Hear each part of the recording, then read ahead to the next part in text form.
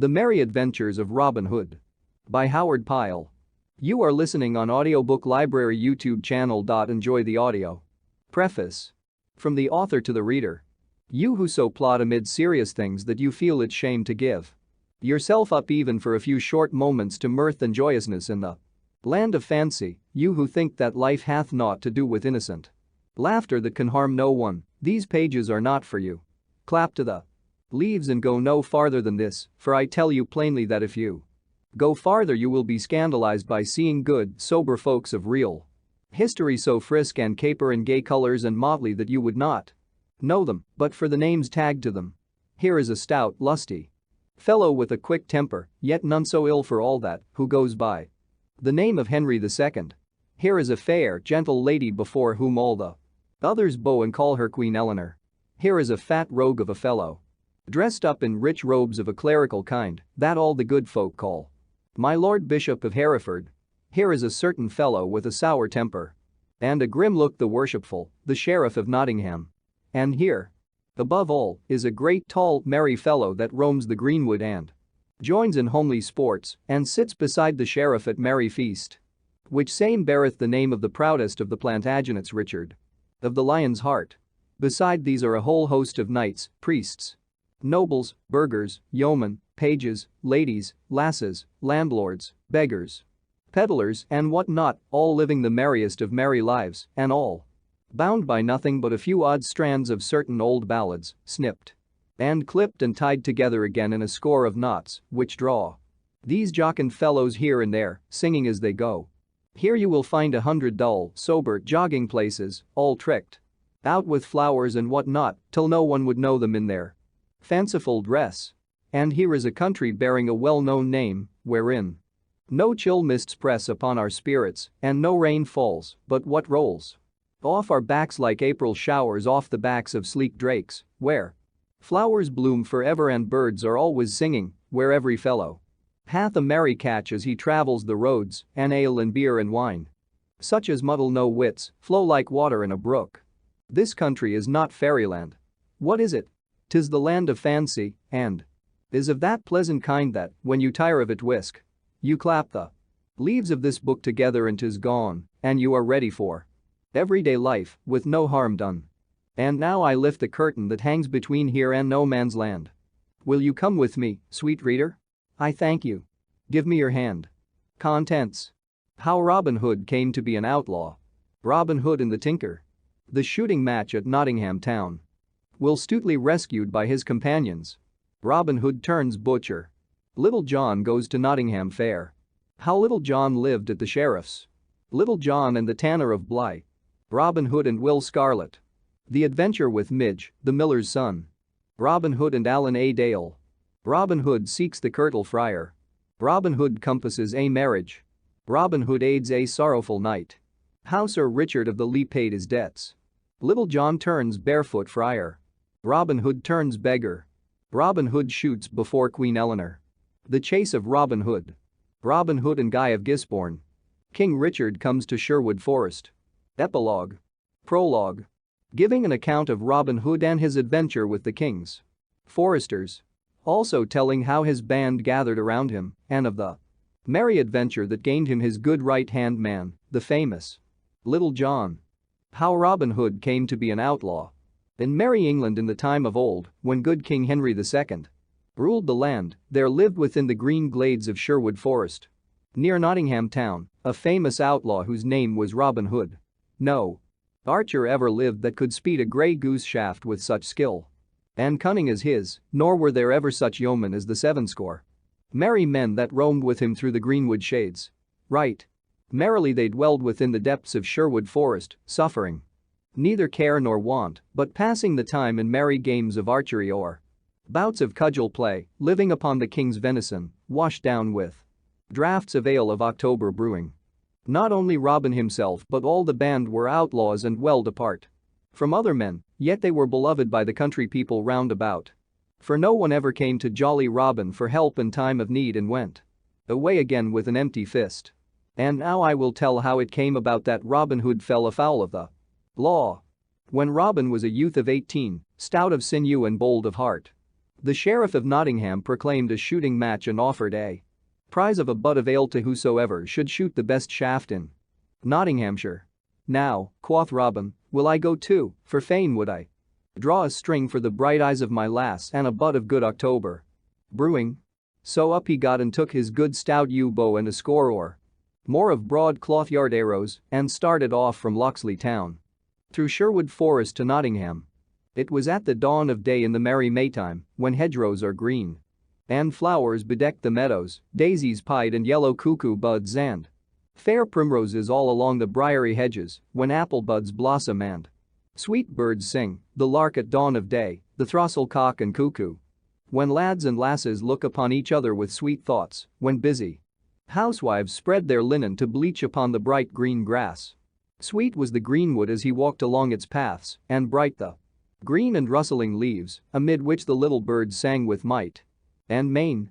And blithely Robin whistled as he trudged along, thinking of Maid Marian and her bright eyes, for at such times a youth's thoughts are wont to turn pleasantly upon the lass that he loves the best. As thus he walked along with a brisk step and a merry whistle, he came suddenly upon some foresters seated beneath a great oak tree. 15. There were in all, making themselves merry with feasting and drinking as they sat around a huge pasty, to which each man helped himself, thrusting his hands into the pie and washing down that which they ate with great horns of ale which they drew all foaming from a barrel that stood nigh. Each man was clad in Lincoln green, and a fine show they made, seated upon the sward beneath that fair, spreading tree. Then one of them, with his mouth full, called out to Robin, "Holloa, where goest thou, little lad, with thy 1 penny bow and thy farthing shafts?" Then Robin grew angry, for no stripling likes to be taunted with his green years. "Now," quoth he, "my bow and eke mine arrows are as good as shine, and moreover, I go to the shooting match at Nottingham town, which same has been proclaimed by our good Sheriff of Nottinghamshire. There I will shoot with other stout yeomen, for a prize has been offered of a fine butt of ale." Then one who held a horn of ale in his hand said, "Ho! Listen to the lad. Why, boy, thy mother's milk is yet scarce dry upon thy lips, and yet thou pratest of standing up with good stout men at Nottingham butts. Thou who art scarce able to draw 1 string of a 2-stone bow. I'll hold the best of you 20 marks, quoth bold Robin, that I hit the cloud at 60 rods, by the good help of Our Lady fair." At this all laughed aloud, and one said, "Well boasted, thou fair infant, well boasted. And well thou knowest that no target is nigh to make good thy wager." And another cried, "He will be taking ale with his milk next." At this Robin grew right mad. "Hark ye," said he, "yonder, at the glade's end, I see a herd of deer, even more than 60 rods distant. I'll hold you 20 marks that, by leave of Our Lady, I cause the best hard among them to die." "Now done," cried he who had spoken first. "And here are 20 marks. I wager that thou causest no beast to die, with or without the aid of Our Lady." Then Robin took his good yew bow in his hand, and placing the tip at his instep, he strung it right deftly, then he knocked a broad cloth-yard arrow and, raising the bow, drew the grey goose feather to his ear. The next moment the bowstring rang, and the arrow sped down the glade as a sparrow skims in a northern wind. High leaped the noblest heart of all the herd, only to fall dead, reddening the green path with his heart's blood. "Ha!" cried Robin, "how likest thou that shot, good fellow? I wot the wager were mine, and it were 300 pounds. Then all the foresters were filled with rage, and he who had spoken the first and had lost the wager was more angry than all. "Nay," cried he, "the wager is none of thine, and get thee gone straightway, or, by all the saints of heaven, I'll baste thy sides until thou wilt ne'er be able to walk again." "Knowest thou not," said another, "that thou hast killed the king's deer, and, by the laws of our gracious lord and sovereign King Harry, thine ears should be shaven close to thy head?" "Catch him," cried a third. "Nay," said a fourth, "let a man go because of his tender years." Never a word said Robin Hood, but he looked at the foresters with a grim face, then, turning on his heel, strode away from them down the forest glade. But his heart was bitterly angry, for his blood was hot and youthful and prone to boil.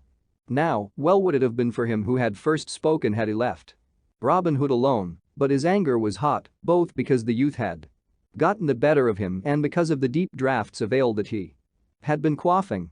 So, of a sudden, without any warning, he sprang to his feet and seized upon his bow and fitted it to a shaft. "Hey," cried he, "and I'll hurry thee anon." And he sent the arrow whistling after Robin. It was well for Robin Hood that that same forester's head was spinning with ale, or else he would never have taken another step. As it was, the arrow whistled within 3 inches of his head. Then he turned around and quickly drew his own bow and sent an arrow back in return. "Ye said I was no archer," cried he aloud, "but say so now again." The shaft flew straight, the archer fell forward with a cry and lay on his face upon the ground, his arrows rattling about him from out of his quiver, the grey goose shaft wet with his heart's blood. Then, before the others could gather their wits about them, Robin Hood was gone into the depths of the greenwood. Some started after him, but not with much heart, for each feared to suffer the death of his fellow, so presently they all came and lifted the dead man up and bore him away to Nottingham town. Meanwhile Robin Hood ran through the greenwood. Gone was all the joy and brightness from everything, for his heart was sick within him, and it was borne in upon his soul that he had slain a man. "Alas!" cried he, "thou hast found me an archer that will make thy wife to ring. I would that thou hadst ne'er said one word to me, or that I had never passed thy way, or e'en that my right forefinger had been stricken off ere that this had happened. In haste I smote, but grieve I saw at leisure." And then, even in his trouble, he remembered the old saw that what is done, and the egg cracked cannot be cured. And so he came to dwell in the greenwood that was to be his home for many a year to come, never again to see the happy days with the lads and lasses of sweet Locksley town, for he was outlawed, not only because he had killed a man, but also because he had poached upon the king's deer. And £200 were set upon his head as a reward for whoever would bring him to the court of the king. Now the Sheriff of Nottingham swore that he himself would bring this knave Robin Hood to justice, and for 2 reasons. First, because he wanted the £200, and next, because the forester that Robin Hood had killed was of kin to him. But Robin Hood lay hidden in Sherwood Forest for 1 year, and in that time there gathered around him many others like himself, cast out from other folk for this cause and for that. Some had shot deer in hungry wintertime, when they could get no other food, and had been seen in the act by the foresters, but had escaped, thus saving their ears. Some had been turned out of their inheritance, that their farms might be added to the king's lands in Sherwood Forest. Some had been despoiled by a great baron or a rich abbot or a powerful esquire, all, for one cause or another, had come to Sherwood to escape wrong and oppression. So, in all that year, 50 or more good stout yeomen gathered about Robin Hood and chose him to be their leader-in-chief. Then they vowed that even as they themselves had been despoiled, they would despoil their oppressors, whether baron, abbot, knight, or squire, and that from each they would take that which had been wrung from the poor by unjust taxes or land rents or in wrongful fines. But to the poor folk they would give a helping hand in need and trouble, and would return to them that which had been unjustly taken from them. Besides this, they swore never to harm a child nor to wrong a woman, be she maid, wife, or widow, so that, after a while, when the people began to find that no harm was meant to them, but that money or food came in time of want to many a poor family, they came to praise Robin and his merry men, and to tell many tales of him and of his doings in Sherwood Forest, for they felt him to be one of themselves.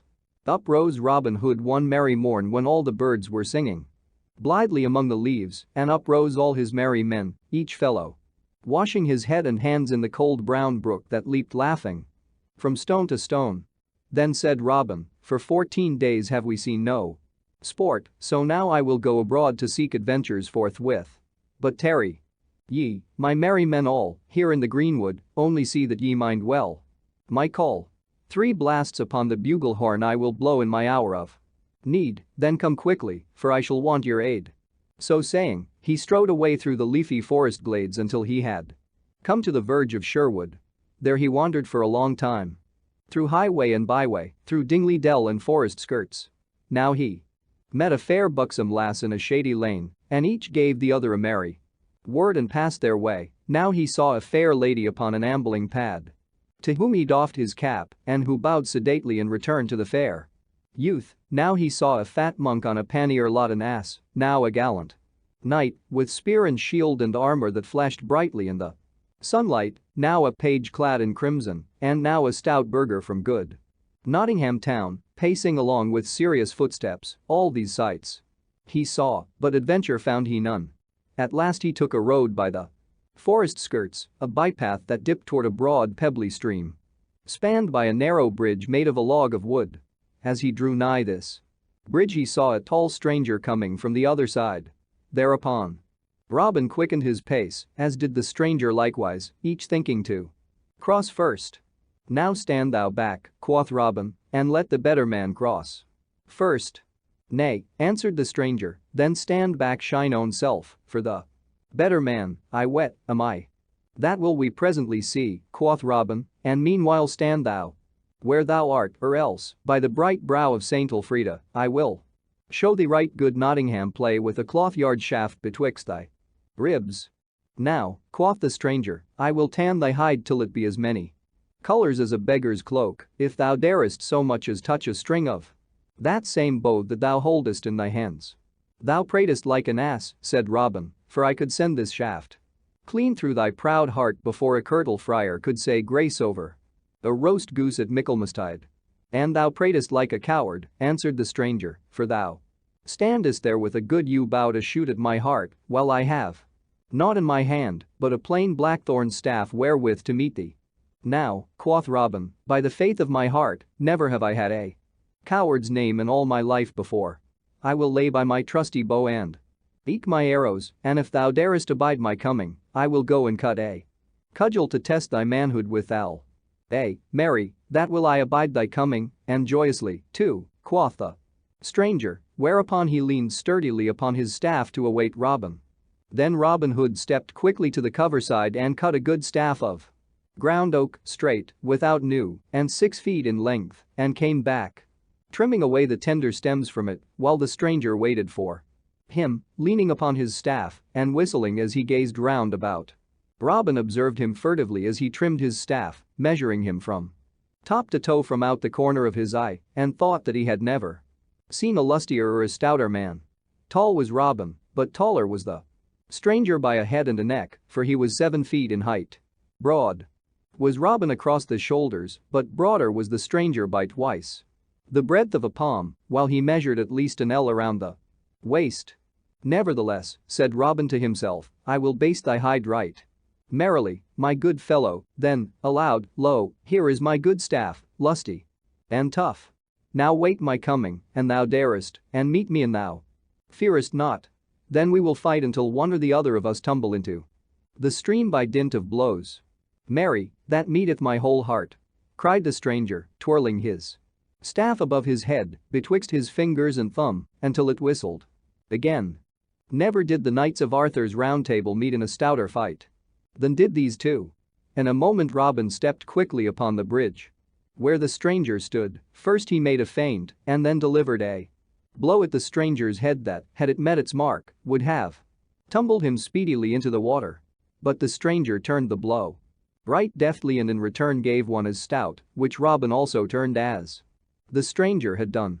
So they stood, each in his place, neither moving a finger's breadth back, for 1 good hour, and many blows were given and received by each in that time, till here and there were sore bones and bumps, yet neither thought of crying enough, nor seemed likely to fall from off the bridge. Now and then they stopped to rest, and each thought that he never had seen in all his life before such a hand at quarterstaff.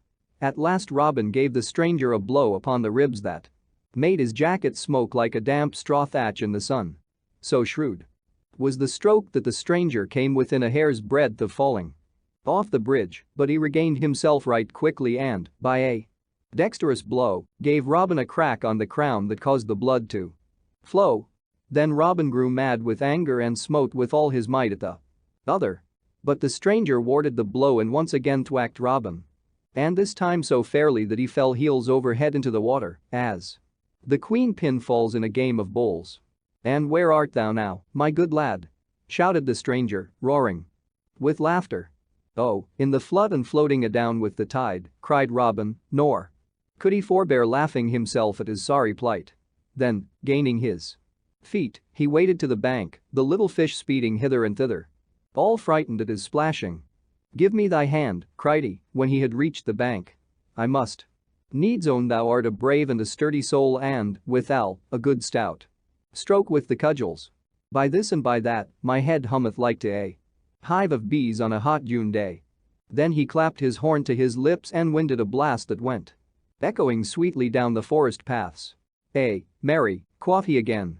"Thou art a tall lad, and eke a brave one, for ne'er, I bow, is there a man betwixt here and Canterbury town could do the like to me that thou hast done. And thou," quoth the stranger, laughing, "takest thy cudgelling like a brave heart and a stout yeoman." But now the distant twigs and branches rustled with the coming of men.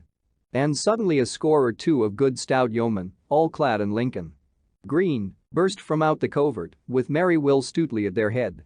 "Good master," cried Will, "how is this?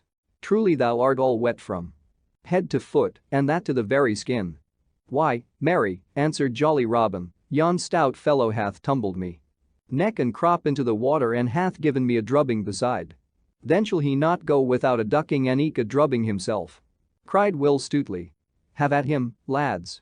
Then Will and a score of yeomen leaped upon the stranger, but though they sprang quickly they found him ready and felt him strike right and left with his stout staff, so that, though he went down with press of numbers, some of them rubbed cracked crowns before he was overcome. "Nay, forbear," cried Robin, laughing until his sore sides ached again. "He is a right good man and true, and no harm shall befall him. Now hark ye, good youth, wilt thou stay with me and be one of my band? 3 suits of Lincoln green shalt thou have each year, beside 40 marks in fee, and share with us whatsoever good shall befall us. Thou shalt eat sweet venison and quaff the stoutest ale, and mine own good right hand man shalt thou be, for never did I see such a cudgel player in all my life before. Speak. Wilt thou be one of my good merry men?" "That know I not," quoth the stranger surlily, for he was angry at being so tumbled about. "If ye handle yew bow and apple shaft no better than ye do oaken cudgel, I wot ye are not fit to be called yeomen in my country, but if there be any man here that can shoot a better shaft than I, then will I bethink me of joining with you." "Now by my faith," said Robin, "thou art a right saucy varlet, sirrah. Yet I will stoop to thee as I never stooped to man before. Good Stutely, cut thou a fair white piece of bark 4 fingers in breadth and set it 80 yards distant on yonder oak. Now, stranger, hit that fairly with a grey goose shaft and call thyself an archer." "Marry, that will I," answered he. "Give me a good stout bow and a fair broad arrow, and if I hit it not, strip me and beat me blue with bowstrings." Then he chose the stoutest bow among them all, next to Robin's own, and a straight grey goose shaft, well feathered and smooth, and stepping to the mark while all the band, sitting or lying upon the greensward, watched to see him shoot, he drew the arrow to his cheek and loosed the shaft right deftly, sending it so straight down the path that it clove the mark in the very center. "Aha!" cried he, "mend thou that if thou canst," while even the yeomen clapped their hands at so fair a shot. "That is a keen shot indeed," quoth Robin. "Mend it I cannot, but mar it I may, perhaps." Then taking up his own good stout bow and nocking an arrow with care, he shot with his very greatest skill. Straight flew the arrow, and so true that it lit fairly upon the stranger's shaft and split it into splinters. Then all the yeomen leaped to their feet and shouted for joy that their master had shot so well. "Now by the lusty yew bow of good Saint Withold," cried the stranger. "That is a shot indeed, and never saw I the like in all my life before. Now truly will I be thy man henceforth, and for I, good Adam Bell1, was a fair shot, but never shot he so.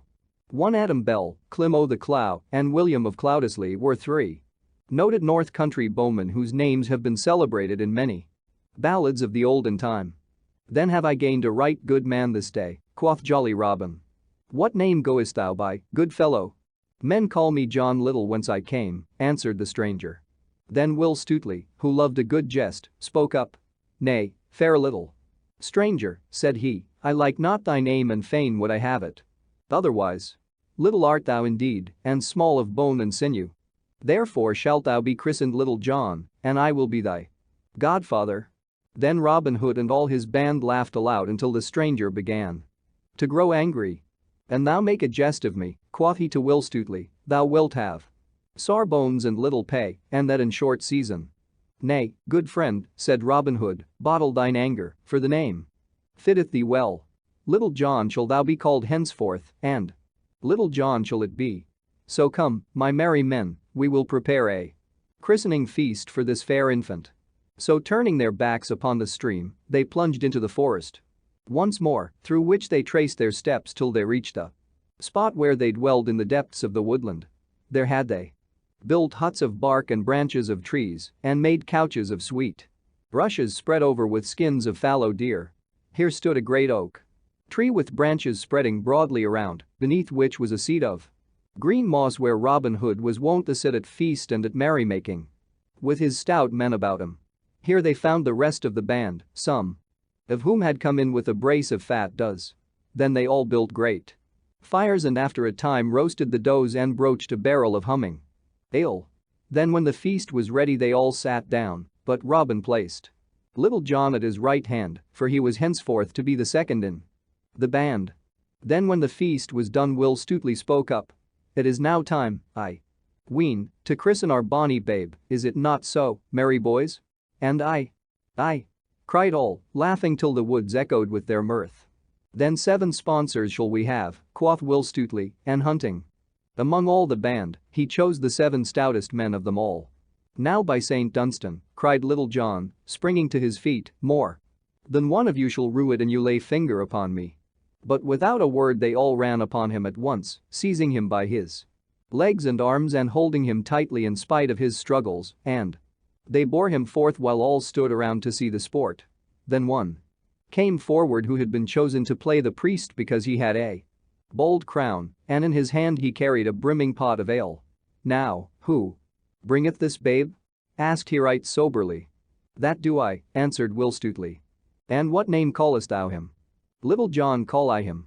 "Now Little John," quoth the mock priest, "thou hast not lived heretofore, but only got thee along through the world, but henceforth thou wilt live indeed. When thou livedst not thou wast called John Little, but now that thou dost live indeed, Little John shalt thou be called, so christen I thee."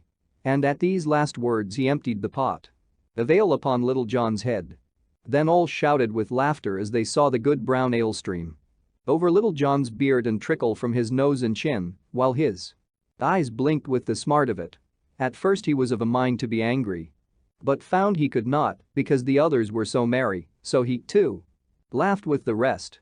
Then Robin took this sweet pretty babe, clothed him all anew from top to toe in Lincoln green, and gave him a good stout bow, and so made him a member of the merry band. And thus it was that Robin Hood became outlawed, thus a band of merry companions gathered about him, and thus he gained his right-hand man, Little John, and so the prologue ends. And now I will tell how the Sheriff of Nottingham 3 times sought to take Robin Hood, and how he failed each time. Part first. Telling how the Sheriff of Nottingham swore that he would deal dole to Robin Hood. Also, how he made 3 trials thereat, but missed each time by a good bow's length. Robin Hood and the Tinker. Now it was told before how £200 were set upon Robin Hood's head, and how the Sheriff of Nottingham swore that he himself would seize Robin, both because he would fain have the £200 and because the slain man was a kinsman of his own. Now the sheriff did not yet know what a force Robin had about him in Sherwood, but thought that he might serve a warrant for his arrest as he could upon any other man that had broken the laws. Therefore he offered 80 golden angels to anyone who would serve this warrant. But men of Nottingham town knew more of Robin Hood and his doings than the sheriff did, and many laughed to think of serving a warrant upon the bold outlaw, knowing well that all they would get for such service would be cracked crowns, so that no one came forward to take the matter in hand. Thus a fortnight passed, in which time none came forward to do the sheriff's business. Then said he, "A right good reward have I offered to whosoever would serve my warrant upon Robin Hood, and I marvel that no one has come to undertake the task." Then one of his men who was near him said, "Good master, thou wottest not the force that Robin Hood has about him and how little he cares for Warrant of king or sheriff. Truly, no one likes to go on this service. For fear of cracked crowns and broken bones. Then I hold all Nottingham men to be cowards, said the sheriff. And let me see the man in all Nottinghamshire that dare disobey the warrant of our sovereign Lord King Harry, for, by the shrine of Saint Edmund, I will hang him 40 cubits high.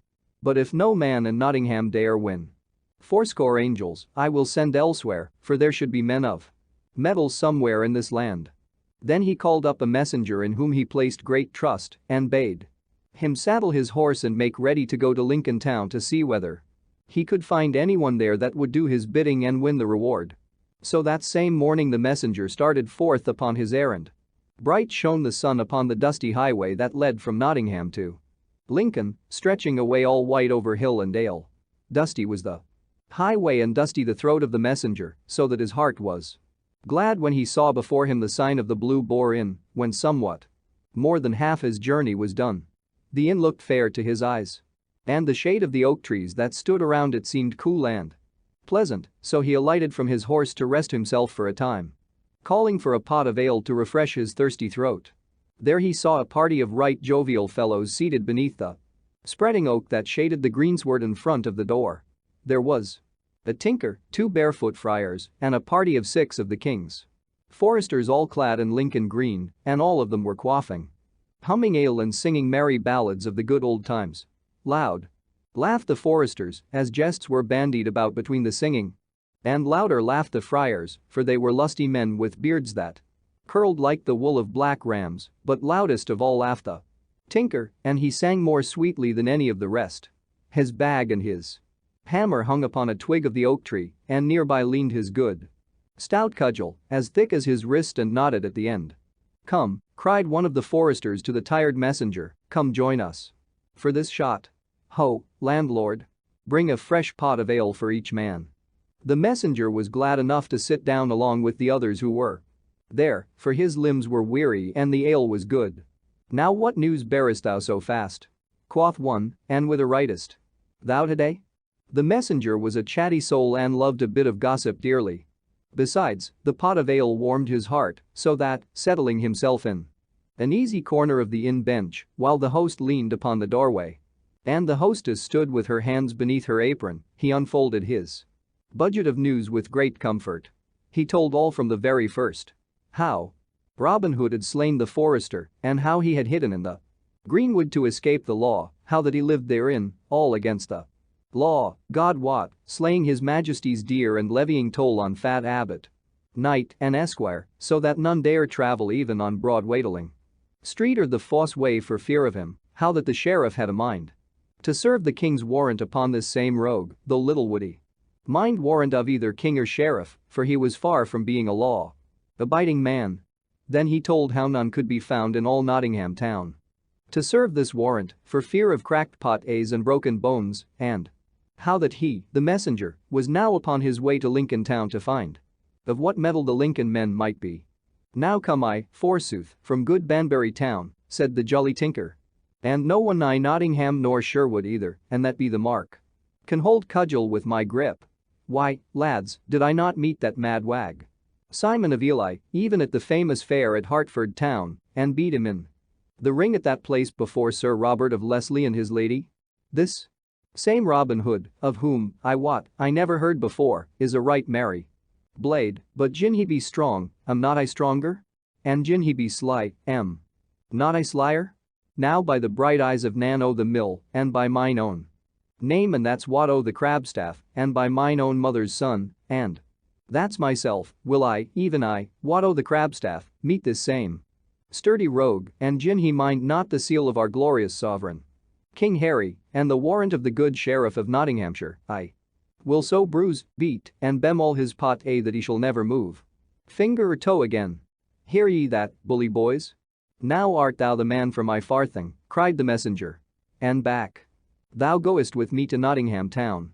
Nay, quoth the tinker, shaking his head slowly from side to side. Go I with no man gin it be not with mine own free will. Nay, nay, said the messenger, no man is there in Nottinghamshire could make thee go against thy will, thou brave fellow. That be I brave, said the tinker. Marry, said the messenger, thou art a brave lad, but are good. Sheriff hath offered fourscore angels of bright gold to whosoever shall serve the warrant upon Robin Hood, though little good will it do. Then I will go with thee, lad. Do but wait till I get my bag and hammer and my cudgel. Let me but meet this same Robin Hood, and let me see whether he will not mind the king's warrant." So, after having paid their score, the messenger, with the tinker striding beside his nag, started back to Nottingham again. One bright morning soon after this time, Robin Hood started off to Nottingham town to find what was a-doing there, walking merrily along the roadside where the grass was sweet with daisies, his eyes wandering. And his thoughts also. His bugle horn hung at his hip and his bow and arrows at his back, while in his hand he bore a good stout oaken staff, which he twirled with his fingers as he strolled along. As thus he walked down a shady lane he saw a tinker coming, trolling a merry song as he drew nigh. On his back hung his bag and his hammer. And in his hand he carried a right stout crabstaff full 6 feet long. And thus sang he. "In peascod time, when hound to horn gives ear till buck be killed, and little lads with pipes of corn sit keeping beasts afield. Halloa, good friend," cried Robin. "I went to gather strawberries." "Halloa," cried Robin again. "By woods and groves full fair." "Halloa. Art thou deaf, man? Good friend, say I. And who art thou dost so boldly check a fair song?" quoth the tinker, stopping in his singing. "Halloa, shine own self, whether thou be good friend or no. But let me tell thee, thou stout fellow, gin thou be a good friend it were well for us both, but gin thou be no good friend it were ill for thee."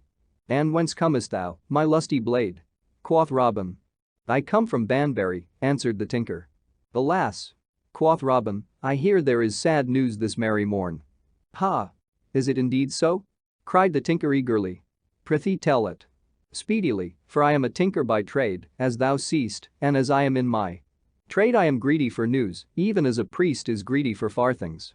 "Well then," quoth Robin, "list thou and I will tell, but bear thyself up bravely, for the news is sad, I wot."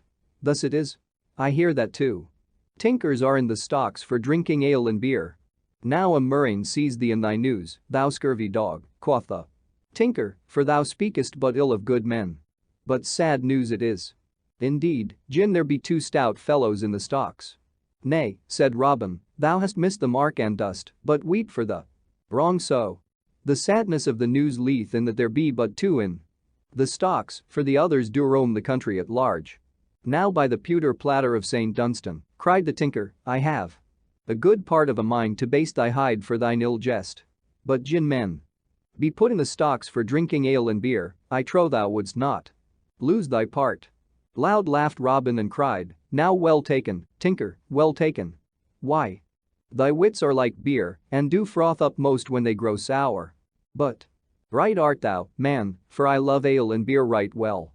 Therefore come straightway with me hard by to the sign of the Blue Boar, and if thou drinkest as thou appearest, and I wot thou wilt not belie thy looks, I will drench thy throat with as good homebrewed as ever was tapped in all broad Nottinghamshire." "Now by my faith," said the tinker, "thou art a right good fellow in spite of thy scurvy jests. I love thee, my sweet chuck, and gin I go not with thee to that same Blue Boar thou mayst call me a heathen. Tell me thy news, good friend, I prithee," quoth Robin as they trudged along together, for tinkers, I ween, are all as full of news as an egg of meat. "Now I love thee as my brother, my bully blade," said the tinker, "else I would not tell thee my news, for sly am I, man, and I have in hand a grave undertaking that doth call for all my wits, for I come to seek a bold outlaw that men, hereabouts, call Robin Hood. Within my pouch I have a warrant, all fairly written out on parchment, forsooth, with a great red seal for to make it lawful. Could I but meet this same Robin Hood I would serve it upon his dainty body, and if he minded it not I would beat him till every one of his ribs would cry amen. But thou livest hereabouts, mayhap thou knowest Robin Hood thyself, good fellow." "Marry, that I do somewhat," quoth Robin, "and I have seen him this very morn. But, tinker, men say that he is but a sad sly thief. Thou hadst better watch thy warrant, man, or else he may steal it out of thy very pouch." "Let him but try," cried the tinker. Sly may he be, but sly am I too. I would I had him here now, man to man. And he made his heavy cudgel to spin again. But what manner of man is he, lad? Much like myself, said Robin, laughing, and in height and build and age nigh the same, and he hath blue eyes, too. Nay, quoth the tinker, thou art but a green youth. I thought him to be a great bearded man. Nottingham men feared him so. Truly, he is not so old nor so stout as thou art, said Robin. But men do call him a right deft hand at quarterstaff. That may be, said the tinker right sturdily, but I am more deft than he, for did I not overcome Simon of Ely in a fair bout in the ring at Hertford town? But if thou knowest him, my jolly blade, wilt thou go with me and bring me to him? 80 bright angels hath the sheriff promised me if I serve the warrant upon the knave's body, and 10 of them will I give to thee if thou showest me him. That will I, quoth Robin, but show me thy warrant, man, and till I see whether it be good or no. That will I not do, even to mine own brother, answered the tinker. No man shall see my warrant till I serve it upon yon fellow's own body. So be it, quoth Robin. And thou show it not to me, I know not to whom thou wilt show it. But here we are at the sign of the Blue Boar, so let us in and taste his brown October. No sweeter inn could be found in all Nottinghamshire than that of the Blue Boar. None had such lovely trees standing around, or was so covered with trailing clematis and sweet woodbine, none had such good beer and such humming ale, nor, in wintertime, when the north wind howled and snow drifted around the hedges, was there to be found elsewhere such a roaring fire as blazed upon the hearth of the Blue Boar.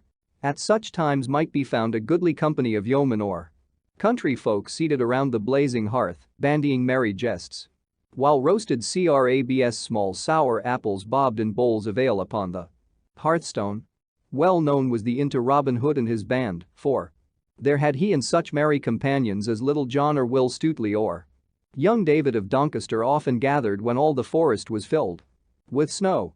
As for mine host, he knew how to keep a still tongue in his head and to swallow his words before they passed his teeth, for he knew very well which side of his bread was spread with butter, for Robin and his band were the best of customers and paid their scores without having them chalked up behind the door.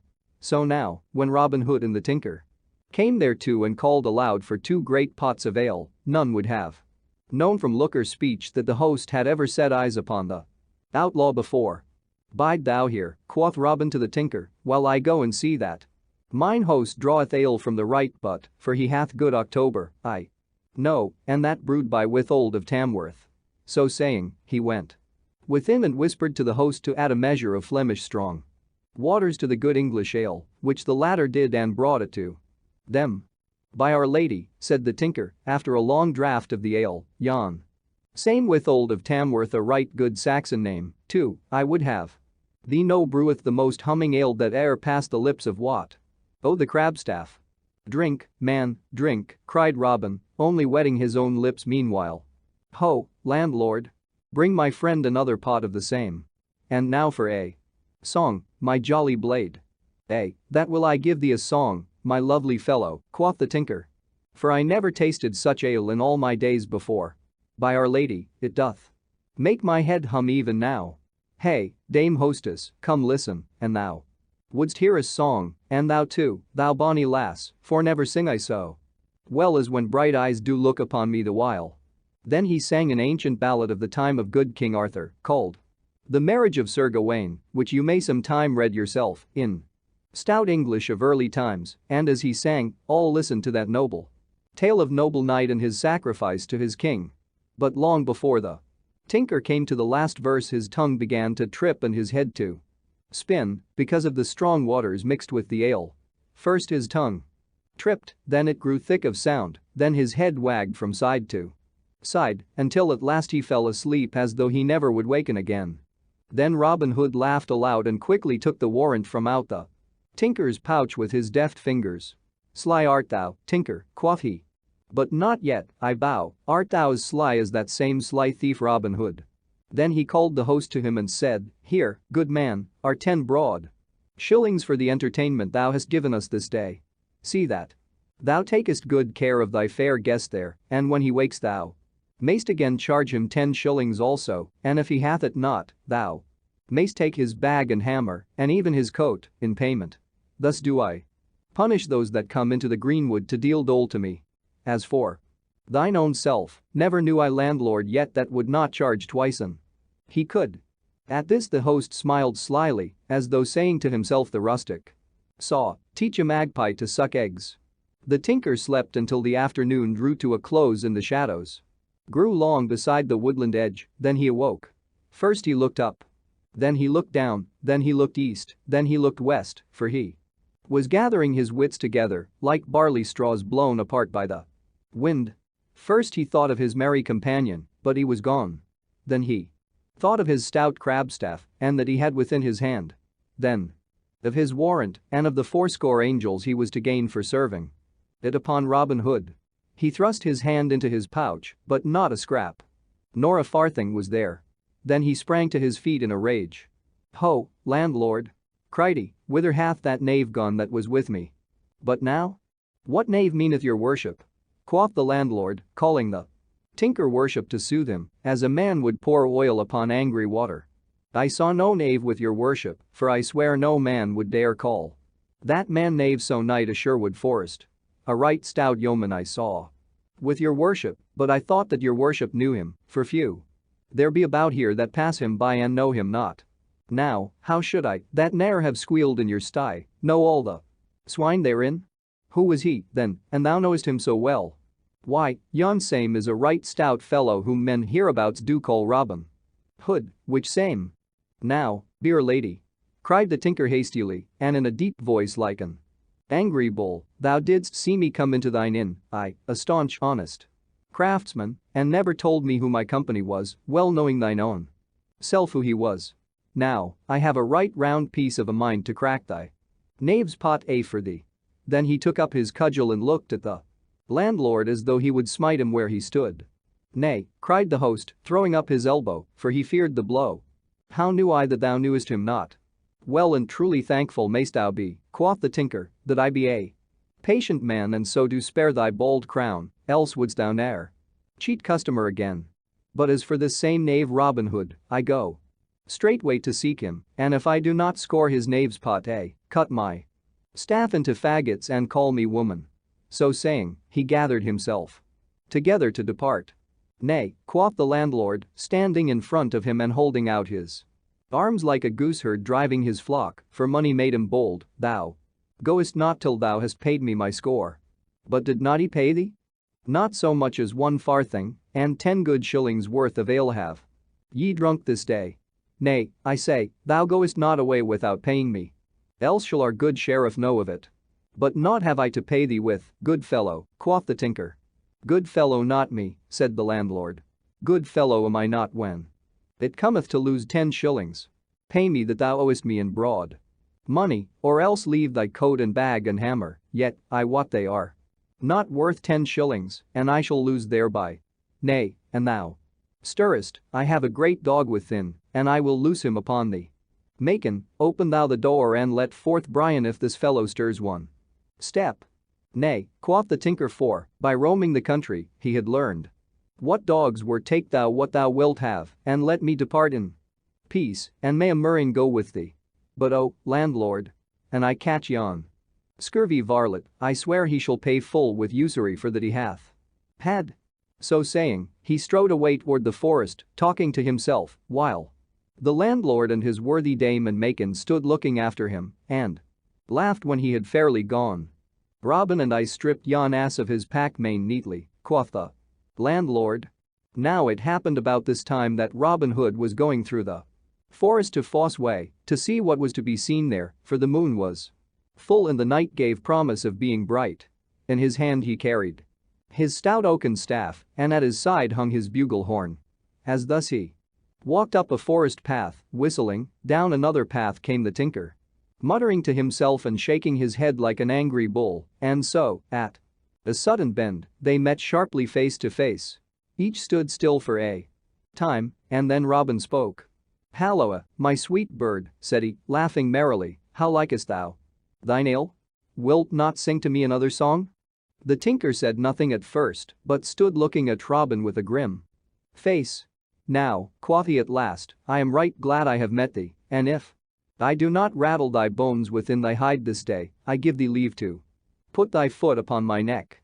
"With all my heart," cried merry Robin. "Rattle my bones, and thou canst."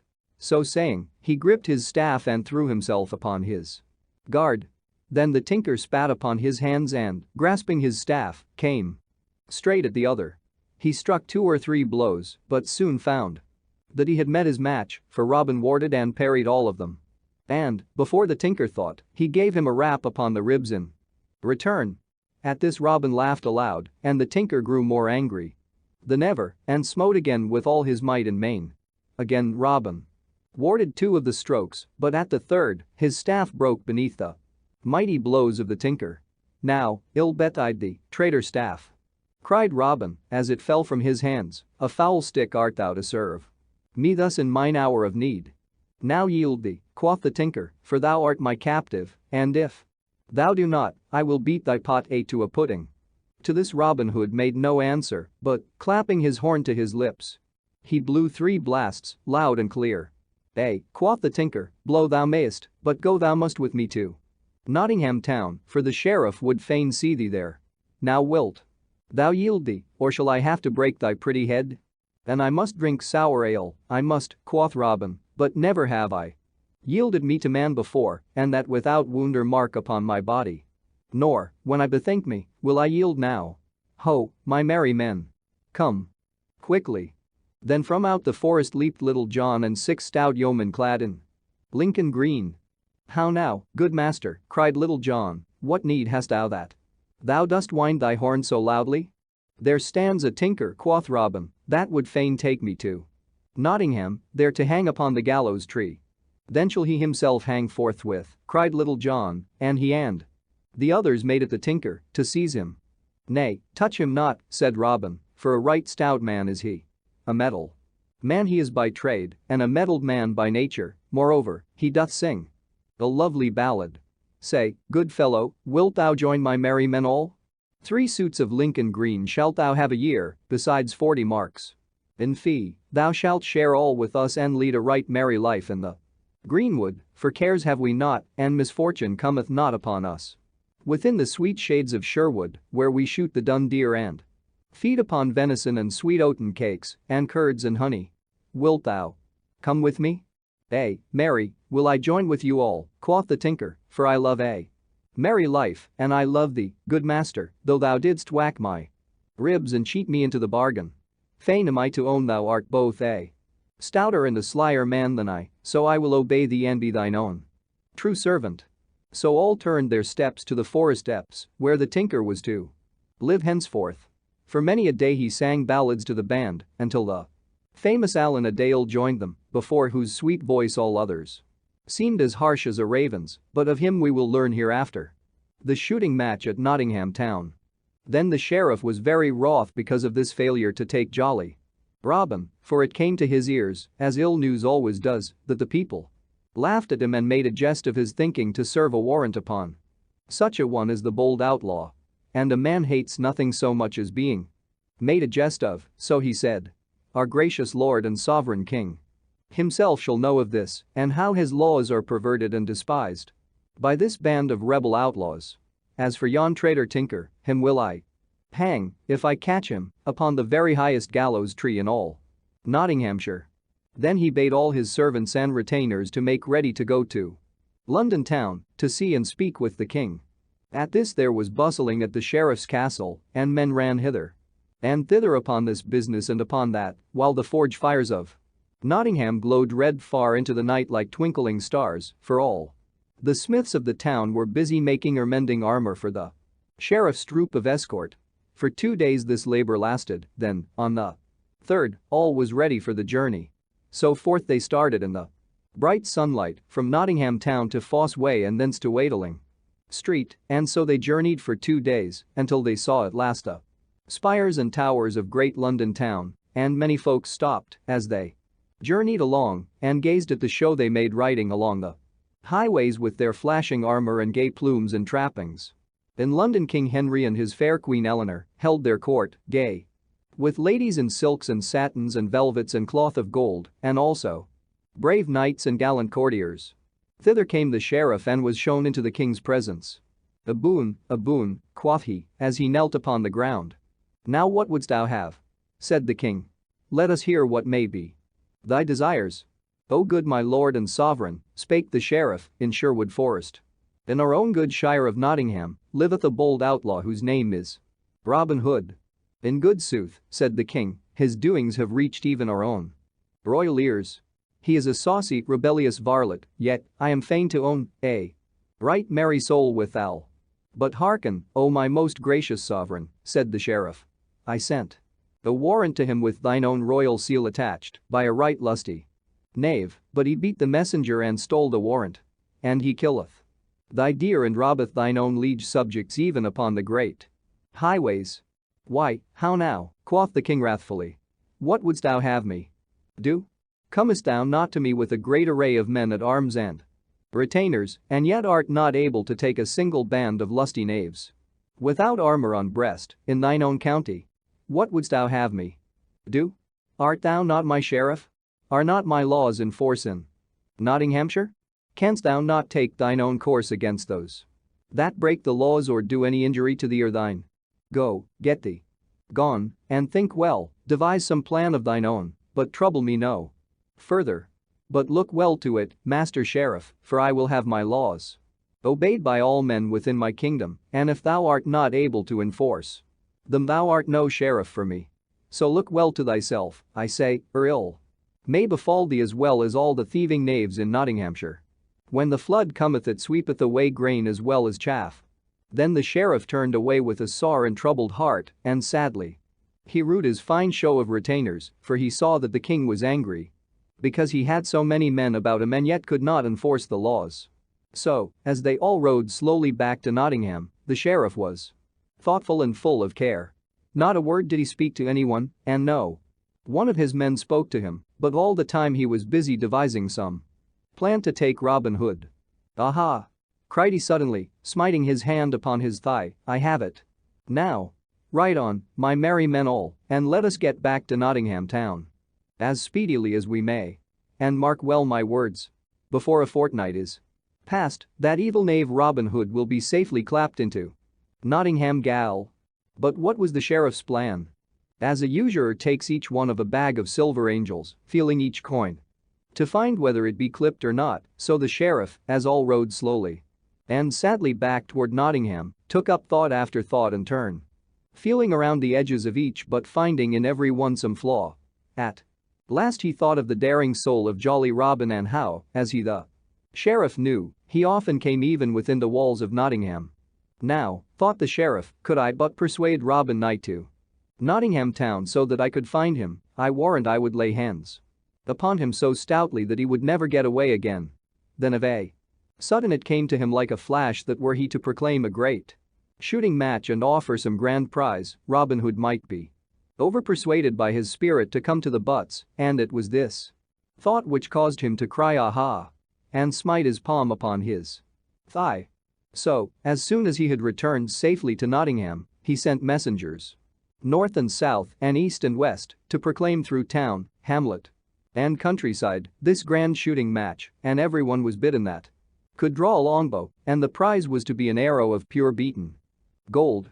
When Robin Hood first heard the news of this he was in Lincoln town, and hastening back to Sherwood Forest he soon called all his merry men about him and spoke to them thus. Now hearken, my merry men all, to the news that I have brought from Lincoln town today. Our friend the Sheriff of Nottingham hath proclaimed a shooting match and hath sent messengers to tell of it through all the countryside, and the prize is to be a bright golden arrow. Now I fain would have one of us win it, both because of the fairness of the prize and because our sweet friend the sheriff hath offered it. So we will take our bows and shafts and go there to shoot. For I know right well that merriment will be a-going. What say ye, lads? Then young David of Doncaster spoke up and said, Now listen, I pray thee, good master, unto what I say. I have come straight from our friend Edom o' the Blue Boar, and there I heard the full news of this same match. But, master, I know from him, and he got it from the sheriff's man Ralph o' the Scar, that this same knavish sheriff hath but laid a trap for thee in this shooting match and wishes nothing so much as to see thee there. So go not, good master, for I know right well he doth seek to beguile thee, but stay within the greenwood lest we all meet dole and woe.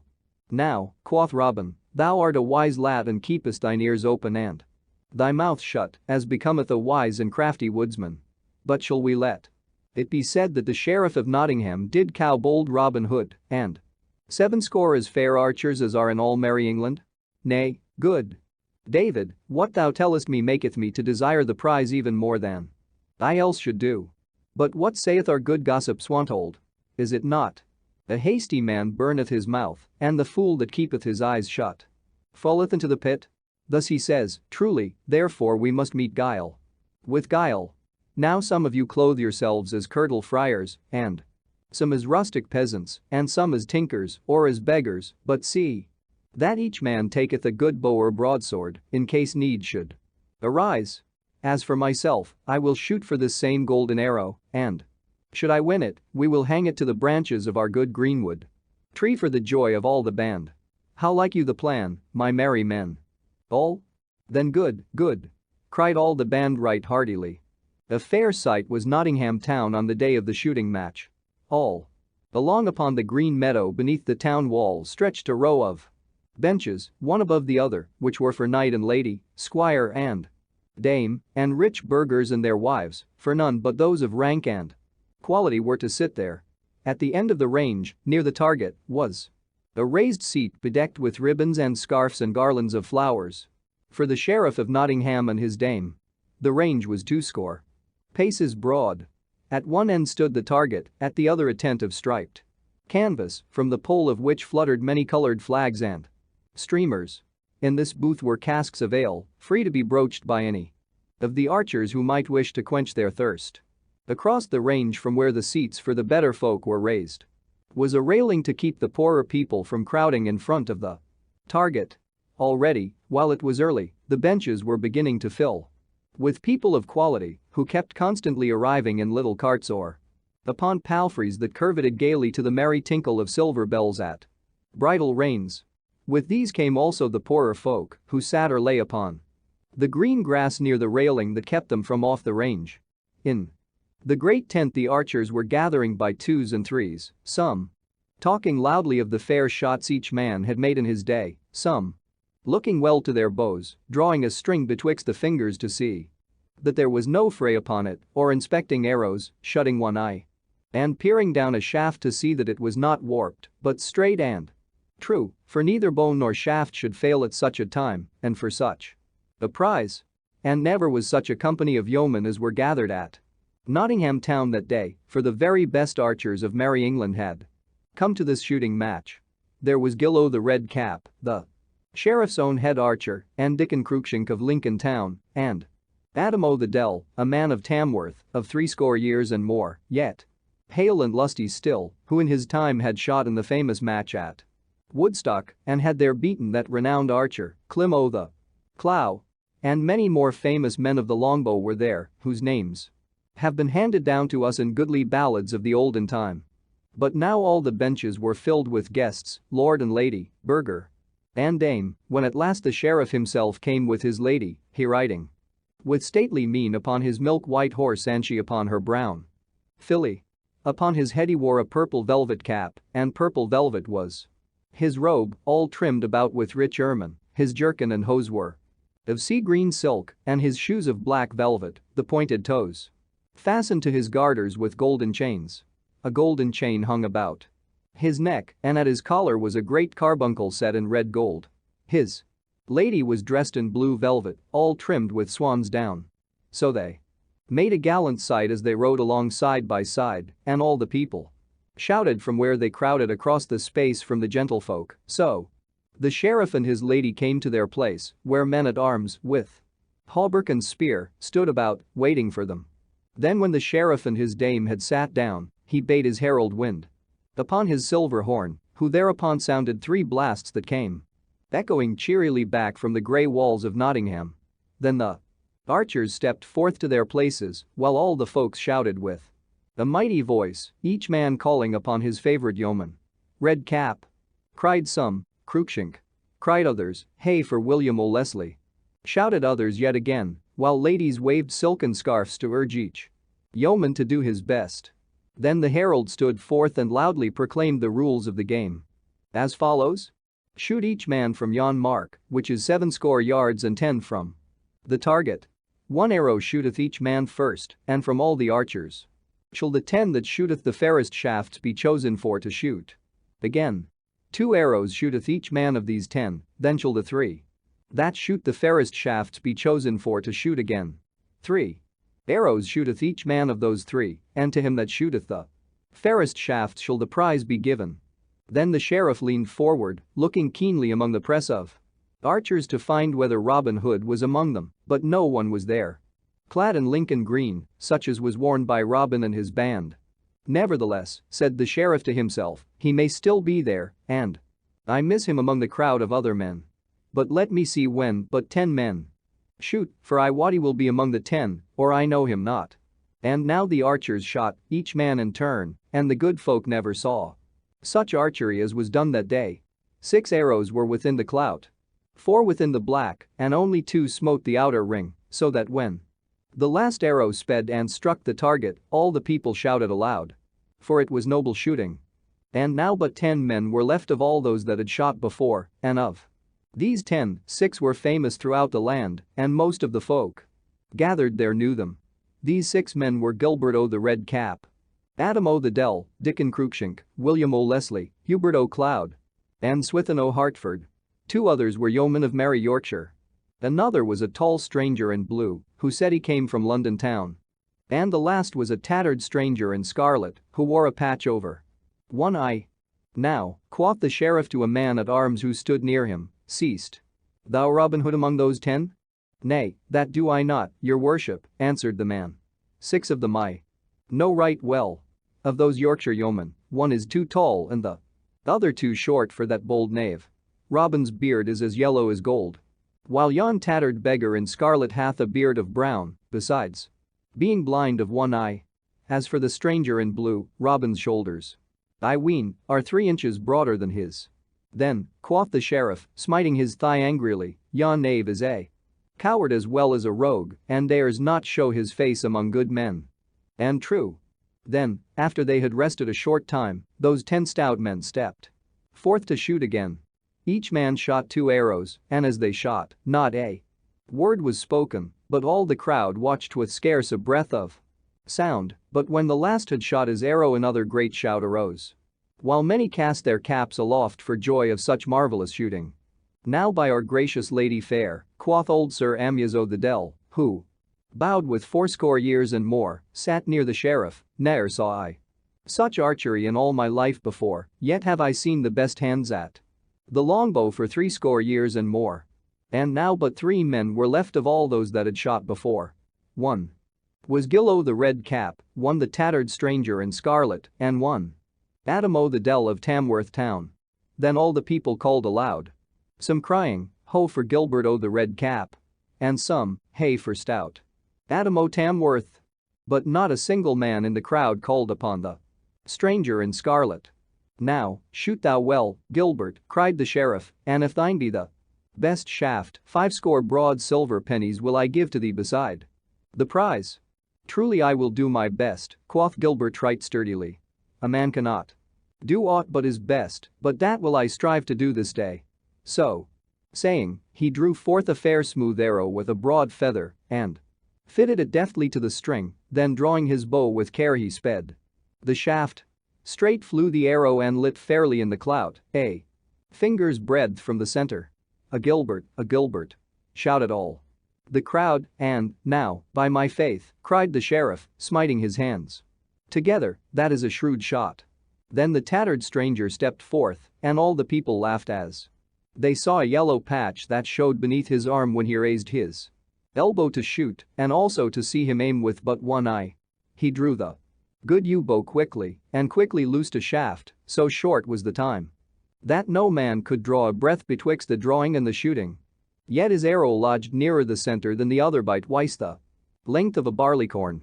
"Now by all the saints in paradise," cried the sheriff, "that is a lovely shaft in very truth." Then Adam O'Dell shot carefully and cautiously, and his arrow lodged close beside the stranger's. Then after a short space they all three shot again, and once more each arrow lodged within the cloud, but this time Adam O'Dell's was farthest from the center, and again the tattered stranger's shot was the best. Then, after another time of rest, they all shot for the third time. This time Gilbert took great heed to his aim, keenly measuring the distance and shooting with shrewdest care. Straight flew the arrow, and all shouted till the very flags that waved in the breeze shook with the sound, and the rooks and daws flew clamoring about the roofs of the old grey tower, for the shaft had lodged close beside the spot that marked the very center. "Well done, Gilbert," cried the sheriff right joyously. "Fain am I to believe the prize is thine, and right fairly won. Now, thou ragged knave, let me see thee shoot a better shaft than that." Naught spake the stranger but took his place, while all was hushed, and no one spoke or even seemed to breathe, so great was the silence for wonder what he would do. Meanwhile, also, quite still stood the stranger, holding his bow in his hand, while one could count 5, then he drew his trusty yew, holding it drawn but a moment, then loosed a string. Straight flew the arrow, and so true that it smote a grey goose feather from off Gilbert's shaft, which fell fluttering through the sunlit air as the stranger's arrow lodged close beside his of the red cap, and in the very center. No one spoke a word for a while and no one shouted, but each man looked into his neighbor's face amazedly. "Nay," quoth old Adam O'Dell presently, drawing a long breath and shaking his head as he spoke, 2 years and more have I shot shaft, and maybe not all times bad, but I shoot no more this day, for no man can match with yon stranger, whosoe'er he may be." Then he thrust his shaft into his quiver, rattling, and unstrung his bow without another word. Then the sheriff came down from his dais and drew near, in all his silks and velvets, to where the tattered stranger stood leaning upon his stout bow, while the good folk crowded around to see the man who shot so wondrously well. "Here, good fellow," quoth the sheriff, "take thou the prize, and well and fairly hast thou won it, I bow. What may be thy name, and whence comest thou?" "Men do call me Jock O'Teviotdale, and thence am I come," said the stranger. "Then, by Our Lady, Jock, thou art the fairest archer that e'er mine eyes beheld, and if thou wilt join my service I will clothe thee with a better coat than that thou hast upon thy back. Thou shalt eat and drink of the best, and at every Christmastide 40 marks shall be thy wage. I trow thou drawest better bow than that same coward knave Robin Hood, that dared not show his face here this day. Say, good fellow, wilt thou join my service?" "Nay, that will I not," quoth the stranger roughly. "I will be mine own, and no man in all merry England shall be my master." "Then get thee gone, and a murrain seize thee," cried the sheriff, and his voice trembled with anger. "And by my faith and troth, I have a good part of a mind to have thee beaten for thine insolence." Then he turned upon his heel and strode away. It was a right motley company that gathered about the noble greenwood tree in Sherwood's depths that same day. 80 and more of barefoot friars were there, and some that looked like tinkers, and some that seemed to be sturdy beggars and rustic hinds, and seated upon a mossy couch was one all clad in tattered scarlet, with a patch over one eye. And in his hand he held the golden arrow that was the prize of the great shooting match. Then, amidst a noise of talking and laughter, he took the patch from off his eye and stripped away the scarlet rags from off his body and showed himself all clothed in fair Lincoln green, and quoth he, "Easy come these things away, but walnut stain cometh not so speedily from yellow hair." Then all laughed louder than before, for it was Robin Hood himself that had won the prize from the sheriff's very hands. Then all sat down to the woodland feast and talked among themselves of the merry jest that had been played upon the sheriff and of the adventures that had befallen each member of the band in his disguise. But when the feast was done, Robin Hood took Little John apart and said, "Truly am I vexed in my blood, for I heard the sheriff say today, thou shootest better than that coward knave Robin Hood, that dared not show his face here this day. I would fain let him know who it was who won." The golden arrow from out his hand, and also that I am no coward such as he takes me to be. Then Little John said, Good master, take thou me and Will Stutely, and we will send yon fat sheriff news of all this by a messenger such as he doth not expect. That day the sheriff sat at meat in the great hall of his house at Nottingham town. Long tables stood down the hall, at which sat men at arms and household servants and good stout villains bond servants. In all 80 and more. There they talked of the day's shooting as they ate their meat and quaffed their ale. The sheriff sat at the head of the table upon a raised seat under a canopy, and beside him sat his dame. By my troth, said he, I did reckon full roundly that knave Robin Hood would be at the game today. I did not think that he was such a coward. But who could that saucy knave be who answered me to my beard so bravely? I wonder that I did not have him beaten, but there was something about him that spoke of other things than rags and tatters. Then, even as he finished speaking, something fell rattling among the dishes on the table, while those that sat near started up wondering what it might be. After a while one of the men at arms gathered courage enough to pick it up and bring it to the sheriff. Then everyone saw that it was a blunted grey goose shaft with a fine scroll about the thickness of a goose quill tied near to its head. The sheriff opened the scroll and glanced at it, while the veins upon his forehead swelled and his cheeks grew ruddy with rage as he read, for this was what he saw. Now heaven bless thy grace this day. Say all in sweet Sherwood. For thou didst give the prize away to merry Robin Hood. Whence came this? Cried the sheriff in a mighty voice. Even through the window, your worship, quoth the man who had handed the shaft to him. Will Stutely rescued by his companions. Now when the sheriff found that neither law nor guile could overcome Robin Hood, he was much perplexed and said to himself, Fool that I am. Had I not told our king of Robin Hood, I would not have gotten myself into such a coil, but now I must either take him captive or have wrath visited upon my head from his most gracious majesty. I have tried law. And I have tried guile, and I have failed in both, so I will try what may be done with might. Thus communing within himself, he called his constables together and told them what was in his mind. Now take ye each 4 men, all armed. In proof, said he, and get ye gone to the forest, at different points. And lie in wait for this same Robin Hood. But if any constable finds too many men against him, let him sound a horn, and then let each band within hearing come with all speed and join the party that calls them. Thus, I think, shall we take this green-clad knave. Furthermore, to him that first meeteth with Robin Hood shall 100 pounds of silver money be given, if he be brought to me dead or alive, and to him that meeteth with any of his band shall 20 pounds be given, if such be brought to me dead or alive. So, be ye bold and be ye crafty.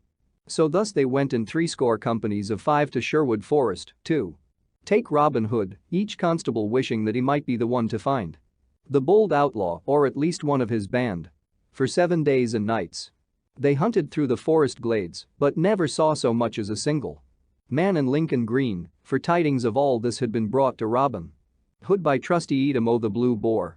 When he first heard the news, Robin said, If the sheriff dare send force to meet force, woe will it be for him and many a better man.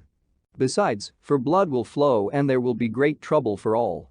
But fain would I shun blood and battle, and fain would I not deal sorrow to womenfolk and wives because good stout yeomen lose their lives.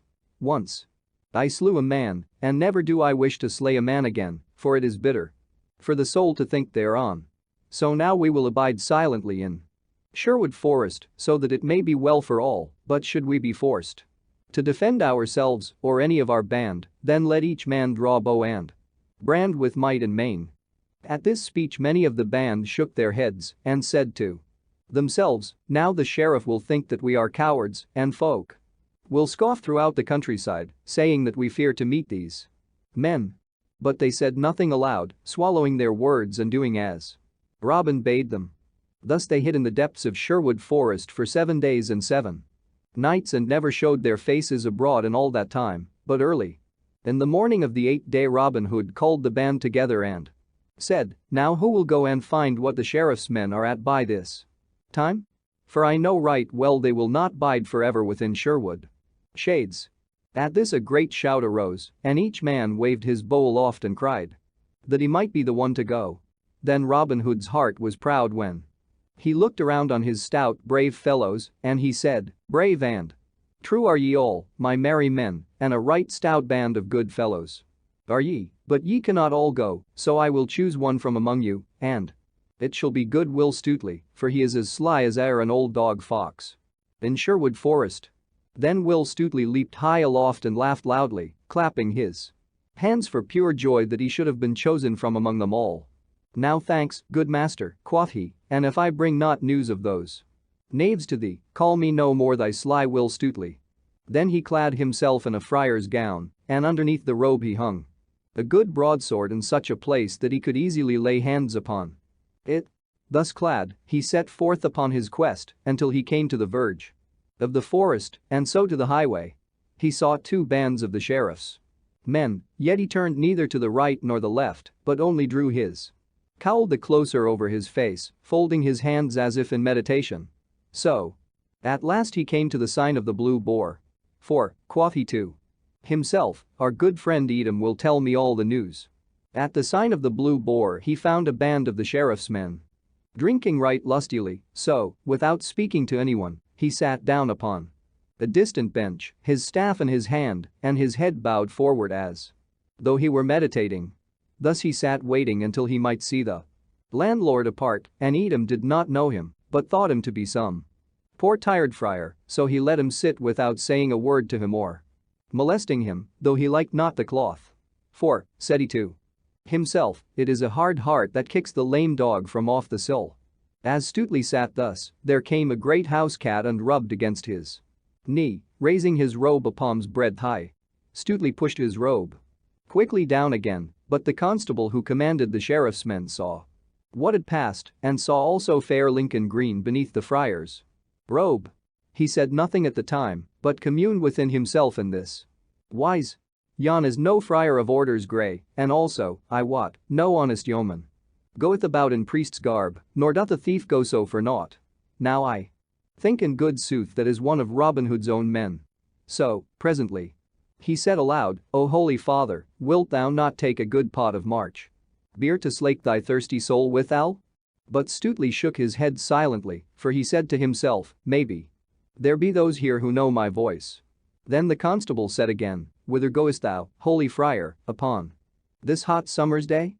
"I go a pilgrim to Canterbury town," answered Will Stutely, speaking gruffly, so that none might know his voice. Then the constable said, for the third time, "Now tell me, holy father, do pilgrims to Canterbury wear good Lincoln green beneath their robes?" "Ha! By my faith, I take thee to be some lusty thief, and perhaps one of Robin Hood's own band. Now, by Our Lady's grace, if thou movest hand or foot, I will run thee through the body with my sword." Then he flashed forth his bright sword and leaped upon Will Stutely, thinking he would take him unaware, but Stutely had his own sword tightly held in his hand, beneath his robe, so he drew it forth before the constable came upon him. Then the stout constable struck a mighty blow, but he struck no more in all that fight, for Stutely, parrying the blow right deftly, smote the constable back again with all his might. Then he would have escaped, but could not, for the other, all dizzy with the wound and with the flowing blood, seized him by the knees with his arms even as he reeled and fell. Then the others rushed upon him, and Stutely struck again at another of the sheriff's men, but the steel cap glanced the blow, and though the blade bit deep, it did not kill. Meanwhile, the constable, fainting as he was, drew Stutely downward, and the others, seeing the yeoman hampered so, rushed upon him again, and one smote him a blow upon the crown, so that the blood ran down his face and blinded him. Then, staggering, he fell, and all sprang upon him, though he struggled so manfully that they could hardly hold him fast. Then they bound him with stout hempen cords, so that he could not move either hand or foot, and thus they overcame him. Robin Hood stood under the greenwood tree, thinking of Will Stutely and how he might be faring, when suddenly he saw two of his stout yeomen come running down the forest path, and betwixt them ran buxom Macon of the Blue Boar. Then Robin's heart fell, for he knew they were the bearers of ill tidings. "Will Stutely hath been taken," cried they, when they had come to where he stood. "And is it thou that hast brought such doleful news?" said Robin to the lass. "Ay, marry, for I saw it all," cried she, panting as the hare pants when it has escaped the hounds, and I fear he is wounded sore, for one smote him main shrewdly I the crown. They have bound him and taken him to Nottingham town, and ere I left the Blue Boar I heard that he should be hanged tomorrow day. He shall not be hanged tomorrow day, cried Robin, or, if he be, full many a one shall gnaw the sod, and many shall have cause to cry alack a day. Then he clapped his horn to his lips and blew 3 blasts right loudly. And presently his good yeoman came running through the greenwood until 70 bold blades were gathered around him. Now hark you all, cried Robin. Our dear companion Will Stutely hath been taken by that vile sheriff's men, therefore doth it behoove us to take bow and brand in hand to bring him off again, for I wot that we ought to risk life and limb for him, as he hath risked life and limb for us. Is it not so, my merry men all? Then all cried, "Ay," with a great voice. So the next day they all wended their way from Sherwood Forest, but by different paths, for it behooved them to be very crafty, so the band separated into parties of 2s and 3s, which were all to meet again in a tangled dell that lay near to Nottingham town. Then, when they had all gathered together at the place of meeting, Robin spoke to them thus. Now we will lie here in ambush until we can get news, for it doth behoove us to be cunning and wary if we would bring our friend Will Stutely off from the sheriff's clutches. So they lay hidden a long time, until the sun stood high in the sky. The day was warm and the dusty road was bare of travelers, except an aged palmer who walked slowly along the highroad that led close beside the grey castle wall of Nottingham town. When Robin saw that no other wayfarer was within sight, he called young David of Doncaster, who was a shrewd man for his years, and said to him, Now get thee forth, young David, and speak to yonder palmer that walks beside the town wall, for he hath come but now from Nottingham town, and may tell thee news of good Stutely, perchance. So David strode forth, and when he came up to the pilgrim, he saluted him and said, Good morrow, holy father, and canst thou tell me when Will Stutely will be hanged upon the gallows tree? I fain would not miss the sight, for I have come from afar to see so sturdy a rogue hanged.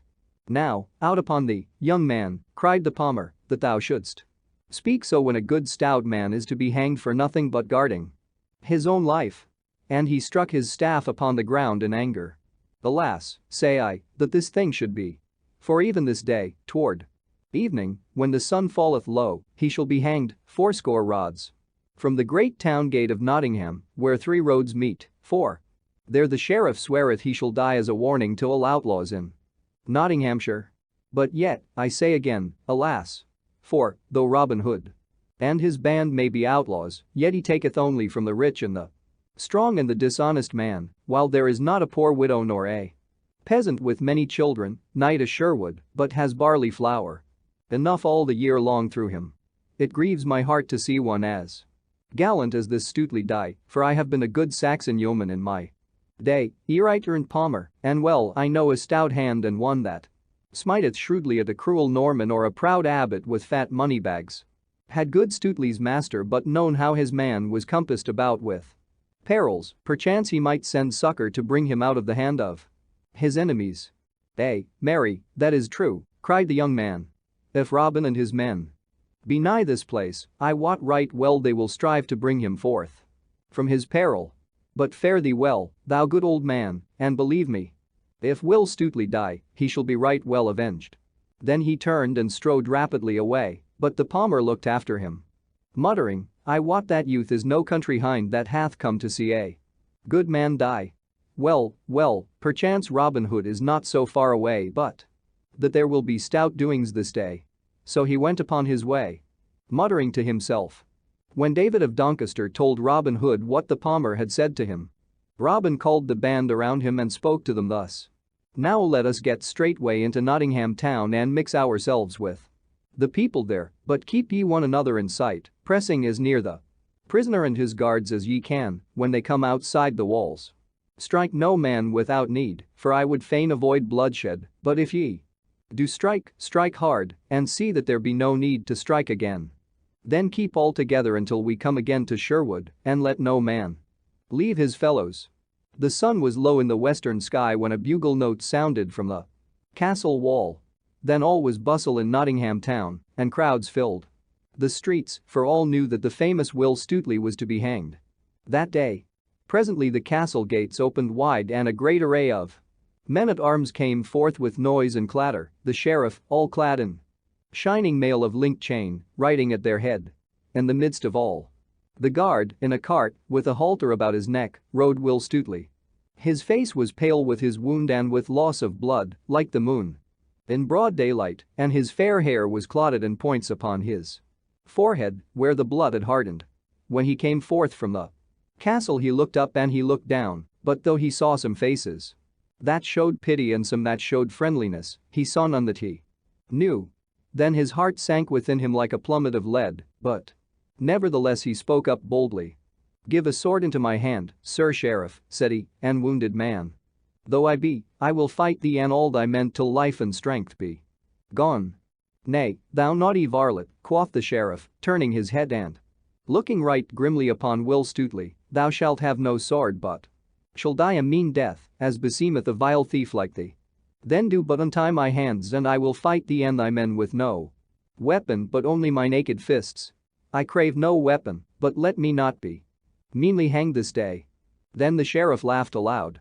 "Why, how now," quoth he, "is thy proud stomach quailing? Shrive thyself, thou vile knave, for I mean that thou shalt hang this day, and that where three roads meet, so that all men shall see thee hang, for carrion crows and daws to peck at." "O thou dastard heart!" cried Will Stutely, gnashing his teeth at the sheriff. "Thou coward hind! If ever my good master meet thee thou shalt pay dearly for this day's work. He doth scorn thee, and so do all brave hearts. Knowest thou not that thou and thy name are jests upon the lips of every brave yeoman? Such a one as thou art, thou wretched craven, will never be able to subdue bold Robin Hood." "Ha!" cried the sheriff in a rage, "is it even so? Am I a jest with thy master, as thou callest him?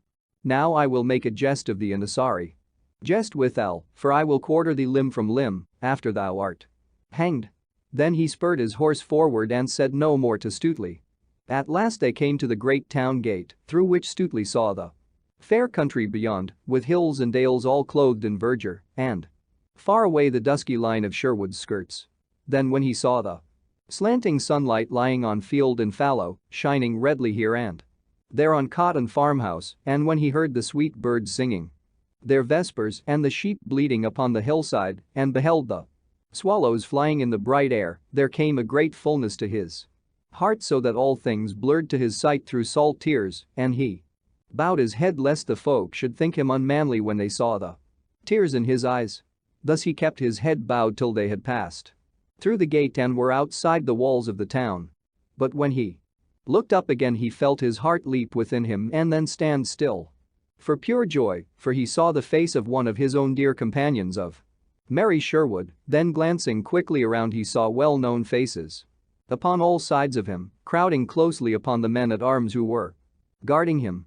Then of a sudden the blood sprang to his cheeks, for he saw for a moment his own good master in the press and, seeing him, knew that Robin Hood and all his band were there. Yet betwixt him and them was a line of men-at-arms. "Now, stand back!" cried the sheriff in a mighty voice, for the crowd pressed around on all sides. "What mean ye, varlets, that ye push upon us so? Stand back, I say." Then came a bustle and a noise, and one strove to push between the men at arms so as to reach the cart, and Stutely saw that it was Little John that made all that stir. "Now stand thou back," cried one of the men at arms whom Little John pushed with his elbows. "Now stand thou back thine own self," quoth Little John, and straightway smote the man a buffet beside his head that felled him as a butcher fells an ox, and then he leaped to the cart where Stutely sat. "I pray thee take leave of thy friends ere thou diest, Will," quoth he. "Or maybe I will die with thee if thou must die, for I could never have better company." Then with one stroke he cut the bonds that bound the other's arms and legs, and Stutely leaped straightway from the cart. "Now as I live," cried the sheriff, "yon varlet I know right well is a sturdy rebel. Take him, I bid you all, and let him not go." So saying, he spurred his horse upon Little John, and rising in his stirrups smote with might and main, but Little John ducked quickly underneath the horse's belly and the blow whistled harmlessly over his Head. Nay, good Sir Sheriff, cried he, leaping up again when the blow had passed, I must e'en borrow thy most worshipful sword. Thereupon he twitched the weapon deftly from out the sheriff's hand. Here, Stuteley, he cried, the sheriff hath lent thee his sword. Back to back with me, man, and defend thyself, for help is nigh. Down with them, bellowed the sheriff in a voice like an angry bull. And he spurred his horse upon the two who now stood back to back, forgetting in his rage that he had no weapon with which to defend himself. Stand back, sheriff, cried Little John, and even as he spoke, a bugle horn sounded shrilly and a cloth-yard shaft whistled within an inch of the sheriff's head.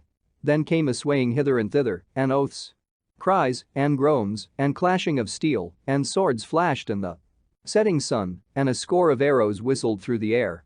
And some cried, help, help. And some, a rescue, a rescue. Treason, cried the sheriff in a loud voice. Bear back, else we be all dead men. Thereupon he reined his horse backward through the thickest of the crowd. Now Robin Hood and his band might have slain half of the sheriff's men had they desired to do so, but they let them push out of the press and get them gone, only sending a bunch of arrows after them to hurry them in their flight. Oh, stay, shouted Will Stuteley after the sheriff. Thou wilt never catch bold Robin Hood if thou dost not stand to meet him face to face. But the sheriff, bowing along his horse's back, made no answer but only spurred the faster.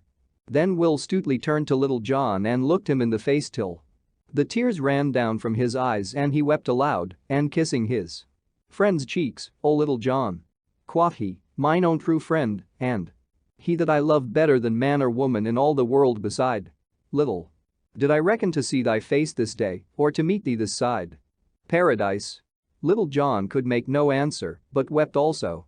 Then Robin Hood gathered his band together in a close rank, with Will Stuteley in the midst, and thus they moved slowly away toward Sherwood. And were gone, as a storm cloud moves away from the spot where a tempest has swept the land. But they left 10 of the sheriff's men lying along the ground, wounded, some more, some less, yet no one knew who smote them down.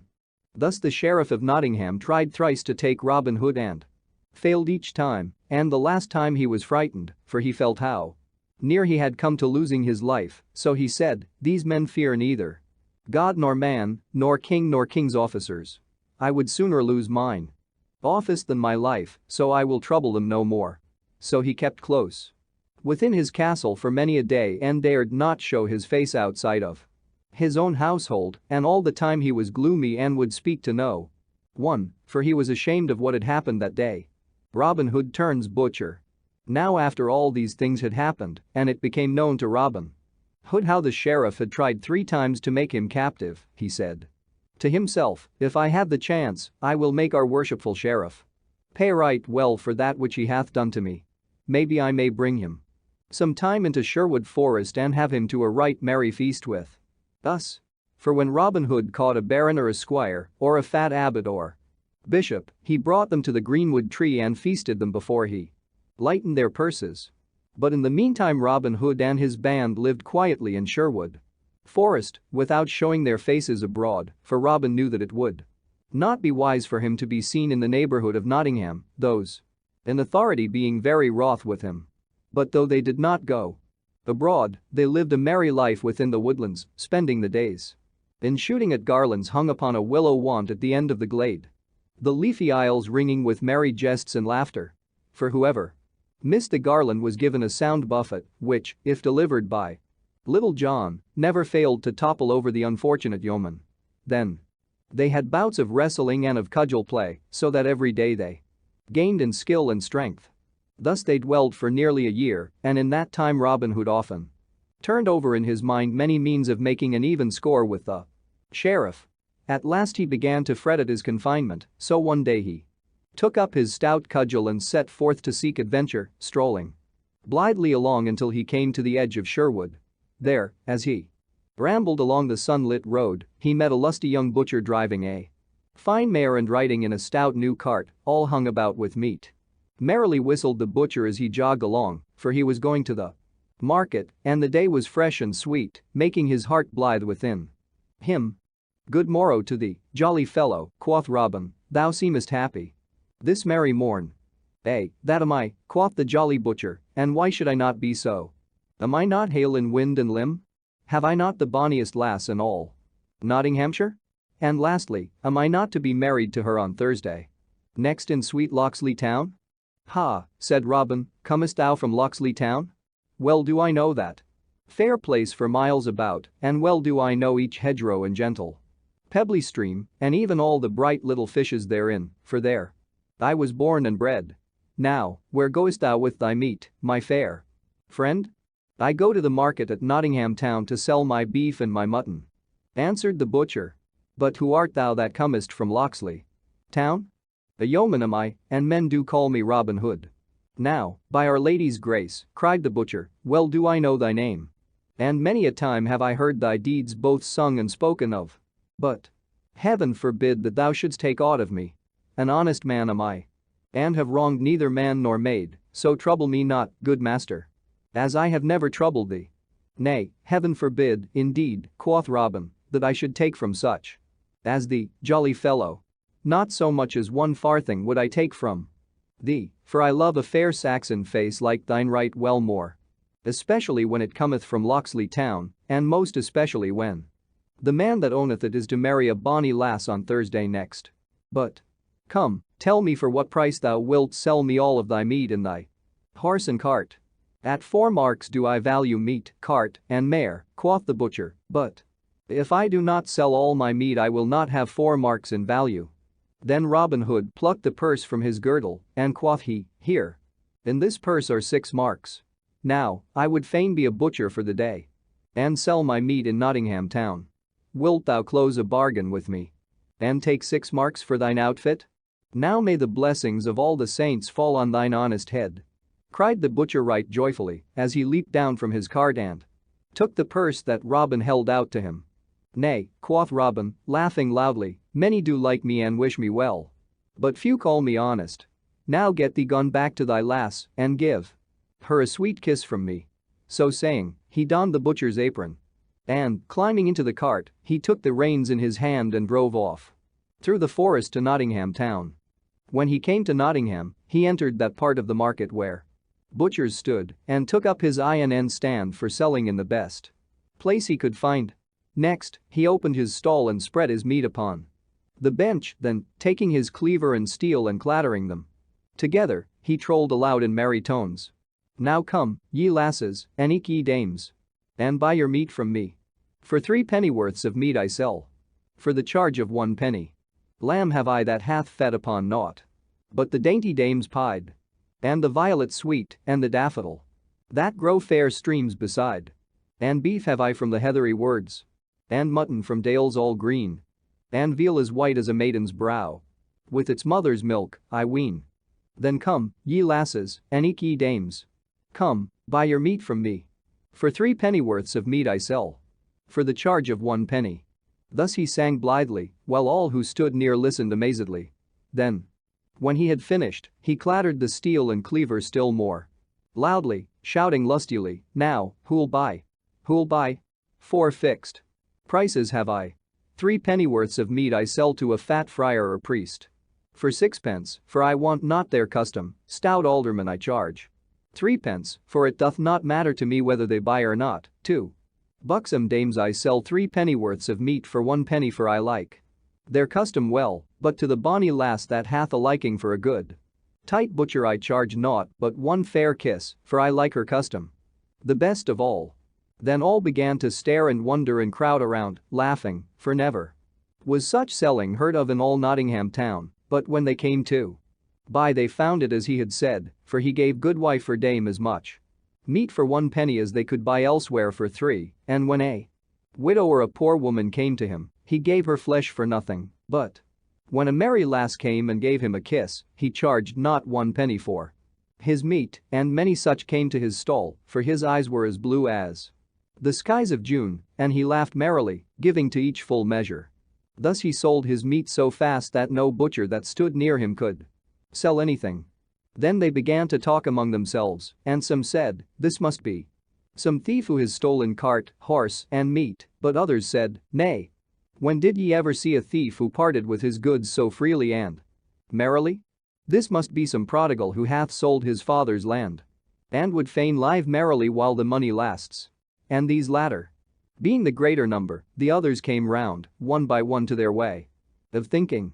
Then some of the butchers came to him to make his acquaintance. Come, brother, quoth one who was the head of them all, we be all of one trade, so wilt thou go dine with us? For this day the sheriff hath asked all the butcher guild to feast with him at the guild hall. There will be stout fare and much to drink, and that thou likest, or I much mistake thee. Now, beshrew his heart, quoth jolly Robin, that would deny a butcher. And, moreover, I will go dine with you all, my sweet lads, and that as fast as I can hie. Whereupon, having sold all his meat, he closed his stall and went with them to the great guild hall. There the sheriff had already come in state, and with him many butchers. When Robin and those that were with him came in, all laughing at some merry jest he had been telling them, those that were near the sheriff whispered to him, yon is a right mad blade, for he hath sold more meat for 1 penny this day than we could sell for 3, and to whatsoever merry lass gave him a kiss he gave meat for naught. And others said, he is some prodigal that hath sold his land for silver and gold, and meaneth to spend all right merrily.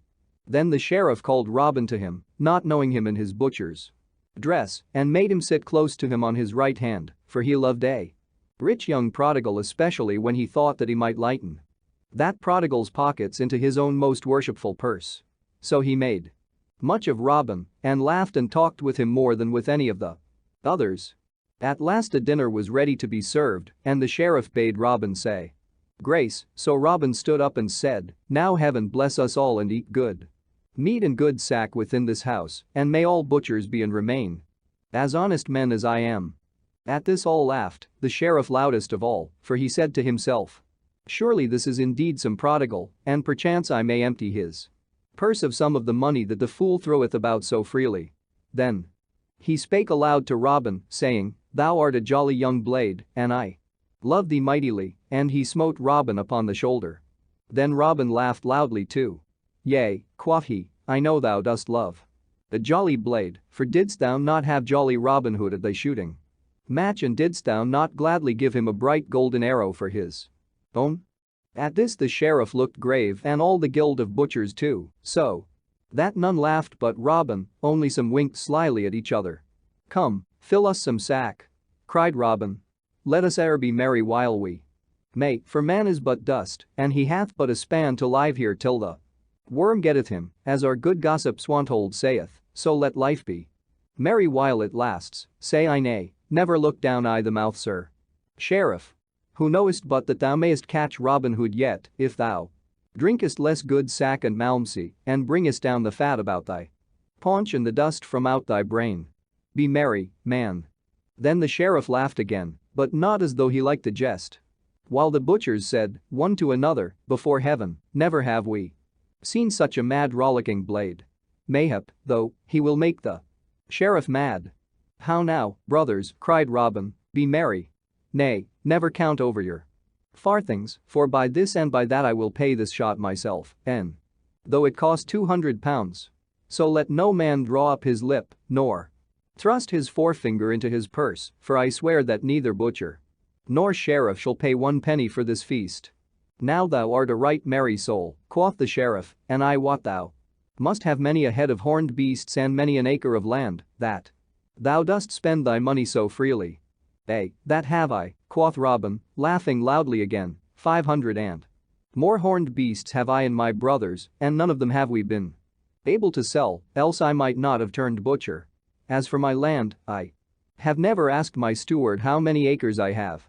At this the sheriff's eyes twinkled, and he chuckled to himself. Nay, good youth, quoth he, if thou canst not sell thy cattle, it may be I will find a man that will lift them from thy hands, perhaps that man may be myself, for I love a merry youth and would help such a one along the path of life. Now how much dost thou want for thy horned cattle? Well, quoth Robin, they are worth at least 500 pounds. Nay, answered the sheriff slowly, and as if he were thinking within himself, well do I love thee, and fain would I help thee along, but 500 pounds in money is a good round sum, besides I have it not by me. Yet I will give thee £300 for them all, and that in good hard silver and gold. Now thou old miser. Quoth Robin, well thou knowest that so many horned cattle are worth £700 and more, and even that is but small for them, and yet thou, with thy grey hairs and 1 foot in the grave, wouldst trade upon the folly of a wild youth. At this the sheriff looked grimly at Robin. Nay, quoth Robin, look not on me as though thou hadst sour beer in thy mouth, man. I will take thine offer, for I and my brothers do need the money. We lead a merry life, and no one leads a merry life for a farthing, so I will close the bargain with thee. But mind that thou bringest a good £300 with thee, for I trust not one that driveth so shrewd a bargain. I will bring the money, said the sheriff. But what is thy name, good youth? Men call me Robert O'Locksley, quoth bold Robin. Then, good Robert O'Locksley, quoth the sheriff, I will come this day to see thy horned beasts. But first my clerk shall draw up a paper in which thou shalt be bound to the sale, for thou gettest not my money without I get thy beasts in return. Then Robin Hood laughed again. So be it, he said, smiting his palm upon the sheriff's hand. Truly my brothers will be thankful to thee for thy money. Thus the bargain was closed, but many of the butchers talked among themselves of the sheriff, saying that it was but a scurvy trick to beguile a poor spendthrift youth in this way.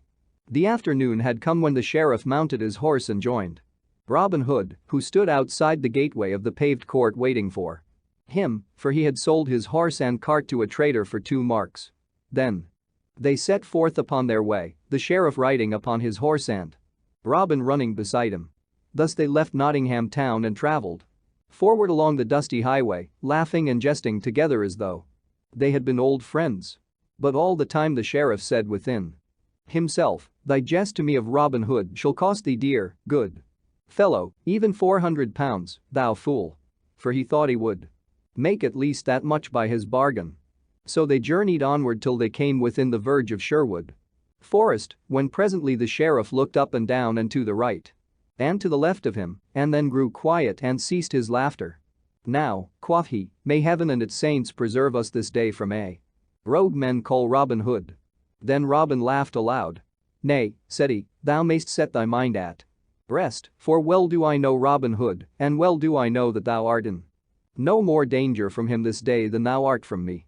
At this the sheriff looked askance at Robin, saying to himself, I like not that thou seemest so well acquainted with this bold outlaw, and I wish that I were well out of Sherwood Forest.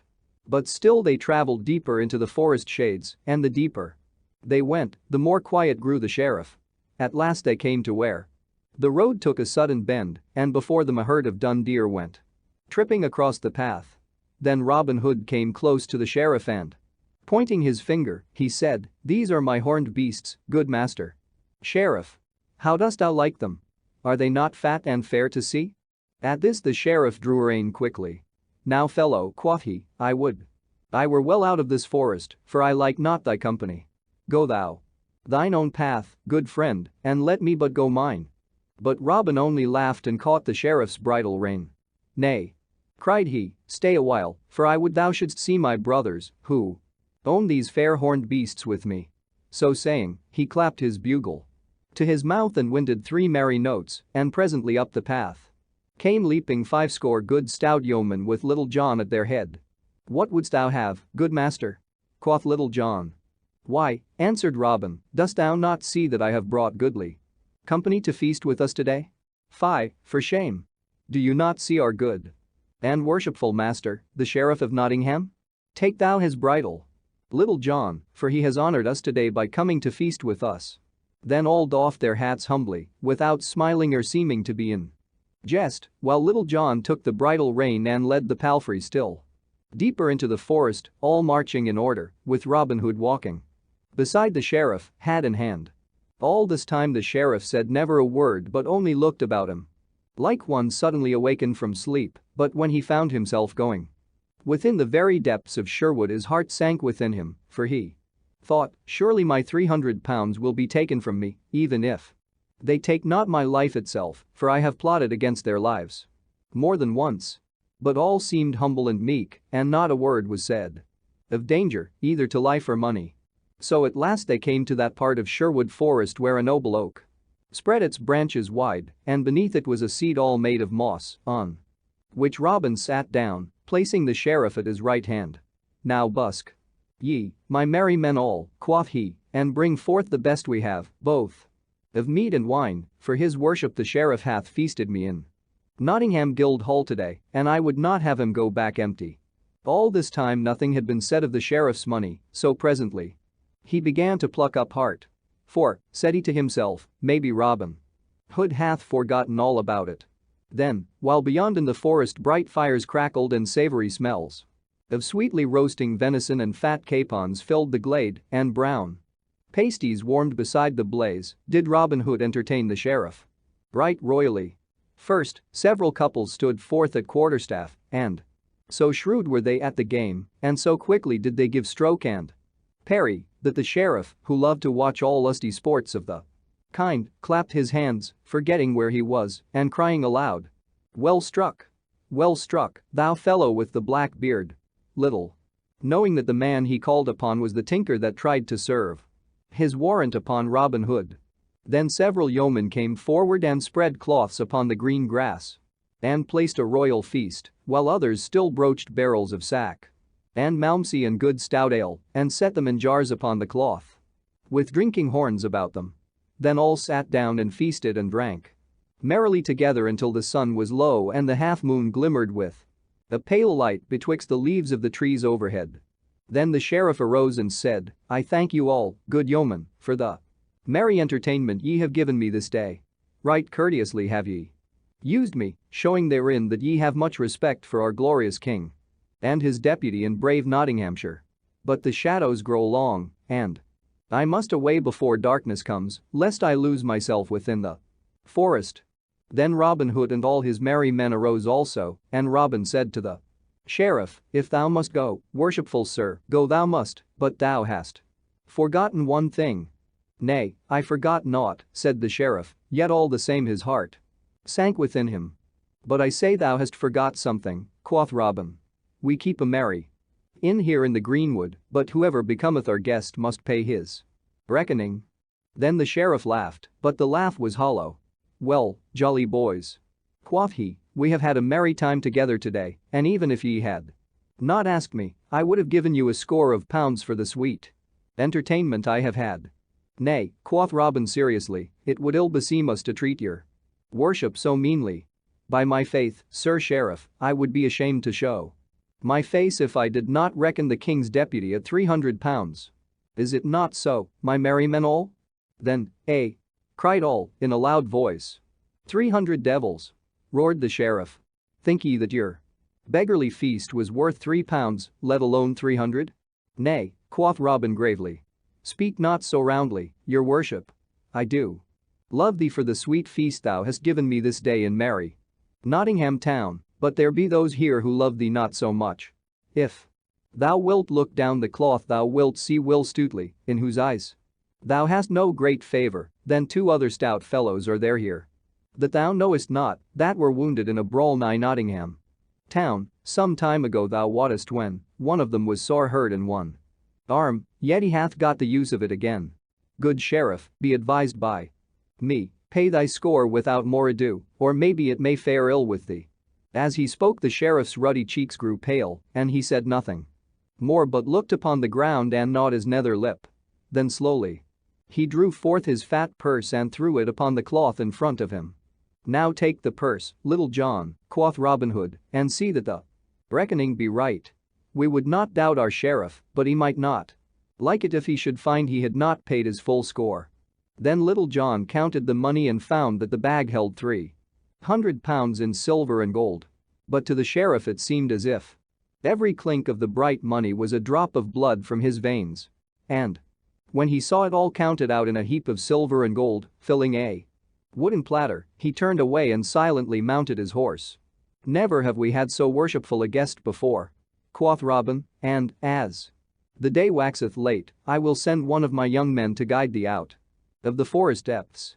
"Nay, heaven forbid," cried the sheriff hastily. "I can find mine own way, good man, without aid." "Then I will put thee on the right track mine own self," quoth Robin. And, taking the sheriff's horse by the bridle rein, he led him into the main forest path. Then, before he let him go, he said, "Now, fare thee well, good sheriff, and when next thou thinkest to despoil some poor prodigal, remember thy feast in Sherwood Forest. Ne'er buy a horse, good friend, without first looking into its mouth, as our good gaffer Swanthold says. And so, once more, fare thee well." Then he clapped his hand to the horse's back, and off went nag and sheriff through the forest glades. Then bitterly the sheriff rued the day that first he meddled with Robin Hood, for all men laughed at him, and many ballads were sung by folk throughout the country of how the sheriff went to shear and came home shorn to the very quick. For thus men sometimes overreach themselves through greed and guile. Little John goes to Nottingham Fair. Spring had gone since the sheriff's feast in Sherwood, and summer also. And the mellow month of October had come. All the air was cool and fresh, the harvests were gathered home, the young birds were full-fledged, the hops were plucked, and apples were ripe. But though time had so smoothed things over that men no longer talked of the horned beasts that the sheriff wished to buy, he was still sore about the matter and could not bear to hear Robin Hood's name spoken in his presence. With October had come the time for holding the great fair, which was celebrated every 5 years at Nottingham town, to which folk came from far and near throughout the country. At such times archery was always the main sport of the day, for the Nottinghamshire yeomen were the best hand at the longbow in all merry England, but this year the sheriff hesitated a long time before he issued proclamation of the fair, fearing lest Robin Hood and his band might come to it. At first he had a great part of a mind not to proclaim the fair, but second thought told him that men would laugh at him and say among themselves that he was afraid of Robin Hood, so he put that thought by. At last he fixed in his mind that he would offer such a prize as they would not care to shoot for. At such times it had been the custom to offer a half-score of marks or a ton of ale, so this year he proclaimed that a prize of 2 fat steers should be given to the best bowman. When Robin Hood heard what had been proclaimed he was vexed and said, "Now beshrew this sheriff that he should offer such a prize that none but shepherd hinds will care to shoot for it. I would have loved nothing better than to have had another bout at merry Nottingham town, but if I should win this prize naught would it pleasure or profit me." Then up spoke Little John. "Nay, but hearken, good master," said he. "Only today Will Stuteley, young David of Doncaster, and I were at the sign of the Blue Boar, and there we heard all the news of this merry fair, and also that the sheriff hath offered this prize, that we of Sherwood might not care to come to the fair, so, good master, if thou wilt, I would fain go and strive to win even this poor thing among the stout yeomen who will shoot at Nottingham town." "Nay, Little John," quoth Robin, "thou art a sound stout fellow, yet thou lackest the cunning that good Stuteley hath, and I would not have harm befall thee for all Nottinghamshire. Nevertheless, if thou wilt go, take some disguise lest there be those there who may know thee." "So be it, good master," quoth Little John, "yet all the disguise that I wish is a good suit of scarlet instead of this of Lincoln green. I will draw the cowl of my jacket about my head so that it will hide my brown hair and beard, and then, I trust, no one will know me." "It is much against my will," said Robin Hood, "nevertheless, if thou dost wish it, get thee gone, but bear thyself seemingly, Little John. For thou art mine own right-hand man, and I could ill bear to have harm befall thee." So Little John clad himself all in scarlet and started off to the fair at Nottingham town. Right merry were these fair days at Nottingham when the green before the great town gate was dotted with booths standing in rows, with tents of many-colored canvas hung about with streamers and garlands of flowers, and the folk came from all the countryside, both gentle and common. In some booths there was dancing to merry music, in others flowed ale and beer, and in others yet again sweet cakes and barley sugar were sold, and sport was going outside the booths also, where some minstrels sang ballads of the olden time, playing a second upon the harp, or where the wrestlers struggled with one another within the sawdust ring, but the people gathered most of all around a raised platform where stout fellows played at quarterstaff. So Little John came to the fair. All scarlet were his hose and jerkin, and scarlet was his cowled cap, with a scarlet feather stuck in the side of it. Over his shoulders was slung a stout bow of yew, and across his Back hung a quiver of good round arrows. Many turned to look after such. A stout tall fellow, for his shoulders were broader by a palm's breadth than any that were there, and he stood a head taller than all the other men. The lasses, also, looked at him askance, thinking they had never seen a lustier youth. First of all he went to the booth where stout ale was sold and, standing aloft on a bench, he called to all that were near to come and drink with him. "Hey, sweet lads," cried he, "who will drink ale with a stout yeoman? Come, all. Come, all. Let us be merry, for the day is sweet. And the ale is tingling. Come hither, good yeoman, and thou. For not a farthing shall one of you pay. Nay, turn hither, thou lusty beggar, and thou jolly tinker, for all shall be merry with me." Thus he shouted, and all crowded around, laughing, while the brown ale flowed, and they called Little John a brave fellow, each swearing that he loved him as his own brother, for when one has entertainment with nothing to pay, one loves the man that gives it to one. Then he strolled to the platform where they were at cudgel play, for he loved a bout at quarterstaff as he loved meat and drink, and here befell an adventure that was sung in ballads throughout the mid-country for many a day. One fellow there was that cracked crowns of everyone who threw cap into the ring. This was Eric o' Lincoln, of great renown, whose name had been sung in ballads throughout the countryside. When Little John reached the stand he found none fighting, but only bold Eric walking up and down the platform, swinging his staff and shouting lustily, "Now, who will come and strike a stroke for the lass he loves the best, with a good Lincolnshire yeoman? How now, lads? Step up, or else." The lass's eyes are not bright hereabouts, or the blood of Nottingham. Youth is sluggish and cold. Lincoln against Nottingham, say I. For no one hath put foot upon the boards this day such as we of Lincoln call a cudgel player. At this, one would nudge another with his elbow, saying, "Go thou Ned," or "Go thou Thomas," but no lad cared to gain a cracked crown for nothing. Presently Eric saw where Little John stood among the others, a head and shoulders above them all, and he called to him loudly, "Halloa, thou long-legged fellow in scarlet. Broad are thy shoulders and thick thy head, is not thy lass fair enough for thee to take cudgel in hand for her sake? In truth, I believe that Nottingham men do turn to bone and sinew, for neither heart nor courage have they. Now, thou great lout, wilt thou not whirl staff for Nottingham?" Quoth Little John, "had I but mine own good staff here, it would pleasure me hugely to crack thy knave's pot, thou saucy braggart. I wot it would be well for thee an thy coxcomb were cut." Thus he spoke slowly at first, for he was slow to move, but his wrath gathered headway like a great stone rolling down a hill, so that at the end he was full of anger. Then Eric o' Lincoln laughed aloud.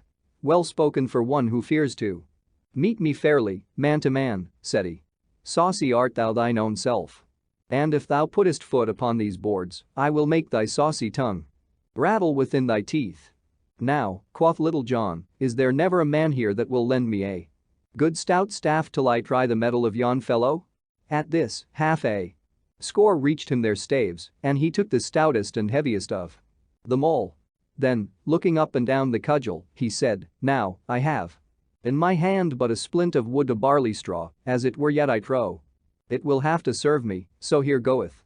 Thereupon he cast a cudgel upon the stand and, leaping lightly after it, snatched it up in his hand again.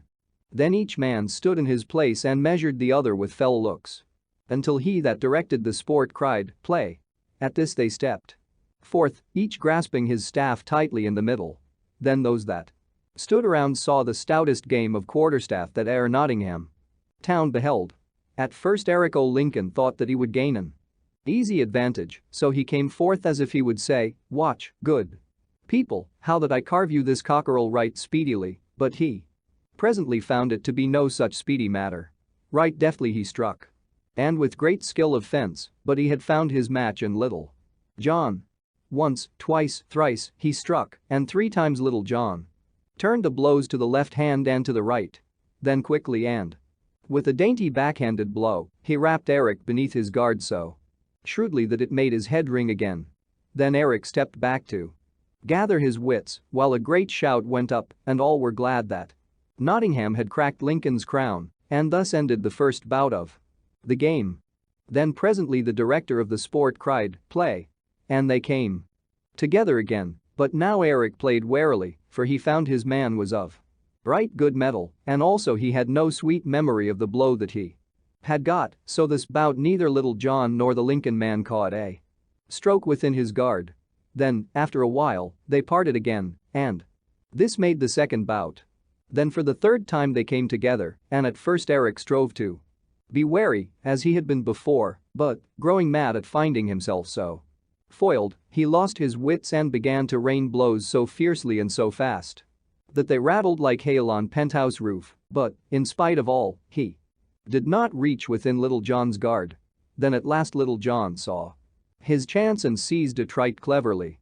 Once more, with a quick blow, he rapped Eric beside the head, and ere he could regain himself, Little John slipped his right hand down to his left and, with a swinging blow, smote the other so sorely upon the crown that down he fell as though he would never move again. Then the people shouted so loud that folk came running from all about to see what was the ado, while Little John leaped down from the stand and gave the staff back to him that had lent it to him. And thus ended the famous bout between Little John and Eric o' Lincoln of great renown. But now the time had come when those who were to shoot with the longbow were to take their places, so the people began flocking to the butts where the shooting was to be.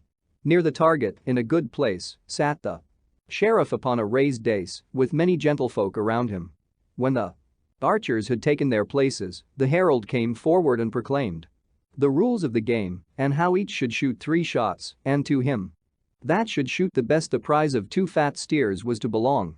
A score of brave shots were gathered there, and among them some of the keenest hands at the longbow in Lincoln and Nottinghamshire, and among them Little John stood taller than all the rest. "Who is yon stranger? Clad all in scarlet?" said some, and others answered, "It is he that hath but now so soundly cracked the crown of Eric o' Lincoln." Thus the people talked among themselves, until at last it reached even the sheriff's ears. And now each man stepped forward and shot in turn, but though each shot well, Little John was the best of all, for 3 times he struck the clout, and once only the length of a barleycorn from the center. "Hey! For the tall archer!" shouted the crowd, and some among them shouted, "Hey for Reynold Greenleaf!" For this was the name that Little John had called himself that day. Then the sheriff stepped down from the raised seat and came to where the archers stood, while all doffed their caps that saw him coming. He looked keenly at Little John but did not know him, though he said, after a while, "How now, good fellow, methinks there is that about thy face that I have seen erewhile." "Mayhap it may be so," quoth Little John, "for often have I seen your worship." And, as he spoke, he looked steadily into the sheriff's eyes, so that the latter did not suspect who he was. "A brave blade art thou, good friend," said the sheriff, "and I hear that thou hast well upheld the skill of Nottinghamshire against that of Lincoln this day. What may be thy name, good fellow?" "Men do call me Reynold Greenleaf, your worship," said Little John, "and the old ballad that tells of this adds, so, in truth, was he a green leaf, but of what manner of tree the sheriff wotted not." "Now, Reynold Greenleaf," quoth the sheriff, "thou art the fairest hand at the longbow that mine eyes ever beheld, next to that false knave Robin Hood, from whose wiles heaven forfend me. Wilt thou join my service, good fellow? Thou shalt be paid right well, for 3 suits of clothes shalt thou have a year, with good food and as much ale as thou canst drink, and, besides this, I will pay thee 40 marks each Michaelmastide. Then here stand I a free man, and right gladly will I enter thy household," said Little John, for he thought he might find some merry jest should he enter the sheriff's service. "Fairly hast thou won the fat steers," said the sheriff, "and hereunto I will add a butt of good March beer, for joy of having gotten such a man, for, I wot, thou shootest as fair a shaft as Robin Hood himself." "Then," said Little John, "for joy of having gotten myself into thy service, I will give fat steers and brown ale to all these good folk, to make them merry withal." At this arose a great shout, many casting their caps aloft for joy of the gift. Then some built great fires and roasted the steers, and others broached the butt of ale, with which all made themselves merry. Then, when they had eaten and drunk as much as they could, and when the day faded and the great moon arose, all red and round, over the spires and towers of Nottingham town, they joined hands and danced around the fires to the music of bagpipes and harps. But long before this merrymaking had begun, the sheriff and his new servant Reynold Greenleaf were in the castle of Nottingham. How Little John lived at the sheriff's. Thus Little John entered into the sheriff's service and found the life he led there easy enough, for the sheriff made him his right-hand man and held him in great favor. He sat nigh the sheriff at meat, and he ran beside his horse when he went to hunting, so that, what with hunting and hawking a little, and eating rich dishes and drinking good sack, and sleeping until late hours in the morning, he grew as fat as a stall-fed ox. Thus things floated easily along with the tide, until one day when the sheriff went to hunting, there happened that which broke the smooth surface of things. This morning the sheriff and many of his men set forth to meet certain lords, to go hunting. He looked all about him for his good man Reynold Greenleaf, but, not finding him, was vexed, for he wished to show Little John's skill to his noble friends. As for Little John, he lay abed, snoring lustily, till the sun was high in the heavens. At last, he opened his eyes and looked about him, but did not move to arise. Brightly shone the sun in at the window, and all the air was sweet with the scent of woodbine that hung in sprays about the wall without, for the cold winter was past and spring was come again, and Little John lay still, thinking how sweet was everything on this fair morn. Just then he heard, faint and far away, a distant bugle note sounding thin and clear. The sound was small, but, like a little pebble dropped into a glassy fountain, it broke all the smooth surface of his thoughts until his whole soul was filled with disturbance. His spirit seemed to awaken from its sluggishness, and his memory brought back to him all the merry greenwood life, how the birds were singing blithely there this bright morning, and how his loved companions and friends were feasting and making merry, or perhaps talking of him with sober speech, for when he first entered the sheriff's service he did so in jest, but the hearthstone was warm during the winter, and the fare was full, and so he had abided, putting off from day to day his going back to Sherwood, until 6 long months had passed. But now he thought of his good master, and of Will Stuteley, whom he loved better than anyone in all the world, and of young David of Doncaster, whom he had trained so well in all manly sports, till there came over his heart a great and bitter longing for them all, so that his eyes filled with tears. Then he said aloud, "Here I grow fat like a stall-fed ox, and all my manliness departeth from me while I become a sluggard and dolt. But I will arouse me and go back to mine own dear friends once more, and never will I leave them again, till life doth leave my lips." So saying, he leaped from bed, for he hated his sluggishness now. When he came downstairs he saw the steward standing near the pantry door, a great fat man, with a huge bundle of keys hanging to his girdle. Then Little John said, "Ho, Master Steward, a hungry man am I. For naught have I had for all this blessed morn. Therefore, give me to eat." Then the steward looked grimly at him and rattled the keys in his girdle, for he hated Little John because he had found favor with the sheriff.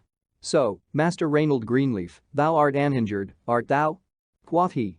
"But, fair youth, if thou livest long enough, thou wilt find that he who getteth over much sleep for an idle head goeth with an empty stomach. For what saith the old saw, Master Greenleaf?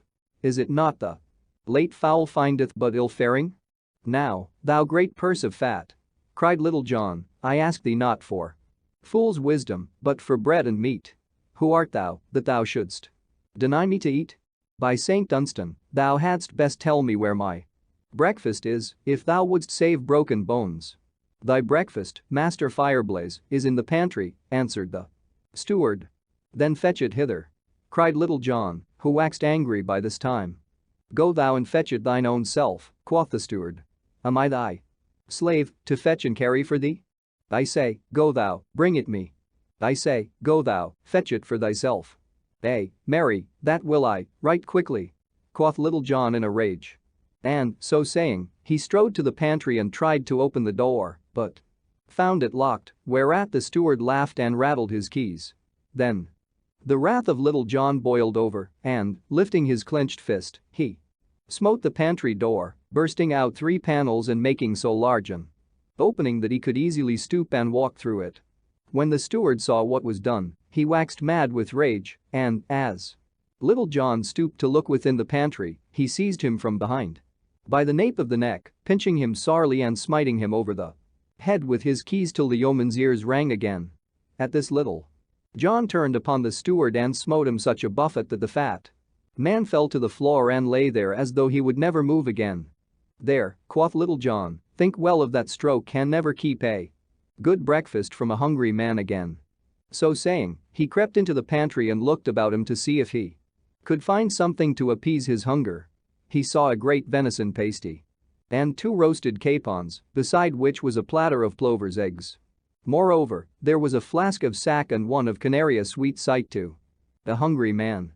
These he took down from the shelves and placed upon a sideboard and prepared to make himself merry. Now the cook, in the kitchen across the courtyard, heard the loud talking between Little John and the steward and also the blow that Little John struck the other, so he came running across the court and up the stairway to where the steward's pantry was, bearing in his hands the spit with the roast still upon it. Meanwhile the steward had gathered his wits about him and risen to his feet, so that when the cook came to the steward's pantry he saw him glowering through the broken door at Little John, who was making ready for a good repast, as one dog glowers at another that has a bone. When the steward saw the cook, he came to him and, putting one arm over his shoulder, "Alas, sweet friend," quoth he, for the cook was a tall, stout man, "seest thou what that vile knave Reynold Greenleaf hath done? He hath broken in upon our master's goods and hath smitten me a buffet upon the ear, so that I thought I was dead. Good cook, I love thee well, and thou shalt have a good pottle of our master's best wine every day, for thou art an old and faithful servant. Also, good cook, I have 10 shillings that I mean to give as a gift to thee. But hatest thou not to see a vile upstart like this Reynold Greenleaf taking it upon him so bravely?" "Marry, that do I," quoth the cook boldly, for he liked the steward because of his talk of the wine and of the 10 shillings. "Get thee gone straightway to thy room, and I will bring out this knave by his ears." So saying, he laid aside his spit and drew the sword that hung by his side, whereupon the steward left as quickly as he could, for he hated the sight of naked steel. Then the cook walked straightway to the broken pantry door, through which he saw Little John tucking a napkin beneath his chin and preparing to make himself merry. "Why, how now, Reynold Greenleaf?" said the cook, "thou art no better than a thief, I wot. Come thou straight forth, man, or I will carve thee as I would carve a sucking pig. Nay, good cook, bear thou thyself more seemingly, or else I will come forth to thy dole. At most times I am as a yearling lamb, but when one cometh between me and my meat, I am a raging lion, as it were." "Lion or no lion," quoth the valorous cook, "come thou straight forth. Else thou art a coward heart as well as a knavish thief." "Ha!" cried Little John, "coward's name have I never had, so, look to thyself, good cook, for I come forth straight, the roaring lion I did speak of but now." Then he, too, drew his sword and came out of the pantry. Then, putting themselves into position, they came slowly together, with grim and angry looks, but suddenly Little John lowered his point. "Hold, good cook," said he. "Now, I bethink me it were ill of us to fight with good victuals standing so nigh, and such a feast as would befit 2 stout fellows such as we are. Marry, good friend, I think we should enjoy this fair feast ere we fight. What sayest thou, jolly cook?" At this speech the cook looked up and down, scratching his head in doubt, for he loved good feasting. At last he drew a long breath and said to Little John, "Well, good friend, I like thy plan right well, so, pretty boy, say I, let us feast, with all my heart, for one of us may sup in paradise before nightfall." So each thrust his sword back into the scabbard and entered the pantry. Then, after they had seated themselves, Little John drew his dagger and thrust it into the pie. "A hungry man must be fed," quoth he, "so, sweet chuck, I help myself without leave." But the cook did not lag far behind, for straightway his hands also were deeply thrust within the goodly pasty. After this, neither of them spoke further, but used their teeth to better purpose. But though neither spoke, they looked at one another, each thinking within himself that he had never seen a more lusty fellow than the one across the board. At last, after a long time had passed, the cook drew a full, deep breath, as though of much regret, and wiped his hands upon the napkin. for he could eat no more. Little John, also, had enough, for he pushed the pasty aside, as though he would say, I want thee by me no more. Good friend. Then he took the pottle of sack, and said he, now, good fellow, I swear by all that is bright, that thou art the stoutest companion at eating that ever I had. Lo, I drink thy health. So saying, he clapped the flask to his lips and cast his eyes aloft, while the good wine flooded his throat. Then he passed a pottle to the cook, who also said, Lo, I drink thy health, sweet fellow. Nor was he behind Little John in drinking any more than in eating. Now, quoth Little John, thy voice is right round and sweet, jolly lad. I doubt not thou canst sing a ballad most blithely, canst thou not? Truly, I have trolled one now and then, quoth the cook, yet I would not sing alone. Nay, truly, said Little John, that were but ill courtesy. Strike up thy ditty, and I will afterward sing one to match it, if I can. So be it, pretty boy, quoth the cook.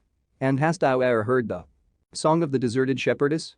Truly, I know not, answered Little John, but sing thou and let me hear.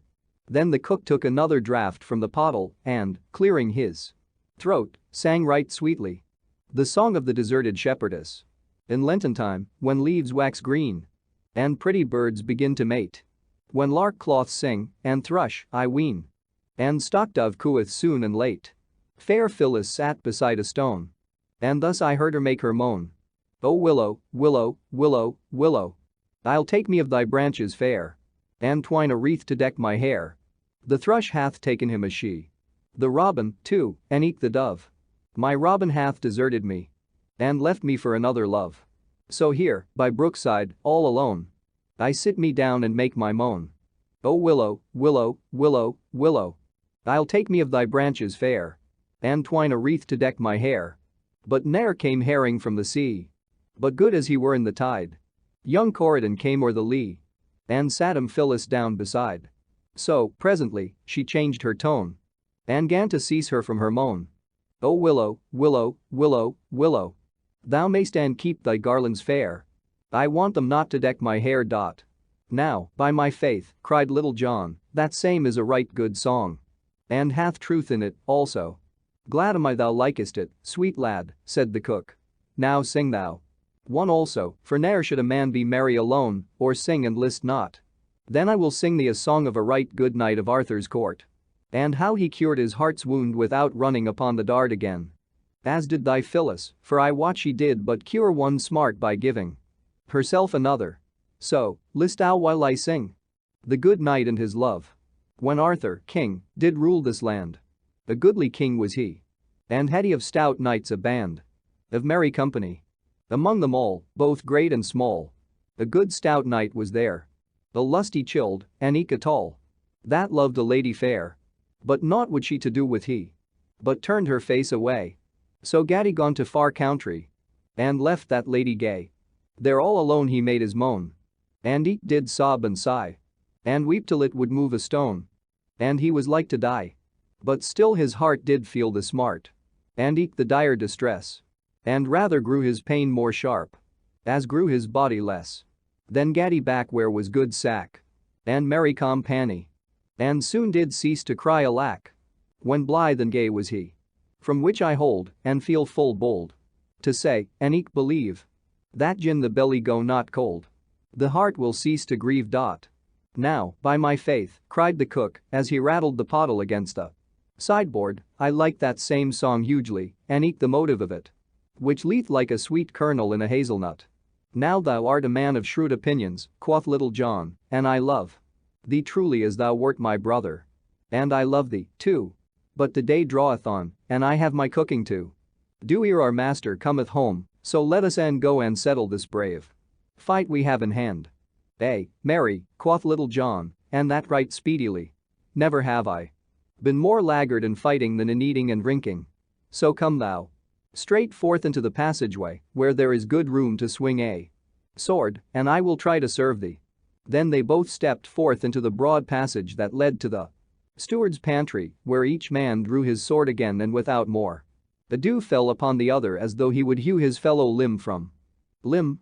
Then their swords clashed upon one another with great din, and Sparks flew from each blow in showers.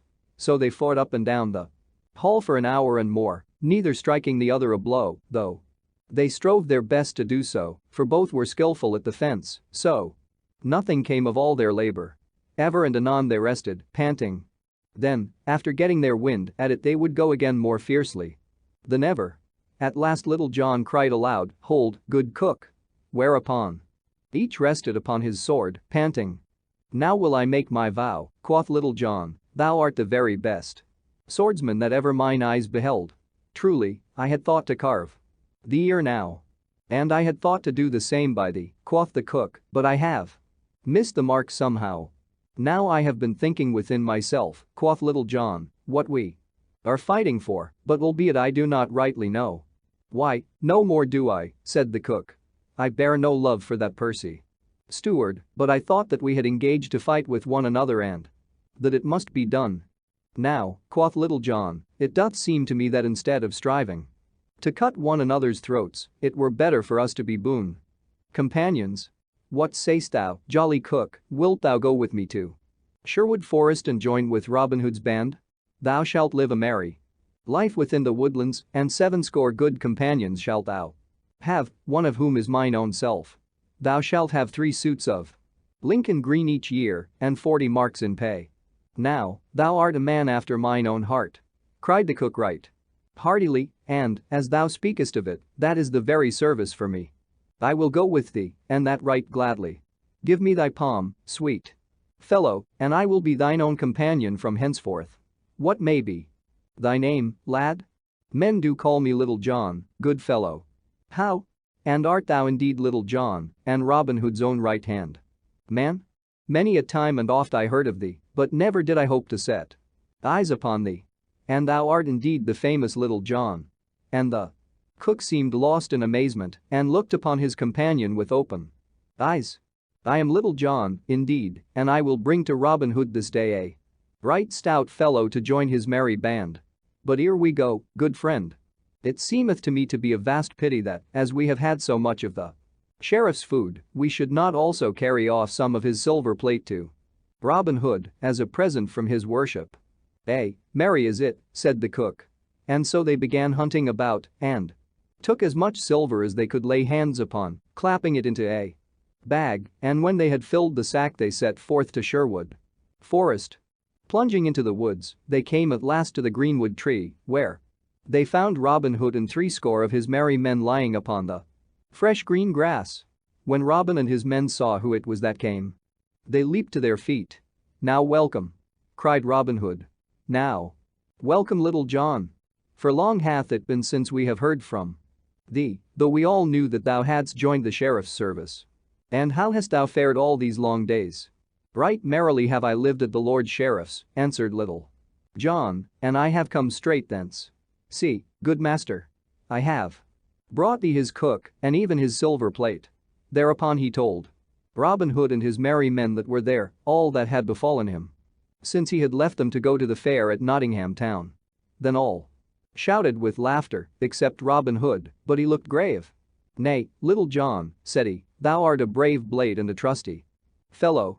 I am glad thou hast brought thyself back to us, and with such a good companion as the cook, whom we all welcome to Sherwood. But I like not so well that thou hast stolen the sheriff's plate like some paltry thief. The sheriff hath been punished by us and hath lost £300, even as he sought to despoil another, but he hath done naught that we should steal his household plate from him." Though Little John was vexed with this, he strove to pass it off with a jest. "Nay, good master," quoth he, "if thou thinkest the sheriff gave us not the plate, I will fetch him, that he may tell us with his own lips he giveth it all to us." So saying he leaped to his feet and was gone before Robin could call him back. Little John ran for full 5 miles till he came to where the Sheriff of Nottingham and a gay company were hunting near the forest. When Little John came to the sheriff he doffed his cap and bent his knee. "God save thee, good master," quoth he. "Why, Reynold Greenleaf," cried the sheriff, "whence comest thou and where hast thou been?" "I have been in the forest," answered Little John, speaking amazedly. "And there I saw a sight such as ne'er before man's eyes beheld. Yonder I saw a young hart all in green from top to toe, and about him was a herd of 60 deer, and they, too, were all of green from head to foot. Yet I dared not shoot, good master, for fear lest they should slay me." "Why, how now, Reynold Greenleaf," cried the sheriff, "art thou dreaming? Or art thou mad, that thou dost bring me such a tale?" "Nay, I am not dreaming nor am I mad," said Little John, "and if thou wilt come with me, I will show thee this fair sight, for I have seen it with mine own eyes. But thou must come alone, good master, lest the others frighten them and they get away." So the party all rode forward, and Little John led them downward into the forest. "Now, good master," quoth he at last, "we are nigh where I saw this herd." Then the sheriff descended from his horse and bade them wait for him until he should return, and Little John led him forward through a close copse until suddenly they came to a great open glade, at the end of which Robin Hood sat beneath the shade of the great oak tree, with his merry men all about him. "See, good master sheriff," quoth Little John. "Yonder is the hart of which I spake to thee." At this the sheriff turned to Little John and said bitterly, "Long ago I thought I remembered thy face, but now I know thee. Woe betide thee, Little John, for thou hast betrayed me this day." In the meantime Robin Hood had come to them. "Now welcome, master sheriff," said he. "Hast thou come today to take another feast with me?" "Nay, heaven forbid," said the sheriff in tones of deep earnest. "I care for no feast and have no hunger today." "Nevertheless," quoth Robin, "if thou hast no hunger, maybe thou hast thirst, and well I know thou wilt take a cup of sack with me. But I am grieved that thou wilt not feast with me, for thou couldst have victuals to thy liking, for there stands thy cook." Then he led the sheriff, willy-nilly, to the seat he knew so well, beneath the greenwood tree. "Ho, lads," cried Robin, "fill our good friend the sheriff a right brimming cup of sack and fetch it hither, for he is faint and weary." Then one of the band brought the sheriff a cup of sack, bowing low as he handed it to him, but the sheriff could not touch the wine, for he saw it served in one of his own silver flagons, on one of his own silver plates. "How now," quoth Robin, "dost thou not like our new silver service? We have gotten a bag of it this day." So saying, he held up the sack of silver that Little John and the cook had brought with them. Then the sheriff's heart was bitter within him, but, not daring to say anything, he only gazed upon the ground. Robin looked keenly at him for a time before he spoke again. Then said he, "Now, master sheriff, the last time thou camest to Sherwood Forest thou didst come seeking to despoil a poor spendthrift, and thou wert despoiled thine own self, but now thou comest seeking to do no harm, nor do I know that thou hast despoiled any man. I take my tithes from fat priests and lordly squires to help those that they despoil and to raise up those that they bow down, but I know not that thou hast tenants of thine own whom thou hast wronged in any way. Therefore, take thou thine own again, nor will I dispossess thee today of so much as one farthing. Come with me, and I will lead thee from the forest back to thine own party again." Then, slinging the bag upon his shoulder, he turned away, the sheriff following him, all too perplexed in mind to speak. So they went forward until they came to within a furlong of the spot where the sheriff's companions were waiting for him. Then Robin Hood gave the sack of silver back to the sheriff. "Take thou thine own again," he said, "and hearken to me, good sheriff, take thou a piece of advice with it. Try thy servants well ere thou dost engage them again so readily." Then, turning, he left the other standing bewildered, with the sack in his hands. The company that waited for the sheriff were all amazed to see him come out of the forest bearing a heavy sack upon his shoulders, but though they questioned him, he answered never a word, acting like one who walks in a dream.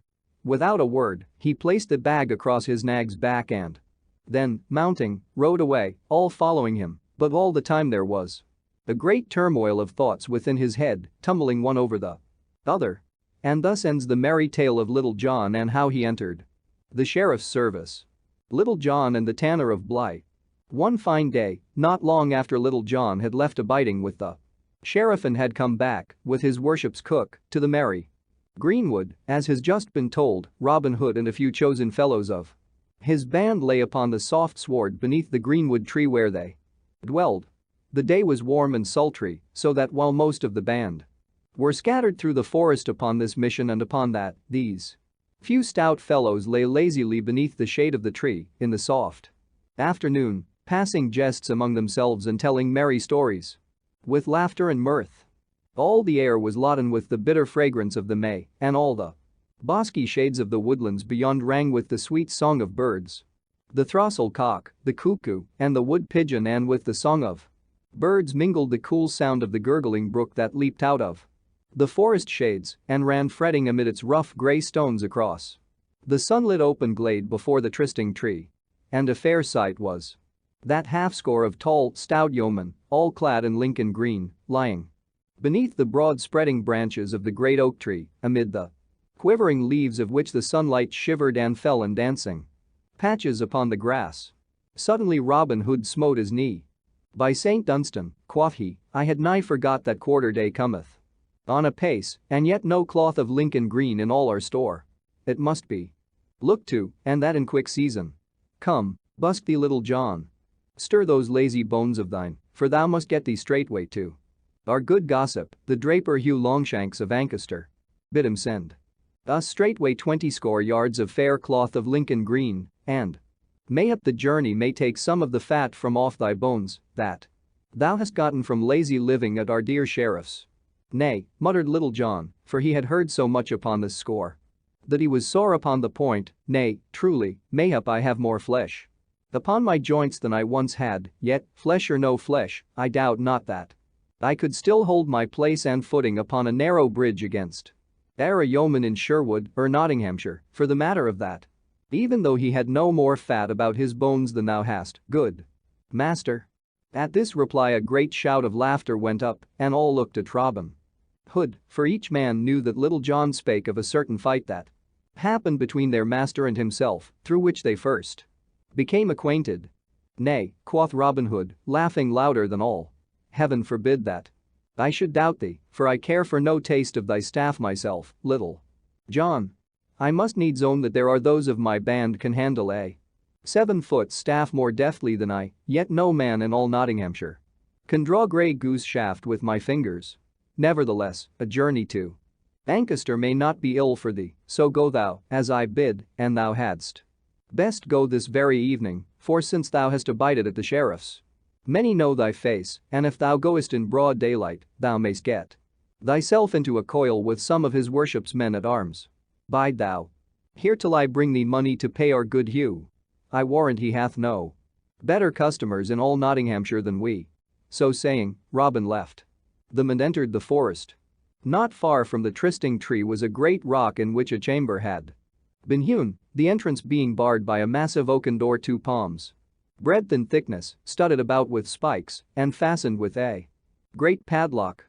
This was the treasure house of the band, and thither Robin Hood went and, unlocking the door, entered the chamber, from which he brought forth a bag of gold which he gave to Little John to pay Hugh Longshanks withal for the cloth of Lincoln green. Then up got Little John, and, taking the bag of gold, which he thrust into his bosom, he strapped a girdle about his loins, took a stout pikestaff full 7 feet long in his hand, and set forth upon his journey.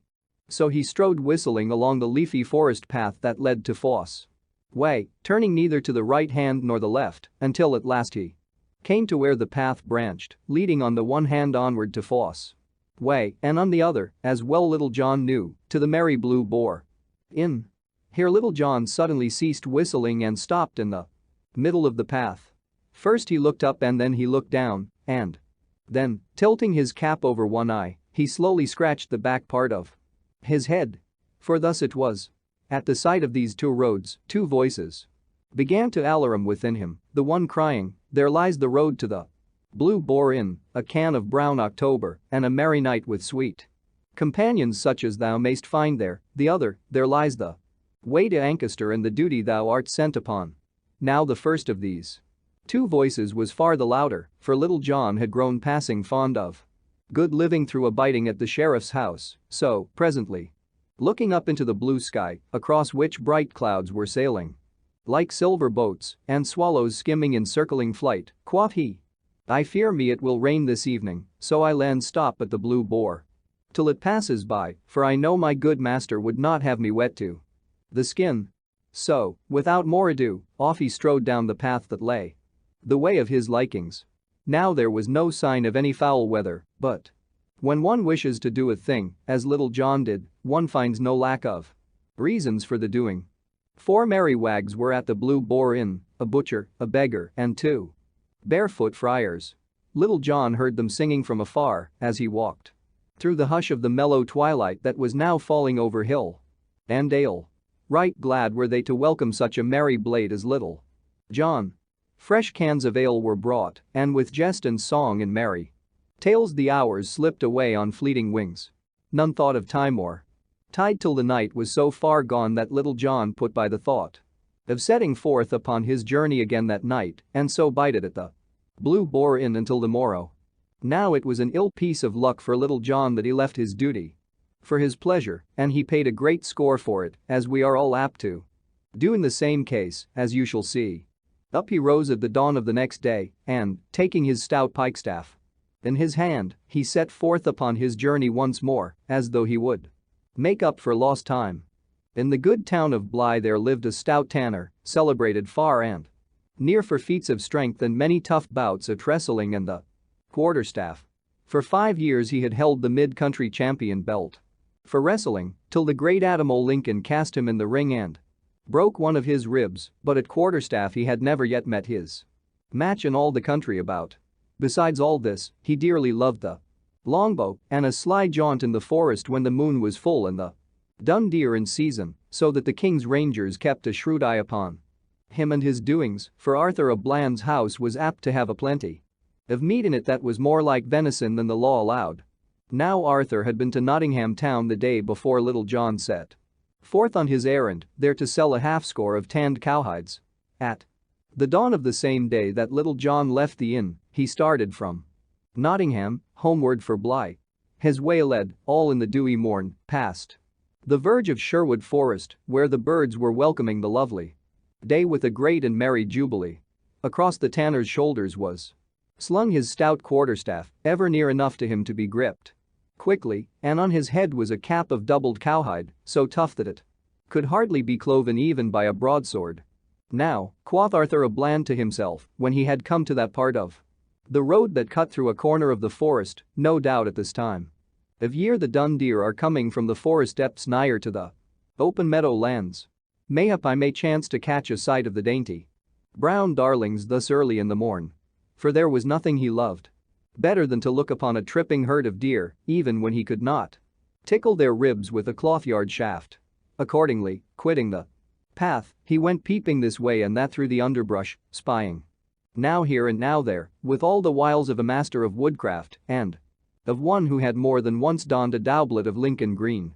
Now as Little John stepped blithely along, thinking of nothing but of such things as the sweetness of the hawthorn buds that bedecked the hedgerows, or gazing upward at the lark that, springing from the dewy grass, hung aloft on quivering wings in the yellow sunlight, pouring forth its song that fell like a falling star from the sky. His luck led him away from the highway, not far from the spot where Arthur a Bland was peeping this way and that through the leaves of the thickets. Hearing a rustling of the branches, Little John stopped and presently caught sight of the brown cowhide cap of the tanner moving among the bushes.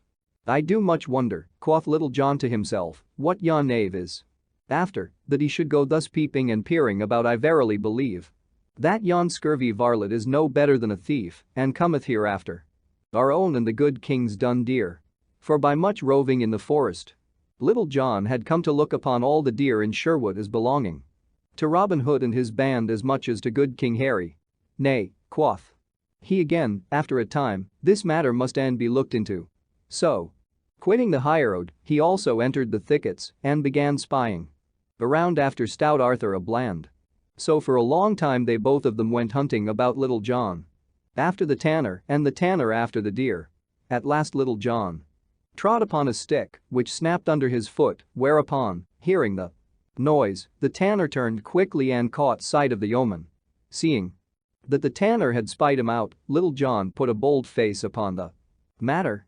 Hilloa, quoth he, what art thou doing here, thou naughty fellow? Who art thou that comest ranging Sherwood's paths?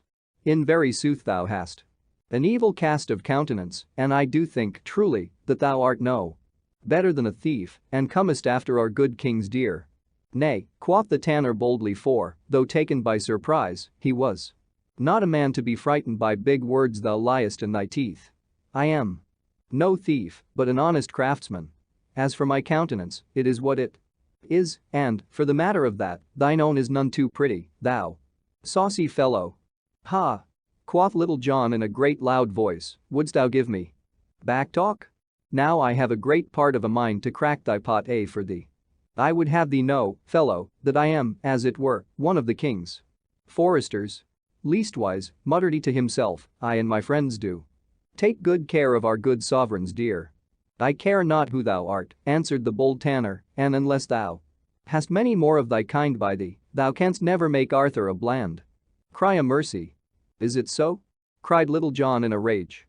Now, by my faith, thou saucy rogue, thy tongue hath led thee into a pit thou wilt have a sorry time getting out of, for I will give thee such a drubbing as ne'er hast thou had in all thy life before. Take thy staff in thy hand, fellow, for I will not smite an unarmed man. Marry, come up with a murrain, cried the tanner, for he, too, had talked himself into a fume. Big words ne'er killed so much as a mouse. Who art thou that talkest so freely of cracking the head of Arthur, Bland? If I do not tan thy hide this day as ne'er I tanned a calf's hide in all my life before, split my staff into skewers for lamb's flesh. And call me no more brave man. Now look to thyself, fellow. Stay, said Little John. Let us first measure our cudgels.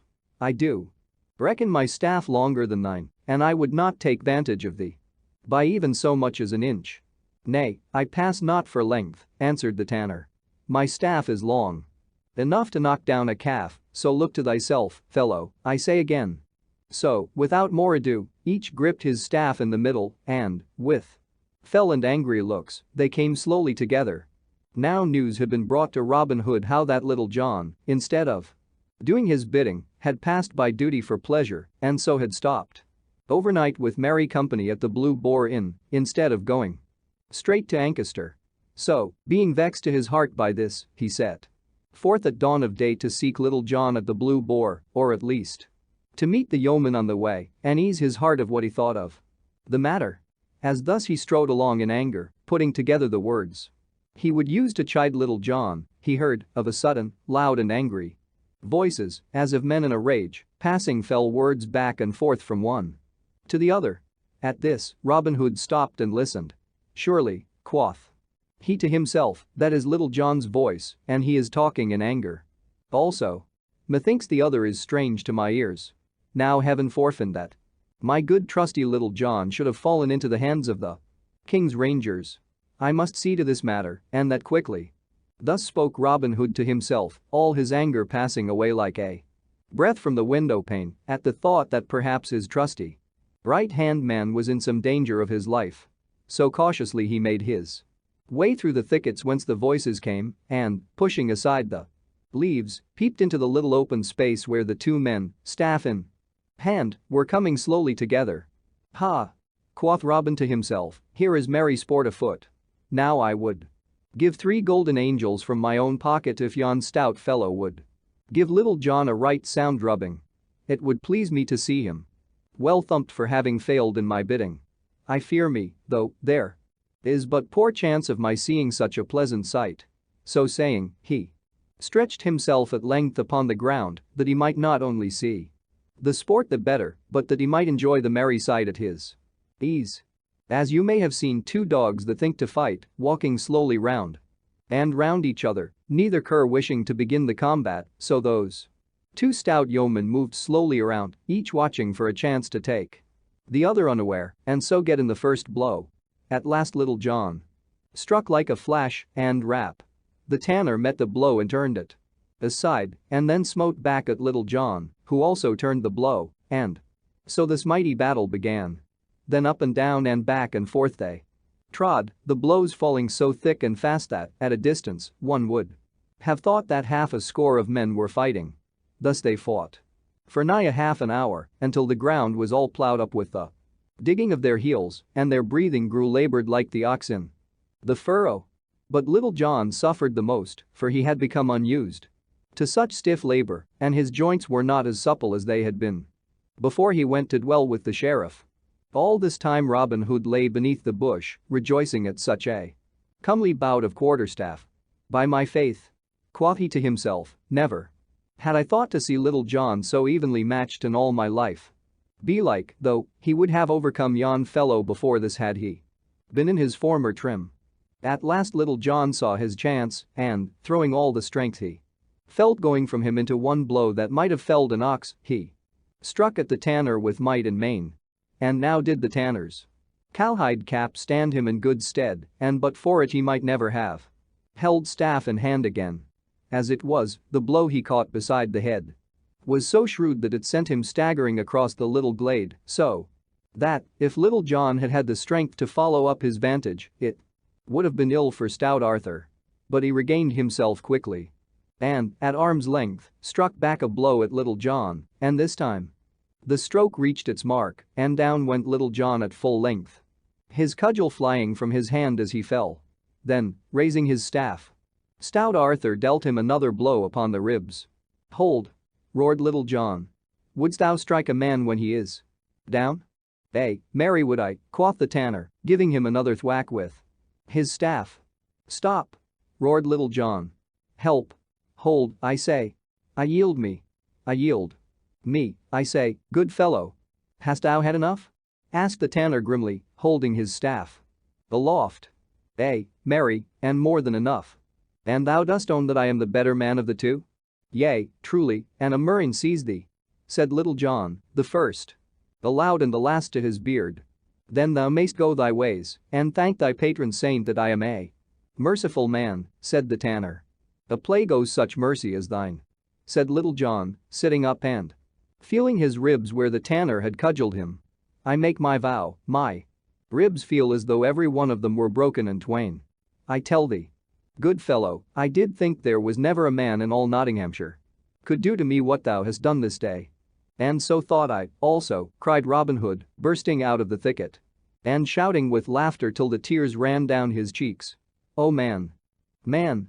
said he, as well as he could for his mirth didst go over like a bottle knocked from a wall.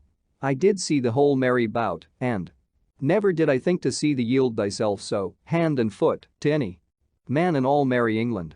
I was seeking thee, to chide thee for leaving my bidding undone, but thou hast been paid all I owed thee, full measure, pressed down and overflowing, by this good fellow." Mary, did reach out his arm full length, while thou stood gaping at him, and with a pretty rap, tumbled thee over as never have I seen one tumbled before. So spoke bold Robin, and all the time Little John sat upon the ground, looking as though he had sour curds in his mouth. "What may be thy name, good fellow?" said Robin, next, turning to the tanner. "Men do call me Arthur of Bland," spoke up the tanner boldly, "and now what may be thy name?" "Ha, Arthur of Bland," quoth Robin, "I have heard thy name before, good fellow. Thou didst break the crown of a friend of mine at the fair at Ely last October. The folk there call him Jock o' Nottingham, we call him Will Scadelock. This poor fellow whom thou hast so belabored is counted the best hand at the quarterstaff in all merry England. His name is Little John, and mine Robin Hood." "How?" cried the tanner, "art thou indeed the great Robin Hood, and is this the famous Little John? Marry, had I known who thou art, I would never have been so bold as to lift my hand against thee. Let me help thee to thy feet, good Master Little John, and let me brush the dust from off thy coat." "Nay," quoth Little John testily, at the same time rising carefully, as though his bones had been made of glass, "I can help myself, good fellow, without thy aid, and let me tell thee, had it not been for that vile cowskin cap of thine, it would have been ill for thee this day." At this Robin laughed again, and, turning to the tanner, he said, "Wilt thou join my band, good Arthur? For I make my vow thou art one of the stoutest men that ever mine eyes beheld." "Will I join thy band?" cried the tanner joyfully. "Marry, will I. Hey for a merry life!" cried he, leaping aloft and snapping his fingers. "And hey for the life I love. Away with tan bark and filthy vats and foul cowhides. I will follow thee to the ends of the earth, good master, and Not a herd of dun deer in all the forest, but shall know the sound of the twang of my bowstring. As for thee, Little John, said Robin, turning to him and laughing. Thou wilt start once more for Ancaster, and we will go part way with thee, for I will not have thee turn again to either the right hand or the left till thou hast fairly gotten away from Sherwood. There are other inns that thou knowest yet, hereabouts. Thereupon, leaving the thickets, they took once more to the highway and departed upon their business. Robin Hood and Will Scarlet. Thus they travelled along the sunny road, three stout fellows such as you could hardly match anywhere else in all merry England. Many stopped to gaze after them as they strode along, so broad were their shoulders and so sturdy their gait. Quoth Robin Hood to Little John, why didst thou not go straight to Ancaster yesterday, as I told thee? Thou hadst not gotten thyself into such a coil hadst thou done as I ordered. I feared the rain that threatened, said Little John in a sullen tone. For he was vexed at being so chaffed by Robin with what had happened to him. The rain? Cried Robin, stopping of a sudden in the middle of the road and looking at Little John in wonder. Why, thou great oaf! Not a drop of rain has fallen these 3 days, neither has any threatened, nor hath there been a sign of foul weather in earth or sky or water. Nevertheless, growled Little John, the holy Saint Swithin holdeth the waters of the heavens in his pewter pot, and he could have poured them out, had he chosen, even from a clear sky, and wouldst thou have had me wet to the skin? At this Robin Hood burst into a roar of laughter. O Little John, said he, what butter wits hast thou in that head of thine? Who could hold anger against such a one as thou art? So saying, they all stepped out once more, with the right foot foremost. As the saying is.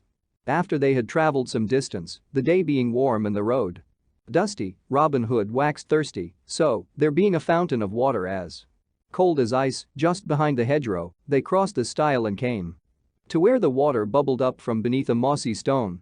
Here, kneeling and making cups of the palms of their hands, they drank their fill, and then, the spot being cool and shady, they stretched their limbs and rested them for a space. In front of them, over beyond the hedge, the dusty road stretched away. Across the plain, behind them the meadow lands and bright green fields of tender young corn lay broadly in the sun, and overhead spread the shade of the cool, rustling leaves of the beechen tree. Pleasantly to their nostrils came the tender fragrance of the purple violets and wild thyme that grew within the dewy moisture of the edge of the little fountain, and pleasantly came the soft gurgle of the water. All was so pleasant and so full of the gentle joy of the bright Maytime that for a long time no one of the three cared to speak, but each lay on his back, gazing up through the trembling leaves of the trees to the bright sky overhead. At last, Robin, whose thoughts were not quite so busy wool gathering as those of the others and who had been gazing around him now and then, broke the silence. Heyday! Quoth he, yon is a gaily feathered bird, I take my vow. The others looked and saw a young man walking slowly down the highway. Gay was he, indeed, as Robin had said, and a fine figure he cut, for his doublet was of scarlet silk and his stockings also, a handsome sword hung by his side, the embossed leathern scabbard being picked out with fine threads of gold. His cap was of scarlet velvet, and a broad feather hung down behind and back of one ear. His hair was long and yellow and curled upon his shoulders, and in his hand he bore an early rose, which he smelled at daintily now and then. By my life, quoth Robin Hood, laughing, saw ye e'er such a pretty mincing fellow? Truly, his clothes have overmuch prettiness for my taste, quoth Arthur. A bland, but, nevertheless, his shoulders are broad, and his loins are narrow, and seest thou, good master, how that his arms hang from his body? They dangle not down like spindles, but hang stiff and bend at the elbow. I take my vow, there be no bread and milk limbs in those fine clothes, but stiff joints and tough thews. Methinks thou art right, friend Arthur, said Little John. I do verily think that yon is no such rose-leaf and whipped cream gallant as he would have one take him to be. Pah! Quoth Robin Hood, the sight of such a fellow doth put a nasty taste into my mouth. Look how he doth hold that fair flower betwixt his thumb and finger, as he would say, good rose, I like thee not so ill. But I can bear thy odor for a little while. I take it ye are both wrong, and verily believe that were a furious mouse to run across his path, he would cry, la! or alack a day, and fall straightway into a swoon. I wonder who he may be. Some great baron's son, I doubt not, answered Little John, with good and true men's money lining his purse. Marry, that is true, I make no doubt, quoth Robin. What a pity that such men as he, that have no thought but to go abroad in gay clothes, should have good fellows whose shoes they are not fit to tie, dancing at their bidding. By Saint Dunstan, Saint Alfred, Saint Withold, and all the good men in the Saxon calendar, it doth make me mad to see such gay lordlings from over the sea go stepping on the necks of good Saxons who owned this land before ever their great-grandsires chewed rind of brawn. By the bright bow of heaven, I will have their ill-gotten gains from them, even though I hang for it as high as e'er a forest tree in Sherwood. Why, how now, master, quoth Little John, what heat is this? Thou dost set thy pot a-boiling, and mayhap no bacon to cook. Methinks yon fellow's hair is overlight for Norman locks. He may be a good man and true for aught thou knowest. Nay, said Robin, my head against a leaden farthing, he is what I say. So, lie ye both here, I say, till I show you how I drub this fellow. So saying, Robin Hood stepped forth from the shade of the beech tree, crossed the stile, and stood in the middle of the road, with his hands on his hips, in the stranger's path.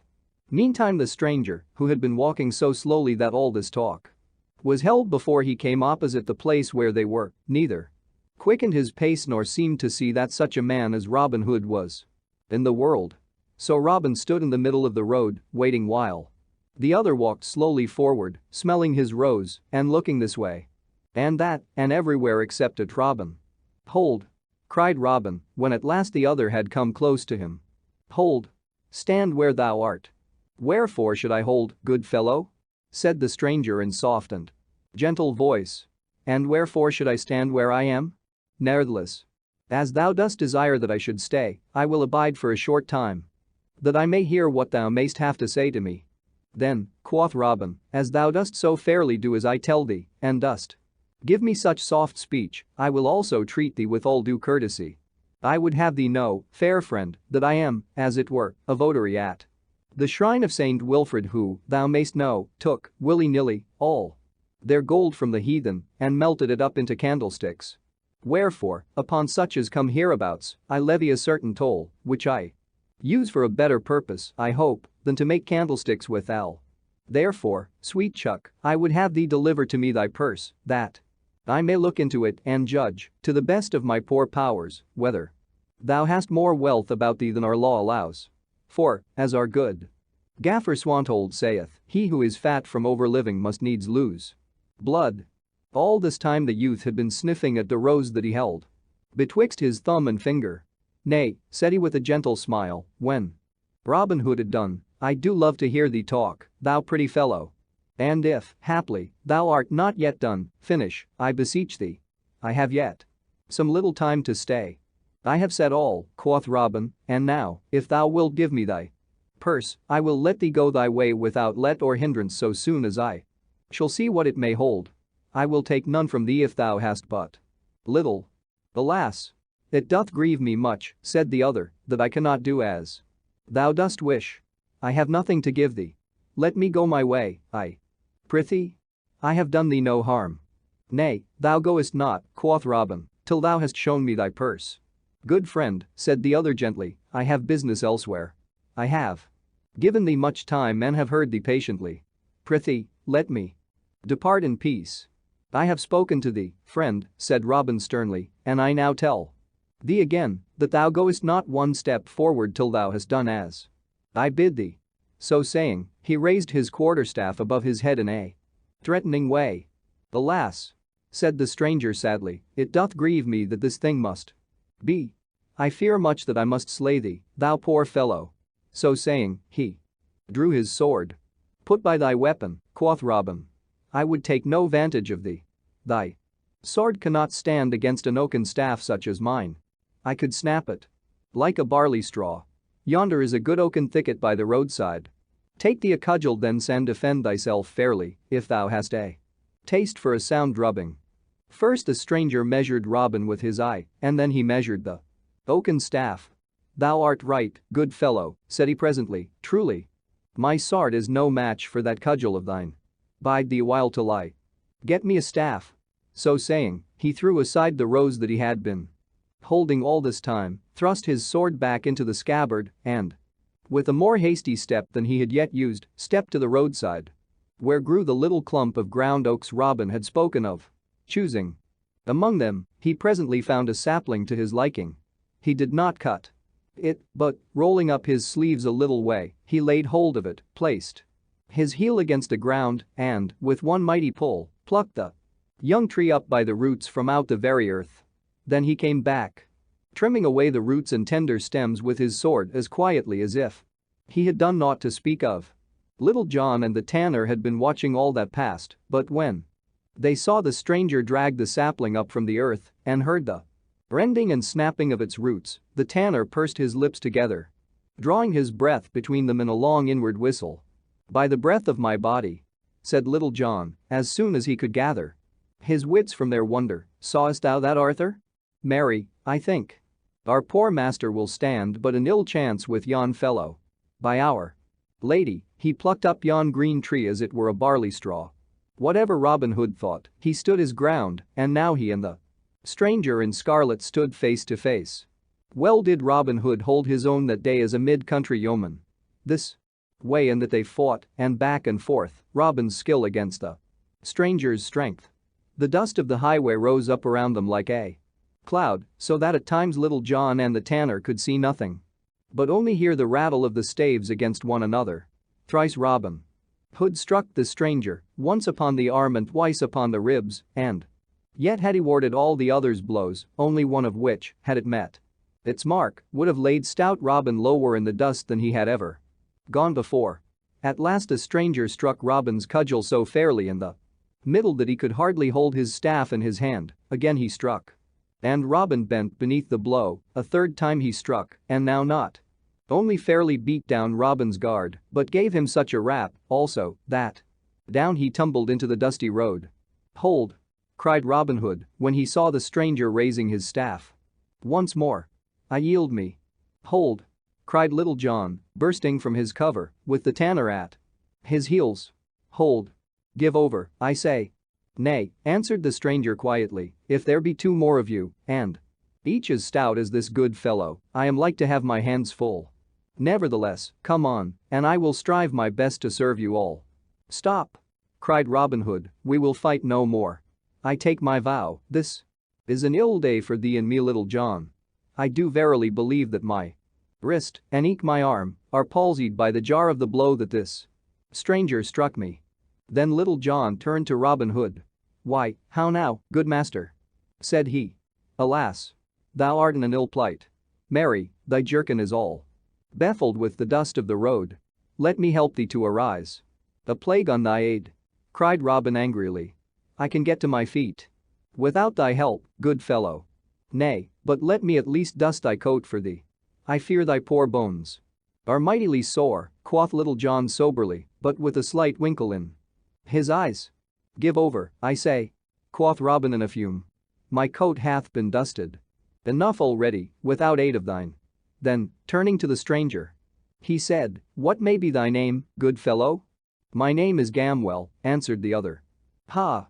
cried Robin, "is it even so? I have near kin of that name." "Whence camest thou, fair friend?" "From Maxfield town I come," answered the stranger. "There was I born and bred, and thence I come to seek my mother's young brother, whom men call Robin Hood. So, if perchance thou mayst direct me." "Ha! Will Gamwell?" cried Robin, placing both hands upon the other's shoulders and holding him off at arm's length. "Surely, it can be none other.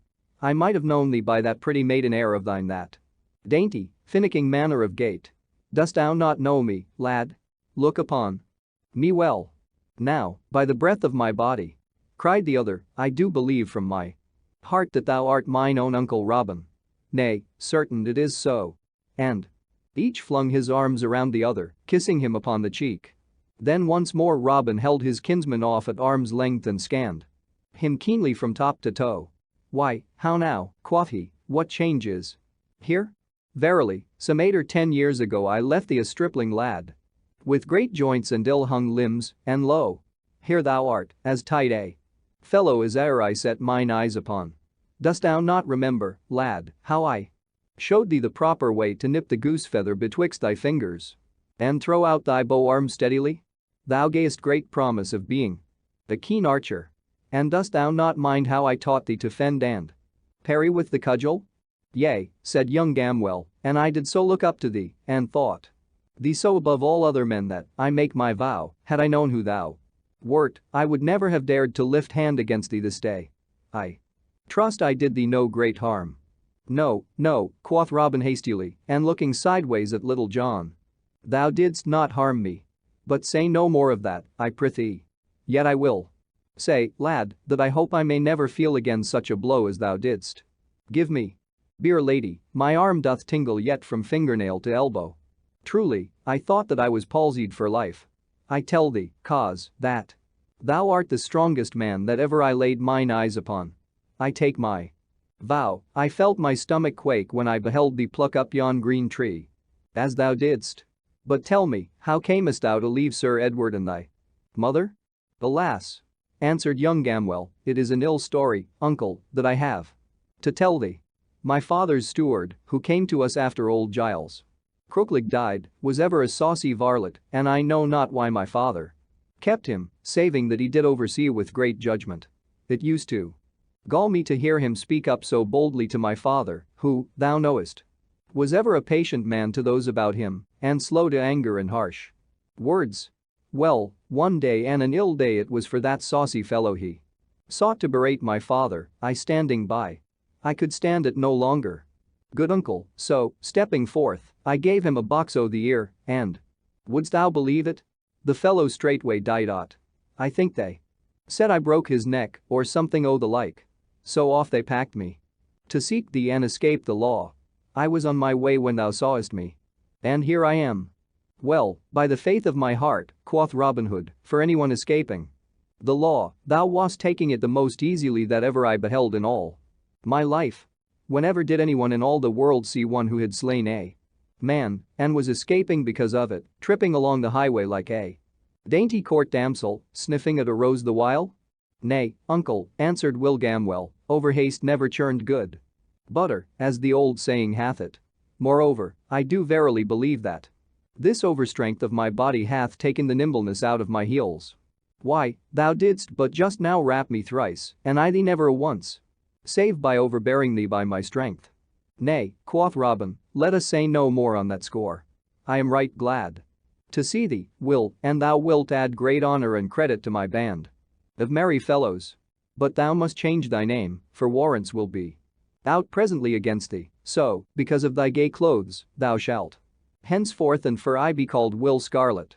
Will Scarlet, quoth Little John, stepping forward and reaching out his great palm, which the other took. Will Scarlet, the name fitteth thee well. Right glad am I to welcome thee among us. I am called Little John, and this is a new member who has just joined us, a stout tanner named Arthur a Bland. Thou art like to achieve fame, Will, let me tell thee, for there will be many a merry ballad sung about the country, and many a merry story told in Sherwood of how Robin Hood taught Little John and Arthur a Bland the proper way to use the quarterstaff, likewise, as it were, how our good master bit off so large a piece of cake that he choked on it. Nay, good Little John, quoth Robin gently, for he liked ill to have such a jest told of him. Why should we speak of this little matter? Prithee, let us keep this day's doings among ourselves. With all my heart, quoth Little John. But, good master, I thought that thou didst love a merry story, because thou hast so often made a jest about a certain increase of fatness on my joints, of flesh gathered by my abiding with the Sheriff of. Nay, good Little John, said Robin hastily, I do bethink me I have said full enough on that score. It is well, quoth Little John, for in truth I myself have tired of it somewhat. But now I bethink me, thou didst also seem minded to make a jest of the rain that threatened last night, so. Nay, then, said Robin Hood testily, I was mistaken. I remember me now. It did seem to threaten rain. Truly, I did think so myself, quoth Little John, therefore, no doubt, thou dost think it was wise of me to abide all night at the Blue Boar Inn, instead of venturing forth in such stormy weather, dost thou not? "A plague of thee and thy doings!" cried Robin Hood. "If thou wilt have it so, thou wert right to abide wherever thou didst choose." "Once more, it is well," quoth Little John. "As for myself, I have been blind this day. I did not see thee drubbed, I did not see thee tumbled heels over head in the dust, and if any man says that thou wert, I can with a clear conscience rattle his lying tongue betwixt his teeth." "Come," cried Robin, biting his nether lip, while the others could not forbear laughing. "We will go no farther today, but will return to Sherwood, and thou shalt go to Ancaster another time, Little John." So said Robin, for now that his bones were sore, he felt as though a long journey would be an ill thing for him. So, turning their backs, they retraced their steps whence they came. The adventure with Midge the miller's son. When the four yeomen had travelled for a long time toward Sherwood again, high noontide being past, they began to wax hungry. Quoth Robin Hood, "I would that I had somewhat to eat. Methinks a good loaf of white bread with a piece of snow-white cheese, washed down with a draught of humming ale, were a feast for a king." "Since thou speakest of it," said Will Scarlet, "methinks it would not be amiss myself. There is that within me crieth out, victuals, good friend, victuals." "I know a house near by," said Arthur a Bland, "and, had I but the money, I would bring ye that ye speak of, to wit, a sweet loaf of bread, a fair cheese, and a skin of brown ale. For the matter of that, thou knowest I have money by me, good master." Quoth Little John. "Why, so thou hast, Little John," said Robin. "How much money will it take, good Arthur, to buy us meat and drink?" "I think that 6 broad pennies will buy food enow for a dozen men," said the tanner. "Then give him 6 pennies, Little John," quoth Robin, "for methinks food for 3 men will about fit my need. Now get thee gone, Arthur, with the money, and bring the food here, for there is a sweet shade in that thicket yonder, beside the road, and there will we eat our meal." So Little John gave Arthur the money, and the others stepped to the thicket, there to await the return of the tanner. After a time he came back, bearing with him a great brown loaf of bread and a fair, round cheese, and a goatskin full of stout March beer, slung over his shoulders. Then Will Scarlet took his sword and divided the loaf and the cheese into 4 fair portions, and each man helped himself. Then Robin Hood took a deep pull at the beer. "Aha!" said he, drawing in his breath, "never have I tasted sweeter drink than this." After this no man spake more, but each munched away at his bread and cheese lustily, with ever and anon a pull at the beer. At last Will Scarlet looked at a small piece of bread he still held in his hand, and quoth he, "Methinks I will give this to the sparrows." So, throwing it from him, he brushed the crumbs from his jerkin. "I, too," quoth Robin, "have had enough, I think." As for Little John and the tanner, they had by this time eaten every crumb of their bread and cheese. "Now," quoth Robin, "I do feel myself another man, and would fain enjoy something pleasant before going farther upon our journey. I do bethink me, Will, that thou didst use to have a pretty voice, and one that tuned sweetly upon a song. Prithee, give us one ere we journey farther." "Truly, I do not mind turning a tune," answered Will Scarlet, "but I would not sing alone." "Nay, others will follow." "Strike up, lad," quoth Robin. "In that case, 'tis well," said Will Scarlet. "I do call to mind a song that a certain minstrel used to sing in my father's hall, upon occasion. I know no name for it and so can give you none, but thus it is." Then, clearing his throat, he sang. "In the merry blossom time, when love longings food the breast, when the flower is on the lime, when the small fowl builds her nest, sweetly sings the nightingale, and the throstle cock so bold, cuckoo in the dewy dale, and the turtle in the wood. But the robin I love dear, for he singeth through the year. Robin, Robin, merry Robin, so I'd have my true love be, not to fly at the nigh sign of cold adversity. When the spring brings sweet delights, when aloft the lark doth rise, lovers woo o' mellow nights, and youths peep in maidens' eyes. That time blooms the eglantine, daisies pied upon the hill, cowslips fair and columbine, dusky violets by the rill. But the ivy green cloth grow, when the north wind bringeth snow. Ivy, ivy, stanch and true, thus I'd have her love to be, not to die at the nigh breath of cold adversity. "'Tis well sung," quoth Robin, But, cousin, I tell thee plain, I would rather hear a stout fellow like thee sing some lusty ballad than a finicking song of flowers and birds and what not. Yet, thou didst sing it fair, and 'tis none so bad a snatch of a song, for the matter of that. Now, Tanner, it is thy turn. I know not, quoth Arthur, smiling, with his head on one side, like a budding lass that is asked to dance. I know not that I can match our sweet friend's song, moreover, I do verily think that I have caught a cold and have a certain tickling and huskiness in the windpipe. Nay, sing up, friend, quoth Little John, who sat next to him, patting him upon the shoulder. Thou hast a fair, round, mellow voice, let us have a touch of it. Nay, and ye will ha a poor thing, said Arthur, I will do my best. Have ye ever heard of the wooing of Sir Keith, the stout young Cornish knight, in good King Arthur's time? Methinks I have heard somewhat of it, said Robin, but ne'ertheless. Strike up thy ditty and let us hear it, for, as I do remember me, it is a gallant song, so out with it, good fellow. Thereupon, clearing his throat, the tanner, without more ado, began to sing the wooing of Sir Keith. King Arthur sat in his royal hall. And about on either hand was many a noble lordling tall, the greatest in the land. Sat Lancelot with raven locks, Gawain with golden hair, Sir Tristram, Kay who kept the locks, and many another there. And through the stained windows bright, from o'er the red-tiled eaves, the sunlight blazed with colored light on golden helms and greaves. But suddenly a silence came about the table round, for up the hall there walked a dame, bent nigh unto the ground. Her nose was hooked, her eyes were bleared, her locks were lank and white, upon her chin there grew a beard. She was a gruesome sight. And so with crawling step she came and kneeled at Arthur's feet. Quoth Kay, she is the foulest dame that e'er my sight did greet. O mighty king, of thee I crave a boon on bended knee. 'Twas thus she spoke. What wouldst thou have? Quoth Arthur, king, of me. Quoth she, I have a foul disease, doth gnaw my very heart, and but one thing can bring me ease, or cure my bitter smart. There is no rest, no ease for me, north, east, or west, or south, till Christian knight will willingly thrice kiss me on the mouth. Nor wedded may this child have been that giveth ease to me, nor may he be constrained, I ween, but kiss me willingly. So is there here one Christian knight of such a noble strain that he will give a tortured wight sweet ease of mortal pain? A wedded man, quoth Arthur, king, a wedded man I be, else would I deem it noble thing to kiss thee willingly. Now, Lancelot, in all men's sight, thou art the head and chief of chivalry.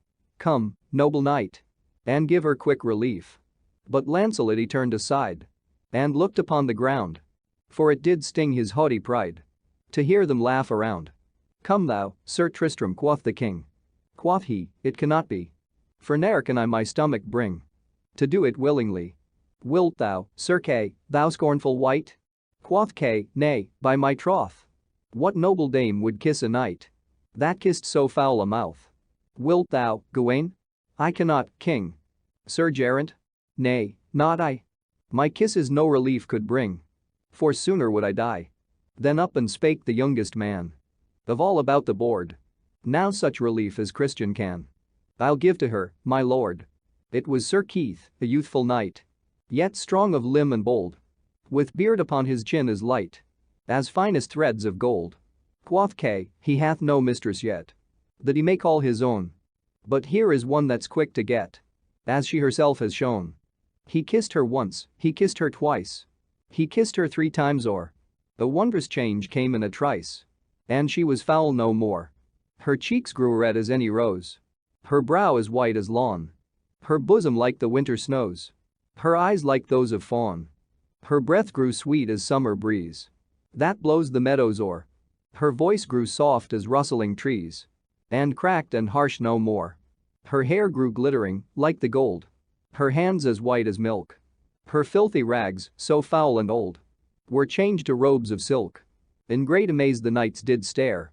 Quoth Kay, I make my vow, if it will please thee, lady fair, I'll gladly kiss thee now. But young Sir Keith kneeled on one knee and kissed her robes so fair.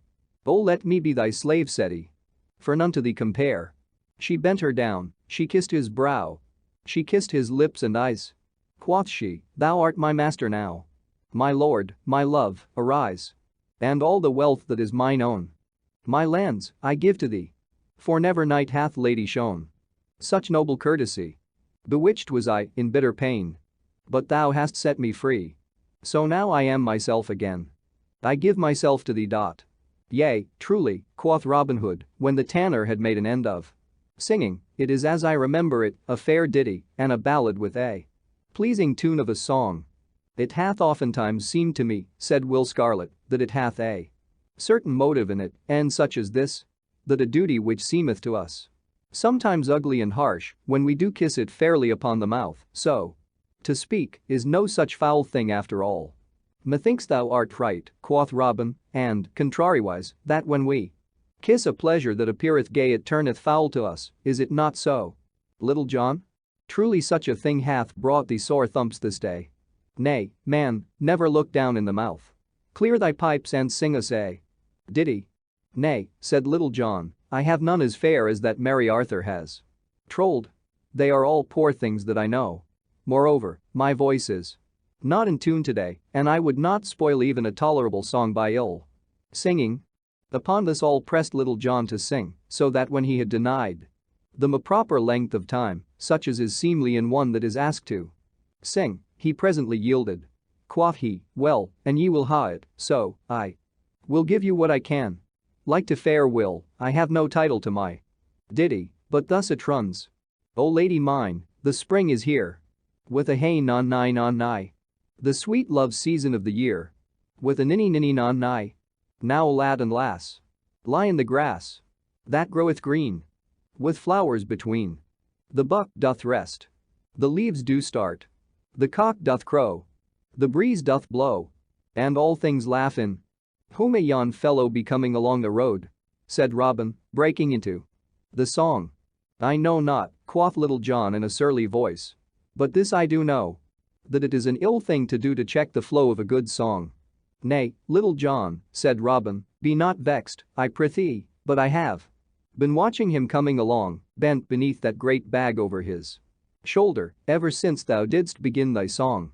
Look, Little John, I pray, and see if thou knowest him."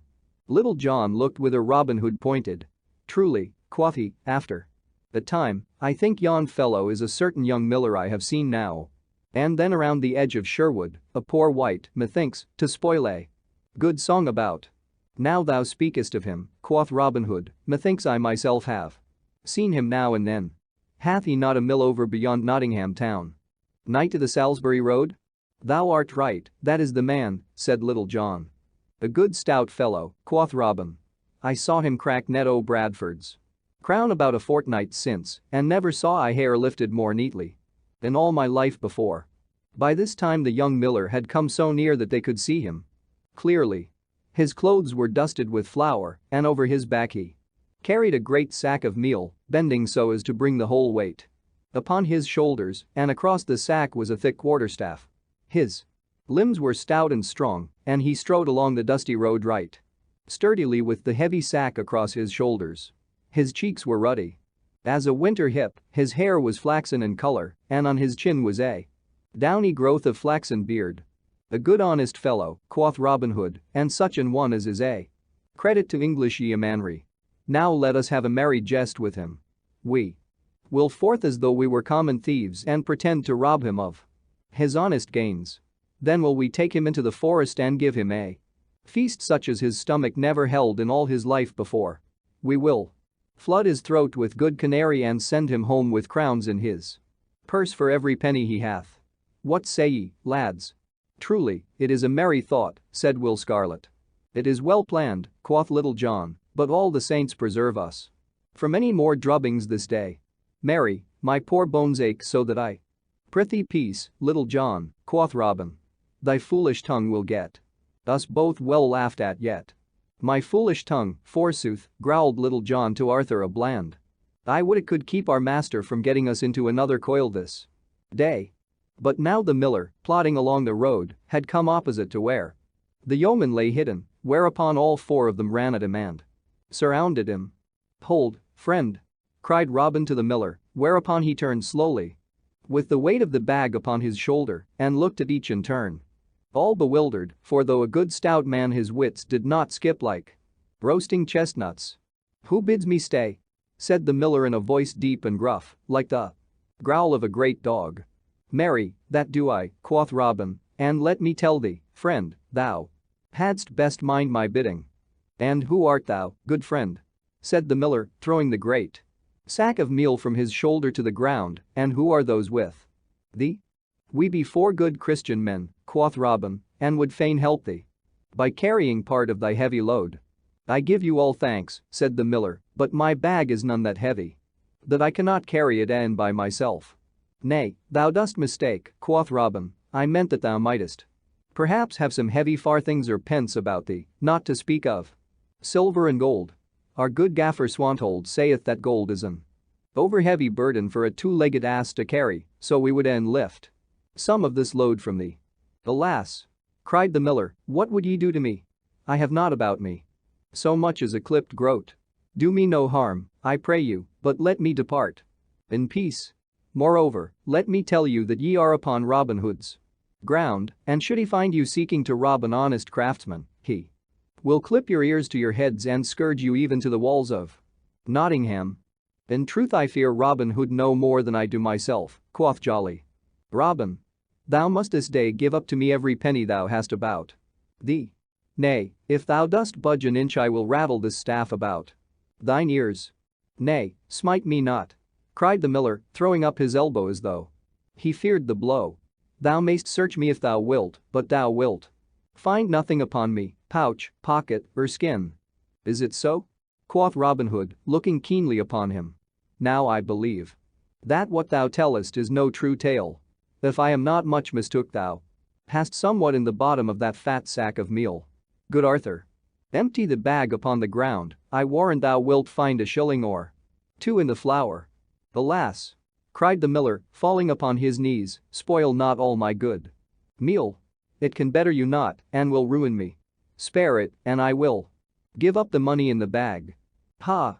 quoth Robin, nudging Will Scarlet. "Is it so? And have I found where thy money lies?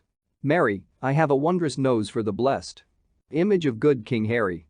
I thought that I smelled gold and silver beneath the barley meal. Bring it straight forth, miller." Then slowly the miller arose to his feet, and slowly and unwillingly he untied the mouth of the bag and slowly thrust his hands into the meal and began fumbling about with his arms buried to the elbows in the barley flour. The others gathered round him, their heads together, looking and wondering what he would bring forth. So they stood, all with their heads close together gazing down into the sack. But while he pretended to be searching for the money, the miller gathered 2 great handfuls of meal. "Ha," quoth he, "here they are, the beauties." Then, as the others leaned still more forward to see what he had, he suddenly cast the meal into their faces, filling their eyes and noses and mouths with the flour, blinding and half choking them. Arthur the Bland was worse off than any, for his mouth was open, agape with wonder of what was to come, so that a great cloud of flour flew down his throat, setting him a-coughing till he could scarcely stand. Then, while all 4 stumbled about, roaring with the smart of the meal in their eyeballs, and while they rubbed their eyes till the tears made great channels on their faces through the meal, the miller seized another handful of flour and another, throwing it in their faces, so that even had they had a glimmering of light before they were now as blind as ever a beggar in Nottinghamshire, while their hair and beards and clothes were as white as snow. Then catching up his great crabstaff, the miller began laying about him as though he were clean gone mad. This way and that skipped the 4 like peas on a drumhead, but they could see neither to defend themselves nor to run away. Thwack, thwack went the miller's cudgel across their backs, and at every blow great white clouds of flour rose in the air from their jackets and went drifting down the breeze. "Stop!" roared Robin at last. "Give over, good friend, I am Robin Hood." "Thou liest, thou knave," cried the miller, giving him a rap on the ribs. That sent up a great cloud of flour like a puff of smoke. "Stout Robin never robbed an honest tradesman. Ha! Thou wouldst have my money. Wouldst thou?" And he gave him another blow.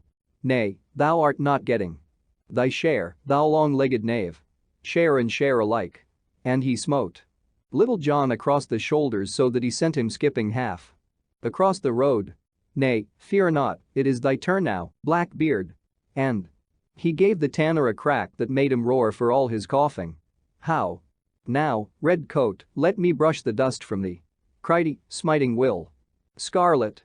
And so he gave them merry words and blows until they could scarcely stand, and whenever he saw one like to clear his eyes he threw more flour in his face. At last Robin Hood found his horn and clapping it to his lips, blew 3 loud blasts upon it. Now it chanced that Will Stutely and a party of Robin's men were in the glade not far from where this merry sport was going forward. Hearing the hubbub of voices and blows that sounded like the noise of a flail in the barn in wintertime, they stopped, listening and wondering what was toward. Quoth Will Stutely, "Now if I mistake not there is some stout battle with cudgels going forward not far hence. I would fain see this pretty sight." So saying, he and the whole party turned their steps whence the noise came. When they had come near where all the tumult sounded they heard the 3 blasts of Robin's bugle horn. "Quick!" cried young David of Doncaster. "Our master is in sore need." So, without stopping a moment, they dashed forward with might and main and burst forth from the covert into the highroad. But what a sight was that which they saw! The road was all white with meal, and 5 men stood there also white with meal from top to toe, for much of the barley flour had fallen back upon the miller. "What is thy need, master?" cried Will Stutely. "And what doth all this mean?" "Why," quoth Robin in a mighty passion, "yon traitor felt low hath come as nigh slaying me as e'er a man in all the world. Hadst thou not come quickly, good Stutely, thy master had been dead." Hereupon, while he and the 3 others rubbed the meal from their eyes and Will Stutely and his men brushed their clothes clean, he told them all how that he had meant to pass a jest upon the miller, which same had turned so grievously upon them. "Quick, men, seize the vile miller," cried Stutely, who was nigh choking with laughter as were the rest, whereupon several ran upon the stout fellow and seizing him, bound his arms behind his back with bowstrings. "Ha!" cried Robin when they brought the trembling miller to him. "Thou wouldst murder me, wouldst thou?" By my faith. Here he stopped and stood glaring upon the miller grimly. But Robin's anger could not hold. So first his eyes twinkled and then in spite of all he broke into a laugh. Now when they saw their master laugh, the yeomen who stood around could contain themselves no longer and a mighty shout of laughter went up from all. Many could not stand but rolled upon the ground from pure merriment. "What is thy name, good fellow?" said Robin at last to the miller, who stood gaping and as though he were in a maze. "Alas, sir, I am Midge, the miller's son," said he in a frightened voice. "I make my vow," quoth merry Robin, smiting him upon the shoulder, "thou art the mightiest Midge that e'er mine eyes beheld. Now wilt thou leave thy dusty mill and come and join my band? By my faith, thou art too stout a man to spend thy days betwixt the hopper and the till. Then truly, if thou dost forgive me for the blows I struck, not knowing who thou wast, I will join with thee right merrily," said the miller. "Then have I gained this day," quoth Robin, "the 3 stoutest yeomen in all Nottinghamshire. We will get us away to the greenwood tree and there hold a merry feast in honor of our new friends, and mayhap a cup or 2 of good sack and canary may mellow the soreness of my poor joints and bones, though I warrant it will be many a day before I am again the man I was." So saying, he turned and led the way, the rest following. And so they entered the forest once more and were lost to sight. So that night all was ablaze with crackling fires in the woodlands, for though Robin and those others spoken of, only excepting Midge, the miller's son, had many a sore bump and bruise here and there on their bodies, they were still not so sore in the joints that they could not enjoy a jolly feast given all in welcome to the new members of the band. Thus with songs and jesting and laughter that echoed through the deeper and more silent nooks of the forest, the night passed quickly along, as such merry times are wont to do, until at last each man sought his couch. And silence fell on all things and all things seemed to sleep. But Little John's tongue was ever one that was not easy of guidance, so that, inch by inch, the whole story of his fight with the tanner and Robin's fight with Will Scarlet leaked out. And so I have told it that You may laugh at the merry tale along with me. Robin Hood and Allen a Dale. It has just been told how 3 unlucky adventures fell upon Robin Hood and Little John all in one day, bringing them sore ribs and aching bones. So next we will tell how they made up for those ill happenings by a good action that came about not without some small pain to Robin. 2 days had passed by, and somewhat of the soreness had passed away from Robin Hood's joints, yet still, when he moved of a sudden and without thinking, pain here and there would, as it were, jog him, crying, "Thou hast had a drubbing, good fellow." The day was bright and jocund, and the morning dew still lay upon the grass. Under the greenwood tree sat Robin Hood, on one side was Will Scarlet, lying at full length upon his back, gazing up into the clear sky, with hands clasped behind his head. Upon the other side sat Little John, fashioning a cudgel out of a stout crab tree limb. Elsewhere upon the grass sat or lay many others of the band.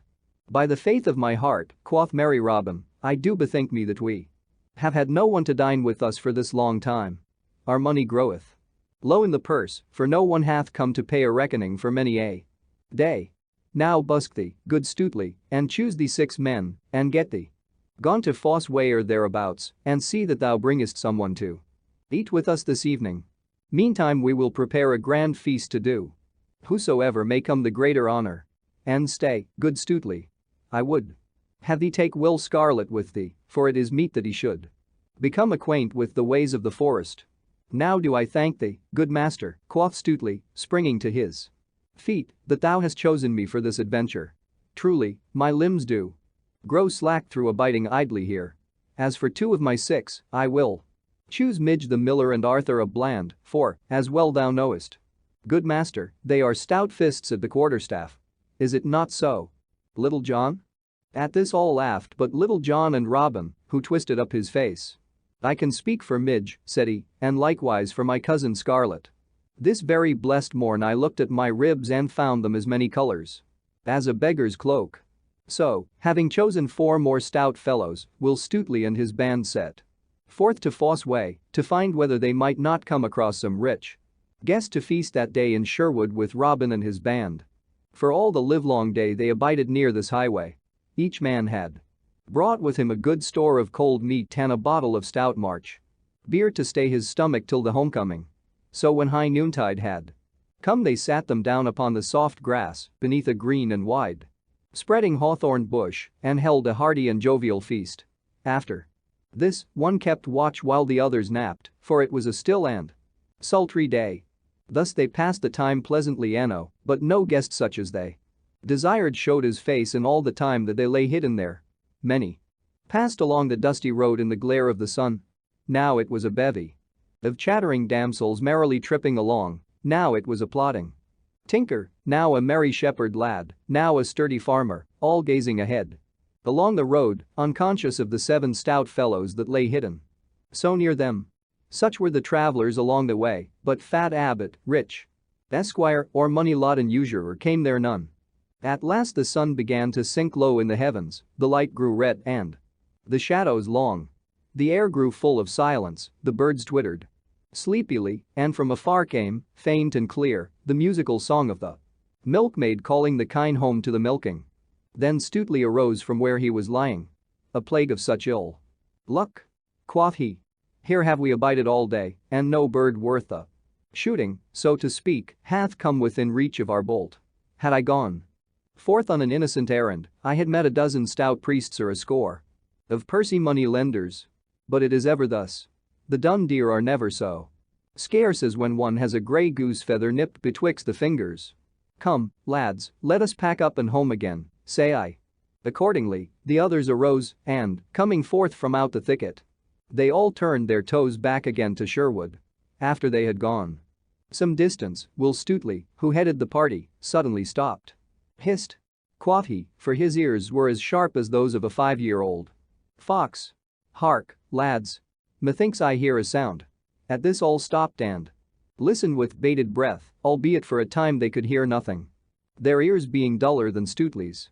At length they heard a faint and melancholy sound, like someone in lamentation. "Ha!" quoth Will Scarlet, "this must be looked into. There is someone in distress nigh to us here." "I know not," quoth Will Stutely, shaking his head doubtfully. Our master is ever rash about thrusting his finger into a boiling pot, but for my part, I see no use in getting ourselves into mischievous coils. Yon is a man's voice, if I mistake not, and a man should be always ready to get himself out from his own pothers. Then out spake Will Scarlet boldly. Now out upon thee, to talk in that manner, Stutely. Stay, if thou dost list. I go to see what may be the trouble of this poor creature. Nay, quoth Stutely, thou dost leap so quickly, thou'lt tumble into the ditch. Who said I would not go? Come along, say I. Thus saying, he led the way, the others following, till, after they had gone a short distance, they came to a little opening in the woodland, whence a brook, after gurgling out from under the tangle of overhanging bushes, spread out into a broad and glassy pebbled pool. By the side of this pool, and beneath the branches of a willow, lay a youth upon his face, weeping aloud, the sound of which had first caught the quick ears of Stutely. His golden locks were tangled, his clothes were all awry, and everything about him beckoned sorrow and woe. Over his head, from the branches of the osier, hung a beautiful harp of polished wood inlaid with gold and silver in fantastic devices. Beside him lay a stoutish bow and half a score of fair, smooth arrows. Halloa! Shouted Will Stutely when they had come out from the forest into the little open spot. Who art thou, fellow, that liest there? Killing all the green grass with salt water? Hearing the voice, the stranger sprang to his feet and, snatching up his bow and fitting a shaft, held himself in readiness for whatever ill might befall him. Truly, said one of the yeomen, when they had seen the young stranger's face, I do know that lad right well. He is a certain minstrel that I have seen hereabouts more than once. It was only a week ago I saw him skipping across the hill like a yearling doe. A fine sight he was then, with a flower at his ear and a cock's plume stuck in his cap, but now, methinks, our cockerel is shorn of his gay feathers. Pa! Cried Will Stutely, coming up to the stranger, wipe thine eyes. Man! I do hate to see a tall, stout fellow so snivelling like a girl of 14 over a dead tomtit. Put down thy bow, man. We mean thee no harm. But Will Scarlet, seeing how the stranger, who had a young and boyish look, was stung by the words that Stutely had spoken, came to him and put his hand upon the youth's shoulder. Nay, thou art in trouble, poor boy, said he kindly. Mind not what these fellows have said. They are rough, but they mean thee well. Mayhap they do not understand a lad like thee. Thou shalt come with us, and perchance we may find a certain one that can aid thee in thy perplexities, whatsoever they may be. Yea, truly, come along, said Will Stutely gruffly. I meant thee no harm, and may mean thee some good. Take down thy singing tool from off this fair tree, and away with us. The youth did as he was bidden and, with bowed head and sorrowful step, accompanied the others, walking beside Will Scarlet. So they wended their way through the forest. The bright light faded from the sky and a glimmering gray fell over all things. From the deeper recesses of the forest the strange whispering sounds of nighttime came to the ear, all else was silent, saving only for the rattling of their footsteps amid the crisp, dry leaves of the last winter. At last a ruddy glow shone before them here and there through the trees, a little farther and they came to the open glade, now bathed in the pale moonlight. In the center of the open crackled a great fire, throwing a red glow on all around. At the fire were roasting juicy steaks of venison, pheasants, capons, and fresh fish from the river. All the air was filled with the sweet smell of good things cooking. The little band made its way across the glade, many yeomen turning with curious looks and gazing after them, but none speaking or questioning them. So, with Will Scarlet upon one side and Will Stutely upon the other, the stranger came to where Robin Hood sat on a seat of moss under the greenwood tree, with Little John standing beside him. Good even, fair friend, said Robin Hood, rising as the other drew near. And hast thou come to feast with me this day? Alas! I know not, said the lad, looking around him with dazed eyes. For he was bewildered with all that he saw.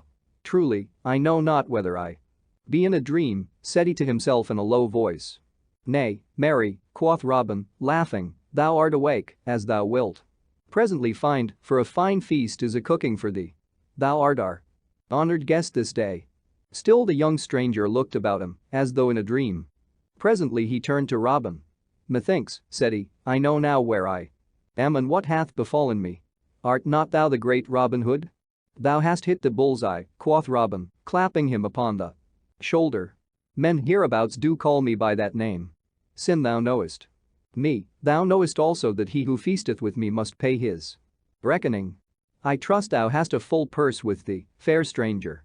"Alas," said the stranger, "I have no purse nor no money either, saving only the half of a sixpence, the other half of which mine own dear love doth carry in her bosom, hung about her neck by a strand of silken thread." At this speech a great shout of laughter went up from those around. Whereat the poor boy looked as he would die of shame, but Robin Hood turned sharply to Will Stutely. "Why, how now," quoth he, "is this the guest that thou hast brought us to fill our purse? Methinks thou hast brought but a lean cock to the market." "Nay, good master," answered Will Stutely, grinning, "he is no guest of mine, it was Will Scarlet that brought him thither." Then up spoke Will Scarlet and told how they had found the lad in sorrow and how he had brought him to Robin, thinking that he might perchance aid him in his trouble. Then Robin Hood turned to the youth and, placing his hand upon the other's shoulder, held him off at arm's length, scanning his face closely. "A young face," quoth he in a low voice, half to himself, "a kind face. A good face.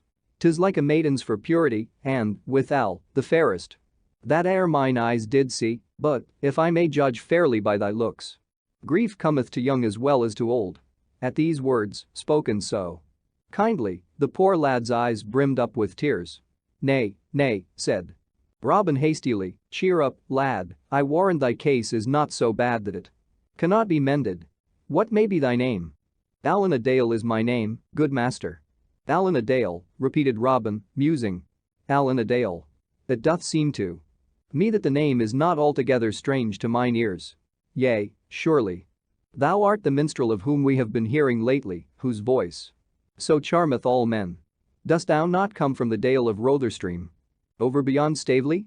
"Yea, truly," answered Allan, "I do come thence." "How old art thou, Allan?" said Robin. "I am but 20 years of age." "Methinks thou art over young to be perplexed with trouble," quoth Robin kindly, then, turning to the others, he cried, "Come, lads, busk ye and get our feast ready, only thou, Will Scarlet, and thou, Little John, stay here with me." Then, when the others had gone, each man about his business, Robin turned once more to the youth. "Now, lad," said he, "tell us thy troubles and speak freely. A flow of words doth ever ease the heart of sorrows, it is like opening the waste weir when the mill dam is over full. Come, sit thou here beside me and speak at thine ease." Then straightway the youth told the three yeomen all that was in his heart, at first in broken words and phrases, then freely and with greater ease when he saw that all listened closely to what he said. So he told them how he had come from York to the sweet vale of Rother, travelling the country through as a minstrel, stopping now at castle, now at hall, and now at farmhouse, how he had spent one sweet evening in a certain broad, low farmhouse where he sang before a stout franklin and a maiden as pure and lovely as the first snowdrop of spring, how he had played and sung to her, and how sweet Ellen o' the Dale had listened to him and had loved him. Then, in a low, sweet voice, scarcely louder than a whisper, he told how he had watched for her and met her now and then when she went abroad, but was all too afraid in her sweet presence to speak to her, until at last, beside the banks of Rother, he had spoken of his love, and she had whispered that which had made his heartstrings quiver for joy. Then they broke a sixpence between them and vowed to be true to one another forever. Next he told how her father had discovered what was a-doing and had taken her away from him so that he never saw her again, and his heart was sometimes like to break, how this morn, only one short month and a half from the time that he had seen her last, he had heard and knew it to be so, that she was to marry old Sir Stephen of Trent 2 days hence, for Ellen's father thought it would be a grand thing to have his daughter marry so high, albeit she wished it not, nor was it wonder that a knight should wish to marry his own sweet love, who was the most beautiful maiden in all the world. To all this the yeomen listened in silence, the clatter of many voices, jesting and laughing, sounding around them, and the red light of the fire shining on their faces and in their eyes. So simple were the poor boy's words, and so deep his sorrow, that even little John felt a certain knotty lump rise in his throat. "I wonder not," said Robin, after a moment's silence, "that thy true love loved thee, for thou hast surely a silver cross beneath thy tongue. Even like good Saint Francis, that could charm the birds of the air by his speech. By the breath of my body," burst forth Little John, seeking to cover his feelings with angry words, "I have a great part of a mind to go straightway and cudgel the nasty life out of the body of that same vile Sir Stephen. Mary, come up, say I what a plague does an old weazen think that tender lasses are to be bought like pullets o' a market-day? Out upon him. Aye, but no matter, only let him look to himself." Then up spoke Will Scarlet. "Methinks it seemeth but ill done of the lass that she should so quickly change at others' bidding, more especially when it cometh to the marrying of a man as old as this same Sir Stephen. I like it not in her, Allen." "Nay," said Allen hotly, "thou dost wrong her. She is as soft and gentle as a stock dove. I know her better than anyone in all the world. She may do her father's bidding, but if she marries Sir Stephen, her heart will break and she will die. My own sweet dear, He stopped and shook his head, for he could say nothing further. While the others were speaking, Robin Hood had been sunk in thought. "Methinks I have a plan might fit thy case, Allen," said he. "But tell me first, thinkest thou, lad, that thy true love hath spirit enough to marry thee were ye together in church, the banns published, and the priest found, even were her father to say her nay?" "Ay, marry would she," cried Allen eagerly. "Then, if her father be the man that I take him to be, I will undertake that he shall give you both his blessing as wedded man and wife, in the place of old Sir Stephen, and upon his wedding morn. But stay, now I bethink me, there is one thing reckoned not upon the priest. Truly, those of the cloth do not love me overmuch, and when it comes to doing as I desire in such a matter, they are as like as not to prove stiff-necked. As to the lesser clergy, they fear to do me a favor because of abbot or bishop." "Nay," quoth Will Scarlet, laughing, "so far as that goeth, I know of a certain friar that, couldst thou but get on the soft side of him, would do thy business even though Pope Joan herself stood forth to ban him. He is known as the Curtal Friar of Fountain Abbey and dwelleth in Fountain Dale." "But," quoth Robin, "Fountain Abbey is a good 100 miles from here. And we would help this lad, we have no time to go thither and back before his true love will be married. Naught is to be gained there, cause." "Yea," quoth Will Scarlet, laughing again, "but this Fountain Abbey is not so far away as the one of which thou speakest, uncle. The Fountain Abbey of which I speak is no such rich and proud place as the other, but a simple little cell, yet, withal, as cozy a spot as ever stout anchorite welled within. I know the place well, and can guide thee thither, for, though it is a goodly distance, yet methinks a stout pair of legs could carry a man there and back in one day." "Then give me thy hand, Allen," cried Robin, "and let me tell thee, I swear by the bright hair of Saint Elfrida that this time 2 days hence Elena Dale shall be thy wife. I will seek this same friar of Fountain Abbey tomorrow day, and I warrant I will get upon the soft side of him. Even if I have to drub one soft." At this Will Scarlet laughed again. "Be not too sure of that, good uncle," quoth he, "nevertheless, from what I know of him, I think this Curtal Friar will gladly join two such fair lovers, more especially if there be good eating and drinking afoot thereafter." But now one of the band came to say that the feast was spread upon the grass, so, Robin leading the way, the others followed to where the goodly feast was spread. Merry was the meal. Jest and story passed freely, and all laughed till the forest rang again. Allen laughed with the rest, for his cheeks were flushed with the hope that Robin Hood had given him. At last the feast was done, and Robin Hood turned to Allen, who sat beside him. "Now, Allen," quoth he, "so much has been said of thy singing that we would fain have a taste of thy skill ourselves. Canst thou not give us something?" "Surely," answered Allen readily, for he was no third-rate songster that must be asked again and again, but said yes or no at the first bidding, so, taking up his harp, he ran his fingers lightly over the sweetly sounding strings, and all was hushed about the cloth. Then, backing his voice with sweet music on his harp, he sang May Ellen's Wedding, giving an account of how she was beloved by a fairy prince who took her to his own home. May Ellen sat beneath a thorn, and in a shower around the blossoms fell at every breeze like snow upon the ground. and in a lime tree near was heard the sweet song of a strange wild bird. Oh sweet, sweet, sweet, oh piercing sweet, oh lingering sweet the strain. May Ellen's heart within her breast stood still with blissful pain. And so, with listening, upturned face, she sat as dead in that fair place. Come down from out the blossoms, bird. Come down from out the tree. And on my heart I'll let thee lie, and love thee tenderly. Thus cried May Ellen, soft and low. From where the hawthorn shed its snow, down dropped a bird on quivering wing from out the blossoming tree, and nestled in her snowy breast. My love, cried she. Then straightway home, mid sun and flower, she bare him to her own sweet bower. The day hath passed to mellow night. The moon floats o'er the lea, and in its solemn pallid light a youth stands silently, a youth of beauty strange and rare. Within May Ellen's bower there he stood where o'er the pavement cold the glimmering moonbeams lay. May Ellen gazed with wide, scared eyes, nor could she turn away. For, as in mystic dreams we see, a spirit stood he silently, all in a low and breathless voice. Whence comest thou? Said she. Art thou the creature of a dream, or a vision that I see? Then soft spake he, as night winds shiver through straining reeds beside the river. I came, a bird on feathered wing, from distant fairyland, where murmuring waters softly sing, upon the golden strand, where sweet trees are forever green, and there my mother is the queen.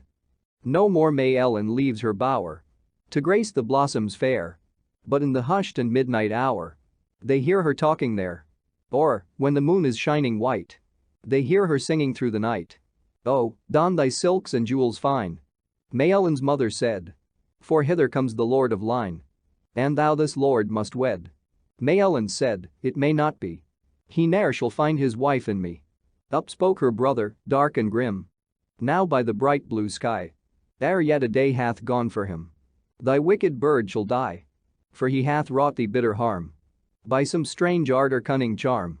Then, with a sad and mournful song, away the bird did fly, and o'er the castle eaves, and through the grey and windy sky. Come forth. Then cried the brother grim. Why dost thou gaze so after him? It is May Ellen's wedding day. The sky is blue and fair, and many a lord and lady gay in church are gathered there. The bridegroom was Sir Hugh the Bold, all clad in silk and cloth of gold. In came the bride in samite white, with a white wreath on her head. Her eyes were fixed with a glassy look, her face was as the dead, and when she stood among the throng, she sang a wild and wondrous song. Then came a strange and rushing sound, like the coming wind doth bring, and in the open windows shot 9 swans on whistling wing, and high above the heads they flew, in gleaming fight the darkness through. Around May Ellen's head they flew, in white and windy fight, and 3 times round the circle drew. The guests shrank in affright, and the priest beside the altar there did cross himself with muttered prayer. But the 3rd time they flew around, fair Ellen straight was gone, and in her place, upon the ground, there stood a snow-white swan. Then, with a wild and lovely song, it joined the swift and winged throng. There's ancient men at weddings been for 60 years and more, but such a wondrous wedding day they never saw before. But none could check and none could stay the swans that bore the bride away. Not a sound broke the stillness when Allen a Dale had done, but all sat gazing at the handsome singer, for so sweet was his voice and the music, that each man sat with bated breath, lest one drop more should come and he should lose it. By my faith and my troth, quoth Robin at last, drawing a deep breath. Lad, thou must not leave our company, Allen. Wilt thou not stay with us here in the sweet green forest? Truly, I do feel my heart go out toward thee with great love. Then Allen took Robin's hand and kissed it. I will stay with thee always, dear master, said he, for never have I known such kindness as thou hast shown me this day. Then Will Scarlet stretched forth his hand and shook Allen's in token of fellowship, as did Little John likewise. And thus the famous Allen A. Dale became one of Robin Hood's band. Robin Hood seeks the Curtal Friar. The stout yeomen of Sherwood Forest were ever early risers of a morn, more especially when the summertime had come, for then in the freshness of the dawn the dew was always the brightest and the song of the small birds the sweetest. Quoth Robin, Now will I go to seek this same friar of Fountain Abbey of whom we spake yesternight, and I will take with me 4 of my good men. And these 4 shall be Little John, Will Scarlet, David of Doncaster, and Arthur of Bland. Bide the rest of you here, and Will Stuteley shall be your chief while I am gone." Then straightway Robin Hood donned a fine steel coat of chain mail, over which he put on a light jacket of Lincoln green. Upon his head he clapped a steel cap, and this he covered by one of soft white leather, in which stood a nodding cock's plume. By his side he hung a good broadsword of tempered steel, the bluish blade marked all over with strange figures of dragons, winged women, and what not. A gallant sight was Robin so arrayed, I wot, the glint of steel showing here and there as the sunlight caught brightly the links of polished mail that showed beneath his green coat. So, having arrayed himself, he and the 4 yeomen set forth upon their way, Will Scarlet taking the lead, for he knew better than the others whither to go. Thus, mile after mile, they strode along, now across a brawling stream, now along a sunlit road, now adown some sweet forest path, over which the trees met in green and rustling canopy, and at the end of which a herd of startled deer dashed away, with rattle of leaves and crackle of branches. Onward they walked with song and jest and laughter till noontide was past, when at last they came to the banks of a wide, glassy, and lily-padded stream. Here a broad, beaten path stretched along beside the banks, on which path labored the horses that tugged at the slow-moving barges, laden with barley meal or what not, from the countryside to the many-towered town. But now, in the hot silence of the midday, no horse was seen nor any man besides themselves. Behind them and before them stretched the river, its placid bosom ruffled here and there by the purple dusk of a small breeze.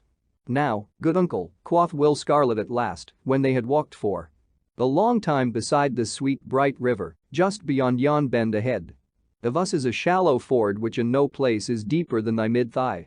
And upon the other side of the stream is a certain little hermitage, hidden amidst the bosky tangle of the thickets wherein dwelleth the Friar of Fountain Dale. Thither will I lead thee, for I know the way, albeit it is not over hard to find." "Nay," quoth jolly Robin, stopping suddenly, "had I thought that I should have had to wade water, even were it so crystal a stream as this, I had donned other clothes than I have upon me. But no matter now, for after all a wetting will not wash the skin away, and what must be, must. But bide ye here, lads, for I would enjoy this merry adventure alone. Nevertheless, listen well, and if ye hear me sound upon my bugle horn, come quickly." So saying, he turned and left them, striding onward alone. Robin had walked no farther than where the bend of the road hid his good men from his view when he stopped suddenly, for he thought that he heard voices. He stood still and listened, and presently heard words passed back and forth betwixt what seemed to be 2 men, and yet the 2 voices were wondrously alike. The sound came from over behind the bank that here was steep and high, dropping from the edge of the road a score of feet to the sedgy verge of the river. "'Tis strange," muttered Robin to himself after a space, when the voices had ceased their talking, "surely there be 2 people that spoke the one to the other, and yet methinks their voices are mightily alike. I make my vow that never have I heard the like in all my life before. Truly, if this twain are to be judged by their voices, no 2 peas were ever more alike. I will look into this matter." So saying, he came softly to the river bank and laying him down upon the grass, peered over the edge and down below. All was cool and shady beneath the bank. A stout osier grew, not straight upward, but leaning across the water, shadowing the spot with its soft foliage. All around grew a mass of feathery ferns such as hide and nestle in cool places, and up to Robin's nostrils came the tender odor of the wild thyme that loves the moist verges of running streams. Here, with his broad back against a rugged trunk of the willow tree and half hidden by the soft ferns around him, sat a stout, brawny fellow, but no other man was there.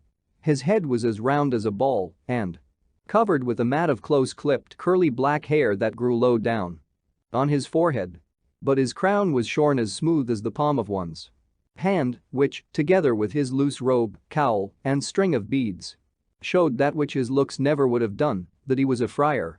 His cheeks were as red and shining as a winter crab, albeit they were nearly covered over with a close curly black beard, as were his chin and upper lip likewise.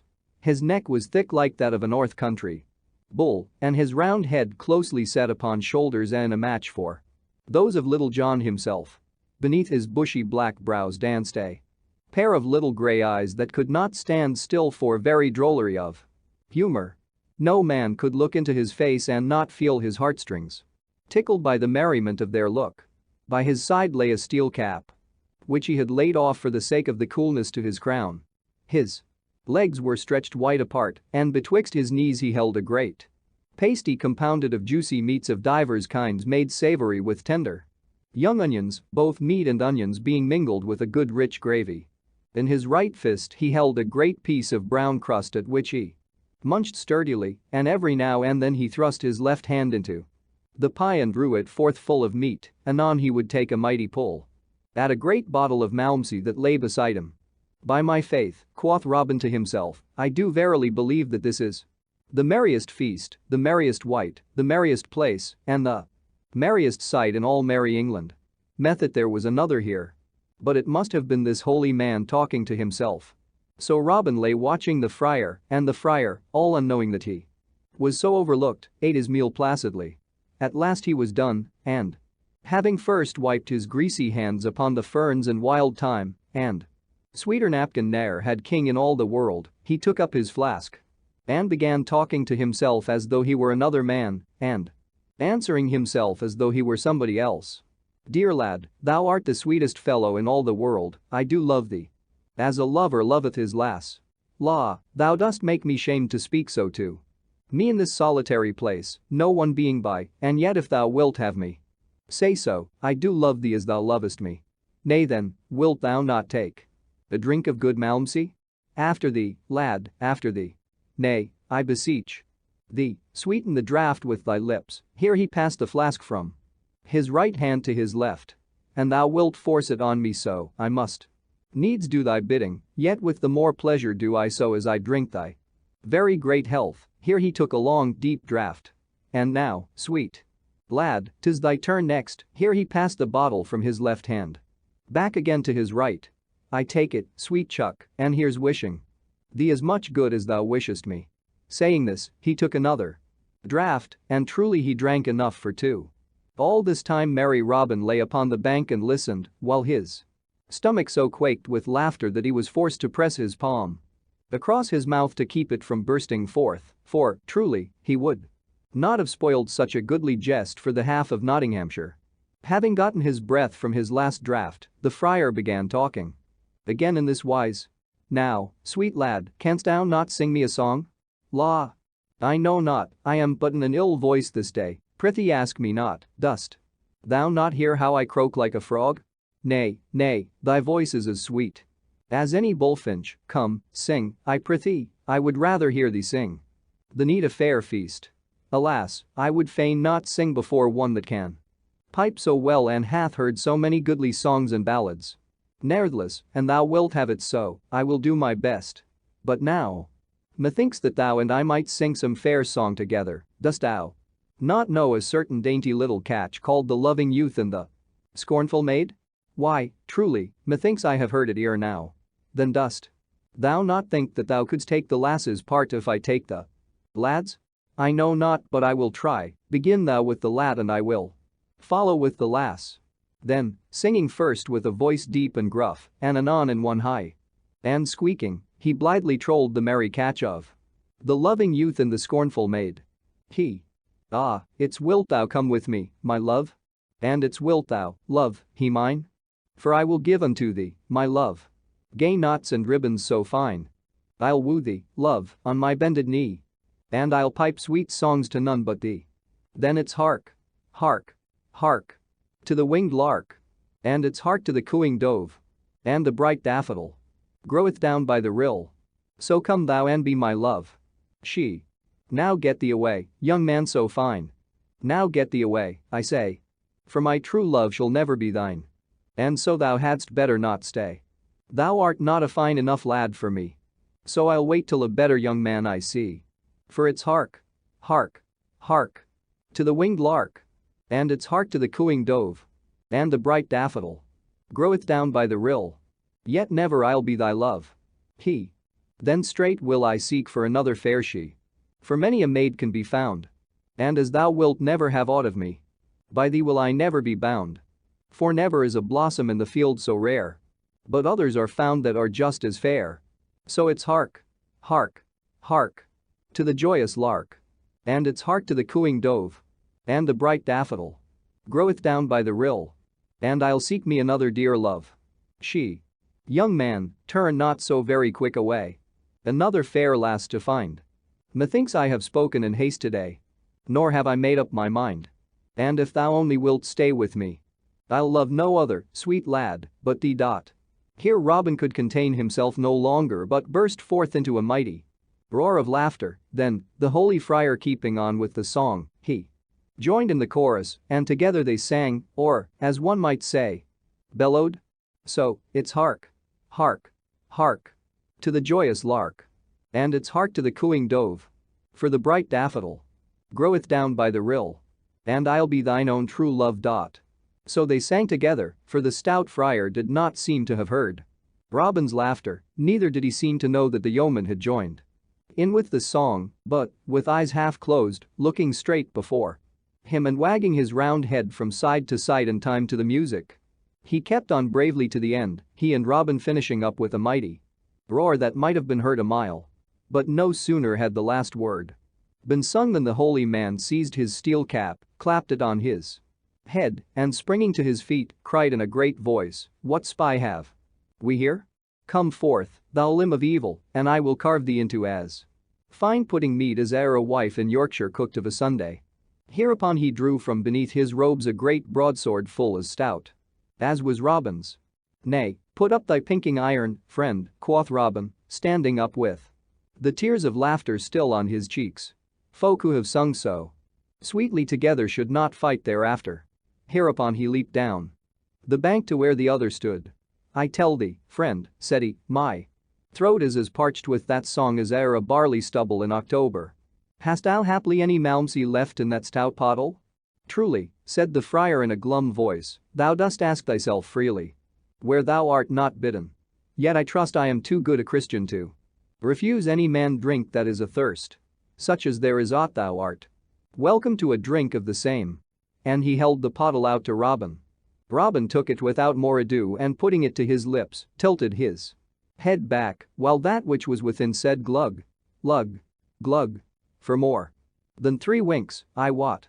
The stout friar watched Robin anxiously the while, and when he was done took the pottle quickly. He shook it, held it betwixt his eyes in the light, looked reproachfully at the yeoman, and straightway placed it at his own lips. When it came away again there was naught within it. "Dost thou know the country hereabouts, thou good and holy man?" asked Robin, laughing. "Yea, somewhat," answered the other dryly. "And dost thou know of a certain spot called Fountain Abbey?" "Yea, somewhat." "Then perchance thou knowest also of a certain one who goeth by the name of the Curtal Friar of Fountain Abbey?" "Yea, somewhat." "Well then, good fellow, holy father, or whatever thou art," quoth Robin, "I would know whether this same friar is to be found upon this side of the river or the other." "That," quoth the friar, "is a practical question upon which the cunning rules appertaining to logic touch not. I do advise thee to find that out by the aid of thine own 5 senses, sight, feeling, and what not." "I do wish much," quoth Robin, looking thoughtfully at the stout priest, "to cross yon ford and strive to find this same good friar." "Truly," said the other piously, "it is a goodly wish on the part of one so young. Far be it from me to check thee in so holy a quest, friend. The river is free to all." "Yea, good father," said Robin, "but thou seest that my clothes are of the finest and I fain would not get them wet. Methinks thy shoulders are stout and broad, couldst thou not find it in thy heart to carry me across?" "Now, by the white hand of the Holy Lady of the Fountain," burst forth the friar in a mighty rage, "dost thou poor puny stripling, thou kiss my lady Lapa Penge, thou what shall I call thee? Dost thou ask me, the holy tuck, to carry thee? Now I swear," here he paused suddenly, then slowly the anger passed from his face and his little eyes twinkled once more. "But why should I not?" quoth he piously. "Did not the holy Saint Christopher ever carry the stranger across the river? And should I, poor sinner that I am, be ashamed to do likewise? Come with me, stranger, and I will do thy bidding in an humble frame of mind." So saying, he clambered up the bank, closely followed by Robin, and led the way to the shallow pebbly ford, chuckling to himself the while as though he were enjoying some goodly jest within himself. Having come to the ford, he girded up his robes about his loins, tucked his good broadsword beneath his arm, and stooped his back to take Robin upon it. Suddenly he straightened up. "Methinks," quoth he, "thou'lt get thy weapon wet. Let me tuck it beneath mine arm along with mine own." "Nay, good father," said Robin, "I would not burden thee with aught of mine but myself." "Dost thou think," said the friar mildly, "that the good saint Christopher would ha' sought his own ease so? Nay, give me thy tool as I bid thee, for I would carry it as a penance to my pride." Upon this, without more ado, Robin Hood unbuckled his sword from his side and handed it to the other, who thrust it with his own beneath his arm. Then once more the friar bent his back, and, Robin having mounted upon it, he stepped sturdily into the water and so strode onward, splashing in the shoal and breaking all the smooth surface into ever widening rings. At last he reached the other side and Robin leaped lightly from his back. "Many thanks, good father," quoth he. "Thou art indeed a good and holy man. Prithee give me my sword and let me away, for I am in haste." At this the stout friar looked upon Robin for a long time, his head on one side and with a most waggish twist to his face, then he slowly winked his right eye. "Nay, good youth," said he gently, "I doubt not that thou art in haste with thine affairs, yet thou dost think nothing of mine. Thine are of a carnal nature, mine are of a spiritual nature. A holy work, so to speak, moreover, mine affairs do lie upon the other side of this stream. I see by thy quest of this same holy recluse that thou art a good young man and most reverent to the cloth. I did get wet coming hither, and am sadly afraid that should I wade the water again I might get certain cricks and pains I the joints that would mar my devotions for many a day to come. I know that since I have so humbly done thy bidding thou wilt carry me back again. Thou seest how Saint Godric, that holy hermit whose natal day this is, hath placed in my hands 2 swords and in thine never a one. Therefore be persuaded, good youth, and carry me back again." Robin Hood looked up and he looked down, biting his nether lip. Quoth he, "Thou cunning friar, thou hast me fair and fast enow. Let me tell thee that not one of thy cloth hath so hoodwinked me in all my life before. I might have known from thy looks that thou wert no such holy man as thou didst pretend to be." "Nay," interrupted the friar, "I bid thee speak not so scurrilously. Neither, lest thou mayst perchance feel the prick of an inch or so of blue steel." "Tut, tut," said Robin, "speak not so, friar, the loser hath ever the right to use his tongue as he doth list. Give me my sword, I do promise to carry thee back straightway. Nay, I will not lift the weapon against thee." "Marry, come up," quoth the friar, "I fear thee not, fellow. Here is thy skewer, and get thyself presently ready, for I would hasten back." So Robin took his sword again and buckled it at his side, then he bent his stout back and took the friar upon it. Now I wot Robin Hood had a heavier load to carry in the friar than the friar had in him. Moreover, he did not know the ford, so he went stumbling among the stones, now stepping into a deep hole, and now nearly tripping over a boulder, while the sweat ran down his face in beads from the hardness of his journey and the heaviness of his load. Meantime, the friar kept digging his heels into Robin's sides and bidding him hasten, calling him many ill names the while. To all this, Robin answered never a word, but, having softly felt around till he found the buckle of the belt that held the friar's sword, he worked slyly at the fastenings, seeking to loosen them. Thus it came about that, by the time he had reached the other bank with his load, the friar's sword belt was loose, albeit he knew it not, so when Robin stood on dry land and the friar leaped from his back, the yeoman gripped hold of the sword so that blade, sheath, and strap came away from the holy man, leaving him without a weapon. "Now then," quoth merry Robin, panting as he spake and wiping the sweat from his brow, "I have thee, fellow. This time that same saint of whom thou didst speak, but now hath delivered 2 swords into my hand and hath stripped thine away from thee. Now if thou dost not carry me back, and That speedily, I swear I will prick thy skin till it is as full of holes as a slashed doublet." The good friar said not a word for a while, but he looked at Robin with a grim look. "Now," said he at last, "I did think that thy wits were of the heavy sort and knew not that thou wert so cunning. Truly, thou hast me upon the hip. Give me my sword, and I promise not to draw it against thee save in self-defense, also, I promise to do thy bidding and take thee upon my back and carry thee." So jolly Robin gave him his sword again, which the friar buckled to his side, and this time looked to it that it was more secure in its fastenings. Then tucking up his robes once more, he took Robin Hood upon his back and without a word stepped into the water and so waited on in silence while Robin sat laughing upon his back. At last he reached the middle of the ford where the water was deepest. Here he stopped for a moment and then, with a sudden lift of his hand and heave of his shoulders, fairly shot Robin over his head as though he were a sack of grain. Down went Robin into the water with a mighty splash.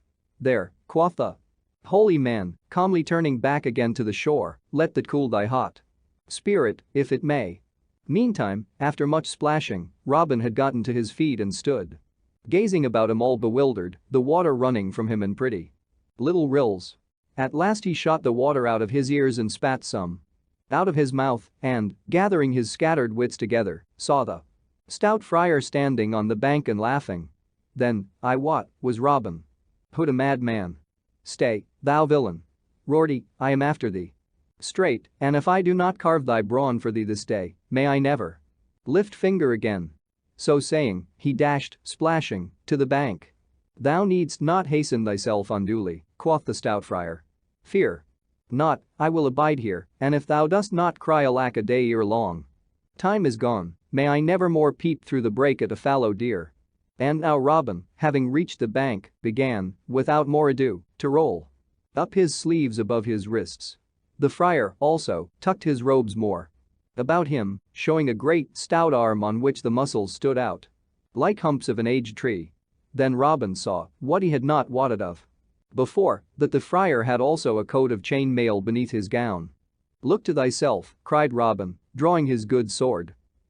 "Marry," quoth the friar, who held his already in his hand. So, without more ado, they came together, and thereupon began a fierce and mighty battle. Right and left, and up and down and back and forth they fought. The swords flashed in the sun and then met with a clash that sounded far and near. I wot this was no playful bout at quarterstaff, but a grim and serious fight of real earnest. Thus they strove for an hour or more, pausing every now and then to rest, at which times each looked at the other with wonder and thought that never had he seen so stout a fellow. Then once again they would go at it more fiercely than ever. Yet in all this time neither had harmed the other nor caused his blood to flow. At last merry Robin cried, "Hold thy hand, good friend." Whereupon both lowered their swords. "Now I crave a boon ere we begin again," quoth Robin, wiping the sweat from his brow, for they had striven so long that he began to think that it would be an ill-done thing either to be smitten himself or to smite so stout and brave a fellow. "What wouldst thou have of me?" asked the friar. "Only this," quoth Robin, "that thou wilt let me blow thrice upon my bugle horn." The friar bent his brows and looked shrewdly at Robin Hood. "Now I do verily think that thou hast some cunning trick in this," quoth he. "Ne'ertheless, I fear thee not, and will let thee have thy wish, providing thou wilt also let me blow thrice upon this little whistle." "With all my heart," quoth Robin, "so, here goes for one." So saying, he raised his silver horn to his lips and blew thrice upon it, clear and high. Meantime, the friar stood watching keenly for what might come to pass, holding in his fingers the while a pretty silver whistle, such as knights use for calling their hawks back to their wrists, which whistle always hung at his girdle along with his rosary. Scarcely had the echo of the last note of Robin's bugle come winding back from across the river when 4 tall men in Lincoln green came running around the bend of the road, each with a bow in his hand and an arrow ready knocked upon the string. "Ha! Is it thus, thou traitor knave?" cried the friar. "Then, marry, look to thyself." So saying, he straightway clapped the hawk's whistle to his lips and blew a blast that was both loud and shrill. And now there came a crackling of the bushes that lined the other side of the road, and presently forth from the covert burst 4 great, shaggy hounds. At 'em, sweet lips. At 'em, bell throat. At 'em, beauty. At 'em, fangs. Cried the friar, pointing at Robin. And now it was well for that yeoman that a tree stood nigh him beside the road, else had he had an ill chance of it. Ere one could say gaffer. Downtdale the hounds were upon him, and he had only time to drop his sword and leap lightly into the tree, around which the hounds gathered, looking up at him as though he were a cat on the eaves. But the friar quickly called off his dogs. At 'em, cried he, pointing down the road to where the yeomen were standing stock still with wonder of what they saw. As the hawk darts down upon its quarry, so sped the 4 dogs at the yeoman, but when the 4 men saw the hounds so coming, all with one accord, saving only Will Scarlet, drew each man his goosefeather to his ear and let fly his shaft. And now the old ballad telleth of a wondrous thing that happened, for thus it says, that each dog so shot at leaped lightly aside, and as the arrow passed him whistling, caught it in his mouth and bit it in twain. Now it would have been an ill day for these 4 good fellows had not Will Scarlet stepped before the others and met the hounds as they came rushing. "Why, how now, Fangs?" cried he sternly. "Down, beauty. Down. Sirrah. What means this?" At the sound of his voice each dog shrank back quickly and then straightway came to him and licked his hands and fawned upon him, as is the wont of dogs that meet one they know. Then the 4 yeomen came forward, the hounds leaping around Will Scarlet joyously. "Why, how now?" cried the stout friar, "what means this? Art thou wizard to turn those wolves into lambs?" "Ha!" cried he, when they had come still nearer, "can I trust mine eyes? What means it that I see young master William Gamwell in such company?" "Nay, Tuck," said the young man, as the 4 came forward to where Robin was now clambering down from the tree in which he had been roosting, he having seen that all danger was over for the time. "Nay, Tuck, my name is no longer Will Gamwell, but Will Scarlet, and this is my good uncle Robin Hood, with whom I am abiding just now." "Truly, good master," said the friar, looking somewhat abashed and reaching out his great palm to Robin, "I ha oft heard thy name both sung and spoken of, but I never thought to meet thee in battle. I crave thy forgiveness, and a wonder not that I found so stout a man against me." "Truly, most holy father," said Little John, "I am more thankful than e'er I was in all my life before that our good friend Scarlet knew thee and thy dogs. I tell thee seriously that I felt my heart crumble away from me when I saw my shaft so miss its aim, and those great beasts of thine coming straight at me." "Thou mayst indeed be thankful, friend," said the friar gravely. "But, Master Will, how cometh it that thou dost now abide in Sherwood?" "Why, Tuck, dost thou not know of my ill happening with my father's steward?" answered Scarlet. "Yea, truly, yet I knew not that thou wert in hiding because of it. Marry, the times are all awry when a gentleman must lie hidden for so small a thing." "But we are losing time," quoth Robin, "and I have yet to find that same Curtal friar." "Why, uncle, thou hast not far to go," said Will Scarlet, pointing to the friar, "for there he stands beside thee." "How?" quoth Robin, "art thou the man that I have been at such pains to seek all day and have got such a ducking for?" "Why, truly," said the friar demurely, "some do call me the Curtal friar of Fountain Dale, others again call me in jest the abbot of Fountain Abbey, others still again call me simple Friar Tuck." "I like the last name best," quoth Robin, "for it doth slip more glibly off the tongue. But why didst thou not tell me thou wert he I sought, instead of sending me searching for black moonbeams?" "Why, truly, thou didst not ask me, good master," quoth stout Tuck, "but what didst thou desire of me?" "Nay," quoth Robin, "the day groweth late, and we cannot stand longer talking here. Come back with us to Sherwood, and I will unfold all to thee as we travel along." So, without tarrying longer, they all departed, with the stout dogs at their heels, and wended their way back to Sherwood again, but it was long past nightfall ere they reached the greenwood tree.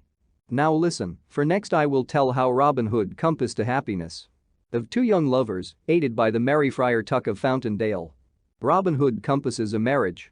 And now had come the morning when fair Ellen was to be married, and on which merry Robin had sworn that Allen a Dale should, as it were, eat out of the platter that had been filled for Sir Stephen of Trent. Up rose Robin Hood, blithe and gay, up rose his merry men one and all, and up rose last of all stout Friar Tuck, winking the smart of sleep from out his eyes. Then, while the air seemed to brim over with the song of many birds, all blended together and all joying in the misty morn, each man raved face and hands in the leaping brook, and so the day began. Now, quoth Robin, when they had broken their fast, and each man had eaten his fill, it is time for us to set forth upon the undertaking that we have in hand for today. I will choose me 1 score of my good men to go with me, for I may need aid, and thou, Will Scarlet, wilt abide here and be the chief while I am gone. Then searching through all the band, each man of whom crowded forward eager to be chosen, Robin called such as he wished by name, until he had 1 score of stout fellows, the very flower of his yeomanry. Besides Little John and Will Stutely were nigh all those famous lads of whom I have already told you. Then, while those so chosen ran leaping, full of joy, to arm themselves with bow and shaft and broadsword, Robin Hood stepped aside into the covert. And there donned a gay, beribboned coat, such as might have been worn by some strolling minstrel, and slung a harp across his shoulder, the better to carry out that part. All the band stared and many laughed, for never had they seen their master in such a fantastic guise before. Truly, quoth Robin, holding up his arms and looking down at himself, I do think it be somewhat of a gay, gaudy, grasshopper dress, but it is a pretty thing for all that, and doth not ill befit the turn of my looks, albeit I wear it but for the nonce. But stay, Little John, here are 2 bags that I would have thee carry in thy pouch for the sake of safekeeping. I can ill care for them myself beneath this motley. Why, master, quoth Little John, taking the bags and weighing them in his hand, here is the chink of gold. Well, what'n there be, said Robin, it is mine own coin and the band is none the worse for what is there. Come, busk ye, lads, and he turned quickly away. Get ye ready straightway. Then gathering the score together in a close rank, in the midst of which were Allan a Dale and Friar Tuck, he led them forth upon their way from the forest shades. So they walked on for a long time till they had come out of Sherwood and to the vale of Rotherstream. Here were different sights from what one saw in the forest, hedgerows, broad fields of barley corn, pasture lands rolling upward till they met the sky and all dotted over with flocks of white sheep, hayfields whence came the odor of new mown hay that lay in smooth swathes over which skimmed the swifts in rapid flight, such they saw, and different was it, I wot, from the tangled depths of the sweet woodlands, but full as fair. Thus Robin led his band, walking blithely, with chest thrown out and head thrown back, snuffing the odors of the gentle breeze that came drifting from over the hayfields. Truly, quoth he, the dear world is as fair here as in the woodland. Shades. Who calls it a vale of tears? Methinks it is but the darkness in our minds that bringeth gloom to the world. For what saith that merry song thou singest, Little John? Is it not thus? For when my love's eyes do thine, and when her lips smile so rare, the day it is jocund and fine, so fine, though let it be wetter be fair, and when the stout ale is all flowing so fast, our sorrows and troubles are things of the past. Nay, said Friar Tuck piously, ye do think of profane things, and of naught else, yet, truly, there be better safeguards against care and woe. The nail drinking and bright eyes, to wit, fasting and meditation. Look upon me, have I the likeness of a sorrowful man? At this a great shout of laughter went up from all around, for the night before the stout friar had emptied twice as many cannikins of ale as any one of all the merry men. Truly, quoth Robin, when he could speak for laughter, I should say that thy sorrows were about equal to thy goodliness. So they stepped along, talking, singing, jesting, and laughing, until they had come to a certain little church that belonged to the great estates owned by the rich priory of Emmet. Here it was that fair Ellen was to be married on that morn, and here was the spot toward which the yeomen had pointed their toes. On the other side of the road from where the church stood, with waving fields of barley around, ran a stone wall. Along the roadside, over the wall from the highway, was a fringe of young trees and bushes, and here and there the wall itself was covered by a mass of blossoming woodbine that filled all the warm air far and near with its sweet summer odor. Then straightway the yeoman leaped over the wall, alighting on the tall soft grass upon the other side, frightening A flock of sheep that lay there in the shade so that they scampered away in all directions. Here was a sweet cool shadow both from the wall and from the fair young trees and bushes, and here sat the yeomen down and glad enough they were to rest after their long tramp of the morning.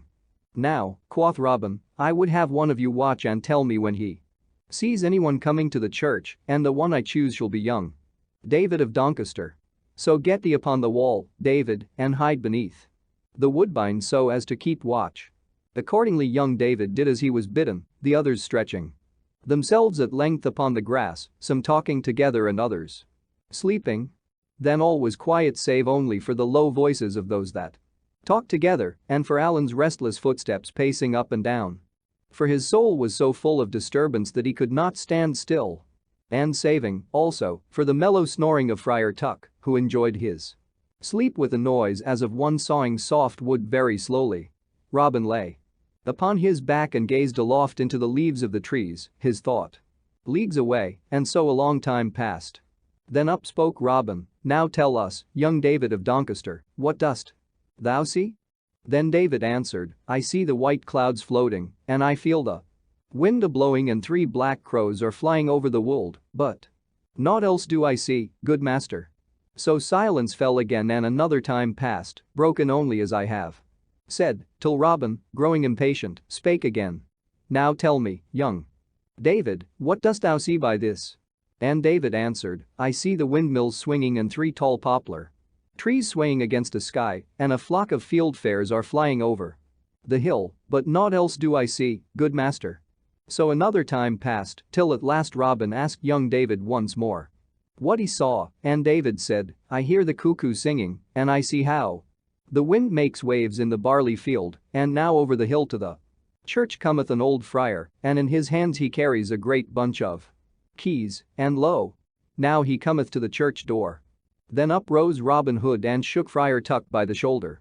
"Come, rouse thee, holy man," cried he, whereupon, with much grunting, the stout Tuck got to his feet. "Marry, bestir thyself," quoth Robin, "for yonder, in the church door, is one of thy cloth. Go thou and talk to him, and so get thyself into the church, that thou mayst be there when thou art wanted. Meantime, Little John, Will Stutely, and I will follow thee anon." So Friar Tuck clambered over the wall, crossed the road, and came to the church, where the old friar was still laboring with the great key, the lock being somewhat rusty and he somewhat old and feeble. "Hilloa, brother," quoth Tuck, "let me aid thee."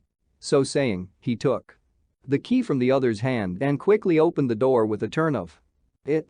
"Who art thou, good brother?" asked the old friar, in a high, wheezing voice. "Whence comest thou, and whither art thou going?" And he winked and blinked at stout Friar Tuck like an owl at the sun. "Thus do I answer thy questions, brother," said the other. "My name is Tuck, and I go no farther than this spot, if thou wilt haply, but let me stay while this same wedding is going forward. I come from Fountain Dale. And, in truth, am a certain poor hermit, as one may say, for I live in a cell beside the fountain blessed by that holy Saint Ethelrada. But, if I understand aught, there is to be a gay wedding here today, so, if thou mindest not, I would fain rest me in the cool shade within, for I would like to see this fine sight." "Truly, thou art welcome, brother," said the old man, leading the way within. Meantime, Robin Hood, in his guise of harper, together with Little John and Will Stutely, had come to the church. Robin sat him down on a bench beside the door, but Little John, carrying the 2 bags of gold, went within, as did Will Stutely. So Robin sat by the door, looking up the road and down the road to see who might come, till, after a time, he saw 6 horsemen come riding sedately and slowly, as became them, for they were churchmen in high orders. Then, when they had come nearer, Robin saw who they were, and knew them. The first was the Bishop of Hereford, and a fine figure he cut, I wot. His vestments were of the richest silk, and around his neck was a fair chain of beaten gold. The cap that hid his tonsure was of black velvet, and around the edges of it were rows of jewels that flashed in the sunlight, each stone being set in gold. His hose were of flame-colored silk, and his shoes of black velvet, the long, pointed toes being turned up and fastened to his knees, and on either instep was embroidered a cross in gold thread. Beside the bishop rode the prior of Emmet upon a mincing palfrey. Rich were his clothes also, but not so gay as the stout bishops. Behind these were two of the higher brethren of Emmet, and behind these again two retainers belonging to the bishop, for the Lord Bishop of Hereford strove to be as like the great barons as was in the power of one in holy orders. When Robin saw this train drawing near, with flash of jewels and silk and jingle of silver bells on the trappings of the nags, he looked sourly upon them. Quoth he to himself, yon bishop is over gaudy for a holy man. I do wonder whether his patron, who, methinks, was Saint Thomas, was given to wearing golden chains about his neck, silk clothing upon his body, and pointed shoes upon his feet, the money for all of which, God wot, hath been wrung from the sweat of poor tenants. Bishop, thy pride may have a fall ere thou wottest of it.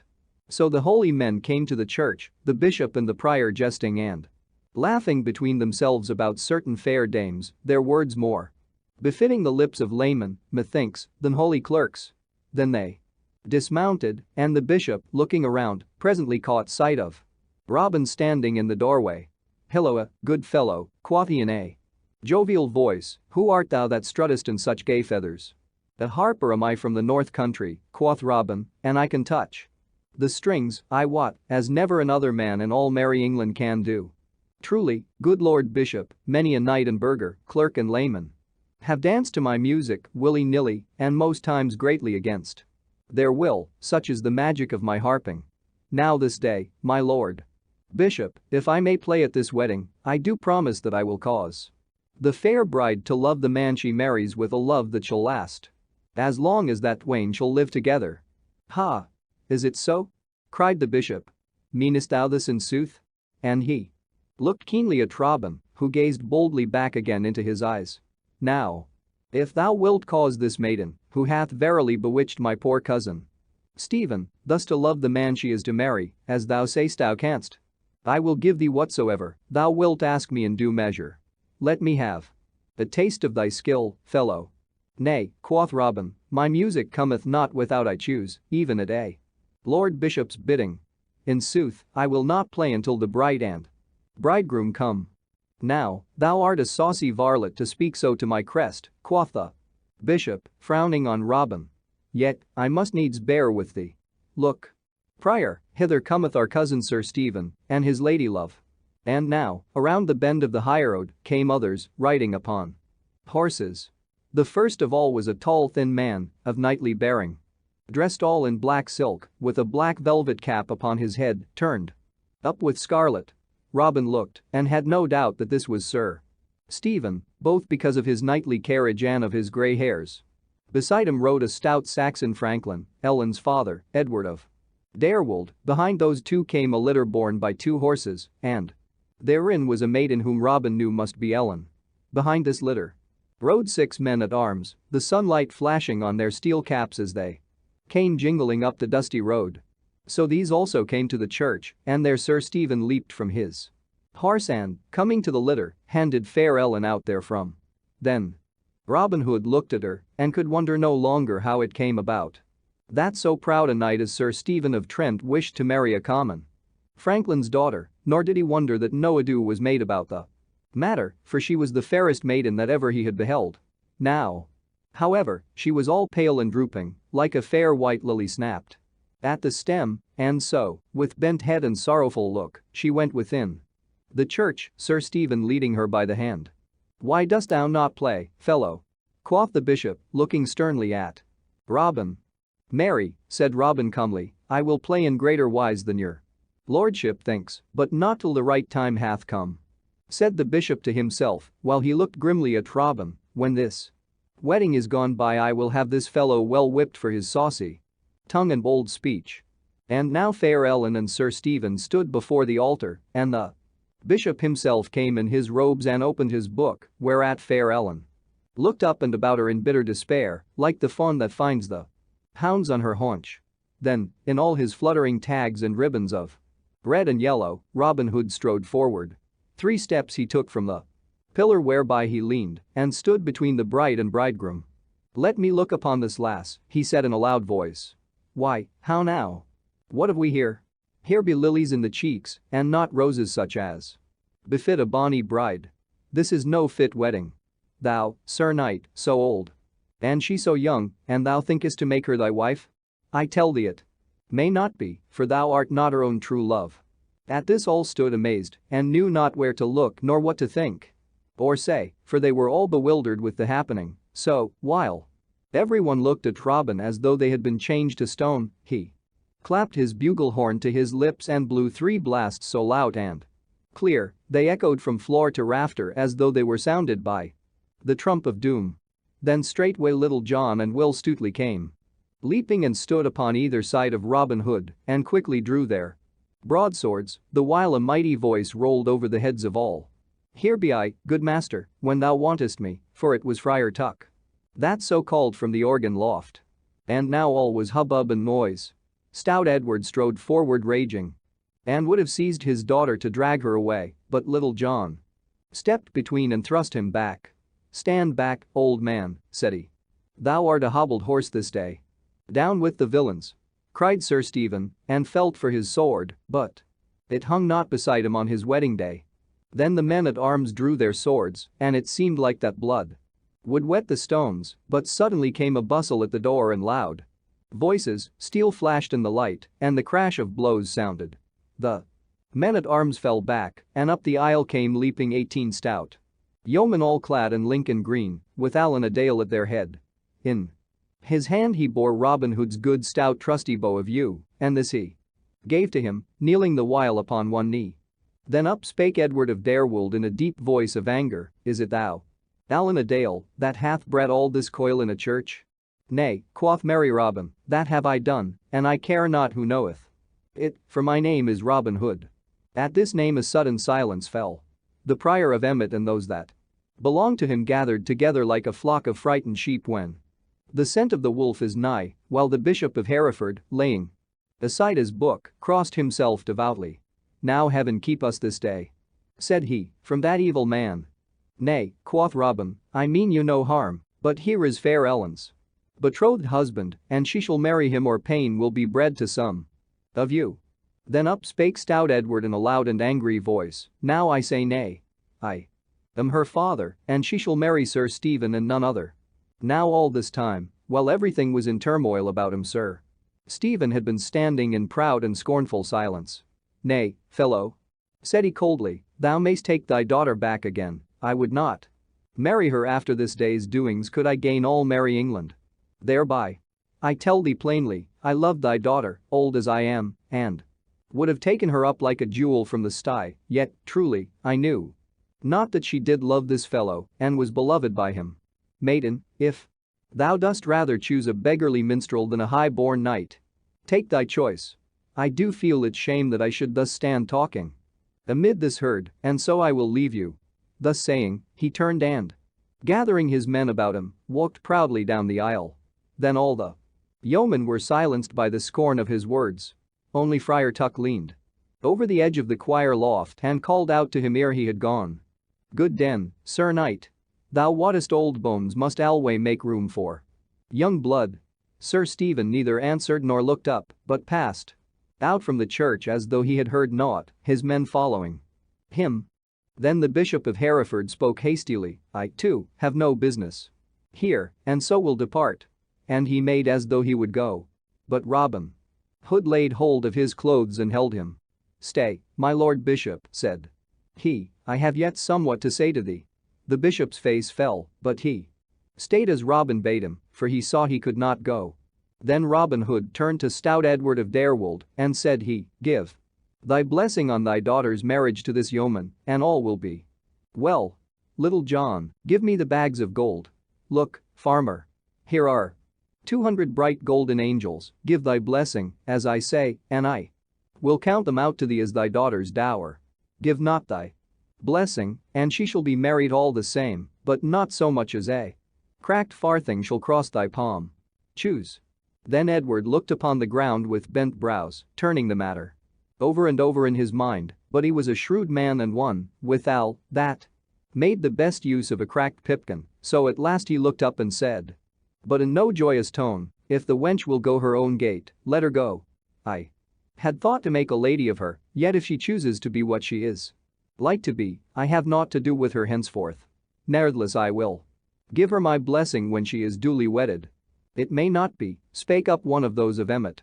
The banns have not been duly published, neither is there any priest here to marry them. How say'st thou?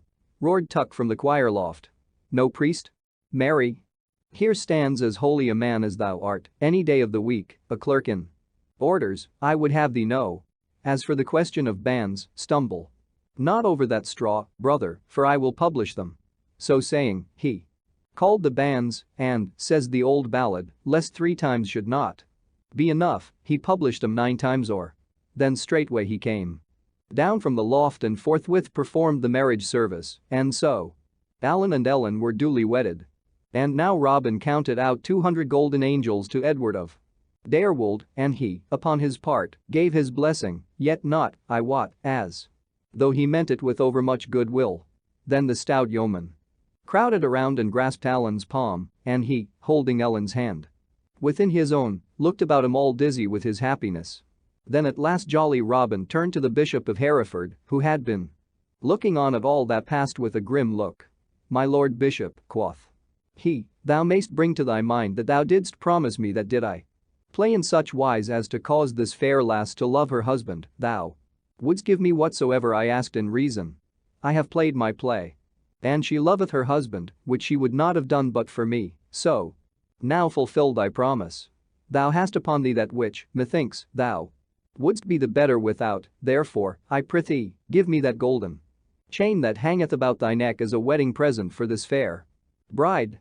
Then the bishop's cheeks grew red with rage and his eyes flashed. He looked at Robin with a fell look, but saw that in the yeoman's face, which bade him pause. Then slowly he took the chain from about his neck and handed it to Robin, who flung it over Ellen's head so that it hung glittering about her shoulders. Then said merry Robin, I thank thee, on the bride's part, for thy handsome gift, and truly thou thyself art more seemly without it. Now, shouldst thou ever come nigh to Sherwood, I much hope that I shall give thee there such a feast as thou hast ne'er had in all thy life before. May heaven forfend, cried the bishop earnestly, for he knew right well what manner of feast it was that Robin Hood gave his guests in Sherwood Forest. But now Robin Hood gathered his men together and, with Alan and his young bride in their midst, they all turned their footsteps toward the woodlands. On the way thither Friar Tuck came close to Robin and plucked him by the sleeve.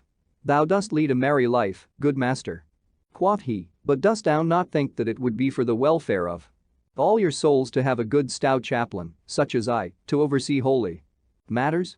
Truly, I do love this life mightily.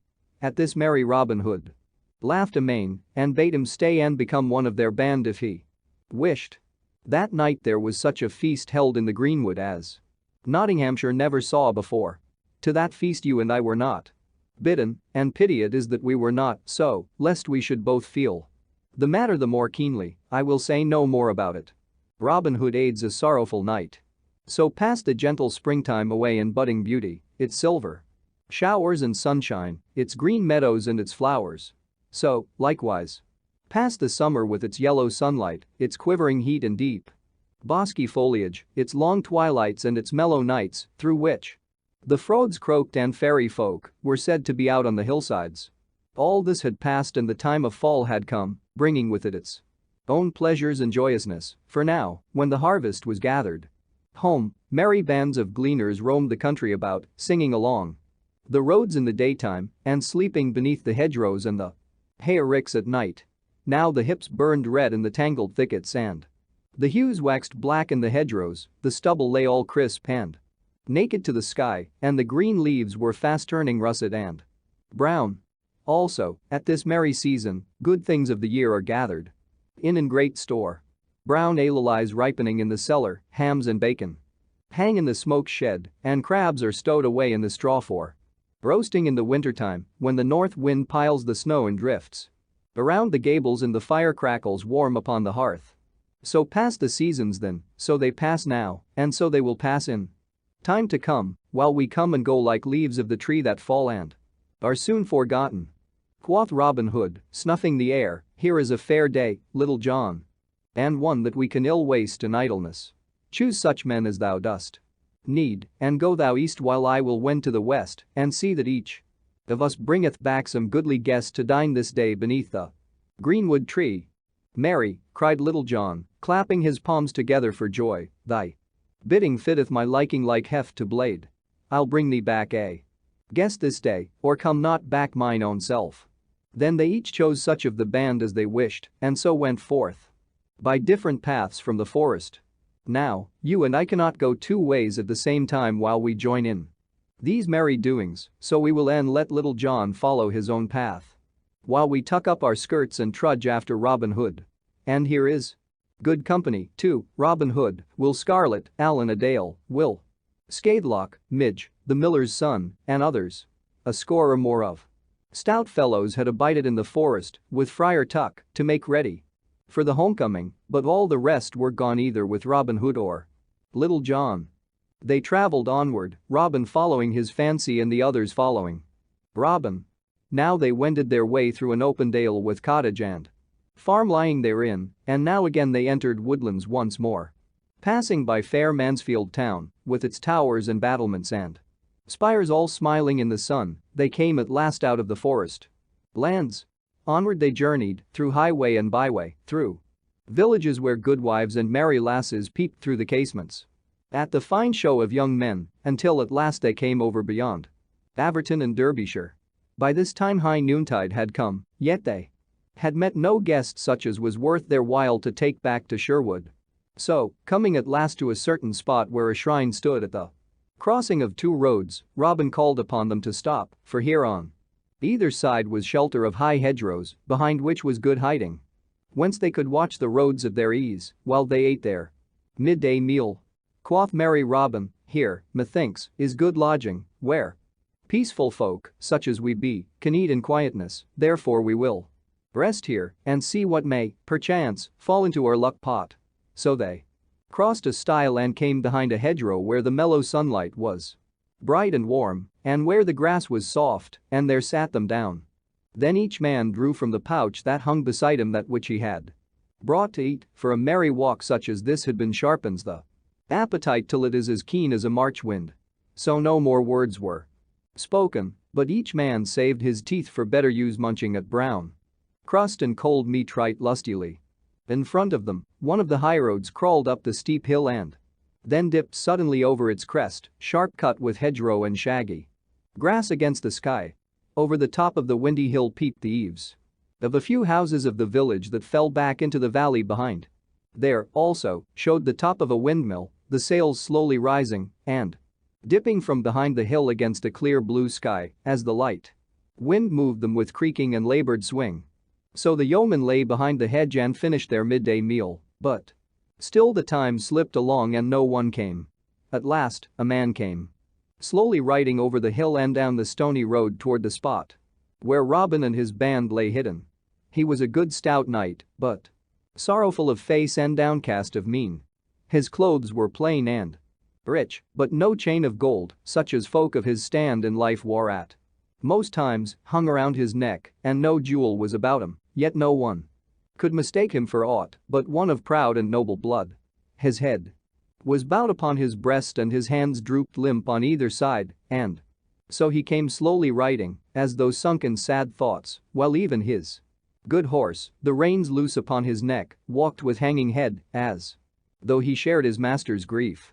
Quoth Robin Hood, "Yon is verily a sorry-looking gallant, and doth seem to have donned ill content with his jerkin this morning, nevertheless, I will out and talk with him, for there may be some pickings here for a hungry daw. Methinks his dress is rich, though he himself is so downcast. Bide ye here till I look into this matter." So saying, he arose and left them, crossed a road to the shrine, and there stood waiting for the sorrowful knight to come near him. So, presently, when the knight came riding slowly along, jolly Robin stepped forward and laid his hand upon the bridle rein. "Hold, Sir Knight," quoth he.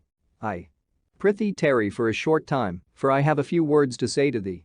"What art thou, friend, who dost stop a traveller in this manner upon his most gracious majesty's highway?" said the knight. "Marry," quoth Robin, "that is a question hard to answer. One man Calleth me kind, another calleth me cruel, this one calleth me good. Honest fellow, and that one, vile thief. Truly, the world hath as many eyes to look upon a man withal as there are spots on a toad, so, with what pair of eyes thou regardest me leath entirely with thine own self. My name is Robin Hood. Truly, good Robin, said the knight, a smile twitching at the corners of his mouth, thou hast a quaint conceit. As for the pair of eyes with which I regard thee, I would say that they are as favorable as may be. For I hear much good of thee and little ill. What is thy will of me? Now, I make my vow, Sir Knight, quoth Robin, thou hast surely learned thy wisdom of good Gaffer Swanthold, for he saith, fair words are as easy spoke as foul, and bring good will in the stead of blows. Now I will show thee the truth of this saying, for, if thou wilt go with me this day to Sherwood Forest, I will give thee as merry a feast as ever thou hadst in all thy life. Thou art indeed kind, said the knight, but methinks thou wilt find me but an ill-seeming and sorrowful guest. Thou hadst best let me pass on my way in peace. Nay, quoth Robin, thou mightst go thine own way, but for one thing. And that I will tell thee. We keep an inn, as it were, in the very depths of Sherwood, but so far from high roads and beaten paths that guests do not often come nigh us, so I and my friends set off merrily and seek them when we grow dull of ourselves. Thus the matter stands. Sir Knight, yet I will furthermore tell thee that we count upon our guests paying a reckoning. I take thy meaning, friend, said the knight gravely, but I am not thy man, for I have no money by me. Is it sooth? Said Robin, looking at the knight keenly. I can scarce choose but believe thee, yet, Sir Knight, there be those of thy order whose word is not to be trusted as much as they would have others believe. Thou wilt think no ill if I look for myself in this matter. Then, still holding the horse by the bridle rein, he put his fingers to his lips and blew a shrill whistle, whereupon fourscore yeomen came leaping over the stile and ran to where the knight and Robin stood. These, said Robin, looking upon them proudly, are some of my merry men. They share and share alike with me all joys and troubles, gains and losses. Sir Knight, I prithee tell me what money thou hast about thee. For a time the knight said not a word, but a slow red arose into his cheeks. At last he looked Robin in the face and said, I know not why I should be ashamed, for it should be no shame to me, but, friend, I tell thee the truth when I say that in my purse are 10 shillings, and that is every groat that Sir Richard of the Lee hath in all the wide world. When Sir Richard ended, a silence fell, until at last Robin said, and dost thou pledge me thy knightly word that this is all thou hast with thee? Yea, answered Sir Richard, I do pledge thee my most solemn word, as a true knight, that it is all the money I have in the world. Nay, here is my purse, ye may find for yourselves the truth of what I say. And he held his purse out to Robin. Put up thy purse, Sir Richard, quoth Robin. Far be it from me to doubt the word of so gentle a knight. The proud I strive to bring low, but those that walk in sorrow I would aid if I could. Come, Sir Richard. Cheer up thy heart and go with us into the greenwood. Even I may perchance aid thee, for thou surely knowest how the good Athelstane was saved by the little blind mole that digged a trench over which he that sought the king's life stumbled. Truly, friend, said Sir Richard, methinks thou meanest kindness in thine own way, nevertheless my troubles are such that it is not likely that thou canst cure them. But I will go with thee this day into Sherwood. Hereupon he turned his horse's head, and they all wended their way to the woodlands, Robin walking on one side of the knight and Will Scarlet on the other, while the rest of the band trudged behind. After they had travelled thus for a time, Robin Hood spake.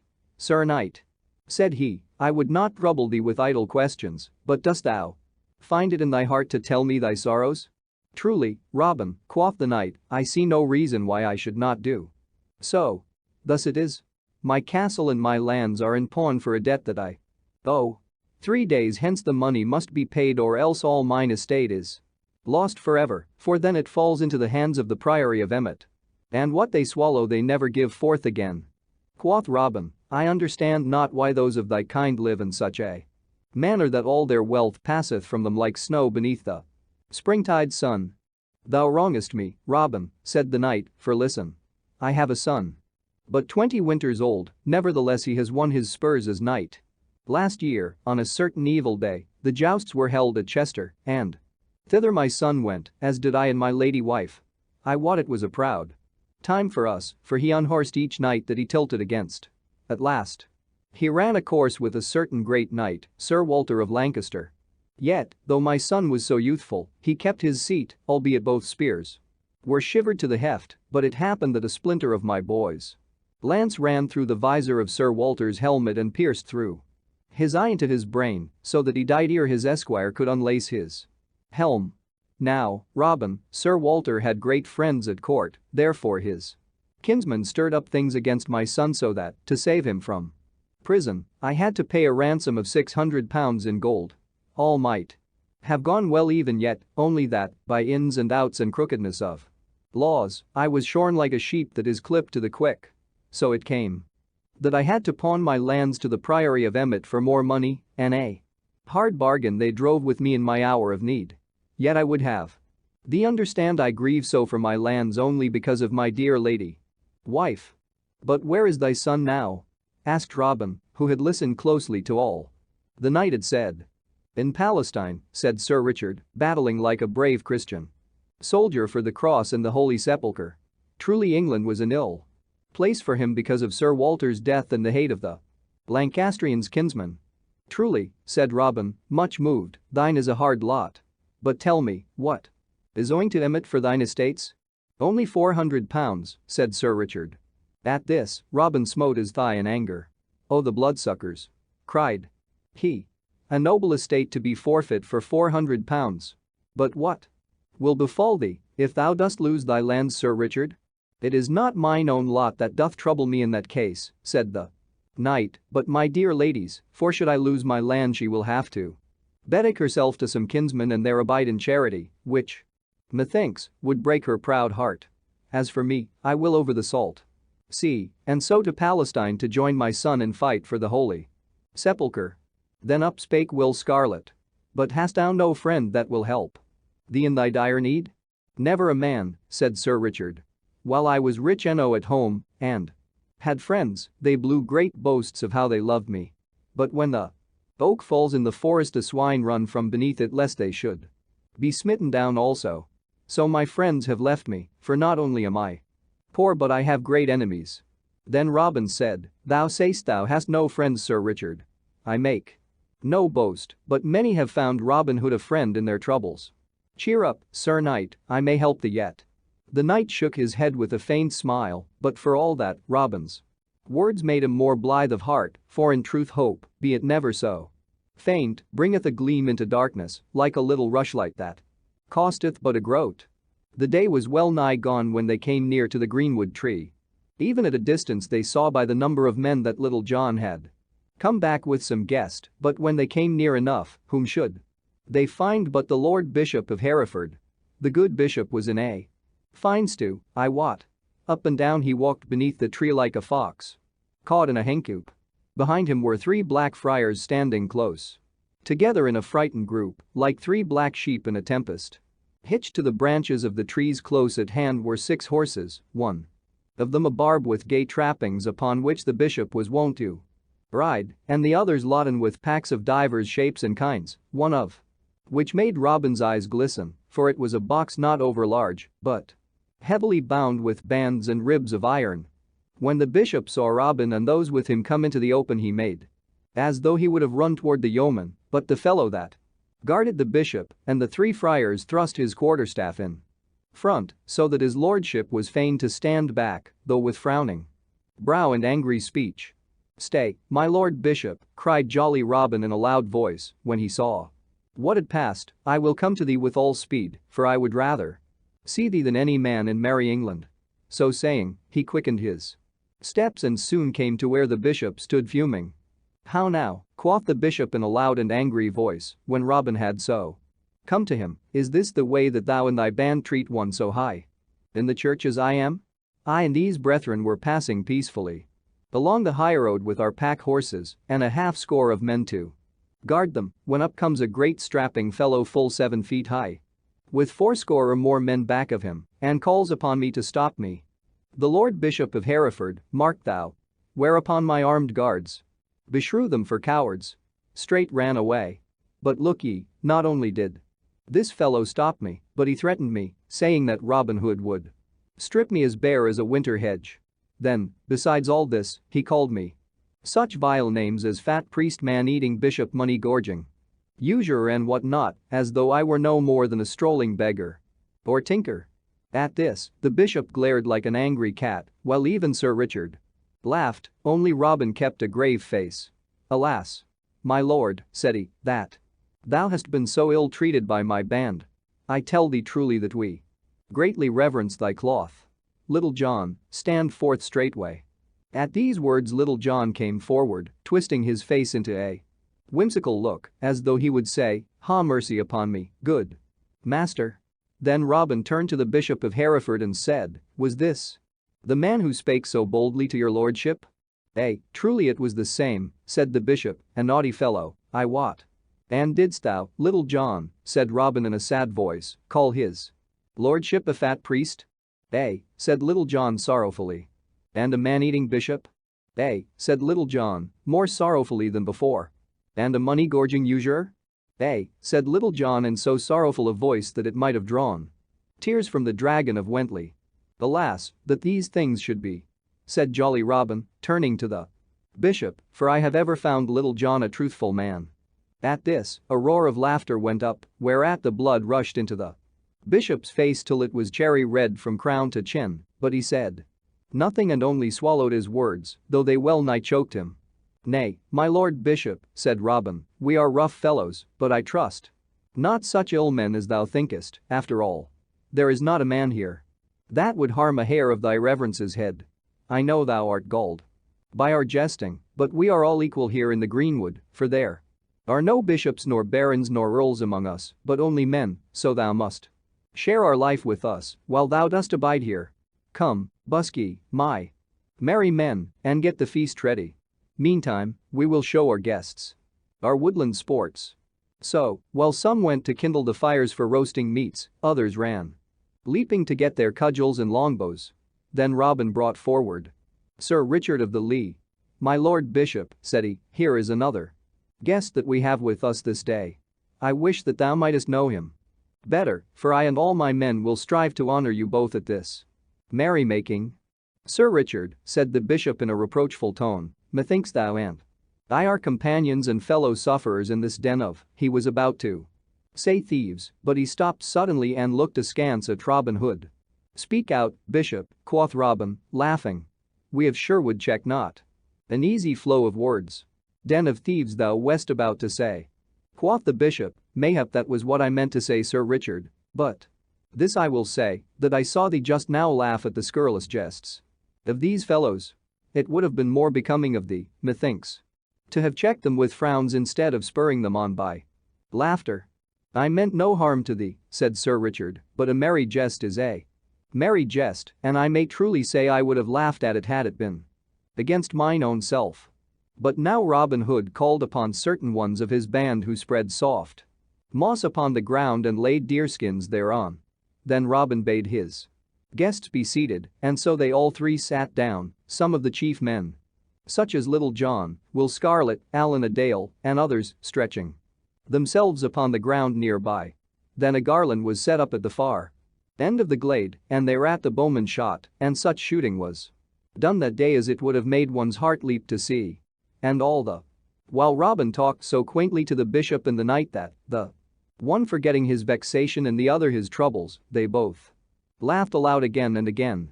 Then Allan a Dale came forth and tuned his harp, and all was hushed around, and he sang in his wondrous voice songs of love, of war, of glory, and of sadness, and all listened without a movement or a sound. So Allan sang till the great round silver moon gleamed with its clear white light amid the upper tangle of the mazy branches of the trees. At last two fellows came to say that the feast was ready spread, so Robin, leading his guests with either hand, brought them to where great smoking dishes that sent savory smells far and near stood along the white linen cloth spread on the grass. All around was a glare of torches that lit everything up with a red light. Then, straightway sitting down, all fell to with noise and hubbub, the rattling of platters blending with the sound of loud talking and laughter. A long time the feast lasted, but At last all was over, and the bright wine and humming ale passed briskly. Then Robin Hood called aloud for silence, and all was hushed. Till he spoke. "I have a story to tell you all, so listen to what I have to say," quoth he, whereupon, without more ado, he told them all about Sir Richard, and how his lands were in pawn. But, as he went on, the bishop's face, that had erst been smiling and ruddy with merriment, waxed serious, and he put aside the horn of wine he held in his hand, for he knew the story of Sir Richard, and his heart sank within him with grim forebodings. Then, when Robin Hood had done, he turned to the Bishop of Hereford. "Now, my Lord Bishop," said he, "dost thou not think this is ill done of anyone, much more of a churchman, who should live in humbleness and charity?" To this the bishop answered not a word but looked upon the ground with moody eyes. Quoth Robin, "Now, thou art the richest bishop in all England, canst thou not help this needy brother?" But still the bishop answered not a word. Then Robin turned to Little John, and quoth he, "Go thou and will Stutely and bring forth those 5 pack horses yonder." Whereupon the 2 yeomen did as they were bidden, those about the cloth making room on the green, where the light was brightest, for the 5 horses which Little John and Will Stutely presently led forward. "Who hath the score of the goods?" asked Robin Hood, looking at the Black Friars. Then up spake the smallest of all, in a trembling voice, an old man he was, with a gentle, wrinkled face.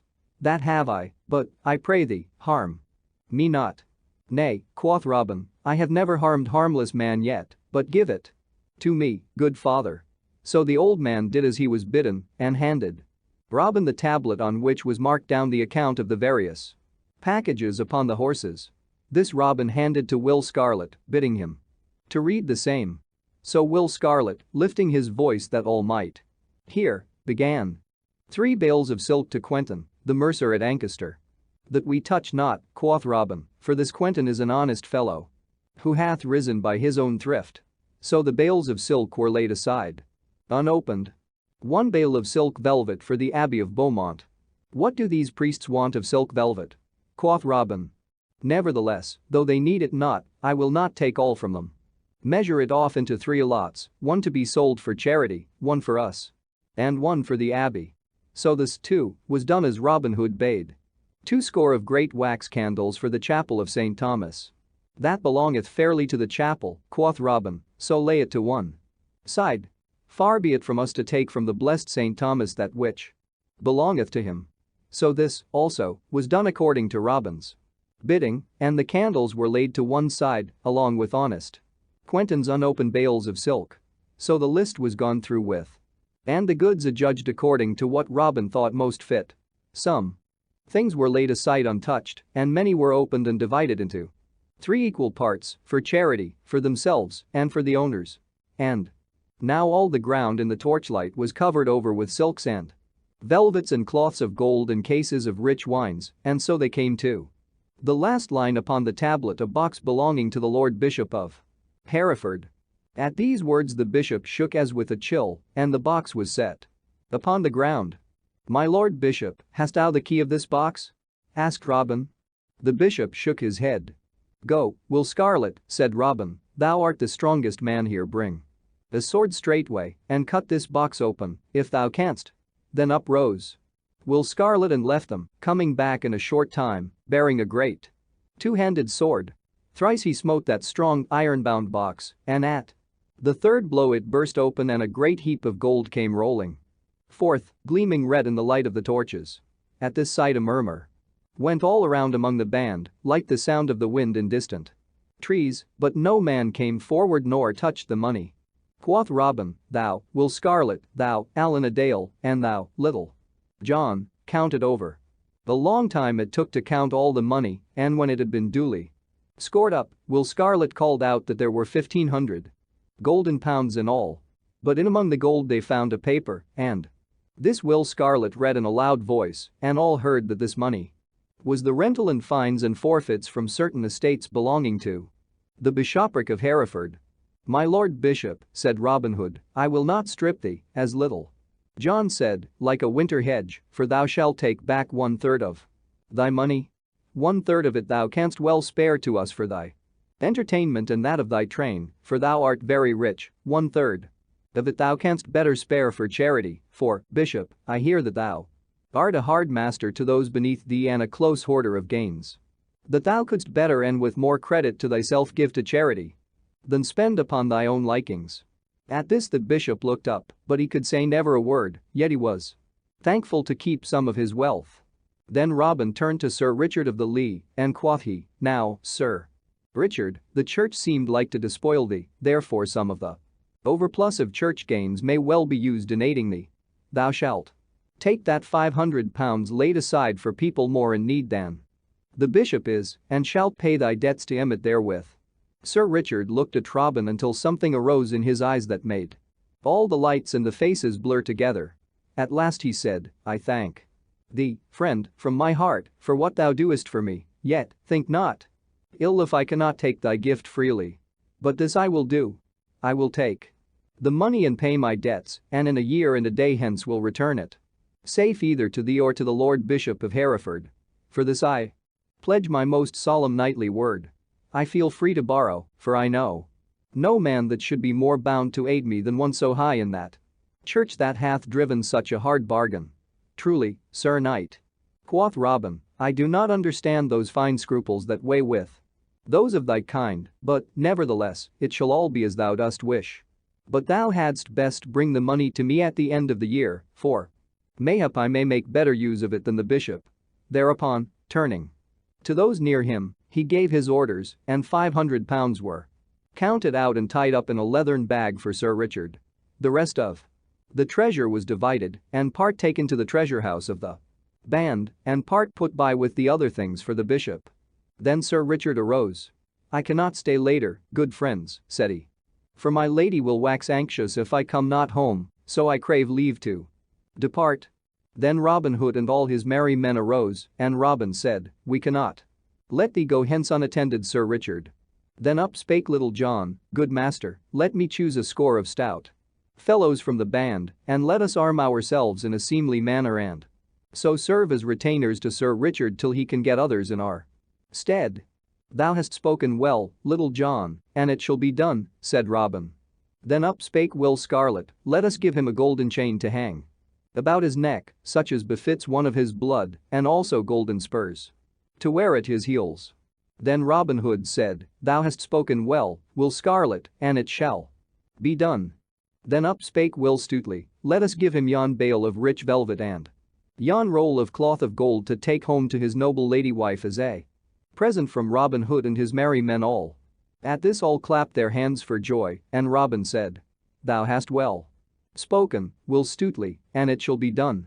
Then Sir Richard of the Lee looked all around and strove to speak, but could scarcely do so for the feelings that choked him. At last he said, in a husky, trembling voice, ye shall all see, good friends, that Sir Richard o' the Lee will ever remember your kindness this day. And if ye be at any time in dire need or trouble, come to me and my lady, and the walls of Castle Lee shall be battered down, ere harm shall befall you. He could say nothing further, but turned hastily away. But now Little John and 19 stout fellows whom he had chosen for his band came forth all ready for the journey. Each man wore upon his breast a coat of linked mail, and on his head a cap of steel, and at his side a good stout sword. A gallant show they made as they stood all in a row. Then Robin came and threw a chain of gold about Sir Richard's neck. And Will Scarlet knelt and buckled the golden spurs upon his heel, and now Little John led forward Sir Richard's horse, and the knight mounted. He looked down at Robin for a little time, then of a sudden stooped and kissed his cheek. All the forest glades rang with the shout that went up as the knight and the yeoman marched off through the woodland with glare of torches and gleam of steel, and so were gone. Then up spake the Bishop of Hereford in a mournful voice, I, too, must be jogging, good fellow, for the night waxes late. But Robin laid his hand upon the bishop's arm and stayed him. Be not so hasty, Lord Bishop, said he. 3 days hence Sir Richard must pay his debts to Emmet, until that time thou must be content to abide with me lest thou breed trouble for the night. I promise thee that thou shalt have great sport, for I know that thou art fond of hunting the dun. Dear, lay by thy mantle of melancholy, and strive to lead a joyous yeoman life for 3 stout days. I promise thee thou shalt be sorry to go when the time has come." So the bishop and his train abided with Robin for 3 days, and much sport his lordship had in that time, so that, as Robin had said, when the time had come for him to go he was sorry to leave the greenwood. At the end of 3 days Robin set him free and sent him forth from the forest with a guard of yeomen to keep freebooters from taking what was left of the packs and bundles. But, as the bishop rode away, he vowed within himself that he would sometime make Robin rue the day that he stopped him in Sherwood. But now we shall follow Sir Richard, so listen, and you shall hear what befell him, and how he paid his debts at Emmet Priory, and likewise in due season to Robin Hood. How Sir Richard of the Lee paid his debts. The long highway stretched straight on, grey and dusty in the sun. On either side were dikes full of water bordered by osiers, and far away in the distance stood the towers of Emmet Priory with tall poplar trees. Around along the causeway rode a knight with a score of stout men at arms. Behind him, the knight was clad in a plain, long robe of grey serge, gathered in at the waist with a broad leathern belt from which hung a long dagger and a stout sword. But though he was so plainly dressed himself, the horse he rode was a noble barb, and its trappings were rich with silk and silver bells. So thus the band journeyed along the causeway between the dikes, till at last they reached the great gate of Emmet Priory.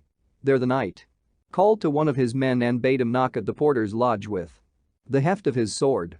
The porter was drowsing on his bench within the lodge, but at the knock he roused himself and, opening the wicket, came hobbling forth and greeted the knight, while a tame starling that hung in a wicker cage within piped out, in coeloquise, such being the words that the poor old lame porter had taught him to speak. "Where is thy prior?" asked the knight of the old porter. "He is at meat, good knight, and he looketh for thy coming," quoth the porter, "for, if I mistake not, thou art Sir Richard of the Lee." "I am Sir Richard of the Lee, then I will go seek him forthwith," said the knight. "But shall I not send thy horse to stable?" said the porter. "By our lady, it is the noblest nag and the best harnessed that e'er I saw in all my life before." And he stroked the horse's flank with his palm. "Nay," quoth Sir Richard, "the stables of this place are not for me, so make way, I prithee." So saying, he pushed forward, and, the gates being opened, he entered the stony courtyard of the priory, his men behind him.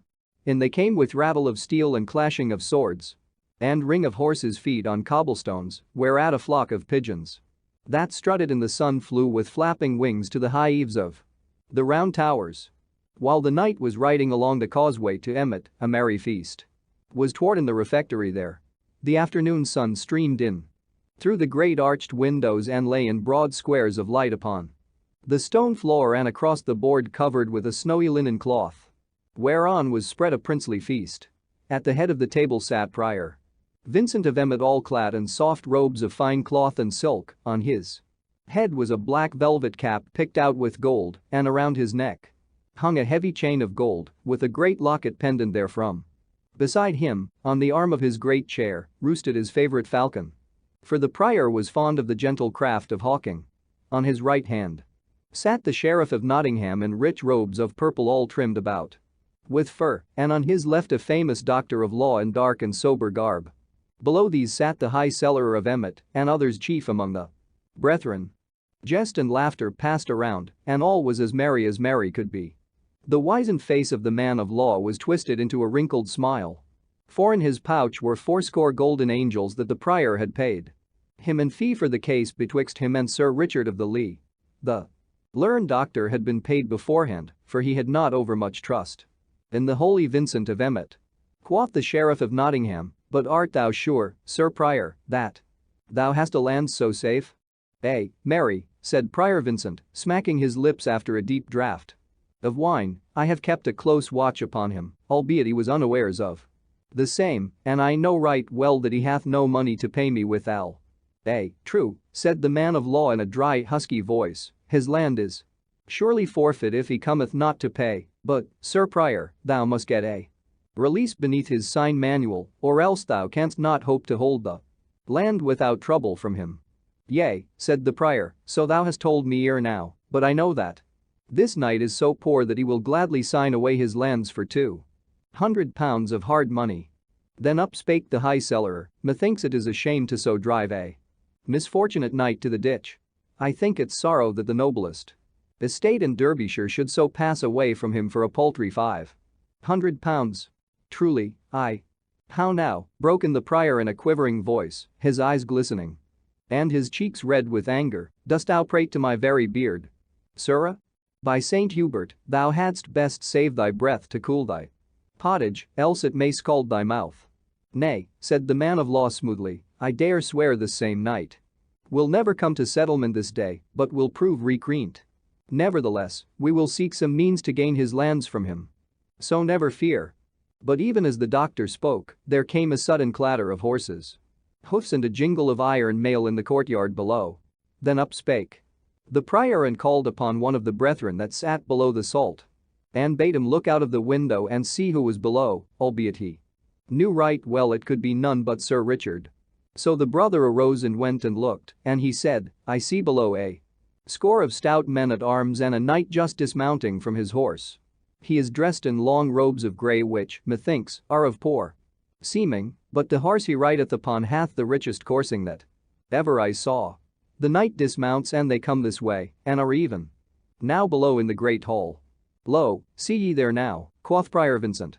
Here ye have a knight with so lean a purse as scarce to buy him a crust of bread to munch, yet he keeps a band of retainers and puts rich trappings upon his horses' hide, while his own back goeth bare. Is it not well that such men should be brought low? But art thou sure, said the little doctor tremulously, that this knight will do us no harm? Such as he are fierce when crossed, and he hath a band of naughty men at his heels. Mayhap thou hadst better give an extension of his debt. Thus he spake, for he was afraid Sir Richard might do him a harm. Thou needst not fear, said the prior, looking down at the little man beside him. This knight is gentle and would as soon think of harming an old woman as thee. As the prior finished, a door at the lower end of the refectory swung open, and in came Sir Richard, with folded hands and head bowed upon his breast. Thus humbly he walked slowly up the hall, while his men at arms stood about the door. When he had come to where the prior sat, he knelt upon one knee. Save and keep thee, Sir Prior, said he, I am come to keep my day. Then the first word that the prior said to him was, hast thou brought my money? Alas! I have not so much as one penny upon my body, said the knight. Whereat the prior's eyes sparkled. Now, thou art a shrewd debtor, I wot, said he. Then, Sir Sheriff, I drink to thee. But still the knight kneeled upon the hard stones, so the prior turned to him again. What wouldst thou have? Quoth he sharply. At these words, a slow red mounted into the knight's cheeks, but still he knelt. I would crave thy mercy, said he. As thou hopest for heaven's mercy, show mercy to me. Strip me not of my lands and so reduce a true knight to poverty. Thy day is broken and thy lands forfeit, said the man of law, plucking up his spirits at the knight's humble speech. Quoth Sir Richard, thou man of law, wilt thou not befriend me in mine hour of need? Nay, said the other, I hold with this holy prior, who hath paid me my fees in hard gold, so that I am bounder to him. Wilt thou not be my friend, Sir Sheriff? Said Sir Richard. Nay, for heaven, quoth the Sheriff of Nottingham, this is no business of mine, yet I will do what I may, and he nudged the prior beneath the cloth with his knee. Wilt thou not ease him of some of his debts, Sir Prior? At this the prior smiled grimly. Pay me £300, Sir Richard, said he, and I will give thee quittance of thy debt. Thou knowest, Sir Prior, that it is as easy for me to pay £400 as 300, said Sir Richard. But wilt thou not give me another 12 to pay my debt? Not another day, said the prior sternly. And is this all thou wilt do for me? Asked the knight. Now, out upon thee, false knight! Cried the prior, bursting forth in anger. Either pay thy debt as I have said, or release thy land and get thee gone from out my hall. Then Sir Richard arose to his feet. Thou false lying priest, said he, in so stern a voice that the man of law shrunk affrighted, I am no false knight, as thou knowest full well, but have even held my place in the press and the tourney. Hast thou so little courtesy that thou wouldst see a true knight kneel for all this time, or see him come into thy hall and never offer him meat or drink? Then quoth the man of law in a trembling voice, "This is surely an ill way to talk of matters appertaining to business, let us be mild in speech. What wilt thou pay this knight, Sir Prior, to give thee release of his land?" "I would have given him 200 pounds, quoth the prior, but since he hath spoken so vilely to my teeth, not one groat over 100 pounds will he get." "Hadst thou offered me 1,000 pounds, false prior," said the knight, "thou wouldst not have got an inch of my land." Then turning to where his men-at-arms stood near the door, he called, "Come hither," and beckoned with his finger, whereupon the tallest of them all came forward and handed him a long leathern bag. Sir Richard took the bag and shot from it upon the table a glittering stream of golden money. "Bear in mind, Sir Prior," said he, "that thou hast promised me quittance for 300 pounds. Not one farthing above that shalt thou get." So saying, he counted out 300 pounds and pushed it toward the prior. But now the prior's hands dropped at his sides and the prior's head hung upon his shoulder, for not only had he lost all hopes of the land, but he had forgiven the knight 100 pounds of his debt and had needlessly paid the man of law 80 angels. To him he turned and quoth he, "Give me back my money that thou hast." "Nay," cried the other shrilly, "it is but my fee that thou didst pay me, and thou gettest it not back again." And he hugged his gown about him. "Now, Sir Prior," quoth Sir Richard, "I have held my day and paid all the dues demanded of me, so, as there is no more betwixt us, I leave this vile place straightway." So saying, he turned upon his heel and strode away. All this time the sheriff had been staring with wide open eyes and mouth agape at the tall man-at-arms, who stood as though carved out of stone. At last he gasped out, "Reynold Greenleaf." At this, the tall man-at-arms, who was no other than Little John, turned, grinning, to the sheriff. "I give thee good den, fair gossip," quoth he. "I would say, sweet sheriff, that I have heard all thy pretty talk this day, and it shall be duly told unto Robin Hood. So, farewell for the nonce, till we meet again in Sherwood Forest." Then he, also, turned and followed Sir Richard down the hall, leaving the sheriff, all pale and amazed, shrunk together upon his chair. A merry feast it was to which Sir Richard came, but a sorry lot he left behind him, and little hunger had they for the princely food spread before them. Only the learned doctor was happy, for he had his fee. Now a 12th and a day passed since Prior Vincent of Emmet sat at feast, and once more the mellow fall of another year had come. But the year had brought great change, I wot, to the lands of Sir Richard of the Lee, for, where before shaggy wild grasses grew upon the meadow lands, now all stretch away in golden stubble, beckoning that a rich and plentiful crop had been gathered therefrom. A year had made a great change in the castle, also, for, where were empty moats and the crumbling of neglect, all was now orderly and well kept. Bright shone the sun on battlement and tower, and in the blue air overhead a hawk of clattering jackdaws flew around the gilded weather vane and spire. Then, in the brightness of the morning, the drawbridge fell across the moat with a rattle and clank of chains, the gate of the castle swung slowly open, and a goodly array of steel-clad men-at-arms, with a knight all clothed in chain mail, as white as frost on briar and thorn of a winter morning, came flashing out from the castle courtyard. In his hand the knight held a great spear, from the point of which fluttered a blood-red pennant as broad as the palm of one's hand. So this troop came forth from the castle, and in the midst of them walked 3 pack horses laden with parcels of divers shapes and kinds. Thus rode forth good Sir Richard of the Lee to pay his debt to Robin Hood this bright and merry morn. Along the highway they wended their way, with measured tramp of feet and rattle and jingle of sword and harness. Onward they marched till they came nigh to Denby, where, from the top of a hill, they saw, over beyond the town, many gay flags and streamers floating in the bright air. Then Sir Richard turned to the man-at-arms nearest to him. "What is toward yonder at Denby today?" quoth he. "Please your worship," answered the man-at-arms, "a merry fair is held there today, and a great wrestling match, to which many folk have come. For a prize hath been offered of a pipe of red wine, a fair golden ring, and a pair of gloves, all of which go to the best wrestler." "Now, by my faith," quoth Sir Richard, who loved good manly sports right well, "this will be a goodly thing to see. Methinks we have to stay a little while on our journey and see this merry sport." So he turned his Horses head aside toward Denby and the fair, and thither he and his men made their way. There they found a great hubbub of merriment. Flags and streamers were floating, tumblers were tumbling on the green, bagpipes were playing. And lads and lasses were dancing to the music.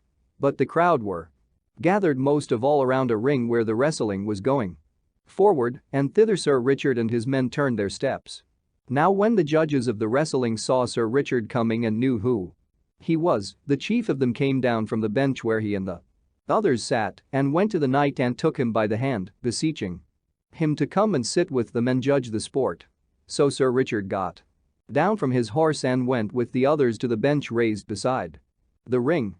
Now there had been great doings that morning, for a certain yeoman named Egbert, who came from Stoke-over in Staffordshire, had thrown with ease all those that came against him, but a man of Denby, well known through all the countryside as William of the Scar, had been biding his time with the Stoke man. So, when Egbert had thrown everyone else, stout William leaped into the ring.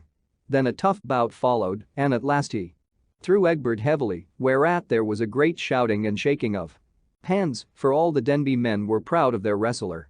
When Sir Richard came, he found stout William, puffed up by the shouts of his friends, walking up and down the ring, daring anyone to come and try a throw with him. "Come one, come all," quoth he.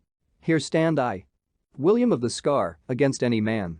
If there is none in Derbyshire to come against me, come all who will, from Nottingham, Stafford, or York.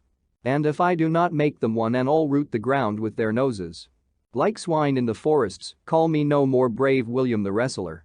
At this all laughed, but above all the laughter a loud voice was heard to cry out, "Sin thou talkest so big, here cometh one from Nottinghamshire to try a fall with thee, fellow," and straightway a tall youth with a tough quarterstaff in his hand came pushing his way through the crowd and at last leaped lightly over the rope into the ring. He was not as heavy as stout William, but he was taller and broader in the shoulders, and all his joints were well knit. Sir Richard looked upon him keenly, then, turning to one of the judges, he said, "Knowest thou who this youth is? Methinks I have seen him before." "Nay," said the judge, "he is a stranger to me." Meantime, without a word, the young man, laying aside his quarterstaff, began to take off his jerkin and body clothing until he presently stood with naked arms and body, and a comely sight he was when so bared to the view, for his muscles were cut round and smooth and sharp like swift running water. And now each man spat upon his hands and, clapping them upon his knees, squatted down, watching the other keenly, so as to take the vantage of him in the grip. Then like a flash they leaped together, and a great shout went up, for William had gotten the better hold of the two. For a short time they strained and struggled and writhed, and then stout William gave his most cunning trip and throw, but the stranger met it with greater skill than his, and so the trip came to naught. Then, of a sudden, with a twist and a wrench, the stranger loosed himself, and he of the Scar found himself locked in a pair of arms that fairly made his ribs crack. So, with heavy, hot breathing, they stood for a while, straining, their bodies all glistening with sweat and great drops of sweat trickling down their faces. But the stranger's hug was so close that at last stout William's muscles softened under his grip, and he gave a sob. Then the youth put forth all his strength and gave a sudden trip with his heel and a cast over his right hip, and down stout William went with a sickening thud and lay as though he would never move hand nor foot again. But now no shout went up for the stranger, but an angry murmur was heard among the crowd, so easily had he won the match. Then one of the judges, a kinsman to William of the Scar, rose with trembling lip and baleful look. Quoth he, "If thou hast slain that man it will go ill with thee. Let me tell thee, fellow." But the stranger answered boldly, "He took his chance with me as I took mine with him. No law can touch me to harm me, even if I slew him, so that it was fairly done in the wrestling ring." "That we shall see," said the judge, scowling upon the youth, while once more an angry murmur ran around the crowd, for, as I have said, the men of Denby were proud of stout William of the Scar. Then up spoke Sir Richard gently. "Nay," said he, "the youth is right.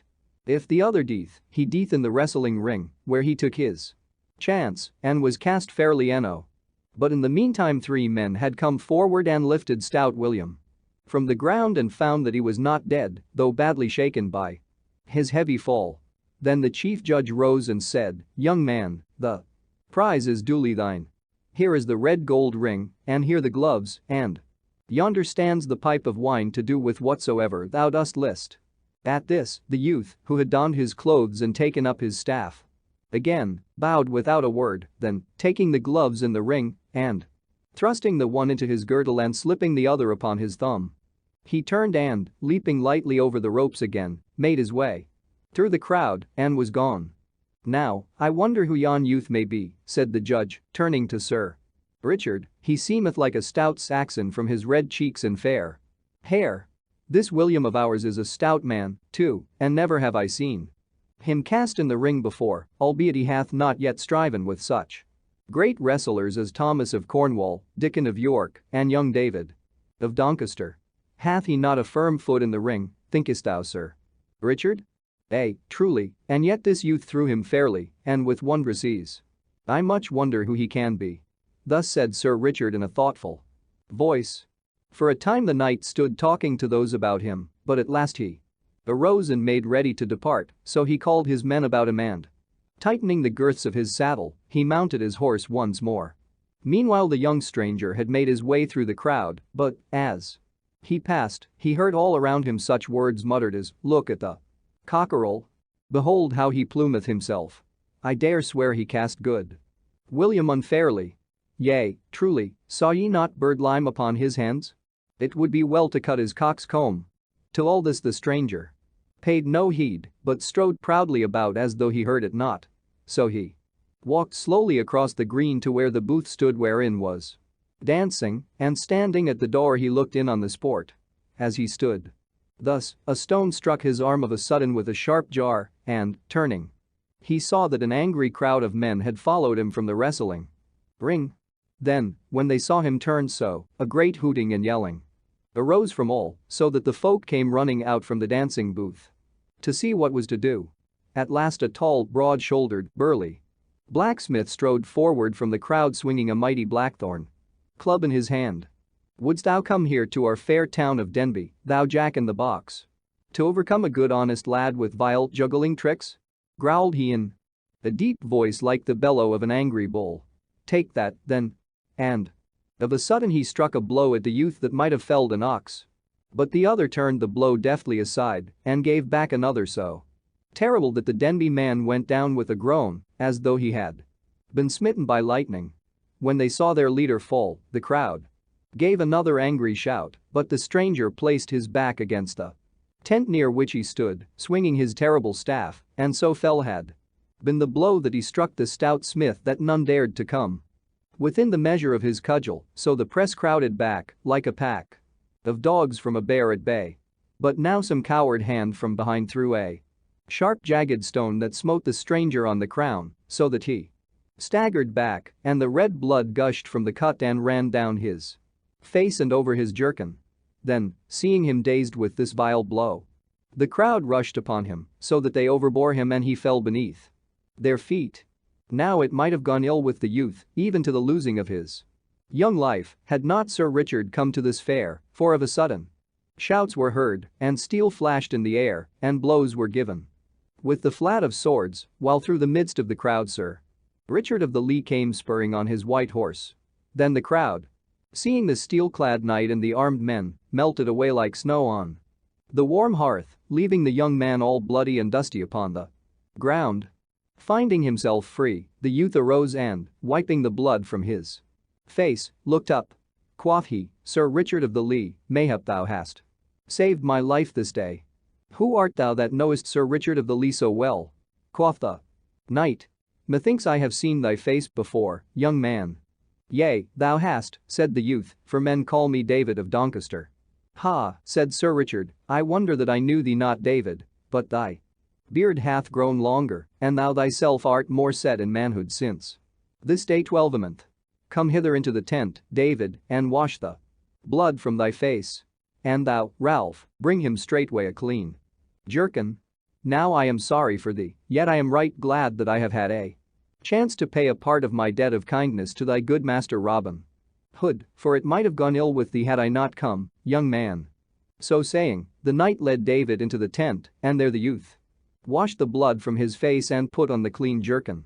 In the meantime a whisper had gone around from those that stood nearest that this was none other than the great David of Doncaster, the best wrestler in all the mid-country, who only last spring had cast stout Adam O'Lincoln in the ring at Selby, in Yorkshire, and now held the mid-country champion belt. Thus it happened that when young David came forth from the tent along with Sir Richard, the blood all washed from his face, and his soiled jerkin changed for a clean one, no sounds of anger were heard, but all pressed forward to see the young man, feeling proud that one of the great wrestlers of England should have entered the ring at Denby Fair. For thus fickle is a mass of men. Then Sir Richard called aloud, "Friends, this is David of Doncaster, so think it no shame that your Denby man was cast by such a wrestler. He beareth you no ill will for what hath passed, but let it be a warning to you how ye treat strangers henceforth. Had ye slain him it would have been an ill day for you, for Robin Hood would have harried your town as the kestrel harries the dovecot. I have bought the pipe of wine from him, and now I give it freely to you to drink as ye list. But never herefterward fall upon a man for being a stout yeoman." At this all shouted amain, but in truth they thought more of the wine than of the knight's words. Then Sir Richard, with David beside him and his men at arms around, turned about and left the fair. But in after days, when the men that saw that wrestling bout were bent with age, they would shake their heads when they heard of any stalwart game, and say, but thou shouldst have seen the great David of Doncaster cast stout William of the Scar at Denby Fair. Robin Hood stood in the merry greenwood with Little John and most of his stout yeomen around him, awaiting Sir Richard's coming. At last a glint of steel was seen through the brown forest leaves, and forth from the covert into the open rode Sir Richard at the head of his men. He came straight forward to Robin Hood and leaping from off his horse, clasped the yeoman in his arms. "Why, how now," said Robin, after a time, holding Sir Richard off and looking at him from top to toe, "methinks thou art a gayer bird than when I saw thee last." "Yes, thanks to thee, Robin," said the knight, laying his hand upon the yeoman's shoulder. "But for thee I would have been wandering in misery in a far country by this time. But I have kept my word, Robin, and have brought back the money that thou didst lend me, and which I have doubled 4 times over again, and so become rich once more. Along with this money I have brought a little gift to thee and thy brave men from my dear lady and myself." Then, turning to his men, he called aloud, "Bring forth the pack horses." But Robin stopped him. "Nay, Sir Richard," said he, "think it not bold of me to cross thy bidding, but we of Sherwood do no business till after we have eaten and drunk." Whereupon, taking Sir Richard by the hand, he led him to the seat beneath the greenwood tree, while others of the chief men of the band came and seated themselves around. Then quoth Robin, "How cometh it that I saw young David of Doncaster with thee and thy men, Sir Knight?" Then straightway the knight told all about his stay at Denby and of the happening at the fair, and how it was like to go hard with young David. So he told his tale, and quoth he, "It was this, good Robin, that kept me so late on the way, otherwise I would have been here an hour agone." Then, when he had done speaking, Robin stretched out his hand and grasped the knight's palm. Quoth he in a trembling voice, "I owe thee a debt I can never hope to repay, Sir Richard, for let me tell thee, I would rather lose my right hand than have such ill befall young David of Doncaster as seemed like to come upon him at Denby." So they talked until after a while one came forward to say that the feast was spread, whereupon all arose and went thereto. When at last it was done, the knight called upon his men to bring the pack horses forward, which they did according to his bidding. Then one of the men brought the knight a strong box, which he opened and took from it a bag and counted out £500, the sum he had gotten from Robin. "Sir Richard," quoth Robin, "thou wilt pleasure us all if thou wilt keep that money as a gift from us of Sherwood. Is it not so, my lads?" Then all shouted with a mighty voice. "I thank you all deeply," said the knight earnestly, "but think it not ill of me if I cannot take it. Gladly have I borrowed it from you, but it may not be that I can take it as a gift." Then Robin Hood said no more, but gave the money to Little John to put away in the treasury, for he had shrewdness enough to know that naught breeds ill will and heart bitterness like gifts forced upon one that cannot choose but take them. Then Sir Richard had the packs laid upon the ground and opened. Whereupon a great shout went up that made the forest ring again, for lo! There were 10 bows of finest Spanish yew, all burnished till they shone again, and each bow inlaid with fanciful figures in silver, yet not inlaid so as to mar their strength. Beside these were 10 quivers of leather embroidered with golden thread, and in each quiver were a score of shafts with burnished heads that shone like silver, each shaft was feathered with peacock's plumes, innocked with silver. Sir Richard gave to each yeoman a bow and a quiver of arrows, but to Robin he gave a stout bow inlaid with the cunningest workmanship in gold, while each arrow in his quiver was innocked with gold. Then all shouted again for joy of the fair gift, and all swore among themselves that they would die if need be for Sir Richard and his lady. At last the time came when Sir Richard must go, whereupon Robin Hood called his band around him, and each man of the yeomen took a torch in his hand to light the way through the woodlands. So they came to the edge of Sherwood, and there the knight kissed Robin upon the cheeks and left him and was gone. Thus Robin Hood helped a noble knight out of his dire misfortunes that else would have smothered the happiness from his life. Little John turns barefoot friar. Cold winter had passed and spring had come. No leafy thickness had yet clad the woodlands, but the budding leaves hung like a tender mist about the trees. In the open country the meadowlands lay a sheeny green, the cornfields a dark velvety color, for they were thick and soft with the growing blades. The plowboy shouted in the sun, and in the purple new turned furrows flocks of birds hunted for fat worms. All the broad moist earth smiled in the warm light, and each little green hill clapped its hand for joy. On a deer's hide, stretched on the ground in the open in front of the greenwood tree, sat Robin Hood basking in the sun like an old dog fox. Leaning back with his hands clasped about his knees, he lazily watched Little John rolling a stout bowstring from long strands of hempen thread, wetting the palms of his hands ever and anon, and rolling the cord upon his thigh. Nearby sat Allan a Dale fitting a new string to his harp. Quoth Robin at last, methinks I would rather roam this forest in the gentle springtime than be king of all merry England. What palace in the broad world is as fair as this sweet woodland just now, and what king in all the world hath such appetite for plovers' eggs and lampreys as I for juicy venison and sparkling ale? Gaffer Swantold speaks truly when he saith, better a crust with content than honey with a sour heart. Yea, quoth Little John, as he rubbed his new-made bowstring with yellow beeswax, the life we lead is the life for me.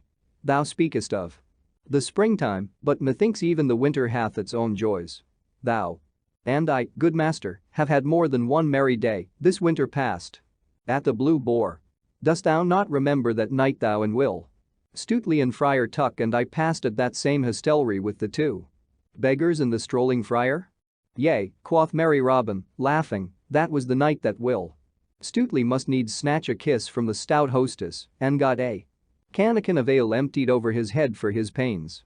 Truly, it was the same, said Little John, laughing also. Methinks that was a goodly song that the strolling friar sang. Friar Tuck, thou hast a quick ear for a tune, dost thou not remember it? I did have the catch of it one time, said Tuck. Let me see, and he touched his forefinger to his forehead and thought, humming to himself and stopping ever and anon to fit what he had got to what he searched for in his mind. At last he found it all and clearing his throat, sang merrily. In the blossoming hedge the robincock sings. For the sun it is merry and bright. And he joyfully hops and he flutters his wings. For his heart is all full of delight. For the May bloometh fair. And there's little of care. And plenty to eat in the Maytime rare. When the flowers all die. Then off he will fly. To keep himself warm. In some jolly old barn. Where the snow and the wind neither chill him nor harm. And such is the life of the strolling friar. With a plenty to eat and to drink. For the goodwife will keep him a seat by the fire. And the pretty girls smile at his wink. Then he lustily trolls. As he onward strolls. A rollicking song for the saving of souls. When the wind doth blow.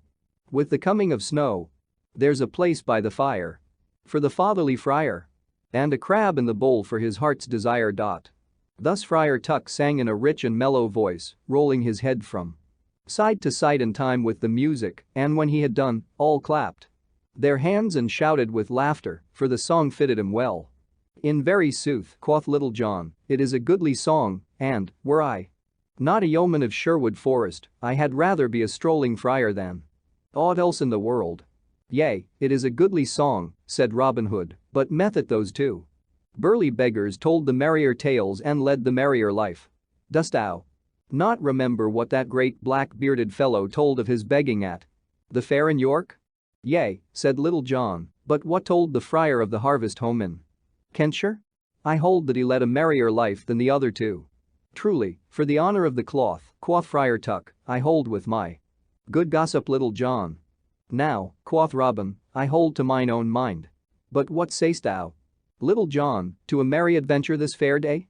Take thou a friar's gown from our chest of strange garments, and on the same, and I will stop the first beggar I meet and change clothes with him. Then let us wander the country about this sweet day and see what befalls each of us." "That fitteth my mind," quoth Little John, "so let us forth, say I." Thereupon Little John and Friar Tuck went to the storehouse of the band. And there chose for the yeoman the robe of a grey friar.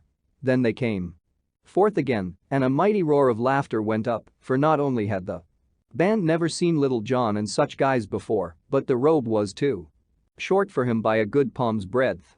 But Little John's hands were folded in his loose sleeves, and Little John's eyes were cast upon the ground, and at his girdle hung a great long string of beads.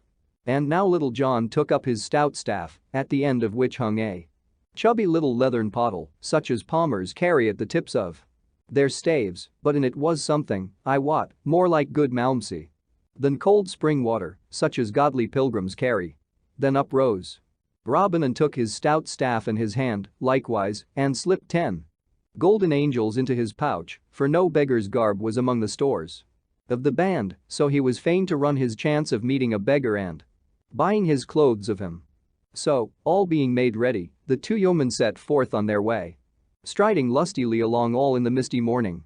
Thus they walked down the forest path until they came to the highway, and then along the highway till it split in twain, leading on one hand to Bly and on the other to Gainsborough. Here the yeoman stopped. Quoth jolly Robin, "Take thou the road to Gainsborough, and I will take that to Bly. So, fare thee well, holy father, and mayst thou not ha cause to count thy beads in earnest ere we meet again." "Good den, good beggar that is to be," quoth Little John, "and mayst thou have no cause to beg for mercy ere I see thee next." So each stepped sturdily upon his way until a green hill rose between them, and the one was hid from the sight of the other. Little John walked along, whistling, for no one was nigh upon all the road. In the budding hedges the little birds twittered merrily, and on either hand the green hills swept up to the sky, the great white clouds of springtime sailing slowly over their crowns in lazy flight. Uphill and down dale walked Little John, the fresh wind blowing in his face and his robes fluttering behind him, and so at last he came to a crossroad that led to Tuxford. Here he met 3 pretty lasses, each bearing a basket of eggs to market. Quoth he, "Whither away, fair maids?" And he stood in their path, holding his staff in front of them, to stop them. Then they huddled together and nudged one another, and one presently spake up and said, "We are going to the Tuxford market, holy friar, to sell our eggs." "Now out upon it," quoth Little John, looking upon them with his head on one side. "Surely, it is a pity that such fair lasses should be forced to carry eggs to market. Let me tell you, and I had the shaping of things in this world, ye should all 3 have been clothed in the finest silks, and ride upon milk-white horses, with pages at your side, and feed upon nothing but whipped cream and strawberries, for such a life would surely befit your looks." At this speech all 3 of the pretty maids looked down, blushing and simpering. One said, "La!" Another, "Marry, maketh sport of us." And the third, "Listen, now, to the holy man." But at the same time they looked at Little John from out the corners of their eyes. "Now, look you," said Little John, "I cannot see such dainty damsels as ye are carrying baskets along a highroad. Let me take them mine own self, and one of you, if ye will, may carry my staff for me." "Nay," said one of the lasses, "but thou canst not carry 3 baskets all at one time." "Yea, but I can," said Little John, "and that I will show you presently. I thank the good Saint Wilfred that he hath given me a pretty wit. Look." Ye, now. Here I take this great basket, so, here I tie my rosary around the handle, thus, and here I slip the rosary over my head and sling the basket upon my back, in this wise. And Little John did according to his words, the basket hanging down behind him like a peddler's pack, then giving his staff to one of the maids and taking a basket upon either arm, he turned his face toward Tuxford town and stepped forth merrily, a laughing maid on either side and one walking ahead, carrying the staff. In this wise they journeyed along, and everyone they met stopped and looked after them, laughing, for never had anybody seen such a merry sight as this tall, strapping grey friar, with robes all too short for him, laden with eggs, and tramping the road with 3 pretty lasses. For this Little John cared not a whit, but when such folks gave jesting words to him he answered back as merrily, speech for speech. So they stepped along toward Tuxford, chatting and laughing, until they came nigh to the town. Here Little John stopped and set down the baskets, for he did not care to go into the town lest he should perchance meet some of the sheriff's men. Alas! Sweet chucks, quoth he, here I must leave you. I had not thought to come this way, but I am glad that I did so. Now, ere we part, we must drink sweet friendship. So saying, he unslung the leathern pottle from the end of his staff. And, drawing the stopper therefrom, he handed it to the lass who had carried his staff, first wiping the mouth of the pottle upon his sleeve. Then each lass took a fair drink of what was within, and when it had passed all around, Little John finished what was left, so that not another drop could be squeezed from it. Then, kissing each lass sweetly, he wished them all good den, and left them. But the maids stood looking after him as he walked away whistling. What a pity, quoth one, that such a stout, lusty lad should be in holy orders. Marry, quoth Little John to himself, as he strode along, yon was no such ill happening, Saint Dunstan send me more of the like. After he had trudged along for a time he began to wax thirsty again in the warmth of the day. He shook his leathern pottle beside his ear, but not a sound came therefrom. Then he placed it to his lips and tilted it high aloft, but not a drop was there. Little John, said he sadly to himself, shaking his head the while, woman will be thy ruin. Yet, if thou dost not take better care of thyself. But at last he reached the crest of a certain hill and saw below a sweet little thatched inn lying snugly in the dale beneath him, toward which the road dipped sharply. At the sight of this, a voice within him cried aloud, I give thee joy, good friend, for yonder is thy heart's delight, to wit, a sweet rest and a cup of brown beer. So he quickened his pace down the hill and so came to the little inn, from which hung a sign with a stag's head painted upon it. In front of the door a clucking hen was scratching in the dust with a brood of chickens about her heels. The sparrows were chattering of household affairs under the eaves, and all was so sweet and peaceful that Little John's heart laughed within him. Beside the door stood 2 stout cobs with broad soft padded saddles, well fitted for easy traveling, and speaking of rich guests in the parlor. In front of the door 3 merry fellows, a tinker, a peddler, and a beggar, were seated on a bench in the sun quaffing stout ale. I give you good den, sweet friends, quoth Little John, striding up to where they sat. Give thee good den, holy father, quoth the merry beggar with a grin. But look thee, thy gown is too short. Thou hadst best cut a piece off the top and tack it to the bottom, so that it may be long enough.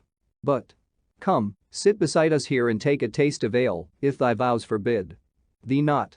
Nay, quoth Little John, also grinning, the blessed Saint Dunstan hath given me a free dispensation for all indulgence in that line. And he thrust his hand into his pouch for money to pay his score. Truly, quoth the tinker, without thy looks belie thee, holy friar. The good Saint Dunstan was wise, for without such dispensation his votary is like to ha many a penance to make. Nay, take thy hand from out thy pouch, brother, for thou shalt not pay this shot. Ho, landlord! A pot of ale. So the ale was brought and given to Little John. Then, blowing the froth a little way to make room for his lips, he tilted the bottom of the pot higher and higher, till it pointed to the sky, and he had to shut his eyes to keep the dazzle of the sunshine out of them. Then he took the pot away, for there was nothing in it, and heaved a full deep sigh, looking at the others with moist eyes and shaking his head solemnly. "Ho, landlord!" cried the peddler, "bring this good fellow another pot of ale, for truly it is a credit to us all to have one among us who can empty a cannikin so lustily." So they talked among themselves merrily, until after a while quoth Little John, "Who rideth those two nags yonder?" "Two holy men like thee, brother," quoth the beggar. "They are now having a goodly feast within, for I smelled the steam of a boiled pullet just now. The landlady saith they come from Fountain Abbey, in Yorkshire, and go to Lincoln on matters of business. They are a merry couple," said the tinker, "for one is as lean as an old wife's spindle, and the other as fat as a suet pudding." "Talking of fatness," said the peddler, "thou thyself lookest none too ill-fed, holy friar." "Nay, truly," said Little John, "thou seest in me what the holy saint Dunstan can do for them that serve him upon a handful of parched peas and a trickle of cold water." At this a great shout of laughter went up. "Truly, it is a wondrous thing," quoth the beggar, "I would have made my vow to see the masterly manner in which thou didst tuck away yon pot of ale, that thou hadst not tasted clear water for a brace of months. Has not this same holy saint Dunstan taught thee a goodly song or two?" "Why, as for that," quoth Little John, grinning, "mayhap he hath lent me aid to learn a ditty or so." "Then, prithee, let us hear how he hath taught thee," quoth the tinker. At this Little John cleared his throat and, after a word or two about a certain hoarseness that troubled him, sang thus. "Ah, pretty, pretty maid, whither dost thou go? I prithee, wait for thy lover also. And we'll gather the rose as it sweetly blows. For the merry, merry winds are blow wing dot." Now it seemed as though Little John's songs were never to get sung, for he had got no farther than this when the door of the inn opened and out came the two brothers of Fountain Abbey, the landlord following them. And, as the saying is, washing his hands with humble soap.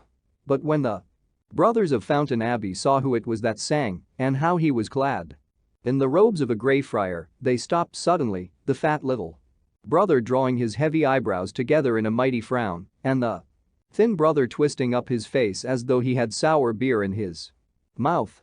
Then, as Little John gathered his breath for a new verse, "How now," roared forth the fat brother, his voice coming from him like loud thunder from a little cloud, "thou naughty fellow, is this a fit place for one in thy garb to tipple and sing profane songs?"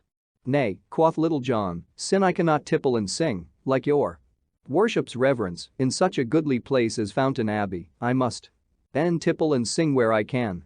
"Now, out upon thee," cried the tall lean brother in a harsh voice. "Now, out upon thee, that thou shouldst so disgrace thy cloth by this talk and bearing." "Marry, come up," quoth Little John. "Disgrace, sayest thou? Methinks it is more disgrace for one of our garb to wring hard-earned farthings out of the gripe of poor lean peasants.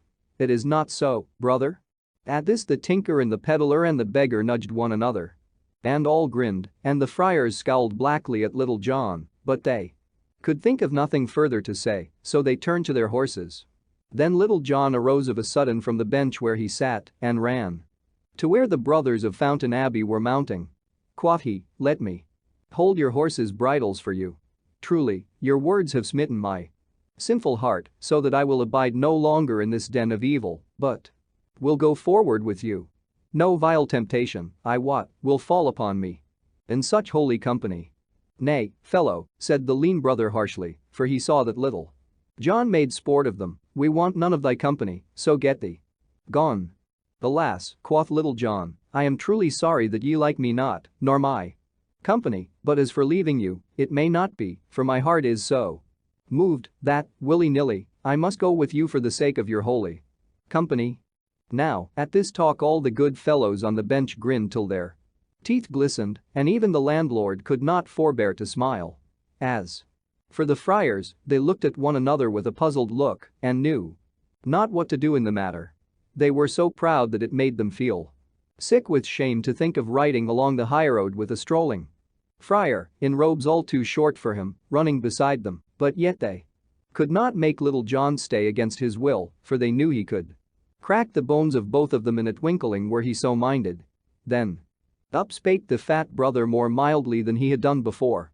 "Nay, good brother," said he, "we will ride fast, and thou wilt tire to death at the pace." "Truly, I am grateful to thee for the thought of me," quoth Little John. But have no fear, brother, my limbs are stout, and I could run like a hare from here to Gainsborough." At these words a sound of laughing came from the bench, whereat the lean brother's wrath boiled over, like water into the fire, with great fuss. "And Moise. Now, out upon thee, thou naughty fellow!" he cried. "Art thou not ashamed to bring disgrace so upon our cloth? Bide thee here, thou sot, with these porkers. Thou art no fit company for us." "La, ye there now," quoth Little John. "Thou hearest, landlord, thou art not fit company for these holy men, go back to thine alehouse. Nay, if these most holy brothers of mine do but give me the word, I'll beat thy head with this stout staff till it is as soft as whipped eggs." At these words a great shout of laughter went up from those on the bench, and the landlord's face grew red as a cherry from smothering his laugh in his stomach, but he kept his merriment down, for he wished not to bring the ill will of the brothers of Fountain Abbey upon him by unseemly mirth. So the two brethren, as they could do naught else, having mounted their nags, turned their noses toward Lincoln and rode away. "I cannot stay longer, sweet friends," quoth Little John, as he pushed in betwixt the two cobs, "therefore I wish you good den. Off we go, we three." So saying, he swung his stout staff over his shoulder and trudged off, measuring his pace with that of the two nags. The two brothers glowered at Little John when he so pushed himself betwixt them, then they drew as far away from him as they could, so that the yeoman walked in the middle of the road while they rode on the footpath on either side of the way. As they so went away, the tinker, the peddler, and the beggar ran skipping out into the middle of the highway, each with a pot in his hand, and looked after them laughing. While they were in sight of those at the inn, the brothers walked their horses soberly, not caring to make ill matters worse by seeming to run away from Little John, for they could not but think how it would sound in folks' ears when they heard how the brethren of Fountain Abbey scampered away from a strolling friar like the ugly one when the blessed Saint Dunstan loosed his nose from the red-hot tongs where he had held it fast, but when they had crossed the crest of the hill and the inn was lost to sight, quoth the fat brother to the thin brother, "Brother Ambrose, had we not better mend our pace?"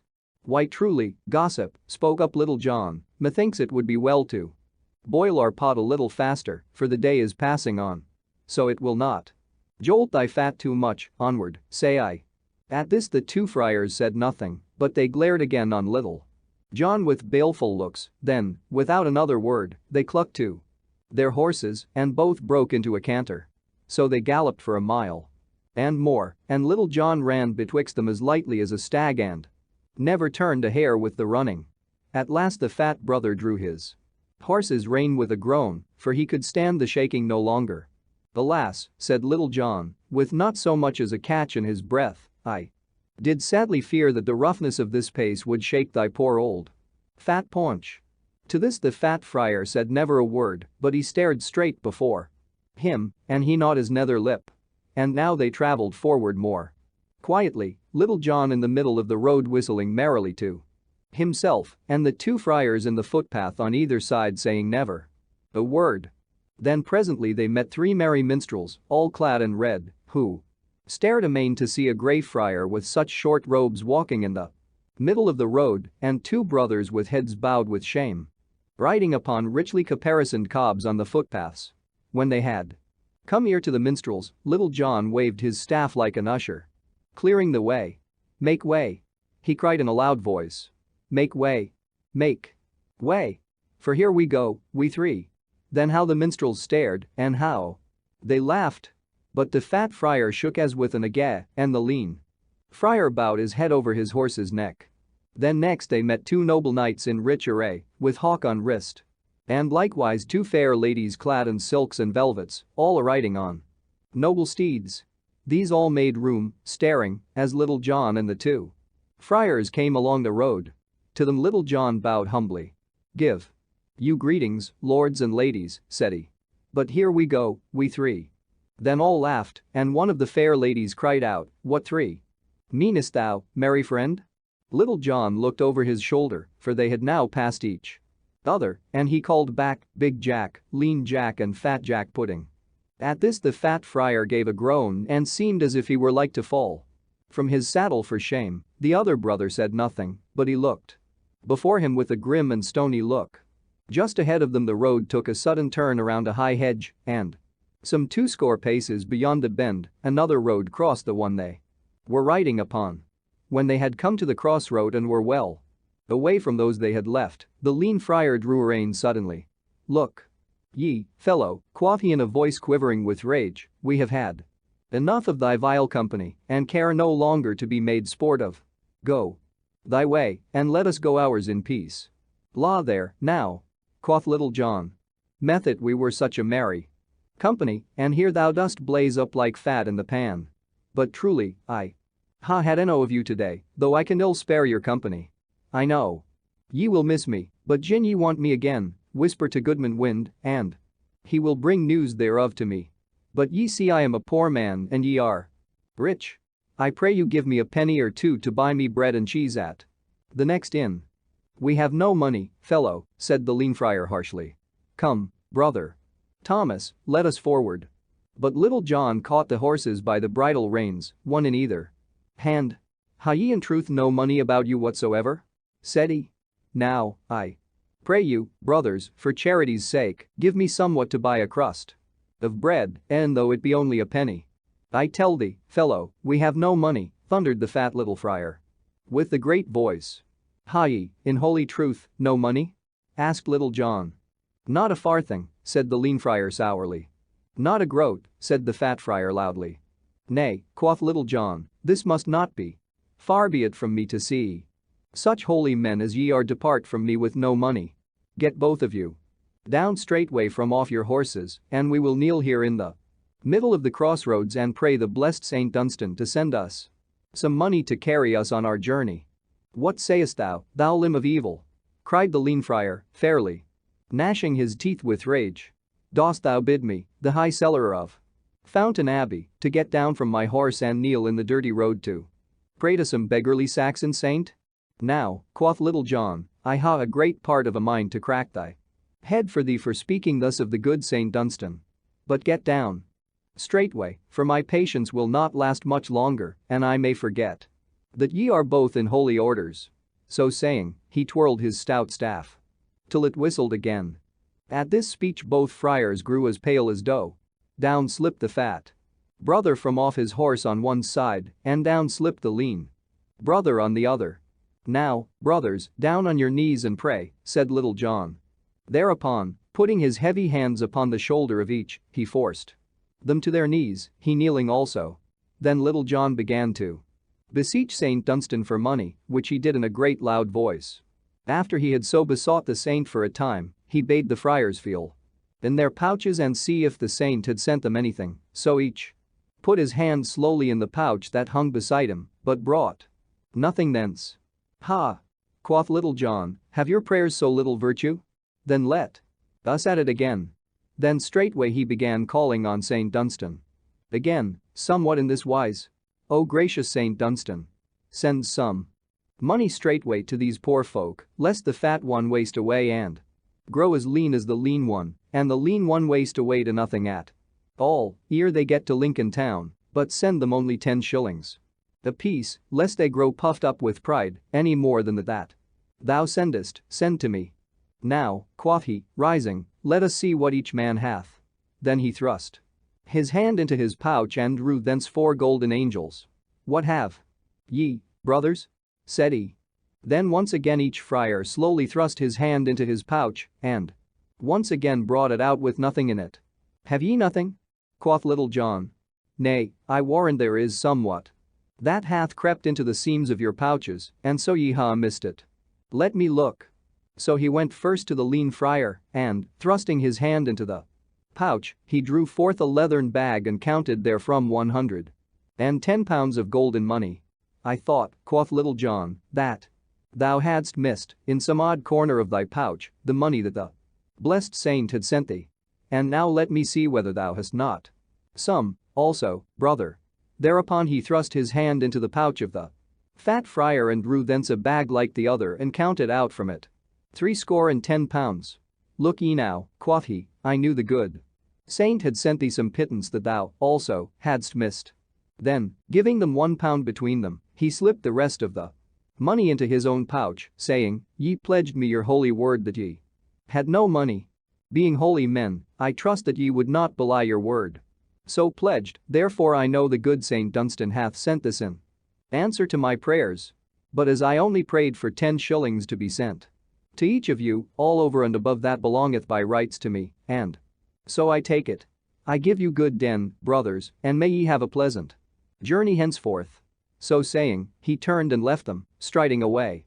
The friars looked at one another with a woeful look, and slowly and sadly they mounted their horses again and rode away with never a word. But Little John turned his footsteps back again to Sherwood Forest, and merrily he whistled as he strode along. And now we will see what befell Robin Hood in his venture as beggar. Robin Hood turns beggar.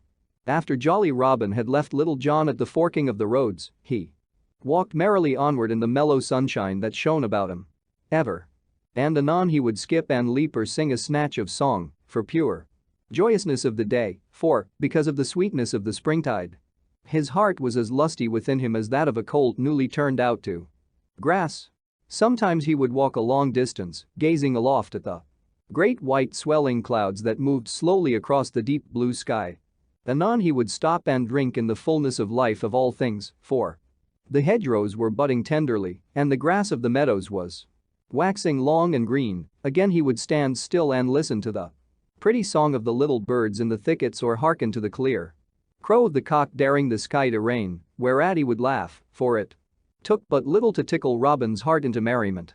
So he trudged manfully along, ever willing to stop for this reason or for that, and ever ready to chat with such merry lasses as he met now and then. So the morning slipped along, but yet he met no beggar with whom he could change clothes. Quoth he, "If I do not change my luck in haste, I am like to have an empty day of it, for it is well nigh half gone already. And, although I have had a merry walk through the countryside, I know naught of a beggar's life." Then, after a while, he began to grow hungry, whereupon his mind turned from thoughts of springtime and flowers and birds and dwelled upon boiled capons, malmsey, white bread, and the like, with great tenderness. Quoth he to himself, "I would I had Willie Winkin's wishing coat, I know right well what I should wish for, and this it should be." Here he marked upon the fingers of his left hand with the forefinger of his right hand those things which he wished for. Firstly, I would have a sweet brown pie of tender larks, mark ye, not dry cooked, but with a good sop of gravy to moisten it withal. Next, I would have a pretty pullet, fairly boiled, with tender pigeon's eggs, cunningly sliced, garnishing the platter around. With these I would have a long, slim loaf of wheaten bread that hath been baked upon the hearth, it should be warm from the fire, with glossy brown crust, the color of the hair of mine own Maid Marian, and this same crust should be as crisp and brittle as the thin white ice that lies across the furrows in the early winter's morning. These will do for the more solid things, but with these I must have 3 potties, fat and round, one full of malmsey, one of canary, and one brimming full of mine own dear lusty sack."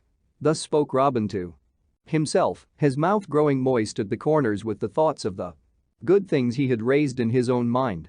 So, talking to himself, he came to where the dusty road turned sharply around the hedge, all tender with the green of the coming leaf, and there he saw before him a stout fellow sitting upon a stile, swinging his legs in idleness. All about this lusty rogue dangled divers pouches and bags of different sizes and kinds, a dozen or more, with great wide, gaping mouths, like a brood of hungry daws. His coat was gathered in at his waist and was patched with as many colors as there are stripes upon a maypole in the springtide. On his head he wore a great tall leathern cap, and across his knees rested a stout quarterstaff of blackthorn, full as long and heavy as Robin's. As jolly a beggar was he as ever trod the lanes and byways of Nottinghamshire, for his eyes were as grey as slate and snapped and twinkled and danced with merriment. And his black hair curled close all over his head in little rings of kinkiness. "Halloa, good fellow," quoth Robin, when he had come nigh to the other. "What art thou doing here this merry day, when the flowers are peeping and the buds are swelling?" Then the other winked one eye and straightway trolled forth in a merry voice, "I sit upon the stile and I sing a little while, as I wait for my own true dear, oh, for the sun is shining bright." And the leaves are dancing light. And the little fowl sings she is near, oh dot. And so it is with me, bully boy, saving that my doxy cometh not. Now that is a right sweet song, quoth Robin, and, were I in the right mind to listen to thee, I could bear well to hear more, but I have two things of seriousness to ask of thee, so listen, I prithee. At this the jolly beggar cocked his head on one side, like a rogue of a magpie. Quoth he, I am an ill jug to pour heavy things into, good friend, and, if I mistake not, thou hast few serious words to spare at any time. Nay, quoth jolly Robin, what I would say first is the most serious of all thoughts to me, to wit, where shall I get somewhat to eat and drink? Say'st thou so? Quoth the beggar. Marry, I make no such serious thoughts upon the matter. I eat when I can get it, and munch my crust when I can get no crumb, likewise, when there is no ale to be had I wash the dust from out my throat with a trickle of cold water. I was sitting here, as thou camest upon me, bethinking myself whether I should break my fast or no. I do love to let my hunger grow mightily keen ere I eat. For then a dry crust is as good to me as a venison pasty with suet and raisins is to stout King Harry. I have a sharp hunger upon me now, but methinks in a short while it will ripen to a right mellow appetite. Now, in good sooth, quoth merry Robin, laughing, thou hast a quaint tongue betwixt thy teeth. But hast thou truly naught but a dry crust about thee? Methinks thy bags and pouches are fat and lusty for such thin fare. Why, mayhap there is some other cold fare therein, said the beggar slyly. And hast thou naught to drink but cold water? Said Robin. Never so much as a drop, quoth the beggar. Over beyond yon clump of trees is as sweet a little inn as ever thou hast lifted eyelid upon, but I go not thither, for they have a nasty way with me. Once, when the good Prior of Emmet was dining there, the landlady set a dear little tart of stewed crabs and barley sugar upon the window-sill to cool, and, seeing it there, and fearing it might be lost, I took it with me till that I could find the owner thereof. Ever since then they have acted very ill toward me, yet truth bids me say that they have the best ale there that ever rolled over my tongue. At this Robin laughed aloud. Marry, quoth he, they did ill toward thee for thy kindness. But tell me truly, what hast thou in thy pouches? Why, quoth the beggar, peeping into the mouths of his bags, I find here a goodly piece of pigeon pie, wrapped in a cabbage leaf to hold the gravy. Here I behold a dainty streaked piece of brawn, and here a fair lump of white bread. Here I find 4 oaten cakes and a cold knuckle of ham. Ha! In sooth, 'tis strange, but here I behold 6 eggs that must have come by accident from some poultry yard hereabouts. They are raw, but roasted upon the coals and spread with a piece of butter that I see. Peace, good friend, cried Robin, holding up his hand. Thou makest my poor stomach quake with joy for what thou tellest me so sweetly. If thou wilt give me to eat, I will straightway hie me to that little inn thou didst tell of but now, and will bring a skin of ale for thy drinking and mine. Friend, thou hast said enough, said the beggar, getting down from the stile. I will feast thee with the best that I have and bless Saint Cedric for thy company. But, sweet chuck, I prithee bring 3 quarts of ale at least, 1 for thy drinking and 2 for mine, for my thirst is such that methinks I can drink ale as the sands of the river Dee drink salt water. So Robin straightway left the beggar, who, upon his part, went to a budding lime bush back of the hedge, and there spread his feast upon the grass and roasted his eggs upon a little faggot fire, with a deftness gained by long labor in that line. After a while back came Robin bearing a goodly skin of ale upon his shoulder, which he laid upon the grass. Then, looking upon the feast spread upon the ground and a fair sight it was to look upon, he slowly rubbed his hand over his stomach, for to his hungry eyes it seemed the fairest sight that he had beheld in all his life. Friend, said the beggar, let me feel the weight of that skin. Yea, truly, quoth Robin, help thyself, sweet chuck, and meantime let me see whether thy pigeon pie is fresh or no. So the one seized upon the ale and the other upon the pigeon pie, and nothing was heard for a while but the munching of food and the gurgle of ale as it left the skin. At last, after a long time had passed thus, Robin pushed the food from him and heaved a great sigh of deep content, for he felt as though he had been made all over anew. And now, good friend, quoth he, leaning upon one elbow, I would have at thee about that other matter of seriousness of which I spoke not long since. How? Said the beggar reproachfully, thou wouldst surely not talk of things appertaining to serious affairs upon such ale as this. Nay, quoth Robin, laughing. I would not check thy thirst, sweet friend, drink while I talk to thee. Thus it is. I would have thee know that I have taken a liking to thy craft and would fain have a taste of a beggar's life mine own self. Said the beggar, I marvel not that thou hast taken a liking to my manner of life, good fellow, but to like and to do are two matters of different sorts. I tell thee, friend, one must serve a long apprenticeship ere one can learn to be even so much as a clapper Dudgeon, much less a cranker and Abraham man. 3 I tell thee, lad, thou art too old to enter upon that which it may take the years to catch the hang of. 3 classes of travelling mendicants that infested England as late as the middle of the 17th century. Vide Dacre's English villainies. Etc. Mayhap that may be so, quoth Robin, for I bring to mind that Gaffer Swantold saith Jack Shoemaker maketh ill bread, Tom Baker maketh ill shoon. Nevertheless, I have a mind to taste a beggar's life and need but the clothing to be as good as any. I tell thee, fellow, said the beggar, if thou wert clad as sweetly as good Saint Winton, the patron of our craft, thou wouldst never make a beggar. Marry, the first jolly traveller that thou wouldst meet would beat thee to a pudding for thrusting thy nose into a craft that belongeth not to thee. Nevertheless, quoth Robin, I would have a try at it, and methinks I shall change clothes with thee, for thy garb seemeth to be pretty, not to say gay. So not only will I change clothes, but I will give thee 2 golden angels to boot.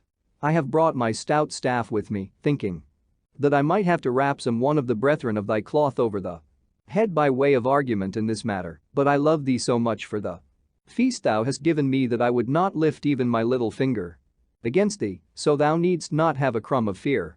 To this the beggar listened with his knuckles resting against his hips. And when Robin had ended he cocked his head on one side and thrust his tongue into his cheek. Marry, come up, quoth he at last. Lift thy finger against me. Forsooth. Art thou out of thy wits, man? My name is Rickon Hazel, and I come from Holywell, in Flintshire, over by the River Dee. I tell thee, knave, I have cracked the head of many a better man than thou art, and even now I would scald thy crown for thee, but for the ale thou hast given me. Now thou shalt not have so much as one tag rag of my coat. Even could it save thee from hanging. Now, fellow, said Robin, it would ill suit me to spoil thy pretty head for thee, but I tell thee plainly, that but for this feast I would do that to thee would stop thy travelling the country for many a day to come. Keep thy lips shut, lad, or thy luck will tumble out of thy mouth with thy speech. Now out, and alas for thee, man, for thou hast bred thyself ill this day. Cried the beggar, rising and taking up his staff.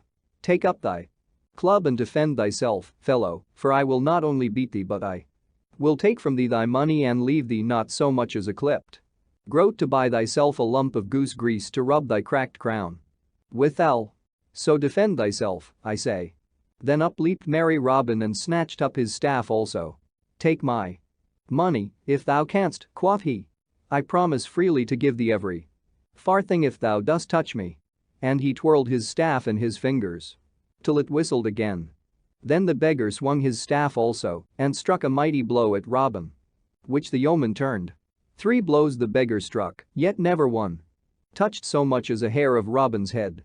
Then stout Robin saw his chance, and, ere you could count 3, Rickon's staff was over the hedge, and Rickon himself lay upon the green grass with no more motion than you could find in an empty pudding bag. How now? Quoth merry Robin, laughing. Wilt thou have my hide or my money, sweet chuck? But to this the other answered never a word.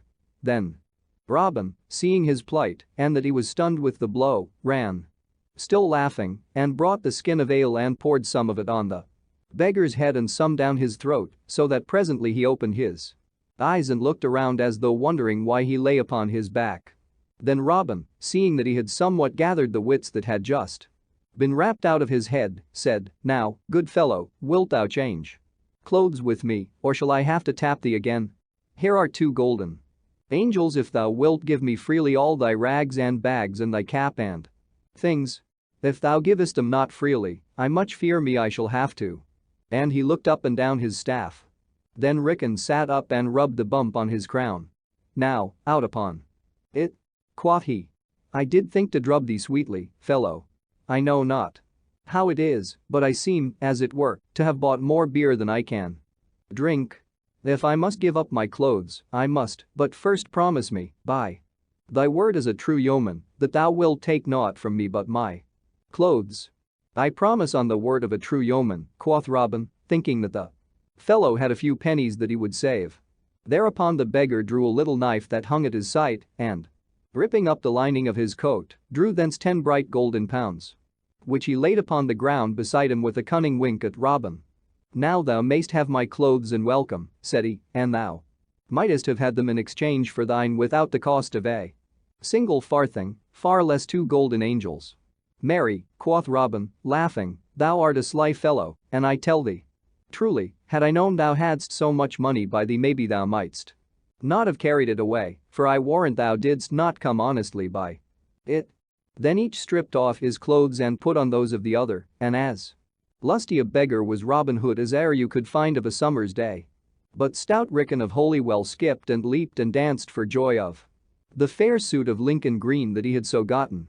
Quoth he, I am a gay feathered bird now. Truly, my dear mole Peascod would never know me in this dress. Thou mayst keep the cold pieces of the feast, friend, for I mean to live well and lustily while my money lasts and my clothes are gay. So he turned and left Robin and, crossing the stile, was gone, but Robin heard him singing from beyond the hedge as he strode away. For Polly is smiling and Molly is glad when the beggar comes in at the door. And Jack and Dick call him a fine lusty lad. And the hostess runs up a great score. Then hey, Willie Watican. Stay, Billy Watican. And let the brown ale flow free, flow free. The beggar's the man for me.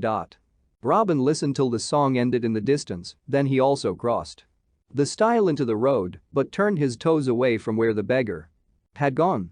The road led up a gentle hill, and up the hill Robin walked, a half-score or more of bags dangling about his legs. Onward he strolled for a long time, but other adventure he found not. The road was bare of all else but himself as he went, kicking up little clouds of dust at each footstep, for it was noontide, the most peaceful time of all the day. Next to twilight, all the earth was silent in the restfulness of eating time. The plowerses stood in the furrow munching, with great bags over their noses holding sweet food. The plowman sat under the hedge and the plowboy also, and they, too, were munching, each one holding a great piece of bread in one fist and a great piece of cheese in the other. So Robin, with all the empty road to himself, strode along whistling merrily, his bags and pouches bobbing and dangling at his thighs. At last he came to where a little grass-grown path left the road and, passing through a stile and down a hill, led into a little dell and on across a rill in the valley and up the hill on the other side, till it reached a windmill that stood on the cap of the rise where the wind bent the trees in swaying motion.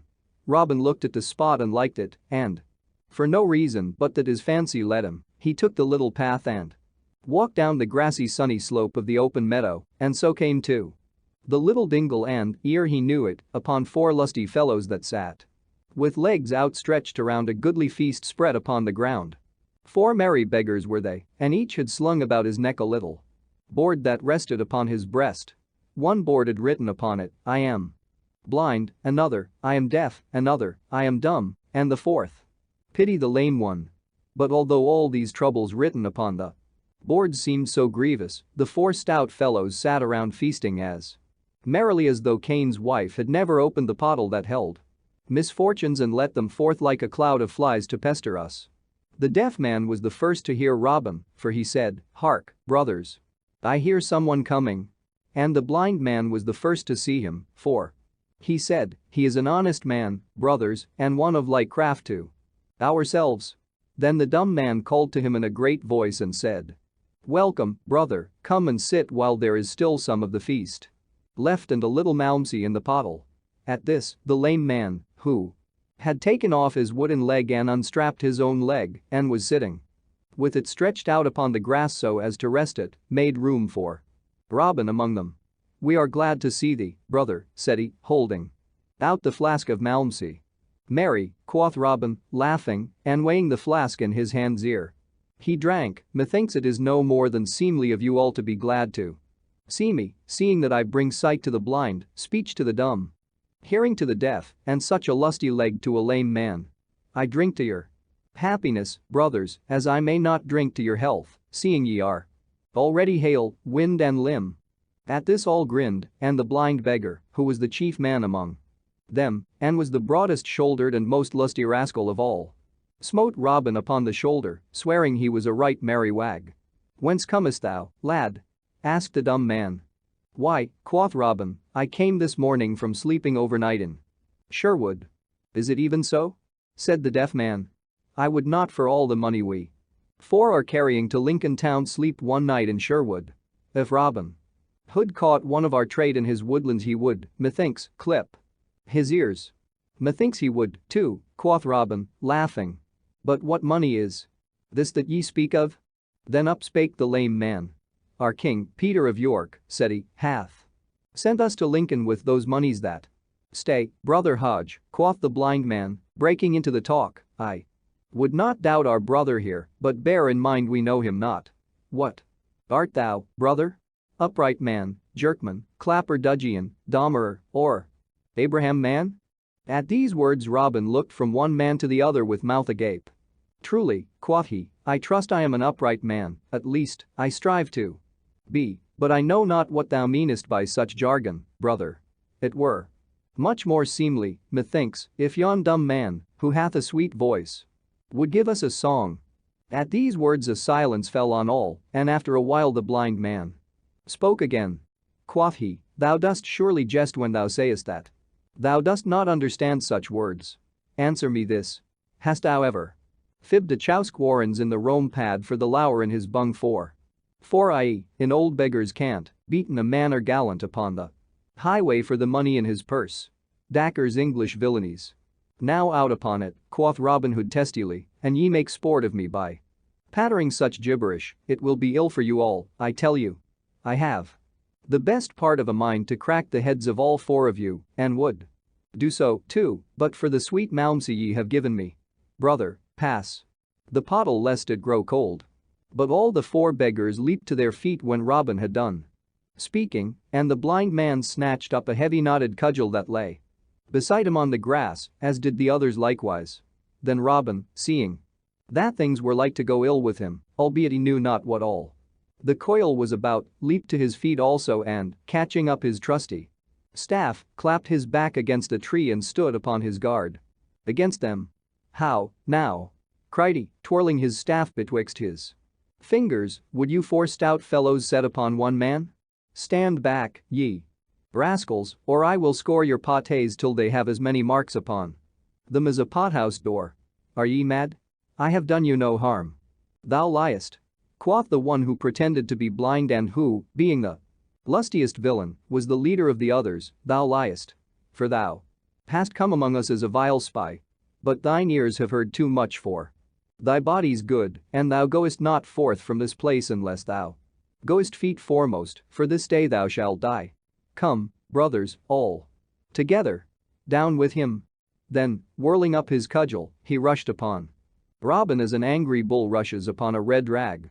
But Robin was ready for any happening. Crick, crack. He struck two blows as quick as a wink. And down went the blind man, rolling over and over upon the grass. At this the others bore back and stood at a little distance scowling upon Robin. "Come on, ye scum," cried he merrily. "Here be cakes and ale for all. Now, who will be next served?" To this speech the beggars answered never a word, but they looked at Robin as great Blunderbore looked upon stout Jack the Slayer of Giants. As though they would fain eat him, body and bones, nevertheless, they did not care to come nigher to him and his terrible staff. Then, seeing them so hesitate, Robin of a sudden leaped upon them, striking even as he leaped. Down went the dumb man, and away flew his cudgel from his hand as he fell. At this the others ducked to avoid another blow, then, taking to their heels, scampered, the one way and the other the Other, as though they had the west wind's boots upon their feet. Robin looked after them, laughing, and thought that never had he seen so fleet a runner as the lame man, but neither of the beggars stopped nor turned around, for each felt in his mind the wind of Robin's cudgel about his ears. Then Robin turned to the two stout knaves lying upon the ground. Quoth he, "These fellows spake somewhat about certain moneys they were taking to Lincoln. Methinks I may find it upon this stout blind fellow, who hath as keen sight as e'er a trained woodsman in Nottingham or Yorkshire. It were a pity to let sound money stay in the pockets of such thieving knaves." So saying, he stooped over the burly rascal and searched among his rags and tatters till presently his fingers felt a leathern pouch slung around his body beneath his patched and tattered coat. This he stripped away and, weighing it in his hands, bethought himself that it was mighty heavy. "It were a sweet thing," said he to himself, "if this were filled with gold instead of copper pence." Then, sitting down upon the grass, he opened the pocket and looked into it. There he found 4 round rolls wrapped up in dressed sheepskin. One of these rolls he opened, then his mouth gaped and his eyes stared, I wot, as though they would never close again, for what did he see but 50 pounds of bright golden money? He opened the other pockets and found in each one the same, 50 bright new stamped golden pounds. Quoth Robin, "I have oft heard that the Beggars' Guild was over rich, but never did I think that they sent such sums as this to their treasury. I shall take it with me, for it will be better used for charity and the good of my merry band than in the enriching of such knaves as these." So saying, he rolled up the money in the sheepskin again, and putting it back in the purse, he thrust the pouch into his own bosom. Then taking up the flask of Malmsey, he held it toward the two fellows lying on the grass, and quoth he, "Sweet friends, I drink your health and thank you dearly for what ye have so kindly given me this day, and so I wish you good den." Then, taking up his staff, he left the spot and went merrily on his way. But when the 2 stout beggars that had been rapped upon the head roused themselves and sat up, and when the others had gotten over their fright and come back, they were as sad and woebegone as 4 frogs in dry weather, for 2 of them had cracked crowns, their malmsey was all gone, and they had not so much as a farthing to cross their palms withal. But after Robin left the little dell he strode along merrily, singing as he went, and so blithe was he in such a stout beggar, and, withal, so fresh and clean, that every merry lass he met had a sweet word for him and felt no fear, while the very dogs, that most times hate the sight of a beggar, snuffed at his legs in friendly wise and wagged their tails pleasantly, for dogs know an honest man by his smell, and an honest man Robin was in his own way. Thus he went along till at last he had come to the wayside cross nigh Ullerton, and, being somewhat tired, he sat him down to rest upon the grassy bank in front of it. "It groweth night time," quoth he to himself, "that I were getting back again to Sherwood, yet it would please me well to have one more merry adventure ere I go back again to my jolly band." So he looked up the road and down the road to see who might come, until at last he saw someone drawing near, riding upon a horse. When the traveler came nigh enough for him to see him well, Robin laughed, for a strange enough figure he cut. He was a thin, wizened man, and, to look upon him, you could not tell whether he was 30 years old or 60. So dried up was he even to skin and bone. As for the nag, it was as thin as the rider, and both looked as though they had been baked in Mother Huddle's oven, where folk are dried up so that they live forever.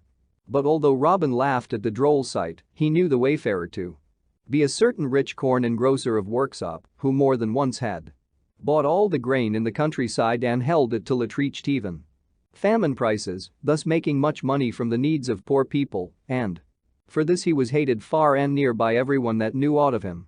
So, after a while, the corn engrosser came riding up to where Robin sat.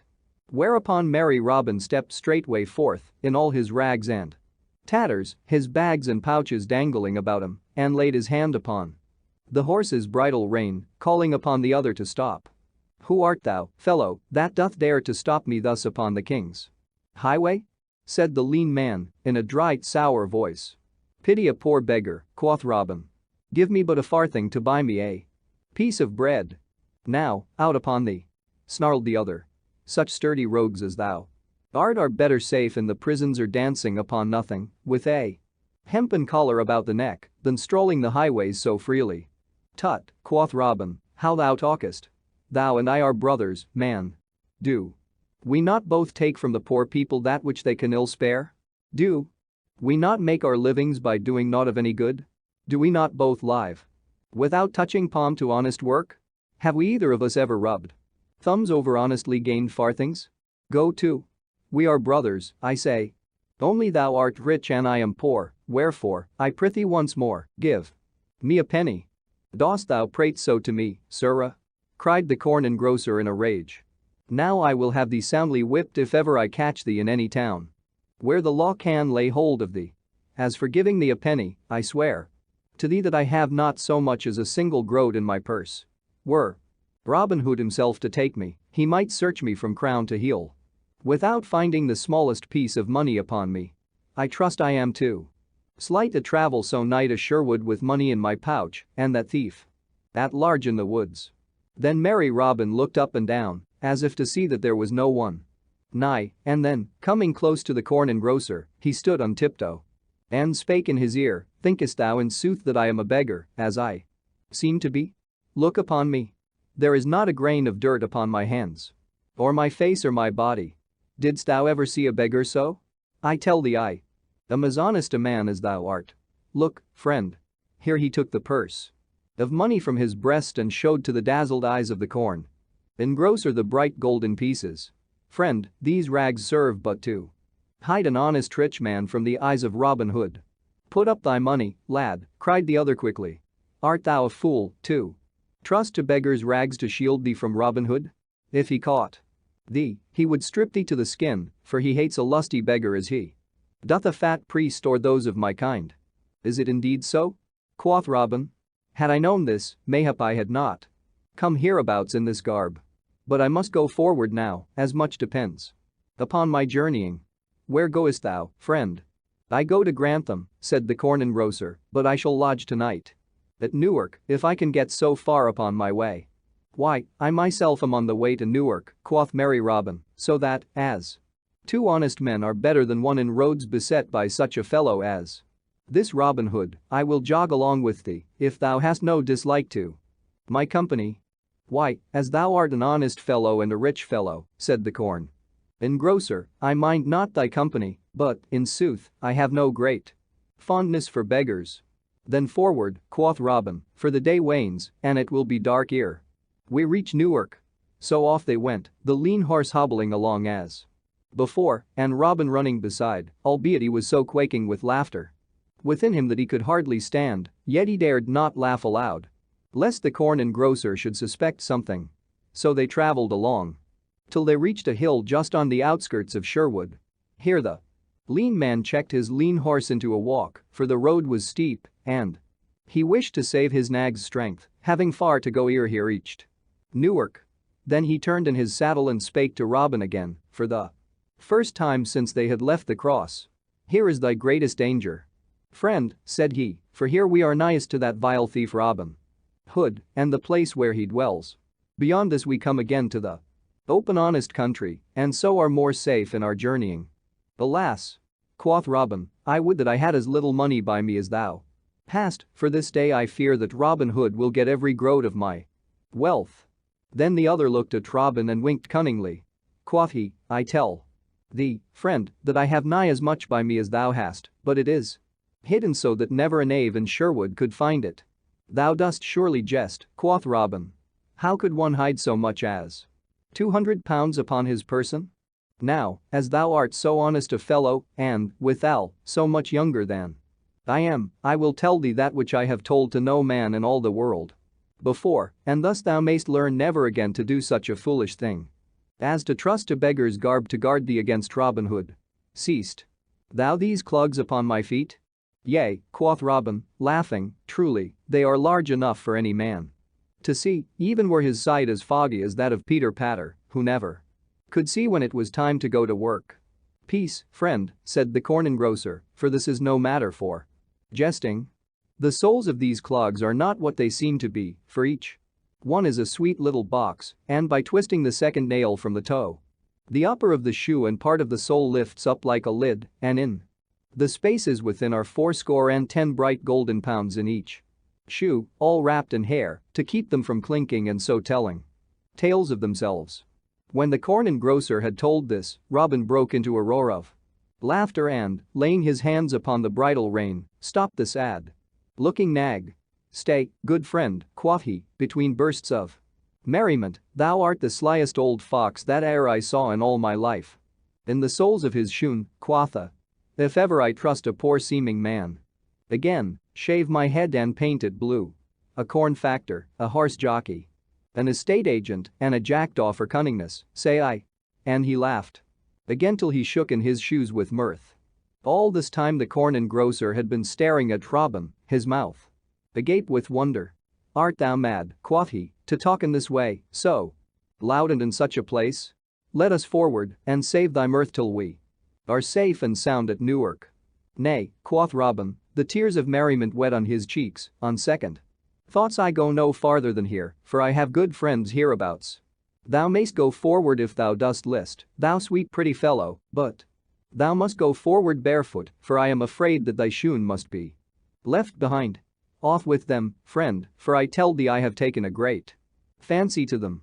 At these words the corn factor grew pale as a linen napkin. "Who art thou that talkest so?" said he.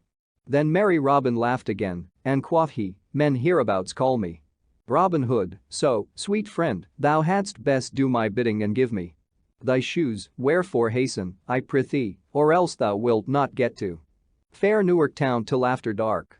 At the sound of the name of Robin Hood, the corn factor quaked with fear, so that he had to seize his horse by the mane to save himself from falling off its back. Then straightway, and without more words, he stripped off his clogs and let them fall upon the road. Robin, still holding the bridle rein, stooped and picked them up. Then he said, "Sweet friend, I am used to ask those that I have dealings with to come and feast at Sherwood with me. I will not ask thee, because of our pleasant journey together, for I tell thee there be those in Sherwood that would not be so gentle with thee as I have been. The name of corn engrosser leaves a nasty taste upon the tongue of all honest men. Take a fool's advice of me and come no more so nigh to Sherwood, or mayhap some day thou mayst of a sudden find a cloth-yard shaft betwixt thy ribs. So, with this, I give thee good den." Hereupon he clapped his hand to the horse's flank and off went nag and rider. But the man's face was all bedewed with the sweat of fright, and never again, I wot, was he found so close to Sherwood Forest as he had been this day. Robin stood and looked after him, and, when he was fairly gone, turned laughing and entered the forest carrying the shoes in his hand. That night in sweet Sherwood the red fires glowed brightly and wavering light on tree and bush, and all around sat or lay the stout fellows of the band to hear Robin Hood and Little John tell their adventures. All listened closely, and again the woods rang with shouts of laughter. When all was told, Friar Tuck spoke up. "Good master," said he, "thou hast had a pretty time, but still I hold to my saying that the life of the barefoot friar is the merrier of the two." "Nay," quoth Will Stutely, "I hold with our master that he hath had the pleasanter doings of the two, for he hath had 2 stout bouts at quarterstaff this day."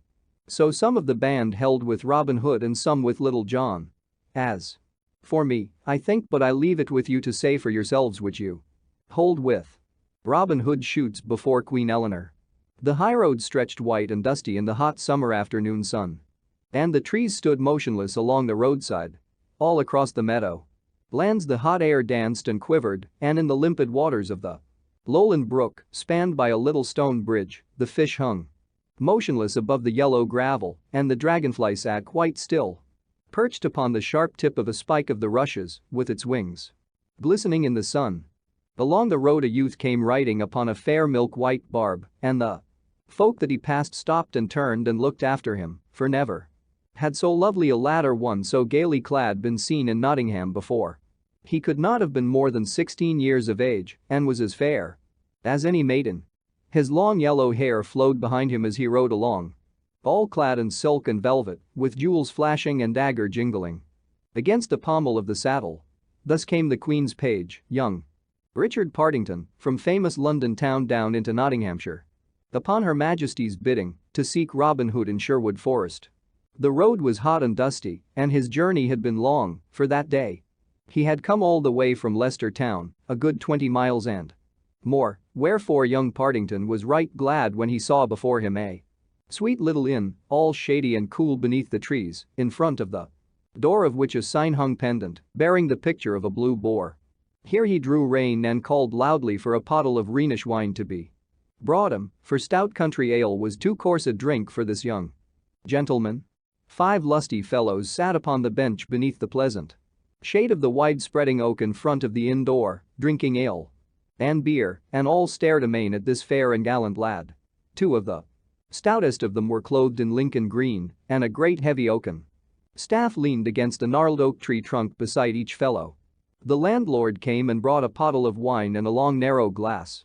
Upon a salver, which he held up to the page as he sat upon his horse, young Partington poured forth the bright yellow wine and holding the glass aloft, cried, "Here is to the health and long happiness of my royal mistress, the noble Queen Eleanor, and may my journey in her desirings soon have end, and I find a certain stout yeoman men call Robin Hood."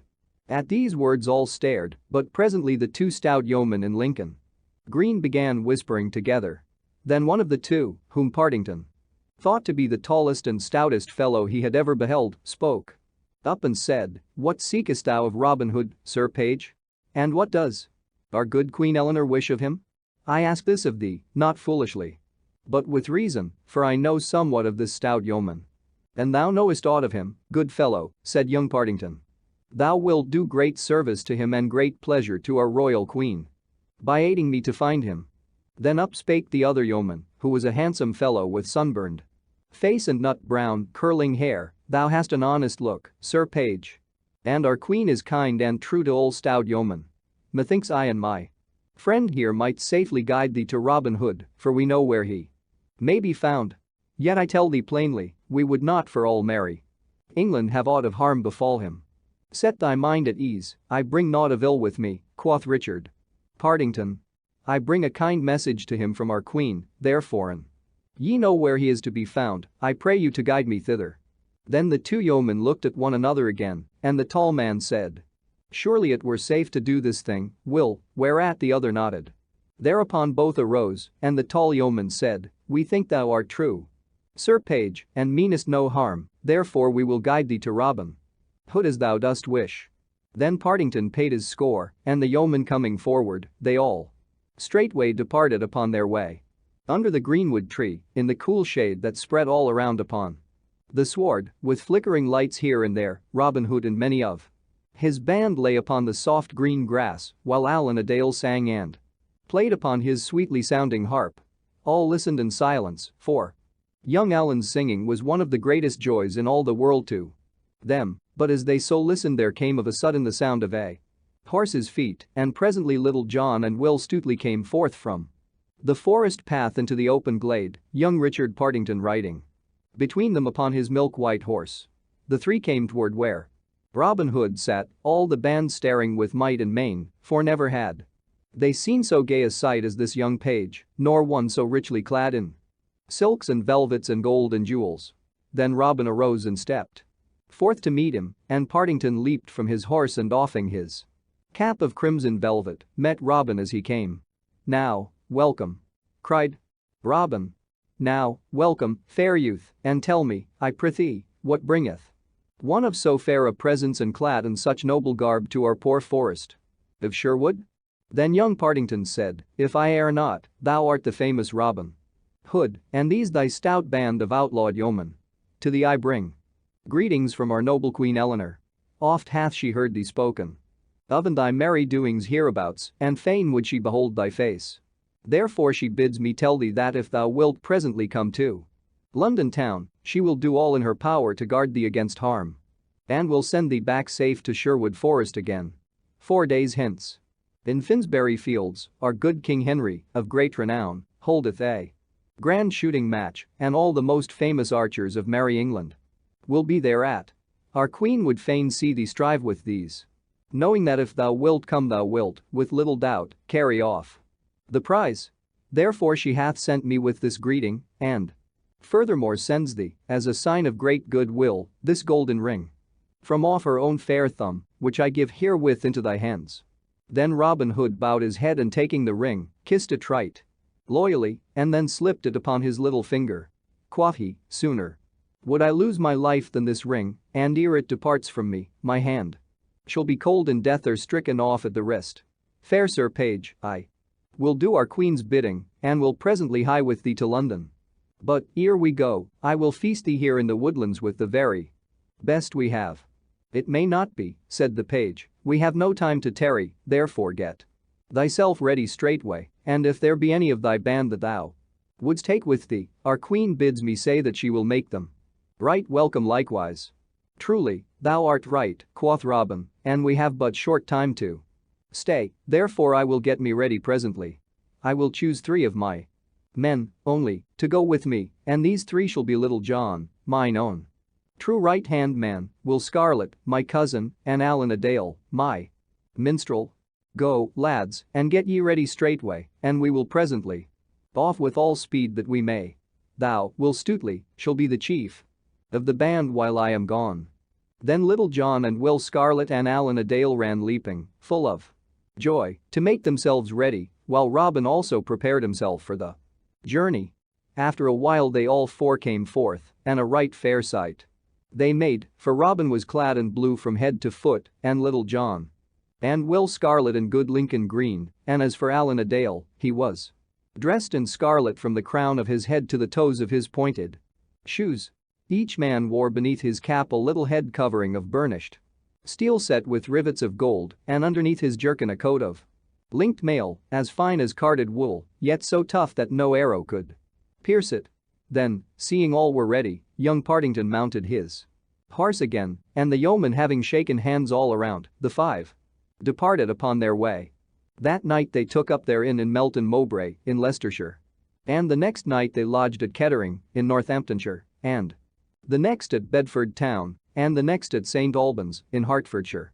This place they left not long after the middle of the night, and travelling fast through the tender dawning of the summer day, when the dews lay shining on the meadows and faint mists hung in the dales, when the birds sang their sweetest and the cobwebs beneath the hedges glimmered like fairy cloth of silver, they came at last to the towers and walls of famous London town, while the morn was still young and all golden toward the east. Queen Eleanor sat in her royal bower, through the open casements of which poured the sweet yellow sunshine in great floods of golden light. All about her stood her ladies in waiting chatting in low voices, while she herself sat dreamily where the mild air came softly drifting into the room laden with the fresh perfumes of the sweet red roses that bloomed in the great garden beneath the wall. To her came one who said that her page, Richard Partington, and 4 stout yeomen waited her pleasure in the court below. Then Queen Eleanor arose joyously and bade them be straightway shown into her presence. Thus Robin Hood and Little John and Will Scarlet and Allan a Dale came before the queen into her own royal bower. Then Robin kneeled before the queen with his hands folded upon his breast, saying in simple phrase, "Here am I, Robin Hood. Thou didst bid me come, and lo, I do thy bidding. I give myself to thee as thy true servant, and will do thy commanding, even if it be to the shedding of the last drop of my life's blood." But good Queen Eleanor smiled pleasantly upon him, bidding him to arise. Then she made them all be seated to rest themselves after their long journey. Rich food was brought them and noble wines, and she had her own pages to wait upon the wants of the yeomen. At last, after they had eaten all they could, she began questioning them of their merry adventures. Then they told her all of the lusty doings herein spoken of, and among others that concerning the Bishop of Hereford and Sir Richard of the Lee, and how the bishop had abided 3 days in Sherwood Forest. At this, the queen and the ladies about her laughed again and again, for they pictured to themselves the stout bishop abiding in the forest and ranging the woods in lusty sport with Robin and his band. Then, when they had told all that they could bring to mind, the queen asked Allan to sing to her, for his fame as a minstrel had reached even to the court at London town. So straightway Allan took up his harp in his hand and, without more asking, touched the strings lightly till they all rang sweetly. Then he sang thus: gentle river, bright thy crystal waters flow, sliding where the aspens shiver, gliding where the lilies blow, singing over pebbled shallows, Kissing blossoms bending low. Breaking neath the dipping swallows. Purpling where the breezes blow. Floating on thy breast forever. Down thy current I could glide. Grief and pain should reach me never. On thy bright and gentle tide. So my aching heart seeks thine, love. There to find its rest and peace. For, through loving, bliss is mine, love. And my many troubles cease. Thus Alan sang, and as he sang all eyes dwelled upon him and not a sound broke the stillness, and even after he had done the silence hung for a short space. So the time passed till the hour drew nigh for the holding of the great archery match in Finsbury Fields. A gay sight were famous Finsbury Fields on that bright and sunny morning of lusty summertime. Along the end of the meadow stood the booths for the different bands of archers, for the king's yeomen were divided into companies of 80 men, and each company had a captain over it, so on the bright greensward stood 10 booths of striped canvas, a booth for each band of the royal archers, and at the peak of each fluttered a flag. In the mellow air, and the flag was the color that belonged to the captain of each band. From the center booth hung the yellow flag of Tepus, the famous bow-bearer of the king. Next to it, on one hand, was the blue flag of Gilbert of the White Hand, and on the other the blood-red pennant of stout young Clifton of Buckinghamshire.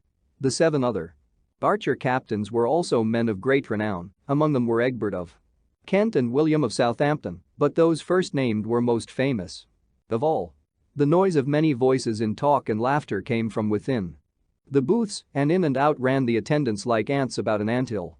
Some bore ale and beer, and some bundles of bowstrings or sheaves of arrows. On each side of the archery range were rows upon rows of seats reaching high aloft, and in the center of the north side was a raised dais for the king and queen, shaded by canvas of gay colors, and hung about with streaming silken pennants of red and blue and green and white. As yet the king and queen had not come, but all the other benches were full of people, rising head above head high aloft till it made the eye dizzy to look upon them. 80 yards distant from the mark from which the archers were to shoot stood 10 fair targets, each target marked by a flag of the color belonging to the band that was to shoot thereat. So all was ready for the coming of the king and queen. At last a great blast of bugles sounded, and into the meadow came riding 6 trumpeters with silver trumpets, from which hung velvet banners, heavy with rich workings of silver and gold thread. Behind these came stout King Henry upon a dapple grey stallion, with his queen beside him upon a milk-white palfrey. On either side of them walked the yeomen of the guard, the bright sunlight flashing from the polished blades of the steel halberds they carried. Behind these came the court in a great crowd, so that presently all the lawn was alive with bright colors, with silk and velvet, with waving plumes and gleaming gold, with flashing jewels and sword hilts, a gallant sight on that bright summer day. Then all the people arose and shouted, so that their voices sounded like the storm upon the Cornish coast, when the dark waves run upon the shore and leap and break, surging amid the rocks, so, amid the roaring and the surging of the people, and the waving of scarfs and kerchiefs, the king and queen came to their place, and, getting down from their horses, mounted the broad stairs that led to the raised platform, and there took their seats on 2 thrones bedecked with purple silks and cloths of silver and of gold. When all was quiet a bugle sounded, and straightway the archers came marching in order from their tents. 40 they were in all, as stalwart a band of yeomen as could be found in all the wide world. So they came in orderly fashion and stood in front of the dais where King Henry and his queen sat. King Henry looked up and down their ranks right proudly, for his heart warmed within him at the sight of such a gallant band of yeomen. Then he bade his herald Sir Hugh de Mowbray stand forth and proclaim the rules governing the game. So Sir Hugh stepped to the edge of the platform and spoke in a loud clear voice, and thus he said that each man should shoot 7 arrows at the target that belonged to his band, and, of the 80 yeomen of each band, the 3 that shot the best should be chosen. These 3 should shoot 3 arrows apiece, and the one that shot the best should again be chosen. Then each of these should again shoot 3 arrows apiece, and the one that shot the best should have the first prize, the one that shot the next best should have the second, and the one that shot the next best should have the third prize. Each of the others should have 80 silver pennies for his shooting. The first prize was to be 20 golden pounds, a silver bugle horn inlaid with gold, and a quiver with 10 white arrows tipped with gold and feathered with the white swan's wing therein. The second prize was to be 50 of the fattest bucks that run on Dolan Lee, to be shot when the yeoman that won them chose. The third prize was to be 2 tons of good Rhenish wine. So Sir Hugh spoke, and when he had done all the archers waved their bows aloft and shouted. Then each band turned and marched in order back to its place. And now the shooting began, the captains first taking stand and speeding their shafts and then making room for the men who shot, each in turn. After them, 280 shafts were shot in all, and so deftly were they sped that when the shooting was done each target looked like the back of a hedgehog when the farm dog snuffs at it. A long time was taken in this shooting, and when it was over the judges came forward, looked carefully at the targets, and proclaimed in a loud voice which 3 had shot the best from the separate bands. Then a great hubbub of voices arose, each man among the crowd that looked on calling for his favorite archer. Then 10 fresh targets were brought forward, and every sound was hushed as the archers took their places. Once more. This time the shooting was more speedily done, for only 9 shafts were shot by each band. Not an arrow missed the targets, but in that of Gilbert of the White Hand 5 arrows were in the small white spot that marked the center. Of these 5, 3 were sped by Gilbert. Then the judges came forward again, and looking at the targets, called aloud the names of the archer chosen as the best bowman of each band. Of these, Gilbert of the White Hand led, for 6 of the 10 arrows he had shot had lodged in the center, but stout Tepus and young Clifton trod close upon his heels, yet the others stood a fair chance for the second or third place. And now, amid the roaring of the crowd, those 10 stout fellows that were left went back to their tents to rest for a while and change their bowstrings, for naught must fail at this next round, and no hand must tremble or eye grow dim because of weariness. Then while the deep buzz and hum of talking sounded all around like the noise of the wind in the leafy forest, Queen Eleanor turned to the king. And quoth she, thinkest thou that these yeomen so chosen are the very best archers in all merry England? Yea, truly, said the king, smiling, for he was well pleased with the sport that he had seen, and I tell thee that not only are they the best archers in all merry England, but in all the wide world beside. But what wouldst thou say, quoth Queen Eleanor, if I were to find 3 archers to match the best 3 yeomen of all thy guard? I would say thou hast done what I could not do, said the king, laughing, for I tell thee there lives not in all the world 3 archers to match Tepus and Gilbert and Clifton of Buckinghamshire. Now, said the queen, I know of 3 yeomen, and in truth I have seen them not long since, that I would not fear to match against any 3 that thou canst choose from among all thy 40 archers, and moreover, I will match them here this very day. But I will only match them with thy archers providing that thou wilt grant a free pardon to all that may come in my behalf. At this, the king laughed loud and long. Truly, said he, thou art taking up with strange matters for a queen. If thou wilt bring those 3 fellows that thou speakest of, I will promise faithfully to give them free pardon for 40 days, to come or to go wheresoever they please, nor will I harm a hair of their heads in all that time.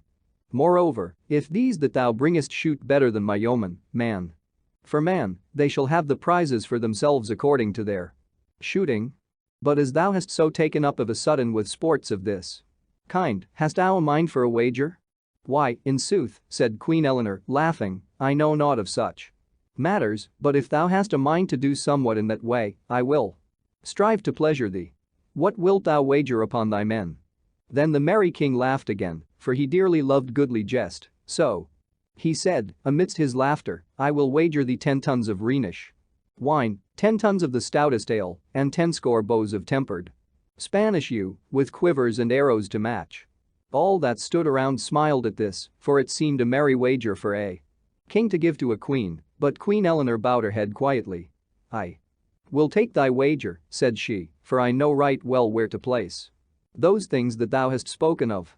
Now, who will be on my side in this matter? And she looked around upon them that stood about, but no one spake or cared to wager upon the queen's side against such archers as Tepus and Gilbert and Clifton. Then the queen spoke again, now, who will back me in this wager? "Wilt thou, my lord Bishop of Hereford?" "Nay," quoth the bishop hastily, "it ill befits one of my cloth to deal in such matters. Moreover, there are no such archers as his majesty's in all the world, therefore I would but lose my money. Methinks the thought of thy gold weigheth more heavily with thee than the wrong to thy cloth," said the queen, smiling, and at this a ripple of laughter went around, for everyone knew how fond the bishop was of his money. Then the queen turned to a knight who stood near, whose name was Sir Robert Lee. "Wilt thou back me in this manner?" said she. "Thou art surely rich enough to risk so much for the sake of a lady." "To pleasure my queen I will do it," said Sir Robert Lee, "but for the sake of no other in all the world would I wager a groat, for no man can stand against Tepus and Gilbert and Clifton." Then turning to the king, Queen Eleanor said, "I want no such aid as Sir Robert giveth me, but against thy wine and beer and stout bows of yew I wager this girdle all set with jewels from around my waist, and surely that is worth more than thine." "Now, I take thy wager," quoth the king. "Send for thy archers straightway. But here come forth the others, let them shoot, and then I will match those that win against all the world." "So be it," said the queen. Thereupon, beckoning to young Richard Partington, she whispered something in his ear, and straightway the page bowed and left the place, crossing the meadow to the other side of the range, where he was presently lost in the crowd. At this, all that stood around whispered to one another, wondering what it all meant and what 3 men the queen was about to set against those famous archers of the King's Guard. And now the 10 archers of the King's Guard took their stand again, and all the great crowd was hushed to the stillness of death. Slowly and carefully each man shot his shafts, and so deep was the silence that you could hear every arrow rap against the target as it struck it. Then, when the last shaft had sped, a great roar went up, and the shooting, I wot, was well worthy of the sound. Once again Gilbert had lodged 3 arrows in the white, Tepus came second with 2 in the white and 1 in the black ring next to it, but stout Clifton had gone down and Hubert of Suffolk had taken the 3rd place, for, while both those 2 good yeomen had lodged 2 in the white, Clifton had lost 1 shot upon the 4th ring, and Hubert came in with 1 in the 3rd. All the archers around Gilbert's booth shouted for joy till their throats were hoarse, tossing their caps aloft and shaking hands with one another. In the midst of all the noise and hubbub 5 men came walking across the lawn toward the king's pavilion. The first was Richard Partington and was known to most folk there, but the others were strange to everybody. Beside young Partington walked a yeoman clad in blue, and behind came 3 others, 2 in Lincoln green and 1 in scarlet. This last yeoman carried 3 stout bows of yew tree, 2 fancifully inlaid with silver and 1 with gold. While these 5 men came walking across the meadow, a messenger came running from the king's booth and summoned Gilbert and Tepus and Hubert to go with him. And now the shouting quickly ceased, for all saw that something unwonted was toward, so the folk stood up in their places and leaned forward to see what was the ado. When Partington and the others came before the spot where the king and queen sat, the 4 yeomen bent their knees and doffed their caps unto her. King Henry leaned far forward and stared at them closely, but the Bishop of Hereford, when he saw their faces, started as though stung by a wasp. He opened his mouth as though about to speak, but, looking up, he saw the queen gazing at him with a smile upon her lips, so he said nothing, but bit his nether lip, while his face was as red as a cherry. Then the queen leaned forward and spake in a clear voice. "Locksley," said she, "I have made a wager with the king that thou and 2 of thy men can outshoot any 3 that he can send against you. Wilt thou do thy best for my sake?" "Yea," quoth Robin Hood, to whom she spake, "I will do my best for thy sake, and, if I fail, I make my vow never to finger bowstring more." Now, although Little John had been somewhat abashed in the queen's bower, he felt himself the sturdy fellow he was when the soles of his feet pressed green grass again, so he said boldly, "Now, blessings on thy sweet face, say I. And there lived a man that would not do his best. For thee I will say naught, only I would like to have the cracking of his knave's pot, eh?" "Peace, Little John," said Robin Hood hastily, in a low voice, "but good." Queen Eleanor laughed aloud, and a ripple of merriment sounded all over the booth. The Bishop of Hereford did not laugh, neither did the king, but he turned to the queen, and quoth he, "Who are these men that thou hast brought before us?" Then up spoke the bishop hastily, for he could hold his peace no longer. "Your Majesty," quoth he, "yon fellow in blue is a certain outlawed thief of the mid-country, named Robin Hood, yon tall, strapping villain goeth by the name of Little John, the other fellow in green is a certain backsliding gentleman, known as Will Scarlet, the man in red is a rogue of a northern minstrel, named Allan a Dale." At this speech the king's brows drew together blackly, and he turned to the queen. "Is this true?" said he sternly. "Yea," said the queen, smiling, "the bishop hath told the truth, and truly he should know them well, for he and 2 of his friars spent 3 days in merry sport with Robin Hood in Sherwood Forest. I did little think that the good bishop would so betray his friends. But bear in mind that thou hast pledged thy promise for the safety of these good yeomen for 40 days. "I will keep my promise," said the king, in a deep voice that showed the anger in his heart, "but when these 40 days are gone let this outlaw look to himself, for mayhap things will not go so smoothly with him as he would like." Then he turned to his archers, who stood near the Sherwood yeomen, listening and wondering at all that passed. Quoth he, "Gilbert, and thou, Tippus, and thou, Hubert, I have pledged myself that ye shall shoot against these 3 fellows. If ye outshoot the knaves I will fill your caps with silver pennies, if ye fail ye shall lose your prizes that ye have won so fairly, and they go to them that shoot against you, man to man. Do your best, lads, and if ye win this bout ye shall be glad of it to the last days of your life. Go, now, and get you gone to the butts." Then the 3 archers of the king turned and went back to their booths.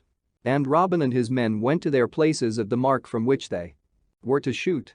Then they strung their bows and made themselves ready, looking over their quivers of arrows and picking out the roundest and the best feathered. But when the king's archers went to their tents, they told their friends all that had passed and how that these 4 men were the famous Robin Hood and 3 of his band, to wit, Little John, Will Scarlet, and Allan a Dale. The news of this buzzed around among the archers in the booths. For there was not a man there that had not heard of these great mid-country yeomen. From the archers the news was taken up by the crowd that looked on at the shooting, so that at last everybody stood up, craning their necks to catch sight of the famous outlaws. 6 fresh targets were now set up, 1 for each man that was to shoot. Whereupon Gilbert and Tippus and Hubert came straightway forth from the booths. Then Robin Hood and Gilbert of the White Hand tossed a farthing aloft to see who should lead in the shooting, and the lot fell to Gilbert's side. Thereupon he called upon Hubert of Suffolk to lead. Hubert took his place, planted his foot firmly, and fitted a fair, smooth arrow, then, breathing upon his fingertips, he drew the string. Slowly and carefully, the arrow sped true and lodged in the white. Again he shot, and again he hit the clout, a 3rd shaft he sped, but this time failed of the center and but struck the black, yet not more than a finger's breadth from the white. At this a shout went up, for it was the best shooting that Hubert had yet done that day. Merry Robin laughed, and quoth he, "Thou wilt have an ill time bettering that round, Will, for it is thy turn next. Brace thy thews, lad, and bring not shame upon Sherwood." Then Will Scarlet took his place, but, because of overcaution, he spoiled his target with the very first arrow that he sped, for he hit the next ring to the black, the second from the center. At this Robin bit his lips. Lad, quoth he, hold not the string so long. Have I not often told thee what Gaffer Swanthold saith, that overcaution spilleth the milk?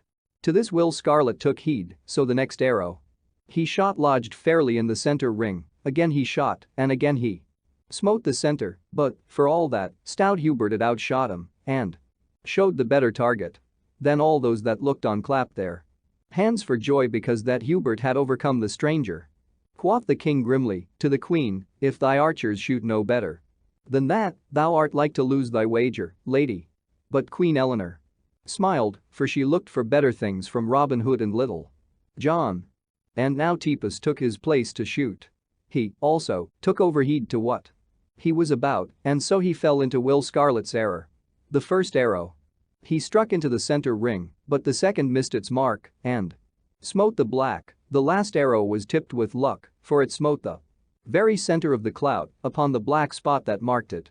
Quoth Robin Hood, that is the sweetest shot that hath been sped this day. But, nevertheless, friend Tepus, thy cake is burned, methinks. Little John, it is thy turn next. So Little John took his place as bidden and shot his 3 arrows. Quickly.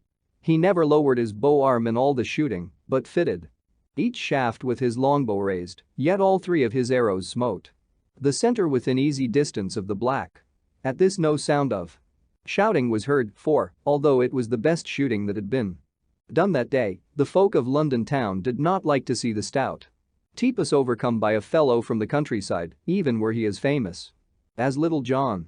And now stout Gilbert of the White Hand took his place and shot with the greatest care, and again, for the 3rd time in one day, he struck all 3 shafts into the clout. "Well done, Gilbert," quoth Robin Hood, smiting him upon the shoulder. "I make my vow, thou art one of the best archers that ever mine eyes beheld. Thou shouldst be a free and merry ranger like us, lad, for thou art better fitted for the greenwood than for the cobblestones and ray walls of London town." So saying, he took his place and drew a fair round arrow from his quiver, which he turned over and over ere he fitted it to his bowstring. Then the king muttered in his beard, "Now, blessed Saint Hubert, if thou wilt but jog that rogue's elbow so as to make him smite even the second ring, I will give 80 waxen candles 3 fingers breadth in thickness to thy chapel nigh matching." But it may be Saint Hubert's ears were stuffed with tow, for he seemed not to hear the king's prayer this day. Having gotten 3 shafts to his liking, merry Robin looked carefully to his bowstring ere he shot. "Yea," quoth he to Gilbert, who stood nigh him to watch his shooting, "thou shouldst pay us a visit at merry Sherwood." Here he drew the bowstring to his ear. "In London here he loosed his shaft thou canst find naught to shoot at but rooks and daws, there one can tickle the ribs of the noblest stags in England." So he shot even while he talked, yet the shaft lodged not more than half an inch from the very center. "By my soul," cried Gilbert, "art thou the devil in blue, to shoot in that wise?" "Nay," quoth Robin, laughing, "not quite so ill as that, I trust." And he took up another shaft and fitted it to the string. Again he shot, and again he smote his arrow close beside the center. A 3rd time he loosed his bowstring and dropped his arrow just betwixt the other 2 and into the very center, so that the feathers of all 3 were ruffled together, seeming from a distance to be one thick shaft. And now a low murmur ran all among that great crowd, for never before had London seen such shooting as this, and never again would it see it. After Robin Hood's day had gone, all saw that the king's archers were fairly beaten, and stout Gilbert clapped his palm to Robin's, owning that he could never hope to draw such a bowstring as Robin Hood or Little John. But the king, full of wrath, would not have it so, though he knew in his mind that his men could not stand against those fellows. "Nay," cried he, clenching his hands upon the arms of his seat, "Gilbert is not yet beaten. Did he not strike the clout thrice? Although I have lost my wager, he hath not yet lost a first prize. They shall shoot again, and still again, till either he or that knave Robin Hood cometh off the best. Go thou, Sir Hugh, and bid them shoot another round, and another, until one or the other is overcome." Then Sir Hugh, seeing how wroth the king was, said never a word, but went straightway to do his bidding. So he came to where Robin Hood and the other stood, and told them what the king had said. "With all my heart," quoth merry Robin, "I will shoot from this time till tomorrow day if it can pleasure my most gracious lord and king. Take thy place, Gilbert lad, and shoot." So Gilbert took his place once more, but this time he failed, for, a sudden little wind arising, his shaft missed a center ring, but by not more than the breadth of a barley straw. "Thy eggs are cracked, Gilbert," quoth Robin, laughing, and straightway he loosed a shaft and once more smote the white circle of the center. Then the king arose from his place, and not a word said he, but he looked around with a baleful look, and it would have been an ill day for anyone that he saw with a joyous or a merry look upon his face. Then he and his queen and all the court left the place, but the king's heart was brimming full of wrath. After the king had gone, all the yeomen of the archer guard came crowding around Robin and Little John and Will and Allen to snatch a look at these famous fellows from the mid-country, and with them came many that had been onlookers at the sport for the same purpose. Thus It happened presently that the yeomen, to whom Gilbert stood talking, were all surrounded by a crowd of people that formed a ring about them. After a while the three judges that had the giving away of the prizes came forward, and the chief of them all spake to Robin and said, "According to agreement, the first prize belongeth rightly to thee, so here I give thee the silver bugle, here the quiver of 10 golden arrows, and here a purse of 20 golden pounds." And as he spake he handed those things to Robin and then turned to Little John. "To thee," he said, "belongeth the second prize, to wit, 50 of the finest harts that run on Dollan Lee. Thou mayst shoot them whensoever thou dost list." Last of all he turned to stout Hubert. "Thou," said he, "hast held thine own against a yeoman with whom thou didst shoot. And so thou hast kept the prize duly thine, to wit, 2 tuns of good Rhenish wine. These shall be delivered to thee whensoever thou dost list." Then he called upon the other 7 of the king's archers who had last shot and gave each 80 silver pennies. Then up spake Robin, and quoth he, "This silver bugle I keep in honor of this shooting match, but thou, Gilbert, art the best archer of all the king's guard, and to thee I freely give this purse of gold.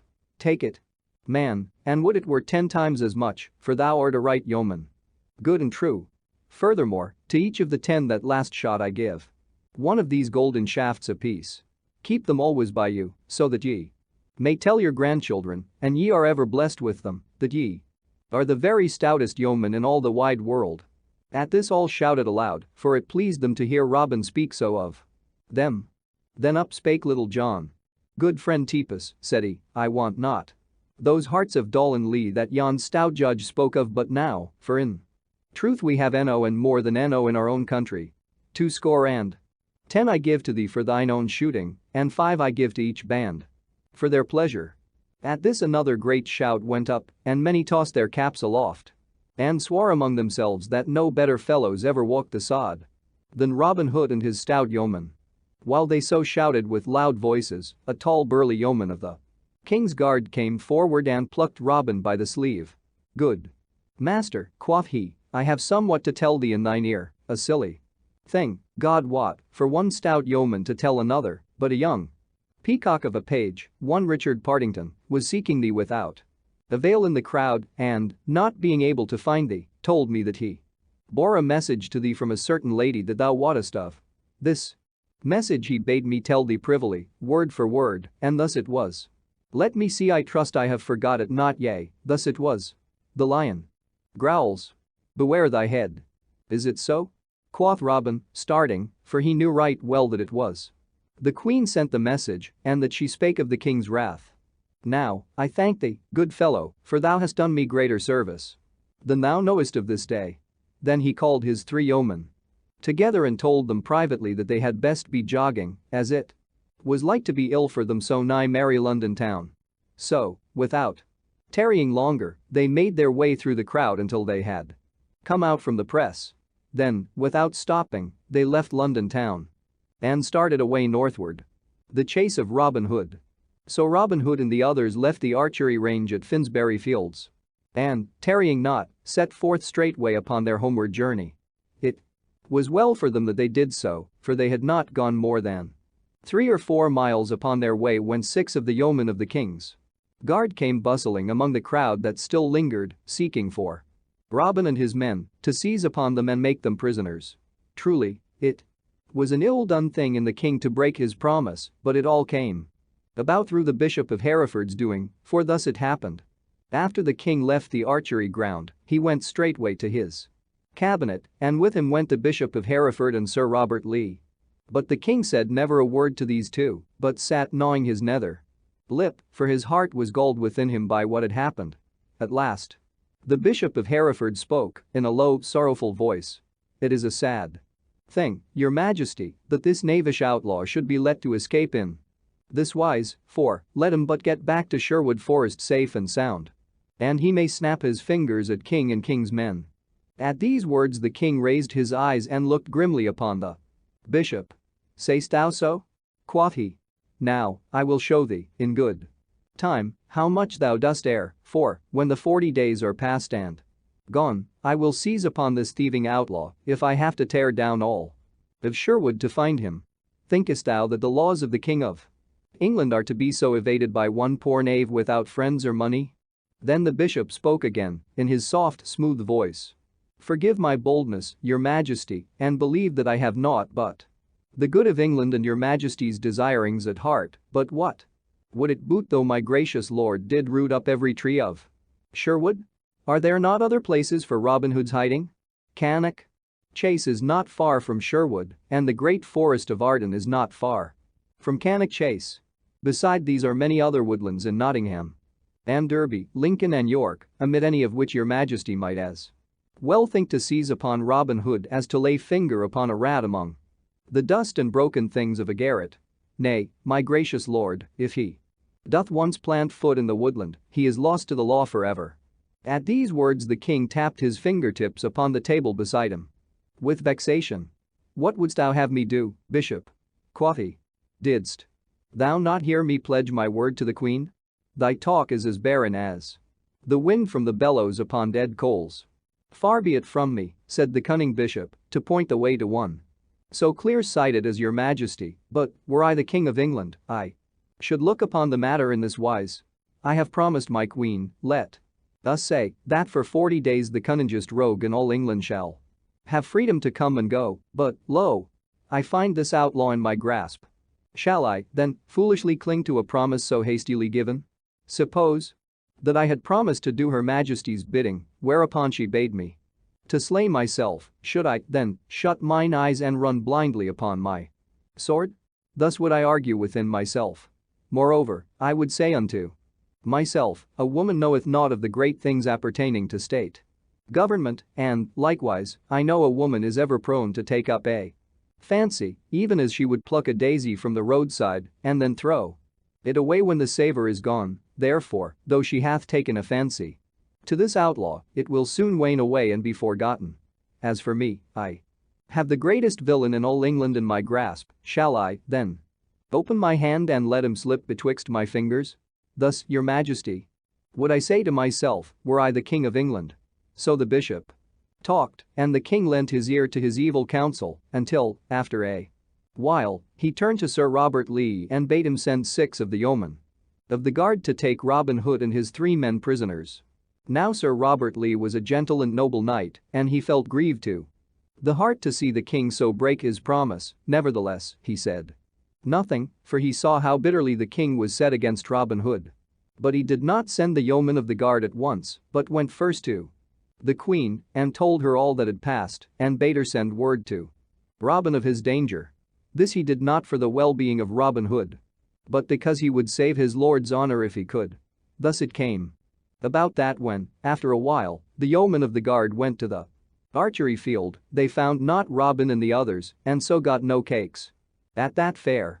The afternoon was already well nigh gone when Robin Hood, Little John, Will, and Allen set forth upon their homeward way, trudging along merrily through the yellow slanting light, which speedily changed to rosy red as the sun sank low in the heavens. The shadows grew long and finally merged into the grayness of the mellow twilight. The dusty highway lay all white betwixt the dark hedgerows, and along it walked 4 fellows like 4 shadows, the pad of their feet sounding loud and their voices, as they talked, ringing clear upon the silence of the air. The great round moon was floating breathlessly up in the eastern sky when they saw before them the twinkling lights of Barnet town, some 10 or 12 miles from London. Down they walked through the stony streets and past the cozy houses with overhanging gables, before the doors of which sat the burghers and craftsmen in the mellow moonlight with their families about them, and so came at last, on the other side of the hamlet, to a little inn, all shaded with roses and woodbines. Before this inn Robin Hood stopped, for the spot pleased him well. Quoth he, "Here will we take up our inn and rest for the night, for we are well away from London town and our king's wrath. Moreover, if I mistake not, we will find sweet faring within. What say ye, lads?"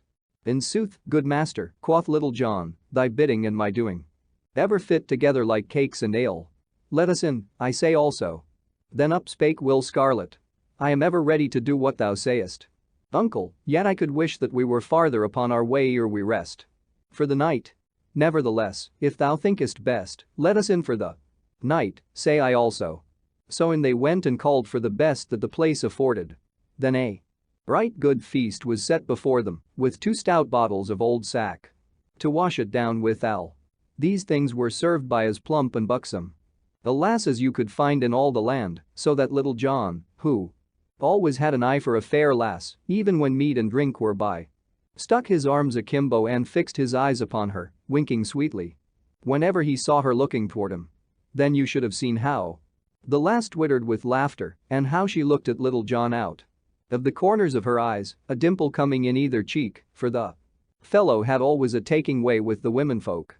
So the feast passed merrily, and never had that inn seen such lusty feeders as these 4 stout fellows, but at last they were done there eating, though it seemed as though they never would have ended, and sat loitering over the sack. As they so sat, the landlord came in of a sudden and said that there was one at the door, a certain young Esquire, Richard Partington, of the Queen's household, who wished to see the lad in blue and speak with him without loss of time. So Robin arose quickly and, bidding the landlord not to follow him, left the others gazing at one another and wondering what was about to happen. When Robin came out of the inn, he found young Richard Partington sitting upon his horse in the white moonlight, awaiting his coming. "What news bearest thou, Sir Page?" said Robin. "I trust that it is not of an ill nature." "Why," said young Partington, "for the matter of that, it is ill enow. The king hath been bitterly stirred up against thee by that vile bishop of Hereford. He sent to arrest thee at the archery butts at Finsbury Fields, but not finding thee there, he hath gathered together his armed men, 50 score and more, and is sending them in haste along this very road to Sherwood, either to take thee on the way or to prevent thy getting back to the woodlands again. He hath given the Bishop of Hereford command over all these men, and thou knowest what thou hast to expect of the Bishop of Hereford, short shrift and the long rope. 2 bands of horsemen are already upon the road, not far behind me, so thou hadst best get thee gone from this place straightway, for, if thou tarriest longer, thou art like to sleep this night in a cold dungeon. This word the Queen hath bidden me bring to thee. Now, Richard Partington," quoth Robin, "this is the second time that thou hast saved my life, and if the proper time ever cometh I will show thee that Robin Hood never forgets these things. As for that Bishop of Hereford, if I ever catch him nigh to Sherwood again, things will be like to go ill with him. Thou mayst tell the good Queen that I will leave this place without delay, and will let the landlord think that we are going to St. Albans, but when we are upon the highroad again, I will go one way through the country and will send my men the other, so that if one falleth into the king's hands the others may haply escape. We will go by devious ways, and so, I hope, will reach Sherwood in safety. And now, Sir Page, I wish thee farewell." "Farewell, thou bold yeoman," said young Partington, "and mayst thou reach thy hiding in safety." So each shook the other's hand, and the lad, turning his horse's head, rode back toward London, while Robin entered the inn once more. There he found his yeoman sitting in silence, waiting his coming. Likewise the landlord was there, for he was curious to know what Master Partington had to do with the fellow in blue. "Up, my merry men," quoth Robin, "this is no place for us, for those are after us with whom we will stand but an ill chance and we fall into their hands. So we will go forward once more, nor will we stop this night till we reach St. Albans." Hereupon, taking out his purse, he paid the landlord his score, and so they left the inn. When they had come to the highroad without the town, Robin stopped and told them all that had passed between young Partington and himself, and how that the king's men were after them with hot heels. Then he told them that here they should part company, they 3 going to the eastward and he to the westward, and so, skirting the main highroads, would come by devious paths to Sherwood. "So, be ye wily," said Robin Hood, "and keep well away from the northward roads till ye have gotten well to the eastward. And thou, Will Scarlet, take the lead of the others, for thou hast a cunning turn to thy wits." Then Robin kissed the 3 upon the cheeks, and they kissed him, and so they parted company. Not long after this, a score or more of the king's men came clattering up to the door of the inn at Barnet town. Here they leaped from their horses and quickly surrounded the place, the leader of the band and 4 others entering the room where the yeoman had been. But they found that their birds had flown again, and that the king had been balked a second time. "Methought that they were naughty fellows," said the host, when he heard whom the men at arms sought. "But I heard that blue-clad knave say that they would go straight forward to St. Albans, so, an ye hurry forward, ye may, perchance, catch them on the highroad betwixt here and there." For this news the leader of the band thanked mine host right heartily. And, calling his men together, mounted and set forth again, galloping forward to St. Albans upon a wild goose chase. After Little John and Will Scarlet and Alan a Dale had left the highway near Garnet, they travelled toward the eastward without stopping, as long as their legs could carry them, until they came to Chelmsford in Essex. Thence they turned northward and came through Cambridge and Lincolnshire to the good town of Gainsborough. Then, striking to the westward and the south, they came at last to the northern borders of Sherwood Forest, without in all that time having met so much as a single band of the king's men. 8 days they journeyed thus ere they reached the woodlands in safety, but when they got to the greenwood glade, they found that Robin had not yet returned. For Robin was not as lucky in getting back as his men had been, as you shall presently hear. After having left the great northern road, he turned his face to the westward and so came past Aylesbury to fair Woodstock in Oxfordshire. Thence he turned his footsteps northward, travelling for a great distance by way of Warwick town, till he came to Dudley in Staffordshire. 7 days it took him to journey thus far, and then he thought he had gotten far enough to the north, so, turning toward the eastward, shunning the main roads and choosing byways and grassy lanes, he went, by way of Lichfield and Ashby-de-la-Zouch, toward Sherwood, until he came to a place called Stanton. And now Robin's heart began to laugh aloud, for he thought that his danger had gone by and that his nostrils would soon snuff the spicy air of the woodlands once again. But there is many a slip betwixt the cup and the lip, and this Robin was to find. For thus it was when the king's men found themselves foiled at St. Albans, and that Robin and his men were not to be found high nor low, they knew not what to do. Presently another band of horsemen came, and another, until all the moonlit streets were full of armed men. Betwixt midnight and dawn, another band came to the town, and with them came the Bishop of Hereford. When he heard that Robin Hood had once more slipped out of the trap, he stayed not a minute, but, gathering his bands together, he pushed forward to the northward with speed, leaving orders for all the troops that came to St. Albans to follow after him without tarrying.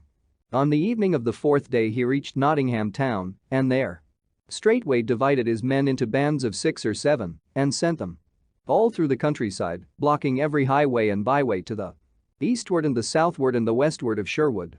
The Sheriff of Nottingham called forth all his men likewise, and joined with the bishop, for he saw that this was the best chance that had ever befallen of paying back his score in full to Robin Hood. Will Scarlet and Little John and Alan a Dale had just missed the king's men to the eastward. For the very next day after they had passed the line and entered Sherwood, the roads through which they had travelled were blocked, so that, had they tarried in their journeying, they would surely have fallen into the bishop's hands. But of all this Robin knew not a whit, so he whistled merrily as he trudged along the road beyond Stanton, with his heart as free from care as the yolk of an egg is from cobwebs. At last he came to where a little stream spread across the road in a shallow sheet, tinkling and sparkling as it fretted over its bed of golden gravel. Here, Robin stopped, being athirst, and, kneeling down, he made a cup of the palms of his hands and began to drink. On either side of the road, for a long distance, stood tangled thickets of bushes and young trees, and it pleased Robin's heart to hear the little birds singing therein, for it made him think of Sherwood, and it seemed as though it had been a lifetime since he had breathed the air of the woodlands. But of a sudden, as he thus stooped, drinking, something hissed past his ear and struck with a splash into the gravel and water beside him. Quick as a wink Robin sprang to his feet and, at one bound, crossed the stream and the roadside and plunged headlong into the thicket without looking around, for he knew right well that that which had hissed so venomously beside his ear was a grey goose shaft, and that to tarry so much as a moment meant death. Even as he leaped into the thicket 6 more arrows rattled among the branches after him, one of which pierced his doublet and would have struck deeply into his side but for the tough coat of steel that he wore. Then up the road came riding some of the king's men at headlong speed. They leaped from their horses and plunged straightway into the thicket after Robin.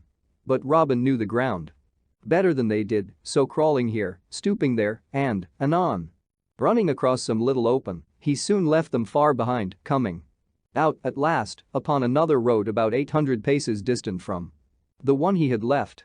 Here he stood for a moment, listening to the distant shouts of the 7 men as they beat up and down in the thickets like hounds that had lost the scent of the quarry. Then, buckling his belt more tightly around his waist, he ran fleetly down the road toward the eastward and Sherwood. But Robin had not gone more than 3 furlongs in that direction when he came suddenly to the brow of a hill and saw beneath him another band of the king's men seated in the shade along the roadside in the valley beneath. Then he paused not a moment, but, seeing that they had not caught sight of him, he turned and ran back whence he had come, knowing that it was better to run the chance of escaping those fellows that were yet in the thickets than to rush into the arms of those in the valley. So back he ran with all speed and had gotten safely past the thickets when the 7 men came forth into the open road. They raised a great shout when they saw him, such as the hunter gives when the deer breaks cover, but Robin was then 1/4 of a mile and more away from them, coursing over the ground like a greyhound. He never slackened his pace, but ran along, mile after mile, till he had come nigh to Mackworth, over beyond the Derwent River, nigh to Derby town. Here, seeing that he was out of present danger, he slackened in his running and at last sat him down beneath a hedge where the grass was the longest and the shade the coolest, there to rest and catch his wind. "By my soul, Robin," quoth he to himself, "that was the narrowest miss that e'er thou hadst in all thy life. I do say most solemnly that the feather of that wicked shaft tickled mine ear as it whizzed past. This same running hath given me a most craving appetite for victuals and drink. Now I pray Saint Dunstan that he send me speedily some meat and beer." It seemed as though Saint Dunstan was like to answer his prayer, for along the road came plodding a certain cobbler, one Quince, of Derby, who had been to take a pair of shoes to a farmer nigh Kirk Langley and was now coming back home again with a fair boiled capon in his pouch and a stout pottle of beer by his side, which same the farmer had given him for joy of such a stout pair of shoon. Good Quince was an honest fellow, but his wits were somewhat of the heavy sort, like unbaked dough, so that the only thing that was in his mind was 3 shillings 6 halfpenny for thy shoon, good Quince, 3 shillings 6 halfpenny for thy shoon, and this travelled round and round inside of his head, without another thought getting into his noddle, as a peer rolls round and round inside an empty quart pot. "Halloa, good friend," quoth Robin, from beneath the hedge, when the other had gotten nigh enough, "whither away so merrily this bright day?" Hearing himself so called upon, the cobbler stopped and, seeing a well-clad stranger in blue, he spoke to him in seemly wise. "Give ye good den, fair sir, and I would say that I come from Kirk Langley, where I sold my shoon and got 3 shillings 6 halfpenny for them in as sweet money as ever thou sawest, and honestly earned too, I would thee know. But an I may be so bold, thou pretty fellow, what dost thou there beneath the hedge?" "Marry," quoth merry Robin, "I sit beneath the hedge here to drop salt on the tails of golden birds, but in sooth thou art the first chick of any worth I ha seen this blessed day." At these words the cobbler's eyes opened big and wide, and his mouth grew round with wonder, like a knothole in a board fence. "Slack a day," quoth he, "look ye, now. I ha never seen those same golden birds. And dost thou in sooth find them in these hedges, good fellow? Prithee? Tell me, are there many of them? I would fain find them mine own self." Truly," quoth Robin, "they are as thick here as fresh herring in Cannock Chase." "Look ye, now," said the cobbler, all drowned in wonder. "And dost thou in sooth catch them by dropping salt on their pretty tails?" "Yea," quoth Robin, "but this salt is of an odd kind, let me tell thee. For it can only be gotten by boiling down a quart of moonbeams in a wooden platter, and then one hath but a pinch. But tell me, now, thou witty man, what hast thou gotten there in that pouch by thy side and in that pottle?" At these words the cobbler looked down at those things of which merry Robin spoke, for the thoughts of the golden bird had driven them from his mind, and it took him some time to scrape the memory of them back again. "Why," said he at last, "in the one is good March beer, and in the other is a fat capon." Truly, Quince the cobbler will ha a fine feast this day and I mistake not. But tell me, good Quince, said Robin, hast thou a mind to sell those things to me? For the hearing of them sounds sweet in mine ears. I will give thee these gay clothes of blue that I have upon my body and 10 shillings to boot for thy clothes and thy leather apron and thy beer. And thy capon. What say'st thou, bully boy? Nay, thou dost jest with me, said the cobbler, for my clothes are coarse and patched, and thine are of fine stuff and very pretty. Never a jest do I speak, quoth Robin. Come, strip thy jacket off and I will show thee, for I tell thee I like thy clothes well. Moreover, I will be kind to thee, for I will feast straightway upon the good things thou hast with thee, and thou shalt be bidden to the eating.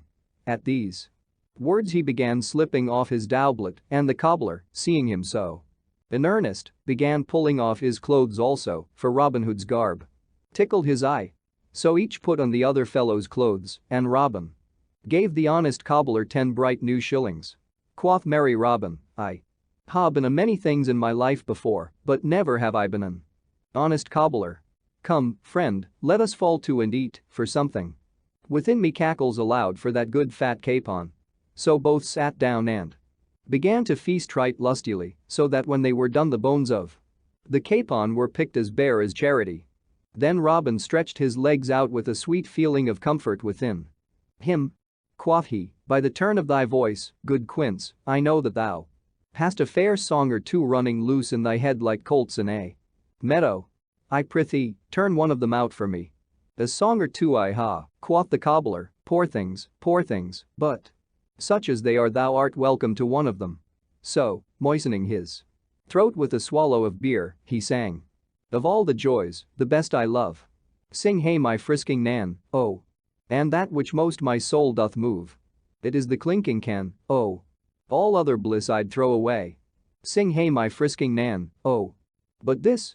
The stout cobbler got no further in his song, for of a sudden 6 horsemen burst upon them where they sat and seized roughly upon the honest craftsman, hauling him to his feet and nearly plucking the clothes from him as they did so. Ha! Roared the leader of the band in a great big voice of joy, have we then caught thee at last, thou blue-clad knave?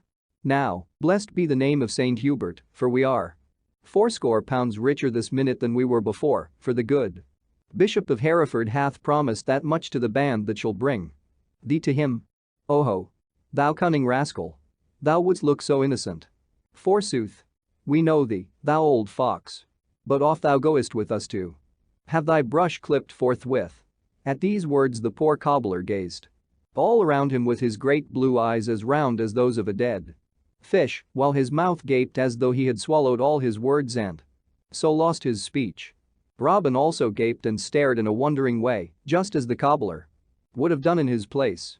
Alack-a-daisy, me, quoth he. I know not whether I be sitting here or in no man's land. What meaneth all this? Stir ith pot, dear good gentleman? Surely this is a sweet, honest fellow. Honest fellow say'st thou, clown? Quoth one of the men, why, I tell thee that this is that same rogue that men call Robin Hood. At this speech the cobbler stared and gaped more than ever, for there was such a threshing of thoughts going on within his poor head that his wits were all befogged with the dust and chaff thereof. Moreover, as he looked at Robin Hood and saw the yeoman look so like what he knew himself to be, he began to doubt and to think that mayhap he was the great outlaw in real sooth. Said he in a slow, wondering voice, am I in very truth that fellow? Now I had thought, but nay, Quince, thou art mistook yet, am I? Nay, I must indeed be Robin Hood. Yet, truly, I had never thought to pass from an honest craftsman to such a great yeoman. Alas! Quoth Robin Hood, look ye there, now. See how your ill treatment hath curdled the wits of this poor lad and turned them all sour. I, myself, am Quince, the cobbler of Derby town. Is it so? Said Quince. Then, indeed, I am somebody else and can be none other than Robin Hood. Take me, fellows, but let me tell you that Yeehaw laid hand upon the stoutest yeoman that ever trod the woodlands. Thou wilt play madman, wilt thou? Said the leader of the band. Here. Giles, fetch a cord and bind this knave's hands behind him. I warrant we We'll bring his wits back to him again when we get him safe before our good bishop at Tutbury Town." Thereupon they tied the cobbler's hands behind him and led him off with a rope as the farmer leads off the calf he hath brought from the fair. Robin stood looking after them, and when they were gone he laughed till the tears rolled down his cheeks.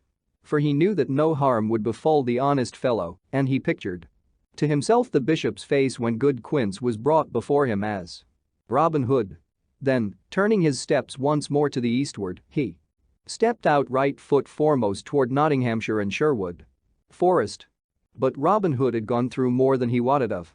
His journey from London had been hard and long, and in a se'nnight he had travelled 70 and more of miles. He thought now to travel on without stopping until he had come to Sherwood, but ere he had gone a half a score of miles he felt his strength giving way beneath him like a river bank which the waters have undermined. He sat him down and rested, but he knew within himself that he could go no farther that day, for his feet felt like lumps of lead, so heavy were they with weariness. Once more he arose and went forward, but after travelling a couple of miles he was fain to give the matter up, so, coming to an inn just then, he entered and calling the landlord, bade him show him to a room, although the sun was only then just sinking in the western sky. There were but 3 bedrooms in the place, and to the meanest of these the landlord showed Robin Hood, but little Robin cared for the looks of the place. For he could have slept that night upon a bed of broken stones. So, stripping off his clothes without more ado, he rolled into the bed and was asleep almost ere his head touched the pillow. Not long after Robin had so gone to his rest a great cloud peeped blackly over the hills to the westward. Higher and higher it arose until it piled up into the night like a mountain of darkness all around. Beneath it came ever and anon a dull red flash, and presently a short, grim mutter of the coming thunder was heard. Then up rode 4 stout burghers of Nottingham town, for this was the only inn within 5 miles distance, and they did not care to be caught in such a thunderstorm as this that was coming upon them. Leaving their nags to the stableman, they entered the best room of the inn, where fresh green rushes lay all spread upon the floor, and there called for the goodliest fare that the place afforded. After having eaten heartily they bade the landlord show them to their rooms, for they were weary, having ridden all the way from Dronfield that day. So off they went, grumbling at having to sleep 2 in a bed, but their troubles on this score, as well as all others, were soon lost in the quietness of sleep. And now came the first gust of wind, rushing past the place, clapping and banging the doors and shutters, smelling of the coming rain, and all wrapped in a cloud of dust and leaves.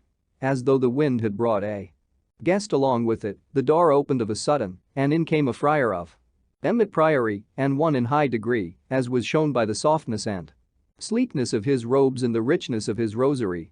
He called to the landlord and bade him first have his mule well fed and bedded in the stable, and then to bring him the very best there was in the house. So, presently a savoury stew of tripe and onions, with sweet little fat dumplings, was set before him, likewise a good stout pottle of malmsey. And straightway the holy friar fell to with great courage and heartiness, so that in a short time naught was left but a little pool of gravy in the centre of the platter, not large enough to keep the life in a starving mouse. In the meantime the storm broke.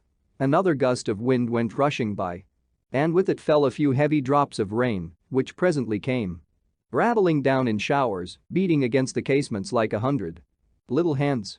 Bright flashes of lightning lit up every raindrop, and with them came cracks of thunder that went away rumbling and bumping as though St. Swithin were busy rolling great casks of water across rough ground overhead.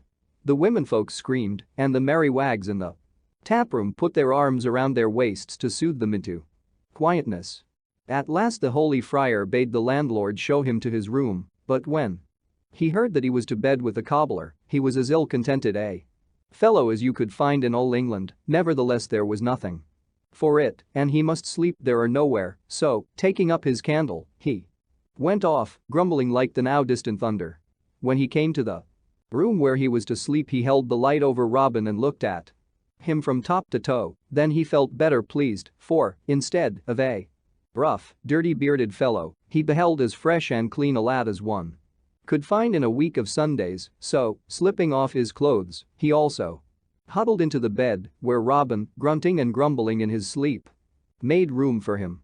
Robin was more sound asleep, I wot, than he had been for many a day, else he would never have rested so quietly with one of the friar's sort so close beside him. As for the friar, had he known who Robin Hood was, you may well believe he would almost as soon have slept with an adder as with the man he had for a bedfellow. So the night passed comfortably enough, but at the first dawn of day, Robin opened his eyes and turned his head upon the pillow. Then how he gaped and how he stared, for there beside him lay one all shaven and shorn, so that he knew that it must be a fellow in holy orders. He pinched himself sharply, but, finding he was awake, sat up in bed, while the other slumbered as peacefully as though he were safe and sound at home in Emmet Priory. Now, quoth Robin to himself, I wonder how this thing hath dropped into my bed during the night. So saying, he arose softly, so as not to waken the other, and looking about the room he espied the friar's clothes lying upon a bench near the wall. First he looked at the clothes, with his head on one side, and then he looked at the friar and slowly winked one eye. Quoth he, good brother, whate'er thy name may be, as thou hast borrowed my bed so freely I'll and borrow thy clothes in return. So saying, he straightway donned the holy man's garb, but kindly left the cobbler's clothes in the place of it. Then he went forth into the freshness of the morning, and the stableman that was up and about the stables opened his eyes as though he saw a green mouse before him, for such men as the friars of Emmet were not wont to be early risers, but the man bottled his thoughts and only asked Robin whether he wanted his mule brought from the stable. Yea, my son, quoth Robin, albeit he knew naught of the mule, and bring it forth quickly, I prithee, for I am late and must be jogging. So presently the stableman brought forth the mule, and Robin mounted it and went on his way rejoicing. As for the holy friar, when he arose he was in as pretty a stew as any man in all the world, for his rich soft robes were gone, likewise his purse with 10 golden pounds in it, and naught was left but patched clothes and a leathern apron. He raged and swore like any layman, but as his swearing mended nothing and the landlord could not aid him, and as, moreover, he was forced to be at Emmet Priory that very morning upon matters of business, he was fain either to don the cobbler's clothes or travel the road in nakedness.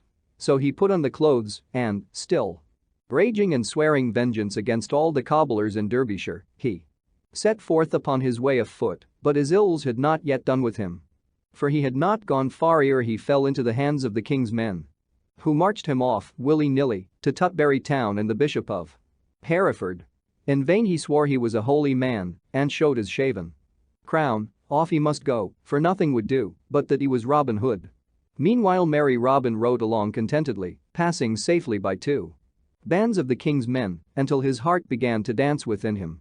Because of the nearness of Sherwood, so he travelled ever on to the eastward, till, of a sudden, he met a noble knight in a shady lane. Then Robin checked his mule quickly and leaped from off its back.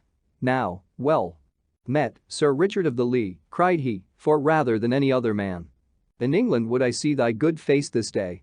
Then he told Sir Richard all the happenings that had befallen him, and that now at last he felt himself safe, being so nigh to Sherwood again. But when Robin had done, Sir Richard shook his head sadly.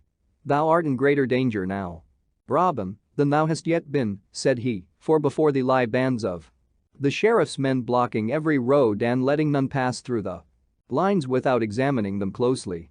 I myself know this, having passed them but now. Before thee lie the sheriff's men and behind thee the king's men, and thou canst not hope to pass either way, for by this time they will know of thy disguise and will be in waiting to seize upon thee. My castle and everything within it are thine, but naught could be gained there, for I could not hope to hold it against such a force as is now in Nottingham of the king's and the sheriff's men. Having so spoken, Sir Richard bent his head in thought, and Robin felt his heart sink within him like that of the fox that hears the hounds at his heels and finds his den blocked with earth so that there is no hiding for him. But presently Sir Richard spoke again, saying, one thing thou canst do, Robin, and one only. Go back to London and throw thyself upon the mercy of our good Queen Eleanor. Come with me straightway to my castle. Doff these clothes and put on such as my retainers wear. Then I will hie me To London town with a troop of men behind me, and thou shalt mingle with them, and thus will I bring thee to where thou mayst see and speak with the Queen. Thy only hope is to get to Sherwood, for there none can reach thee, and thou wilt never get to Sherwood but in this way." So Robin went with Sir Richard of the Lee and did as he said, for he saw the wisdom of that which the knight advised, and that this was his only chance of safety. Queen Eleanor walked in her royal garden, amid the roses that bloomed sweetly, and with her walked 6 of her ladies in waiting, chattering blithely together. Of a sudden a man leaped up to the top of the wall from the other side, and then, hanging for a moment, dropped lightly upon the grass within. All the ladies in waiting shrieked at the suddenness of his coming, but the man ran to the Queen and kneeled at her feet, and she saw that it was Robin Hood. "Why, how now, Robin," cried she, "dost thou dare to come into the very jaws of the raging lion? Alas, poor fellow! Thou art lost indeed if the king finds thee here. Dost thou not know that he is seeking thee through all the land?" "Yea," quoth Robin, "I do know right well that the king seeks me, and therefore I have come, for, surely, no ill can befall me when he hath pledged his royal word to your majesty for my safety. Moreover, I know your majesty's kindness and gentleness of heart, and so I lay my life freely in your gracious hands." "I take thy meaning, Robin Hood," said the Queen, "and that thou dost convey reproach to me, as well thou mayst, for I know that I have not done by thee as I ought to have done.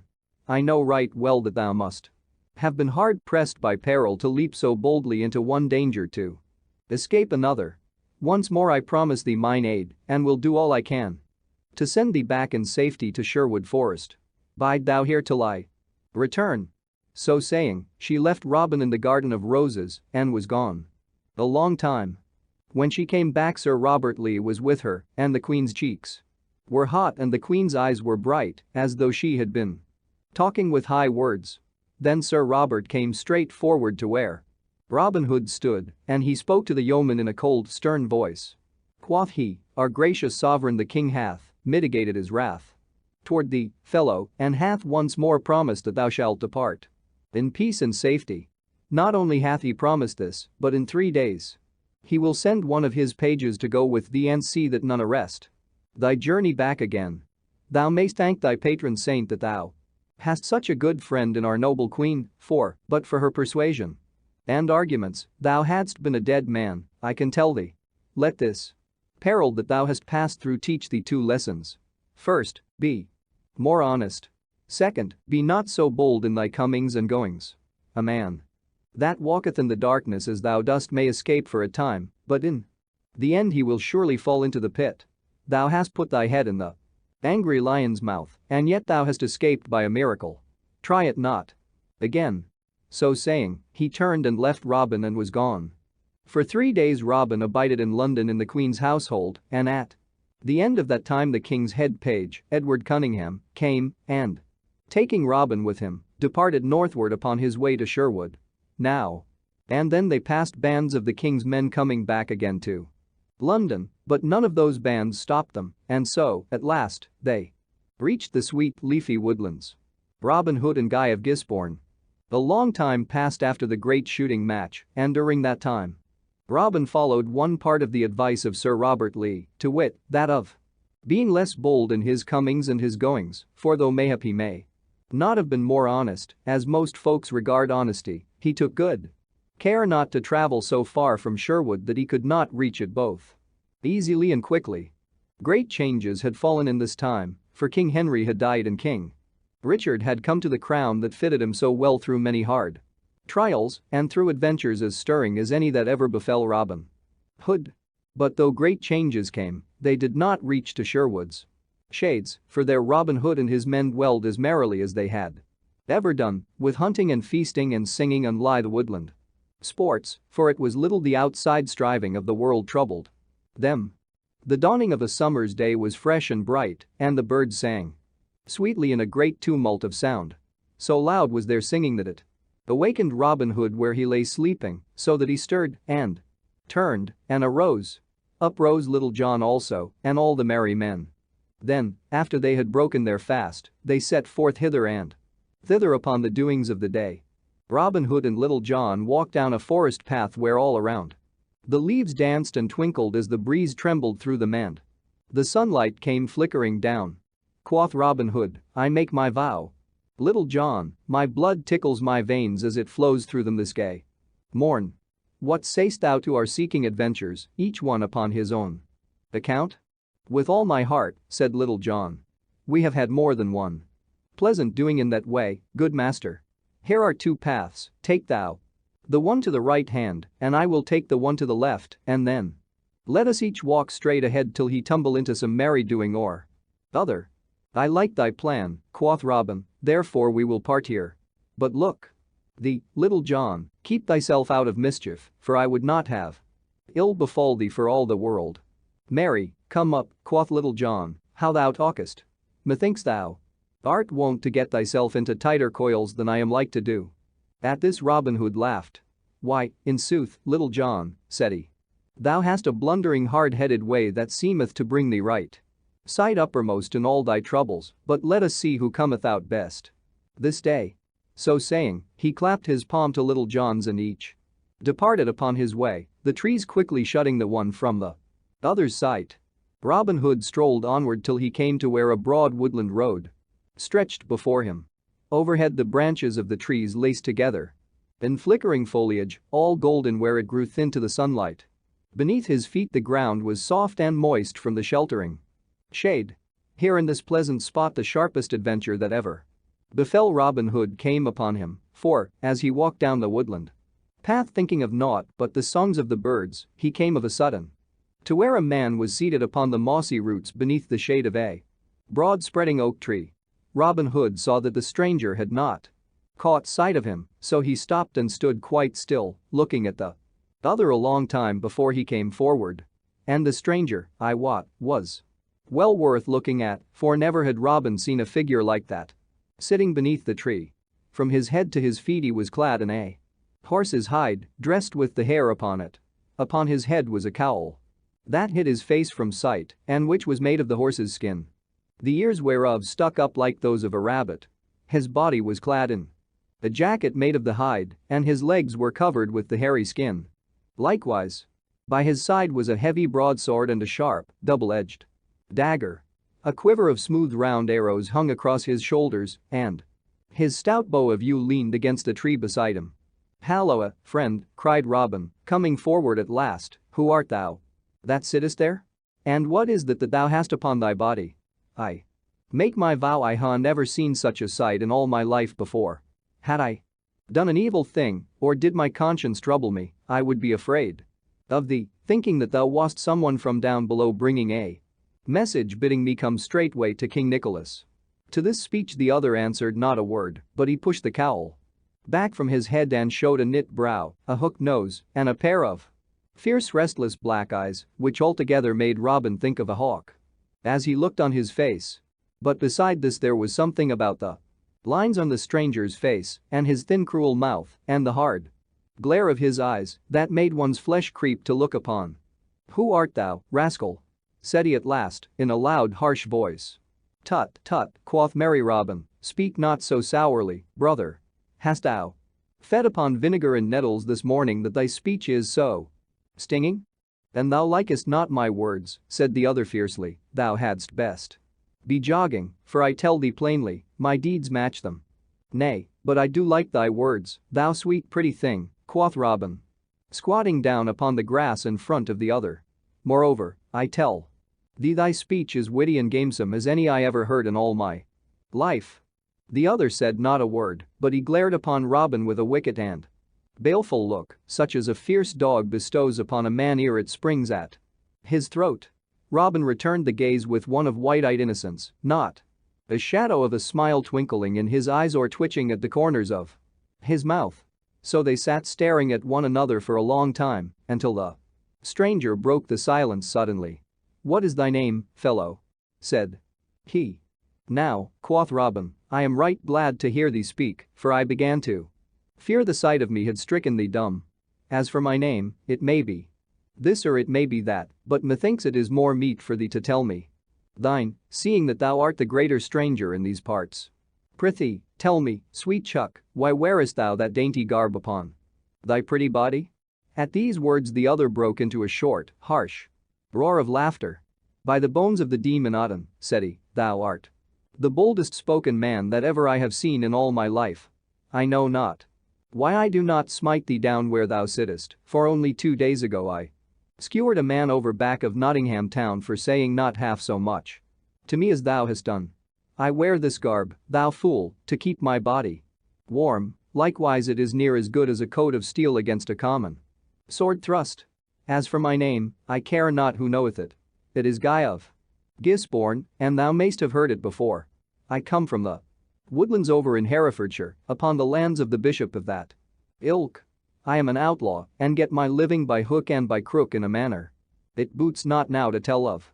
Not long since the bishop sent for me and said that if I would do a certain thing that the Sheriff of Nottingham would ask of me, he would get me a free pardon and give me 10 score pounds to boot. So straightway I came to Nottingham town and found my sweet sheriff, and what thinkest thou he wanted of me? Why, forsooth, to come here to Sherwood to hunt up one Robin Hood, also an outlaw, and to take him alive or dead. It seemeth that they have no one here to face that bold fellow, and so sent all the way to Herefordshire and to me. For thou knowest the old saying, set a thief to catch a thief. As for the slaying of this fellow, it galleth me not a whit, for I would shed the blood of my own brother for the half of 200 pounds. To all this Robin listened, and as he listened his gorge rose. Well he knew of this Guy of Gisborne and of all the bloody and murderous deeds that he had done in Herefordshire, for his doings were famous throughout all the land. Yet, although he loathed the very presence of the man, he held his peace, for he had an end to serve. Truly, quoth he, I have heard of thy gentle doings. Methinks there is no one in all the world that Robin Hood would rather meet than thee. At this Guy of Gisborne gave another harsh laugh. Why, quoth he, it is a merry thing to think of one stout outlaw like Robin Hood meeting another stout outlaw like Guy of Gisborne. Only in this case it will be an ill happening for Robin Hood, for the day he meets Guy of Gisborne he shall die. But thou gentle, merry spirit, quoth Robin, dost thou not think that mayhap this same Robin Hood may be the better man of the two? I know him right well, and many think that he is one of the stoutest men hereabouts. He may be the stoutest of men hereabouts, quoth Guy of Gisborne. Yet, I tell thee, fellow, this sty of yours is not the wide world. I lay my life upon it I am the better man of the two. He an outlaw. Forsooth. Why, I hear that he hath never let blood in all his life, saving when he first came to the forest. Some call him a great archer. Marry, I would not be afraid to stand against him all the days of the year with a bow in my hand. Why, truly, some folk do call him a great archer, said Robin Hood. But we of Nottinghamshire are famous hands with the longbow. Even I, though but a simple hand at the craft, would not fear to try a bout with thee. At these words Guy of Gisborne looked upon Robin with wondering eyes and then gave another roar of laughter till the woods rang. Now, quoth he, thou art a bold fellow to talk to me in this way. I like thy spirit in so speaking up to me, for few men have dared to do so. Put up a garland, lad, and I will try a bout with thee. Tut, tut, quoth Robin, only babes shoot at garlands hereabouts. I will put up a good Nottingham mark for thee. So saying, he arose and, going to a hazel thicket not far off, he cut a wand about twice the thickness of a man's thumb. From this he peeled the bark and, sharpening the point, stuck it up in the ground in front of a great oak tree. Thence he measured off 80 paces, which brought him beside the tree where the other sat. There, quoth he, is the kind of mark that Nottingham yeomen shoot at.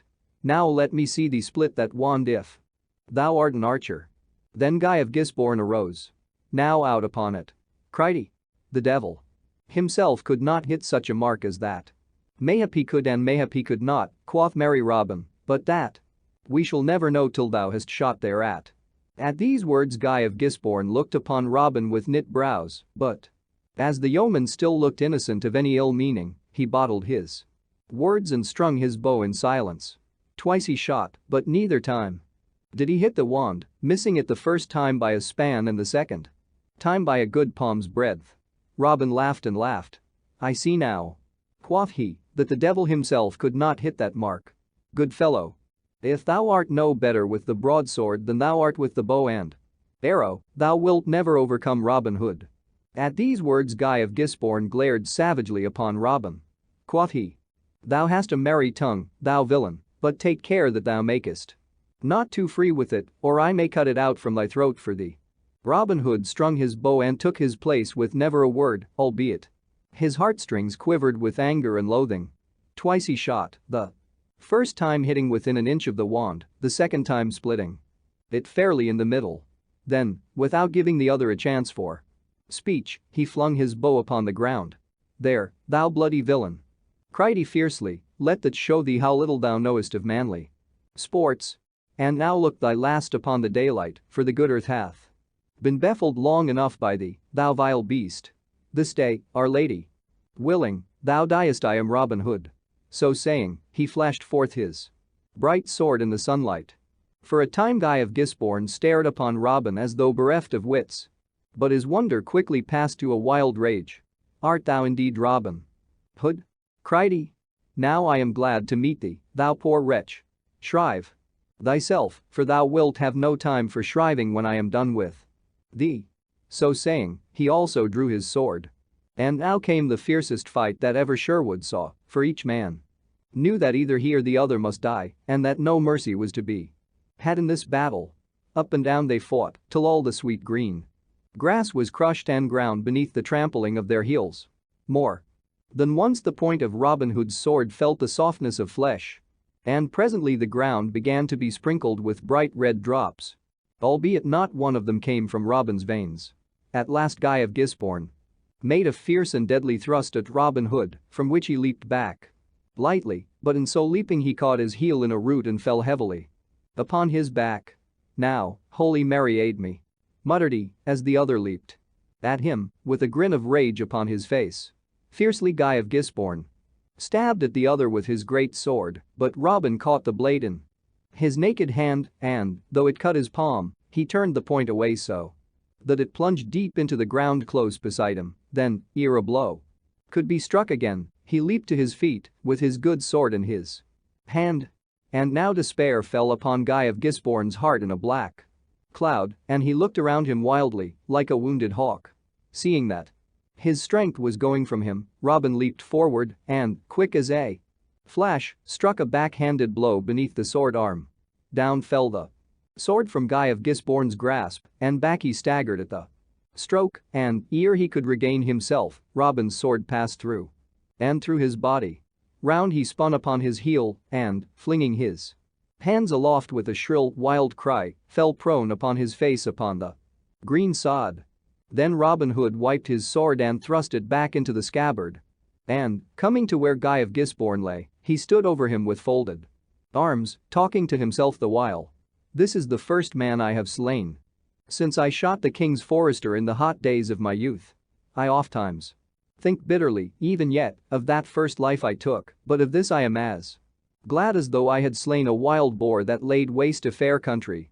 Since the Sheriff of Nottingham hath sent such a one as this against me, I will put on the fellow's garb and go forth to see whether I may not find his worship and perchance pay him back some of the debt I owe him upon this score." So saying, Robin Hood stripped the hairy garments from off the dead man and put them on himself, all bloody as they were. Then, strapping the other's sword and dagger around his body and carrying his own in his hand, together with the two bows of yew, he drew the cowl of horse's hide over his face so that none could tell who he was, and set forth from the forest, turning his steps toward the eastward and Nottingham town. As he strode along the country roads, men, women, and children hid away from him, for the terror of Guy of Gisborne's name and of his doings had spread far and near. And now let us see what befell Little John while these things were happening. Little John walked on his way through the forest paths until he had come to the outskirts of the woodlands, where, here and there, fields of barley, corn, or green meadow lands lay smiling in the sun.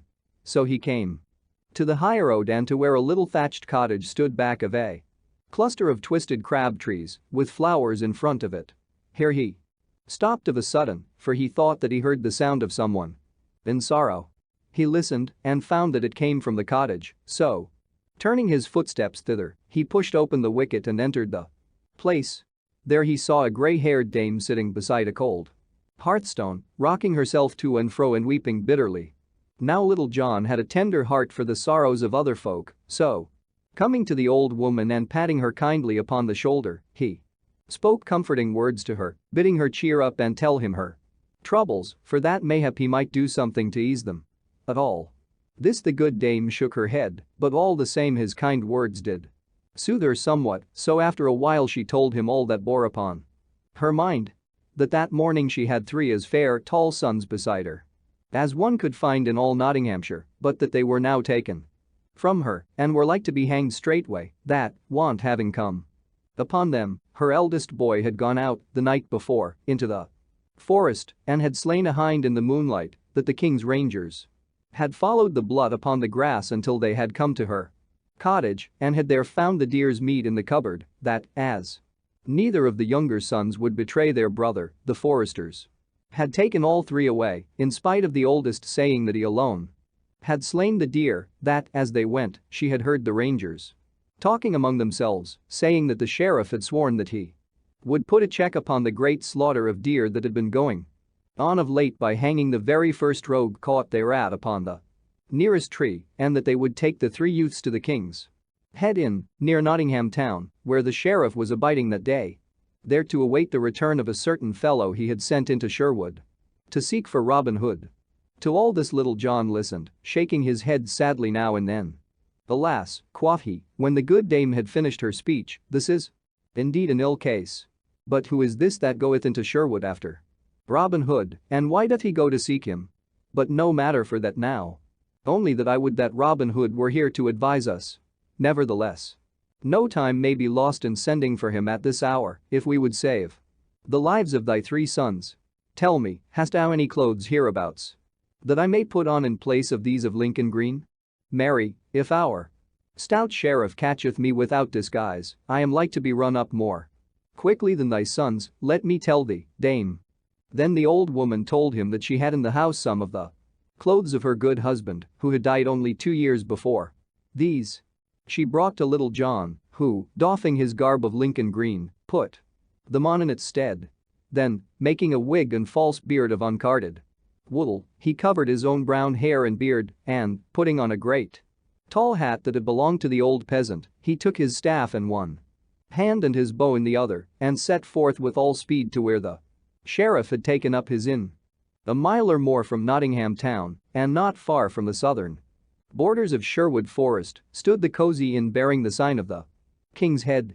Here was a great bustle and stir on this bright morning, for the sheriff and a score of his men had come to stop there and await Guy of Gisborne's return from the forest. Great hiss and fuss of cooking was going on in the kitchen, and great rapping and tapping of wine kegs and beer barrels was going on in the cellar.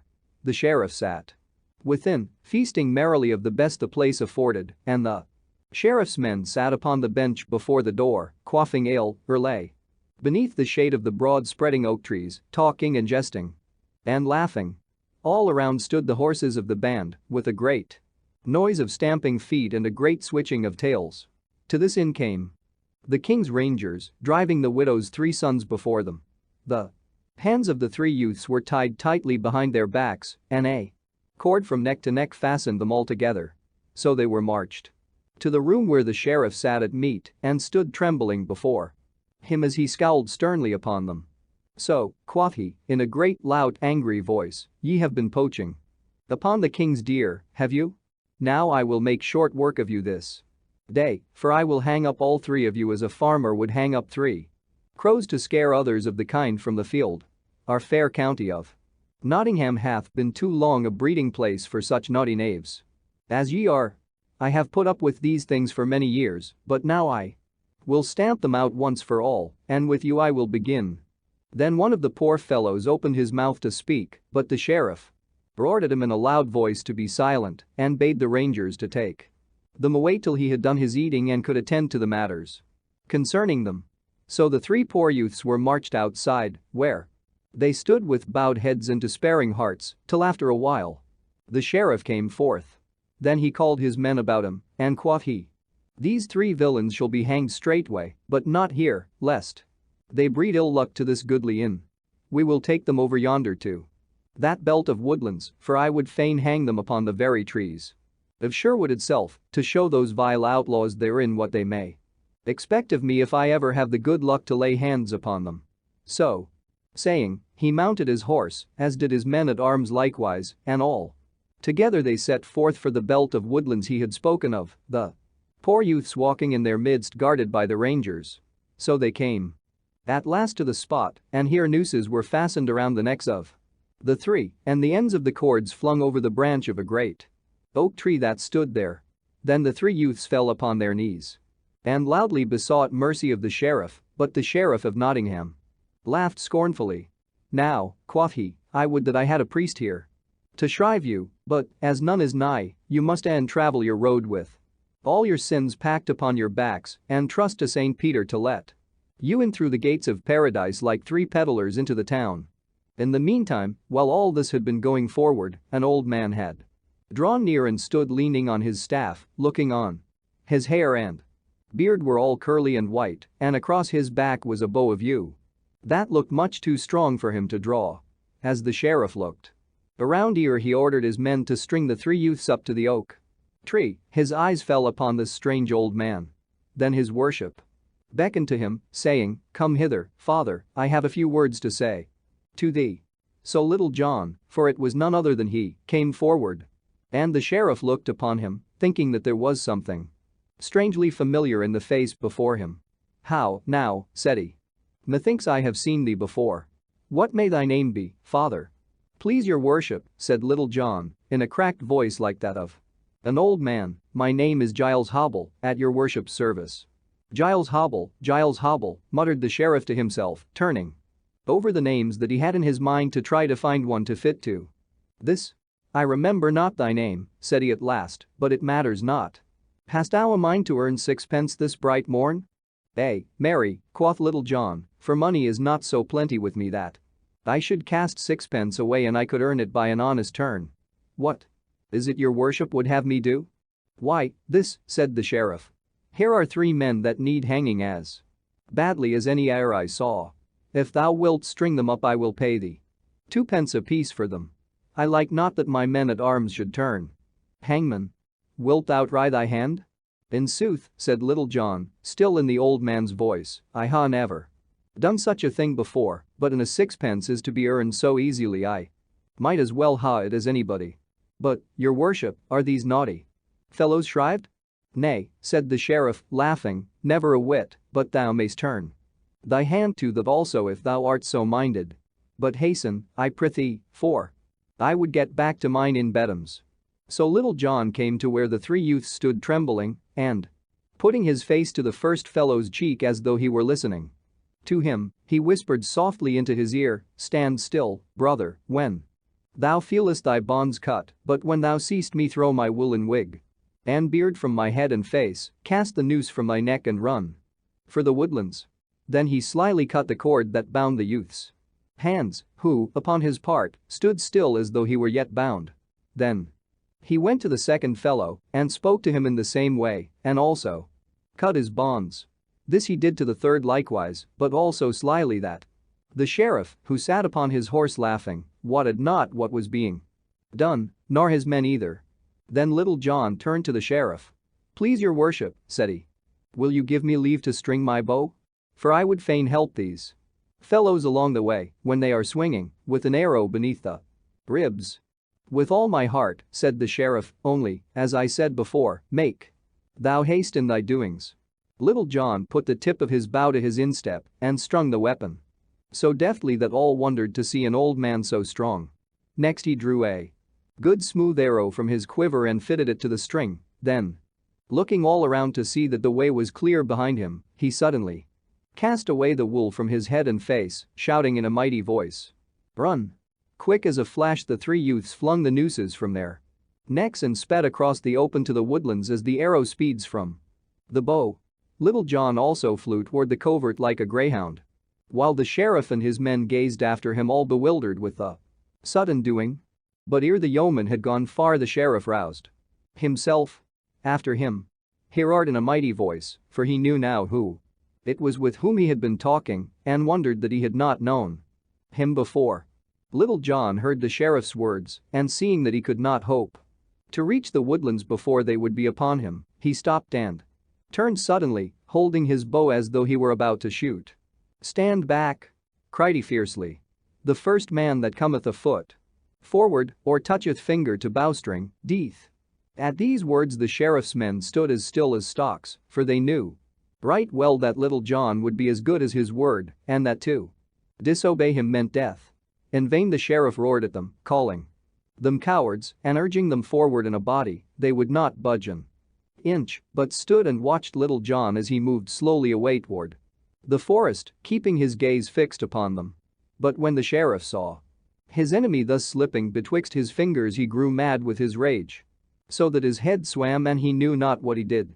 Then of a sudden he turned his horse's head and plunging his spurs into its sides he gave a great shout and, rising in his stirrups, came down upon Little John like the wind. Then Little John raised his deadly bow and drew the grey goose feather to his cheek. But alas for him! For, ere he could loose the shaft, the good bow that had served him so long split in his hands, and the arrow fell harmless at his feet. Seeing what had happened, the sheriff's men raised a shout and, following their master, came rushing down upon Little John. But the sheriff was ahead of the others and so caught up with the yeoman before he reached the shelter of the woodlands. Then leaning forward he struck a mighty blow. Little John ducked and the sheriff's sword turned in his hand, but the flat of the blade struck the other upon the head and smote him down, stunned and senseless. "Now, I am right glad," said the sheriff when the men came up and found that Little John was not dead, "that I have not slain this man in my haste. I would rather lose £500 than have him die thus, instead of hanging, as such a vile thief should do. Go, get some water from yonder fountain, William, and pour it over his head." The man did as he was bidden, and presently Little John opened his eyes and looked around him, all dazed and bewildered with the stun of the blow. Then they tied his hands behind him and lifting him up set him upon the back of one of the horses, with his face to its tail and his feet strapped beneath its belly. So they took him back to the king's head inn, laughing and rejoicing as they went along. But in the meantime, the widow's 3 sons had gotten safely away and were hidden in the woodlands. Once more the Sheriff of Nottingham sat within the king's head inn. His heart rejoiced within him, for he had at last done that which he had sought to do for years, taken Little John prisoner. Quoth he to himself, "This time tomorrow the rogue shall hang upon the gallows tree in front of the great gate of Nottingham town, and thus shall I make my long score with him even." So saying, he took a deep draught of canary. But it seemed as if the sheriff had swallowed a thought with his wine, for he shook his head and put the cup down hastily. "Now," he muttered to himself, "I would not for £1,000 have this fellow slip through my fingers, yet, should his master escape that foul guy of Gisborne, there is no knowing what he may do, for he is the cunningest knave in all the world, this same Robin Hood. Belike I had better not wait until tomorrow to hang the fellow." So saying, he pushed his chair back hastily and going forth from the inn called his men together. Quoth he, "I will wait no longer for the hanging of this rogue, but it shall be done forthwith, and that from the very tree whence he saved those 3 young villains by stepping betwixt them and the law. So get ye ready straightway." Then once more they sat Little John upon the horse, with his face to the tail, and so, one leading the horse whereon he sat and the others riding around him, they went forward to that tree from the branches of which they had thought to hang the poachers. On they went, rattling and jingling along the road till they came to the tree. Here one of the men spake to the sheriff of a sudden. "Your worship," cried he, "is not yon fellow coming along toward us that same Guy of Gisborne whom thou didst send into the forest to seek Robin Hood?" At these words the sheriff shaded his eyes and looked eagerly. "Why, certes," quoth he, "yon fellow is the same. Now, heaven send that he hath slain the master thief, as we will presently slay the man." When Little John heard this speech he looked up, and straightway his heart crumbled away within him, for not only were the man's garments all covered with blood, but he wore Robin Hood's bugle horn and carried his bow and broadsword. "How now?" cried the sheriff when Robin Hood, in Guy of Gisborne's clothes, had come nigh to them. "What luck hath befallen thee in the forest? Why, man, thy clothes are all over blood." "And thou likest not my clothes," said Robin in a harsh voice like that of Guy of Gisborne, "thou mayst shut thine eyes. Marry, the blood upon me is that of the vilest outlaw that ever trod the woodlands, and one whom I have slain this day, albeit not without wound to myself." Then out spake Little John, for the first time since he had fallen into the sheriff's hands. "O thou vile, bloody wretch! I know thee, Guy of Gisborne, for who is there that hath not heard of thee and cursed thee for thy vile deeds of blood and rapine? Is it by such a hand as thine that the gentlest heart that ever beat is stilled in death? Truly, thou art a fit tool for this coward Sheriff of Nottingham.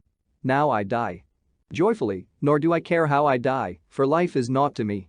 So spake Little John, the salt tears rolling down his brown cheeks. But the Sheriff of Nottingham clapped his hands for joy.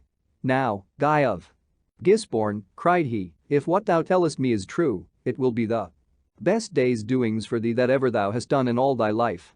"What I have told thee is sooth, and I lie not," said Robin, still in Guy of Gisborne's voice. "Look, is not this Robin Hood's sword, and is not this his good bow of yew, and is not this his bugle horn? Thinkest thou he would have given them to Guy of Gisborne of his own free will?" Then the sheriff laughed aloud for joy. "This is a good day," cried he. "The great outlaw dead and his right-hand man in my hands. Ask what thou wilt of me, Guy of Gisborne, and it is thine." "Then this I ask of thee," said Robin. "As I have slain the master, I would now kill the man. Give this fellow's life into my hands, sir." "Sheriff, now thou art a fool," cried the sheriff. "Thou mightst have had money enough for a night's ransom if thou hadst asked for it. I like ill to let this fellow pass from my hands, but as I have promised, thou shalt have him." "I thank thee right heartily for thy gift," cried Robin. "Take the rogue down from the horse, men, and lean him against yonder tree, while I show you how we stick a porker whence I come." At these words some of the sheriff's men shook their heads, for, though they cared not a whit whether Little John were hanged or not, they hated to see him butchered in cold blood. But the sheriff called to them in a loud voice, ordering them to take the yeoman down from the horse and lean him against a tree, as the other bade. While they were doing this, Robin Hood strung both his bow and that of Guy of Gisborne, albeit none of them took notice of his doing so. Then, when Little John stood against a tree, he drew Guy of Gisborne's sharp, double-edged dagger. Fall back, cried he. "Would ye crowd so on my pleasure, ye unmannerly knaves? Back, I say. Farther yet." So they crowded back, as he ordered, many of them turning their faces away, that they might not see what was about to happen. "Come," cried Little John. "Here is my breast. It is meet that the same hand that slew my dear master should butcher me also. I know thee, Guy of Gisborne." "Peace, Little John," said Robin in a low voice. "Twice thou hast said thou knowest me, and yet thou knowest me not at all. Couldst thou not tell me beneath this wild beast's hide? Yonder, just in front of thee, lie my bow and arrows, likewise my broadsword. Take them when I cut thy bonds. Now, get them quickly." So saying, he cut the bonds, and Little John, quick as a wink, leaped forward and caught up the bow and arrows and the broadsword. At the same time Robin Hood threw back the cowl of horse's hide from his face and bent Guy of Gisborne's bow with a keen barbed arrow fitted to the string. "Stand back," cried he sternly. "The first man that toucheth finger to bowstring death. I have slain thy man. Sheriff, take heed that it is not thy turn next." Then, seeing that Little John had armed himself, he clapped his bugle horn to his lips and blew 3 blasts both loud and shrill. Now when the Sheriff of Nottingham saw whose face it was beneath Guy of Gisborne's hood, and when he heard those bugle notes ring in his ear, he felt as if his hour had come. Robin Hood roared he, and without another word he wheeled his horse in the road and went off in a cloud of dust. The sheriff's men, seeing their master thus fleeing for his life, thought that it was not their business to tarry longer, so, clapping spurs to their horses, they also dashed away after him. But though the Sheriff of Nottingham went fast, he could not outstrip a clothyard arrow. Little John twanged his bowstring with a shout, and when the sheriff dashed in through the gates of Nottingham town at full speed, a grey goose shaft stuck out behind him like a molting sparrow with one feather in its tail. For a month afterward the poor sheriff could sit upon naught but the softest cushions that could be gotten for him.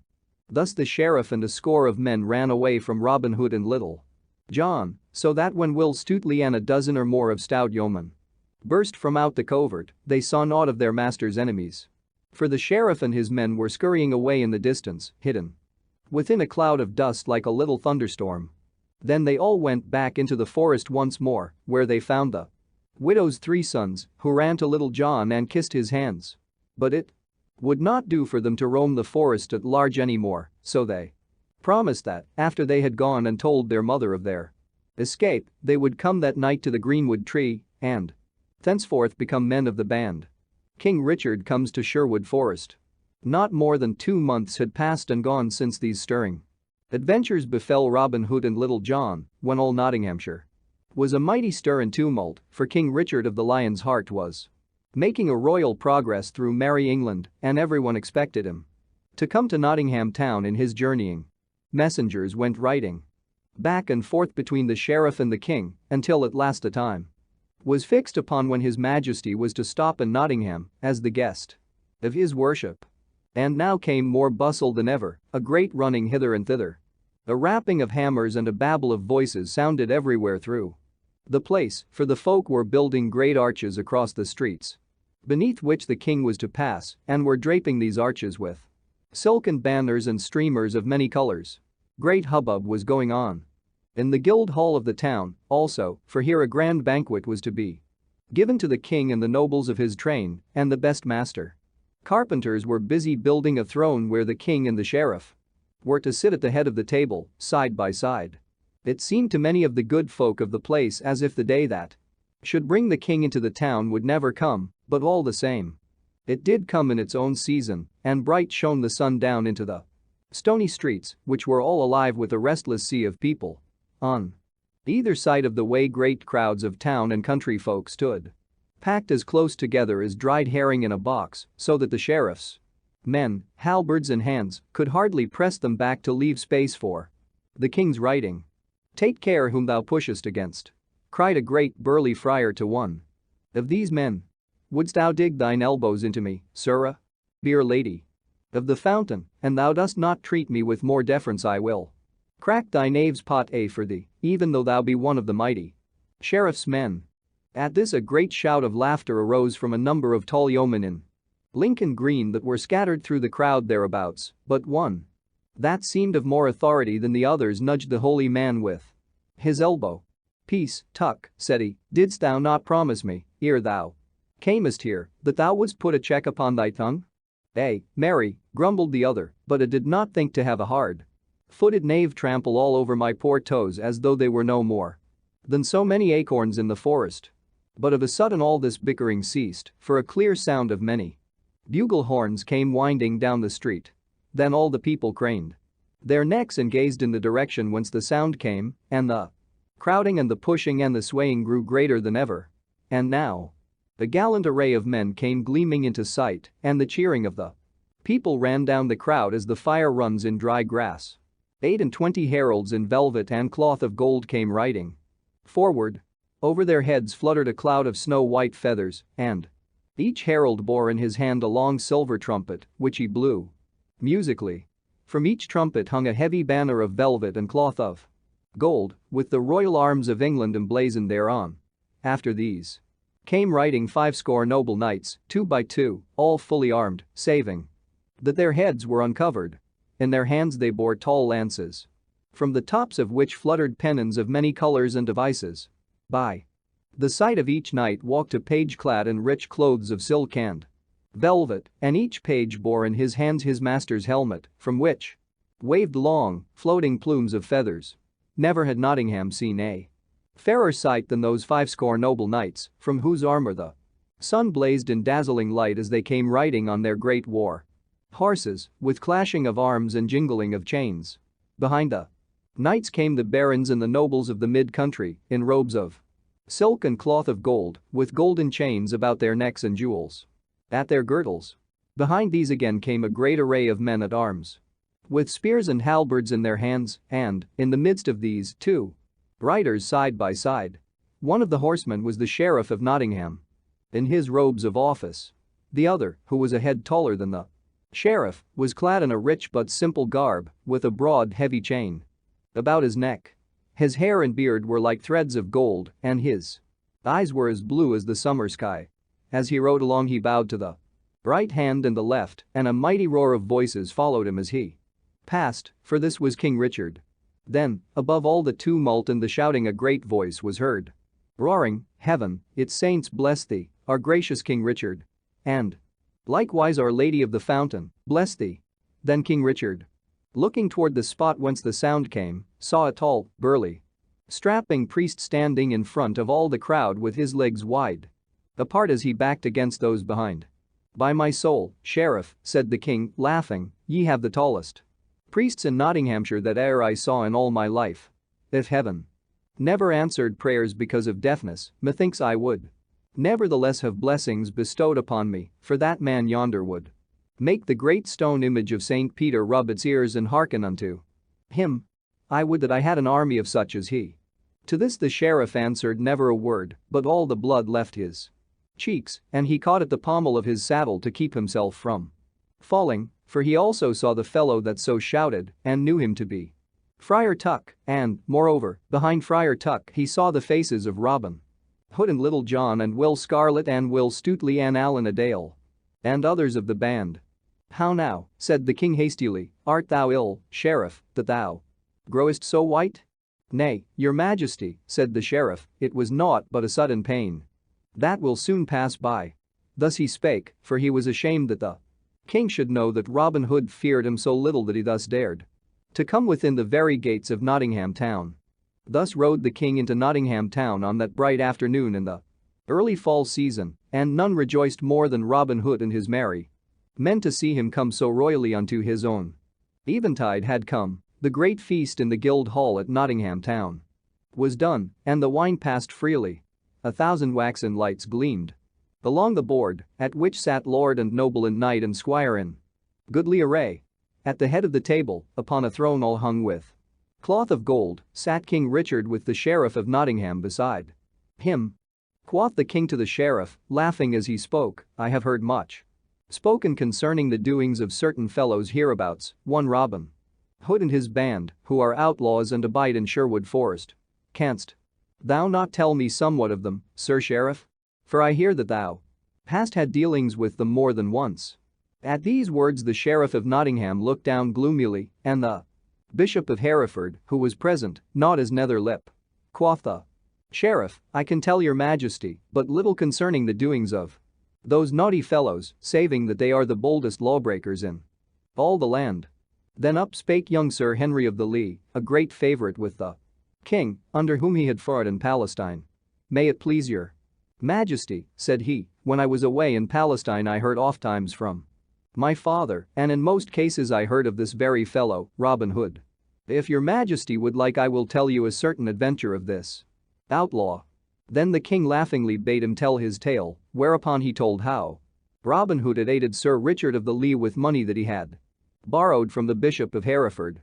Again and again the king and those present roared with laughter, while the poor bishop waxed cherry red in the face with vexation, for the matter was a sore thing with him. When Sir Henry of the Lee was done, others of those present, seeing how the king enjoyed this merry tale, told other tales concerning Robin and his merry men. "By the hilt of my sword," said stout King Richard, "this is as bold and merry a knave as ever I heard tell of. Marry, I must take this matter in hand and do what thou couldst not do, sheriff, to wit, clear the forest of him and his band." That night the king sat in the place that was set apart for his lodging, while in Nottingham town. With him were young Sir Henry of the Lee and 2 other knights and 3 barons of Nottinghamshire, but the king's mind still dwelled upon Robin Hood. "Now," quoth he, "I would freely give £100 to meet this roguish fellow, Robin Hood, and to see somewhat of his doings in Sherwood Forest." Then up spake Sir Hubert of Gingham, laughing, "If your majesty hath such a desire upon you it is not so hard to satisfy. If your majesty is Willing to lose £100, I will engage to cause you not only to meet this fellow, but to feast with him in Sherwood. Marry, Sir Hubert, quoth the king, this pleaseth me well. But how? Wilt thou cause me to meet Robin Hood? Why, thus, said Sir Hubert, let your majesty and us here present put on the robes of 7 of the order of Black Friars, and let your majesty hang a purse of £100 beneath your gown, then let us undertake to ride from here to Mansfield town tomorrow, and, without I am much mistaken, we will both meet with Robin Hood and dine with him before the day be past. I like thy plan, Sir Hubert, quoth the king merrily, and tomorrow we will try it and see whether there be virtue in it. So it happened that when early the next morning the sheriff came to where his liege lord was abiding, to pay his duty to him, the king told him what they had talked of the night before, and what merry adventure they were set upon undertaking that morning. But when the sheriff heard this, he smote his forehead with his fist. Alas! Said he, what evil counsel is this that hath been given thee? O my gracious lord and king! You know not what you do. This villain that you thus go to seek hath no reverence either for king or king's laws. But did I not hear aright when I was told that this Robin Hood hath shed no blood since he was outlawed, saving only that of that vile guy of Gisborne, for whose death all honest men should thank him? Yea, your majesty, said the sheriff, you have heard aright. Nevertheless. Then, quoth the king, breaking in on the sheriff's speech, what have I to fear in meeting him, having done him no harm? Truly, there is no danger in this. But mayhap thou wilt go with us, Sir Sheriff. Nay, quoth the sheriff hastily, heaven forbid.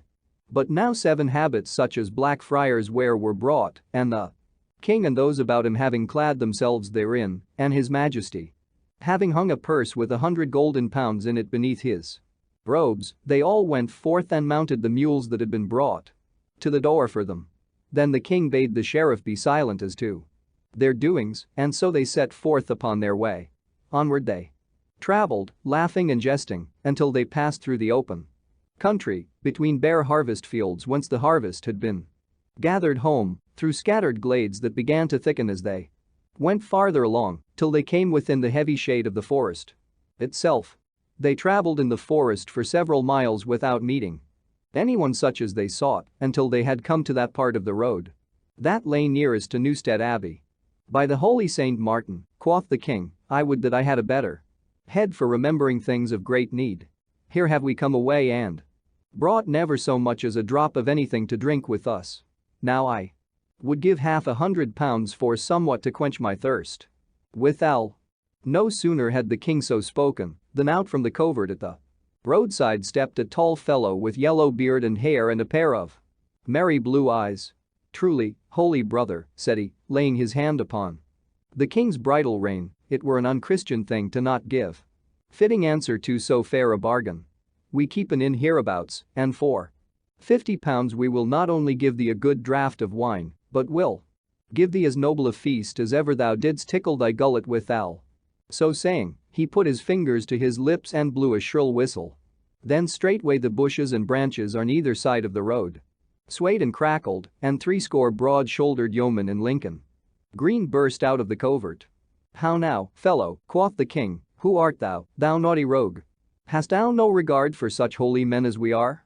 Not a whit, quoth merry Robin Hood, for the fellow was he, for in sooth all the holiness belonging to rich friars, such as ye are, one could drop into a thimble, and the goodwife would never feel it with the tip of her finger. As for my name, it is Robin Hood, and thou mayst have heard it before. Now out upon thee, quoth King Richard. Thou art a bold and naughty fellow and a lawless one withal, as I have often heard tell.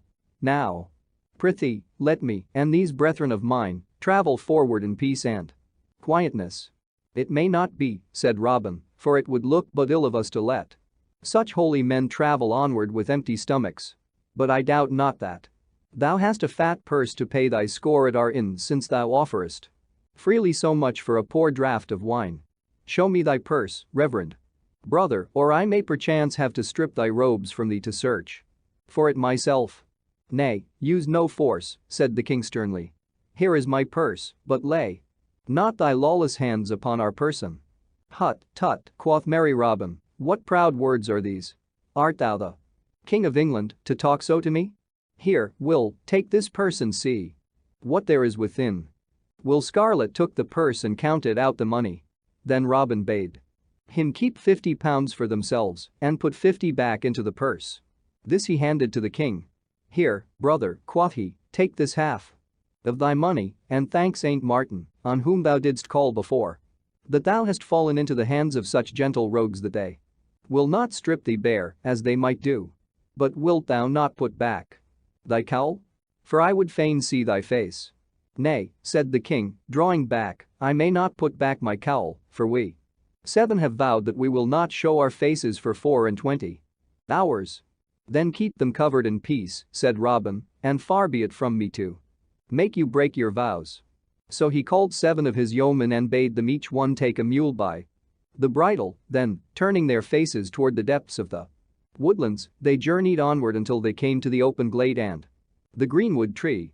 Little John, with 80 yeomen at his heels, had also gone forth that morning to wait along the roads and bring a rich guest to Sherwood glade, if such might be his luck, for many with fat purses must travel the roads at this time, when such great doings were going on in Nottinghamshire, but though Little John and so many others were gone, Friar Tuck and 20 or more stout yeomen were seated or lying around beneath the great tree, and when Robin and the others came they leaped to their feet to meet him. "By my soul," quoth merry King Richard, when he had gotten down from his mule and stood looking about him, "thou hast in very truth a fine lot of young men about thee, Robin. Methinks King Richard himself would be glad of such a bodyguard." "These are not all of my fellows," said Robin proudly, "for 80 more of them are away on business with my good right-hand man, Little John. But, as for King Richard, I tell thee, brother, there is not a man of us all but would pour out our blood like water for him. Ye churchmen cannot rightly understand our king, but we yeomen love him right loyally for the sake of his brave doings which are so like our own." But now Friar Tuck came bustling up. "Gie ye good den, brothers," said he. "I am right glad to welcome some of my cloth in this naughty place. Truly, methinks these rogues of outlaws would stand but an ill chance were it not for the prayers of holy Tuck, who laboureth so hard for their well-being." Here he winked one eye slyly and stuck his tongue into his cheek. "Who art thou, mad priest?" said the king in a serious voice, albeit he smiled beneath his cowl. At this Friar Tuck looked all around with a slow gaze. "Look you now," quoth he, "never let me hear you say again that I am no patient man. Here is a knave of a friar calleth me a mad priest, and yet I smite him not. My name is Friar Tuck, fellow the holy Friar Tuck." "There, Tuck," said Robin, "thou hast said enow. Prithee, cease thy talk and bring some wine. These reverend men are athirst, and sin they have paid so richly for their score they must e'en have the best." Friar Tuck bridled at being so checked in his speech, nevertheless he went straightway to do Robin's bidding, so presently a great crock was brought, and wine was poured out for all the guests and for Robin Hood. Then Robin held his cup aloft. "Stay," cried he. "Tarry in your drinking till I give you a pledge. Here is to good King Richard of great renown, and may all enemies to him be confounded." Then all drank the king's health, even the king himself. "Methinks, good fellow," said he, "thou hast drunk to thine own confusion." "Never a whit," quoth merry Robin, "for I tell thee that we of Sherwood are more loyal to our lord the king than those of thine order. We would give up our lives for his benefiting, while ye are content to lie snug in your abbeys and priories, let reign who will." At this the king laughed. Quoth he, "Perhaps King Richard's welfare is more to me than thou wottest of, fellow. But enough of that matter. We have paid well for our fare, so canst thou not show us some merry entertainment? I have oft heard that ye are wondrous archers, wilt thou not show us somewhat of your skill?" "With all my heart," said Robin, "we are always pleased to show our guests all the sport that is to be seen. As Gaffer Swanthold saith, "'Tis a hard heart that will not give a caged starling of the best, and caged starlings ye are with us. Ho, lads. Set up a garland at the end of the glade." Then, as the yeomen ran to do their master's bidding, Tuck turned to one of the mock friars. "Hearest thou our master?" quoth he, with a sly wink. "Whenever he cometh across some poor piece of witty straightway, layeth it on the shoulders of this Gaffer Swanthold, whoever he may be. So that the poor goodman goeth travelling about with all the odds and ends and tags and rags of our master's brain packed on his back. Thus spake Friar Tuck, but in a low voice so that Robin could not hear him. For he felt somewhat nettled at Robin's cutting his talk so short. In the meantime the mark at which they were to shoot was set up at 60 paces distance. It was a garland of leaves and flowers 2 spans in width, which same was hung upon a stake in front of a broad tree trunk. There, quoth Robin, yon is a fair mark, lads. Each of you shoot 3 arrows thereat, and if any fellow misseth by so much as 1 arrow, he shall have a buffet of Will Scarlet's fist. Hearken to him. Quoth Friar Tuck. Why, master, thou dost bestow buffets from thy strapping nephew as though they were love taps from some bouncing lass. I warrant thou art safe to hit the garland thyself. Or thou wouldst not be so free of his cuffing. First David of Doncaster shot and lodged all 3 of his arrows within the garland. Well done, David, cried Robin, thou hast saved thine ears from a warming this day. Next Midge, the miller, shot, and he also lodged his arrows in the garland. Then followed Wat, the tinker. But alas for him. For one of his shafts missed the mark by the breadth of 2 fingers. Come hither, fellow, said Will Scarlet in his soft gentle voice, I owe thee somewhat that I would pay forthwith. Then Wat, the tinker, came forward and stood in front of Will Scarlet, screwing up his face and shutting his eyes tightly as though he already felt his ears ringing with the buffet. Will Scarlet rolled up his sleeve and, standing on tiptoe to give the greater swing to his arm, he struck with might and main. Woof! Came his palm against a tinker's head and down went stout Wat to the grass, heels over head, as the wooden image at the fair goes down when the skillful player throws a cudgel at it. Then, as the tinker sat up upon the grass, rubbing his ear and winking and blinking at the bright stars that danced before his eyes, the yeoman roared with mirth till the forest rang. As for King Richard, he laughed till the tears ran down his cheeks. Thus the band shot, each in turn. Some getting off scot-free, and some winning a buffet that always sent them to the grass. And now, last of all, Robin took his place, and all was hushed as he shot. The first shaft he shot split a piece from the stake on which the garland was hung, the second lodged within an inch of the other. By my hollydom, said King Richard to himself, I would give £1,000 for this fellow to be one of my guard. And now, for the 3rd time Robin shot, but, alas for him, the arrow was ill feathered and, wavering to one side, it smote an inch outside the garland. At this a great roar went up, those of the yeomen who sat upon the grass rolling over and shouting with laughter, for never before had they seen their master so miss his mark, but Robin flung his bow upon the ground with vexation. Now, out upon it! Cried he. That shaft had an ill feather to it, for I felt it as it left my fingers. Give me a clean arrow, and I will engage to split the wand with it. At these words the yeoman laughed louder than ever. Nay, good uncle, said Will Scarlet in his soft, sweet voice, thou hast had thy fair chance and hast missed thine aim out and out. I swear the arrow was as good as any that hath been loosed this day. Come hither, I owe thee somewhat, and would fain pay it. Go, good master, roared Friar Tuck, and may my blessing go with thee. Thou hast bestowed these love taps of Will Scarlet's with great freedom. It were pity an thou gottest not thine own share. It may not be, said merry Robin.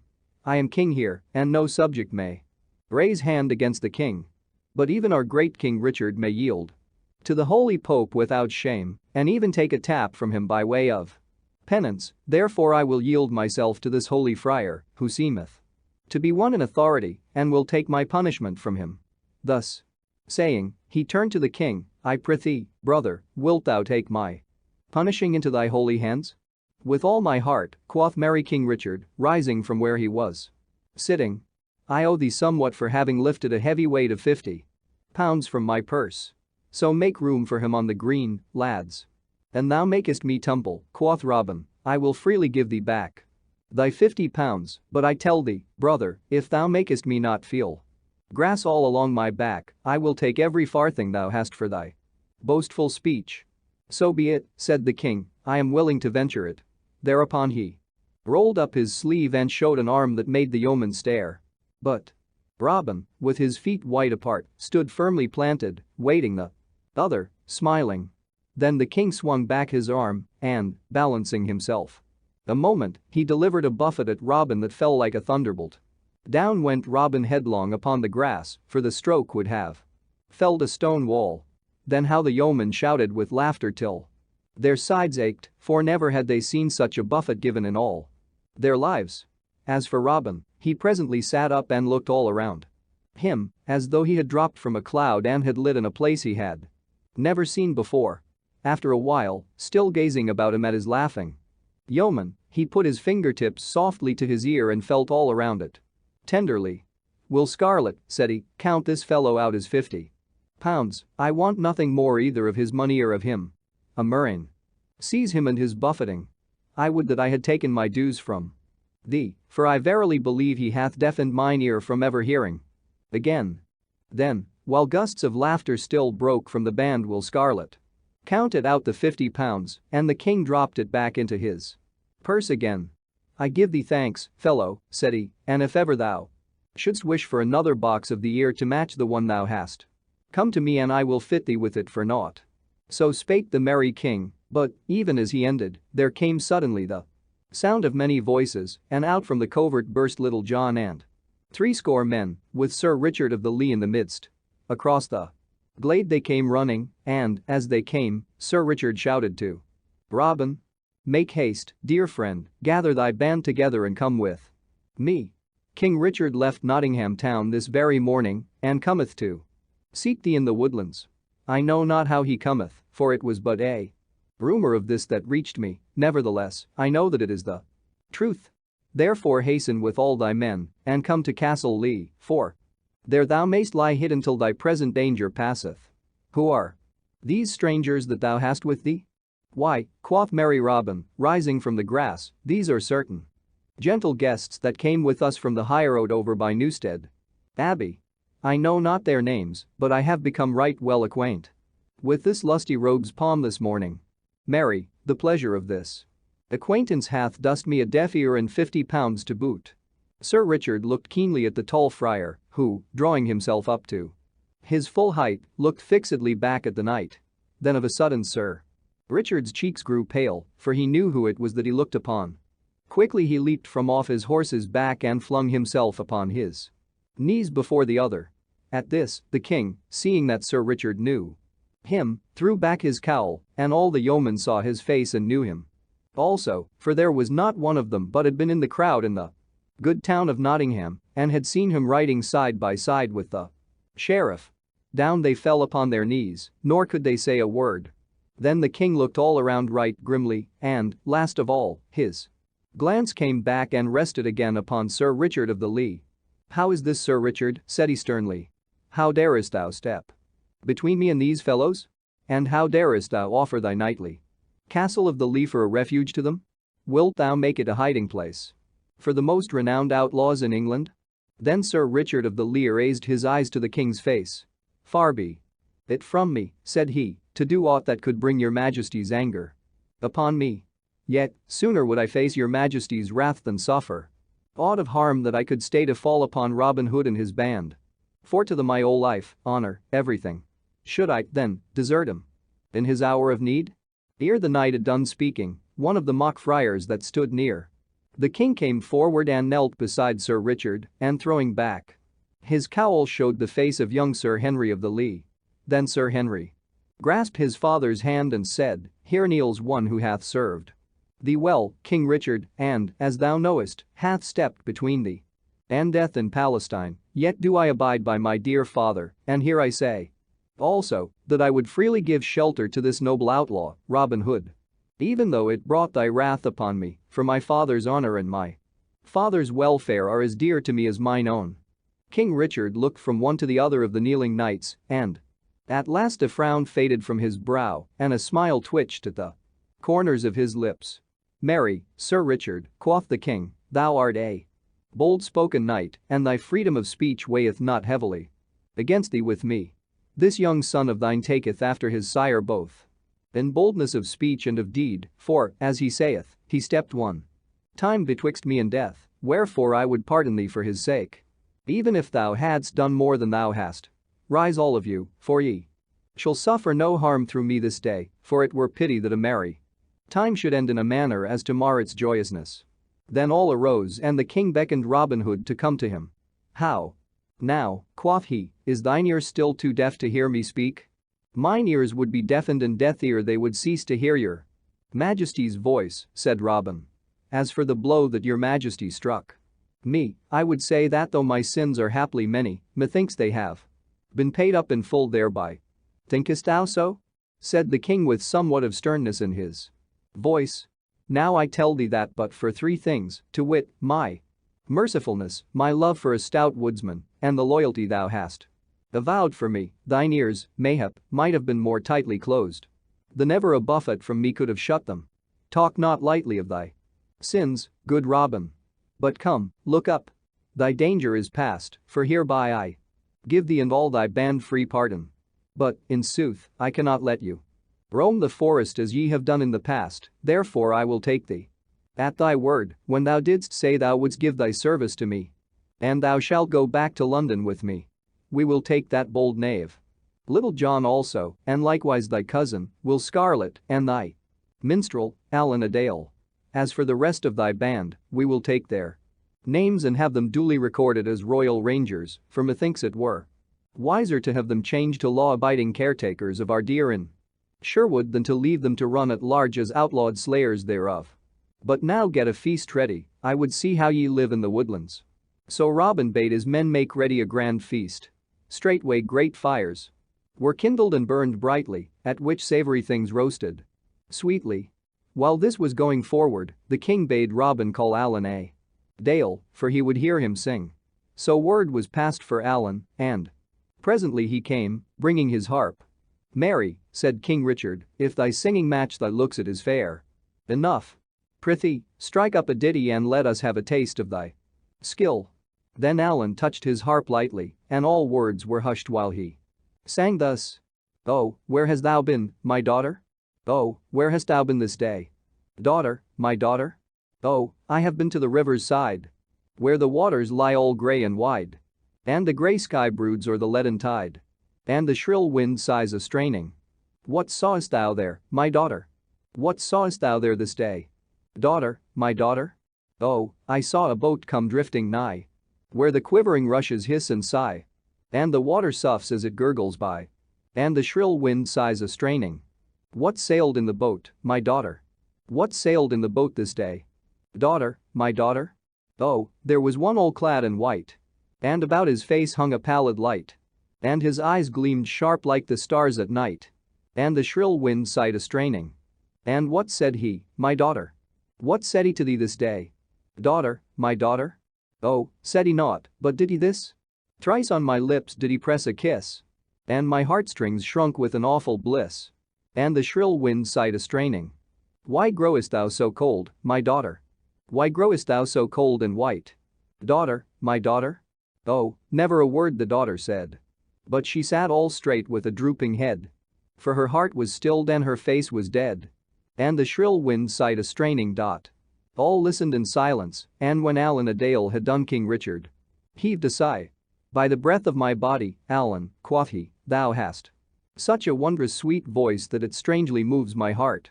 But what doleful ditty is this for the lips of a stout yeoman? I would rather hear thee sing a song of love and battle than a sad thing like that. Moreover, I understand it not, what meanest thou by the words? I know not, your majesty, said Allan, shaking his head, for ofttimes I sing that which I do not clearly understand mine own self. Well, well, quoth the king, let it pass, only I tell thee this. Allan, thou shouldst turn thy songs to such matters as I spoke of, to wit, love or war, for in sooth thou hast a sweeter voice than Blondel. And Methody was the best minstrel that ever I heard. But now one came forward and said that the feast was ready, so Robin Hood brought King Richard and those with him to where it lay all spread out on fair white linen cloths which lay upon the soft green grass. Then King Richard sat him down and feasted and drank, and when he was done he swore roundly that he had never sat at such a lusty repast in all his life before. That night he lay in Sherwood Forest upon a bed of sweet green leaves. And early the next morning he set forth from the woodlands for Nottingham town, Robin Hood and all of his band going with him. You may guess what a stir there was in the good town when all these famous outlaws came marching into the streets. As for the sheriff, he knew not what to say nor where to look when he saw Robin Hood in such high favor with the king, while all his heart was filled with gall because of the vexation that lay upon him. The next day the king took leave of Nottingham town, so Robin Hood and Little John and Will Scarlet and Alan a Dale shook hands with all the rest of the band, kissing the cheeks of each man and swearing that they would often come to Sherwood and see them. Then each mounted his horse and rode away in the train of the king. Epilogue. Thus end the merry adventures of Robin Hood, for, in spite of his promise, it was many a year ere he saw Sherwood again.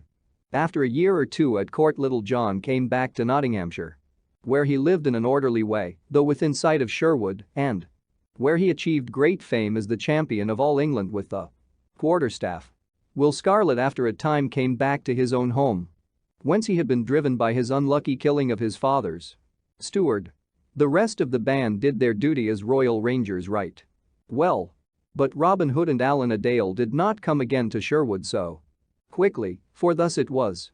Robin, through his great fame as an archer, became a favorite with the king, so that he speedily rose in rank to be the chief of all the yeomen.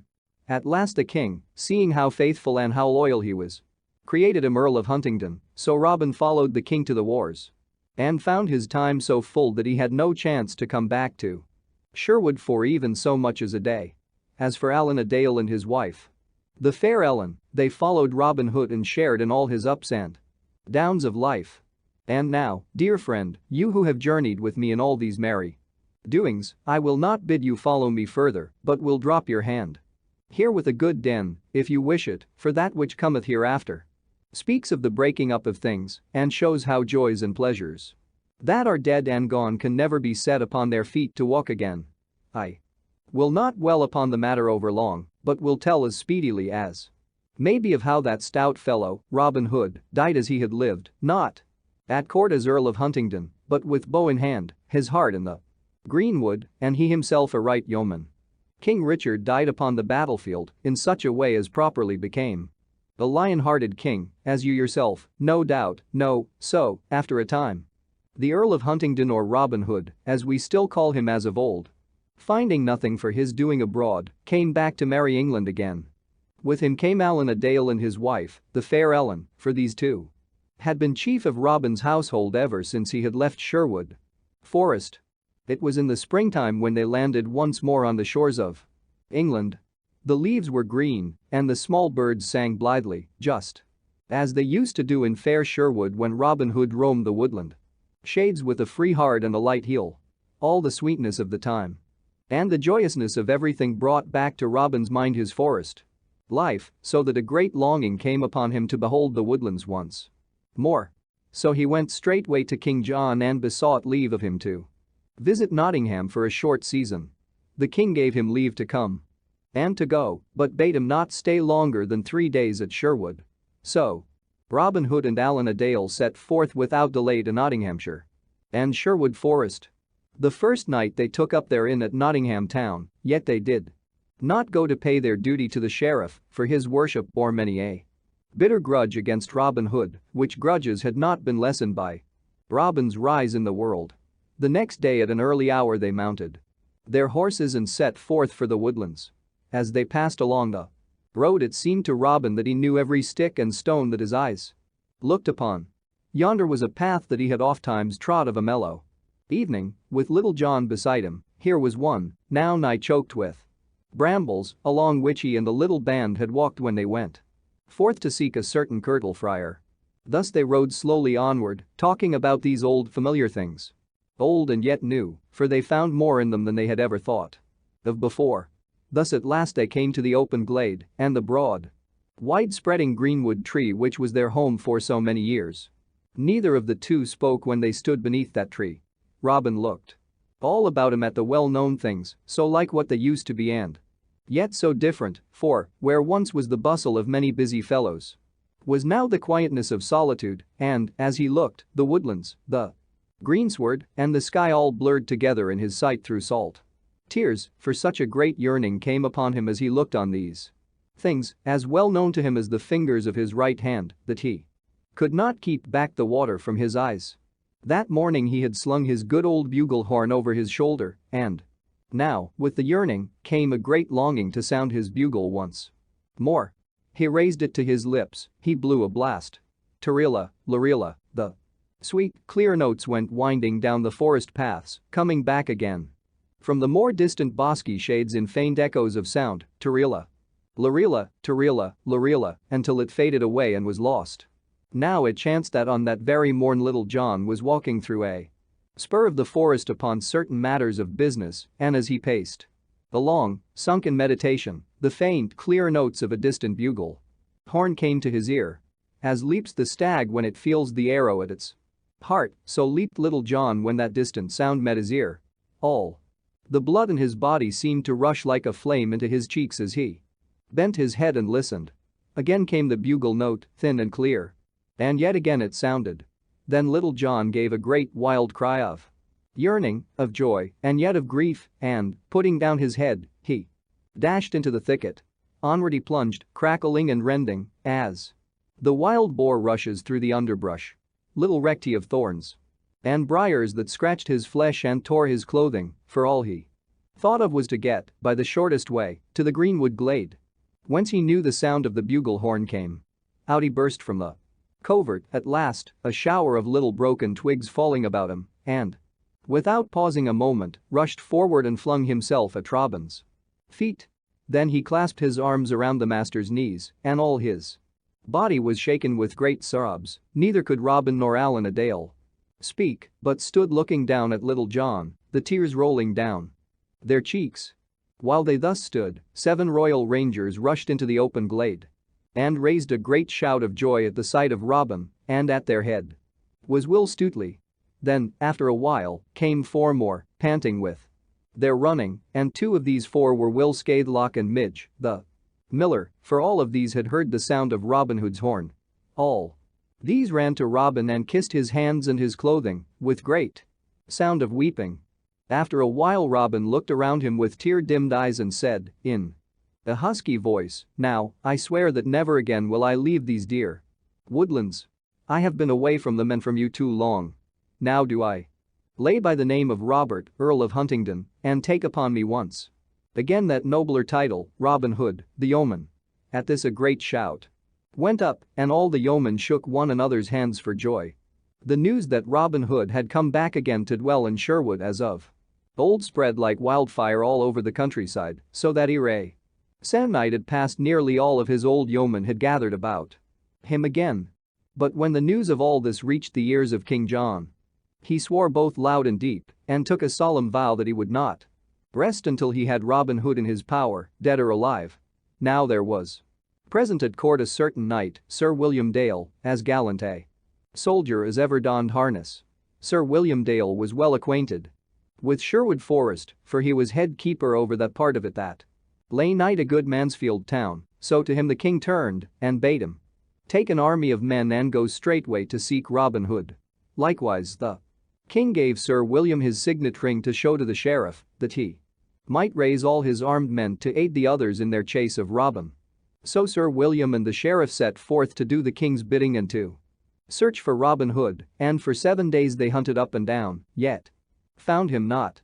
Now, had Robin Hood been as peaceful as of old, everything might have ended in smoke, as other such ventures had always done before, but he had fought for years under King Richard and was changed from what he used to be. It galled his pride to thus flee away before those sent against him, as a chased fox flees from the hounds, so thus it came about, at last, that Robin Hood and his yeomen met Sir William and the sheriff and their men in the forest, and a bloody fight followed. The first man slain in that fight was the Sheriff of Nottingham, for he fell from his horse with an arrow in his brain ere half a score of shafts had been sped. Many a better man than the sheriff kissed the sod that day. But at last, Sir William Dale being wounded and most of his men slain, he withdrew, beaten, and left the forest.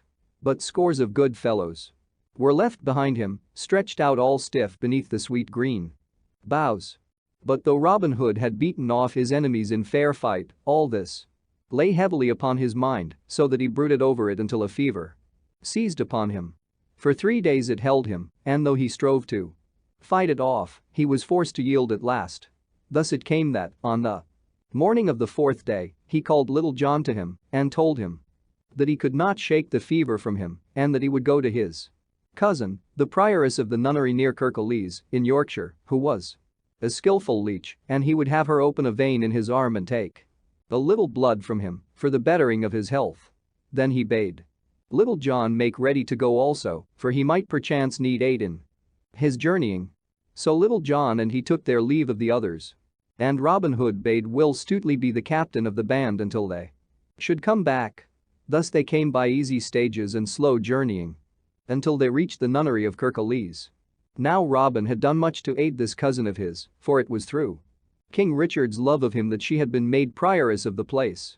But there is naught in the world so easily forgot as gratitude, so, when the prioress of Kirklees had heard how her cousin, the Earl of Huntingdon, had thrown away his earldom and gone back again to Sherwood, she was vexed to the soul and feared lest her cousinship with him should bring the king's wrath upon her also. Thus it happened that when Robin came to her and told her how he wished her services as leech, she began plotting ill against him in her mind, thinking that by doing evil to him she might find favor with his enemies. Nevertheless, she kept this well to herself and received Robin with seeming kindness. She led him up the winding stone stair to a room which was just beneath the eaves of a high, round tower, but she would not let Little John come with him. So the poor yeoman turned his feet away from the door of the nunnery and left his master in the hands of the women. But, though he did not come in, neither did he go far away, for he laid him down in a little glade nearby, where he could watch the place that Robin abided, like some great, faithful dog turned away from the door where his master has entered. After the women had gotten Robin Hood to the room beneath the eaves, the prioress sent all of the others away, then, taking a little cord, she tied it tightly about Robin's arm, as though she were about to bleed him. And so she did bleed him, but the vein she opened was not one of those that lie close and blue beneath the skin, deeper she cut than that, for she opened one of those veins through which the bright red blood runs leaping from the heart. Of this Robin knew not, for, though he saw the blood flow, it did not come fast enough to make him think that there was anything ill in it.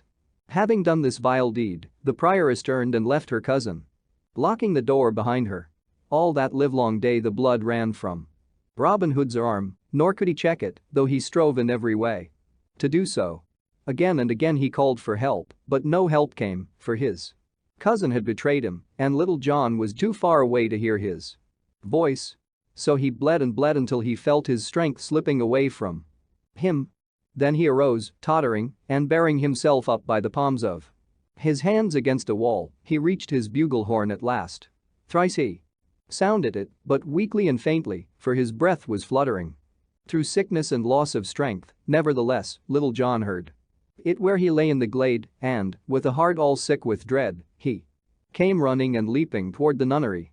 Loudly he knocked at the door, and in a loud voice shouted for them to let him in, but the door was of massive oak, strongly barred and studded with spikes, so they felt safe and bade Little John beg in. Then Little John's heart was mad with grief and fear for his master's life. Wildly he looked about him, and his sight fell upon a heavy stone mortar, such as 3 men could not lift nowadays. Little John took 3 steps forward and, bending his back, heaved the stone mortar up from where it stood deeply rooted.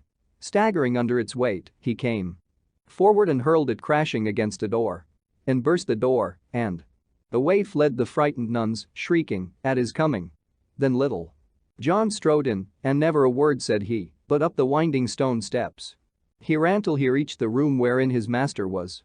Here he found the door locked also, but, putting his shoulder against it, he burst the locks as though they were made of brittle ice. There he saw his own dear master leaning against the grey stone wall, his face all white and drawn, and his head swaying to and fro with weakness. Then, with a great wild cry of love and grief and pity, Little John leaped forward and caught Robin Hood in his arms. Up he lifted him as a mother lifts her child, and carrying him to the bed, laid him tenderly thereon. And now the prioress came in hastily, for she was frightened at what she had done and dreaded the vengeance of Little John and the others of the band. Then she stanched the blood by cunning bandages so that it flowed no more. All the while Little John stood grimly by, and after she had done he sternly bade her to begin, and she obeyed, pale and trembling. Then, after she had departed, Little John spake cheering words, laughing loudly and saying that all this was a child's fright and that no stout yeoman would die at the loss of a few drops of blood. "Why," quoth he, "give thee a se'ennight and thou wilt be roaming the woodlands as boldly as ever." But Robin shook his head and smiled faintly where he lay. "Mine own dear Little John," whispered he, "heaven bless thy kind, rough heart. But, dear friend, we will never roam the woodlands together again." But we will," quoth Little John loudly. "I say again, out upon it, who dares say that any more harm shall come upon thee? Am I not by? Let me see who dares touch." Here he stopped of a sudden, for his words choked him. At last he said, in a deep, husky voice, "Now, if aught of harm befalls thee because of this day's doings, I swear by St. George that the red cock shall crow over the rooftree of this house, for the hot flames shall lick every crack and cranny thereof. As for these women," here he ground his teeth, "it will be an ill day for them." But Robin Hood took Little John's rough, brown fist in his white hands and chid him softly in his low, weak voice, asking him since what time Little John had thought of doing harm to women, even in vengeance. Thus he talked till, at last, the other promised, in a choking voice, that no ill should fall upon the place, no matter what happened. Then a silence fell, and Little John sat with Robin Hood's hand in his, gazing out of the open window, ever and anon swallowing a great lump that came in his throat. Meantime the sun dropped slowly to the west till all the sky was ablaze with a red glory. Then Robin Hood, in a weak, faltering voice, bade Little John raise him that he might look out once more upon the woodlands, so the yeoman lifted him in his arms, as he bade, and Robin Hood's head lay on his friend's shoulder.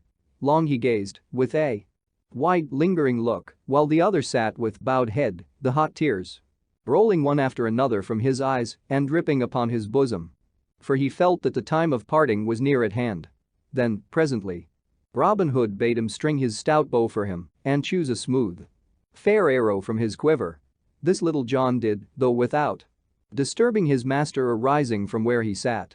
Robin Hood's fingers wrapped lovingly around his good bow, and he smiled faintly when he felt it in his grasp. Then he knocked the arrow on that part of the string that the tips of his fingers knew so well.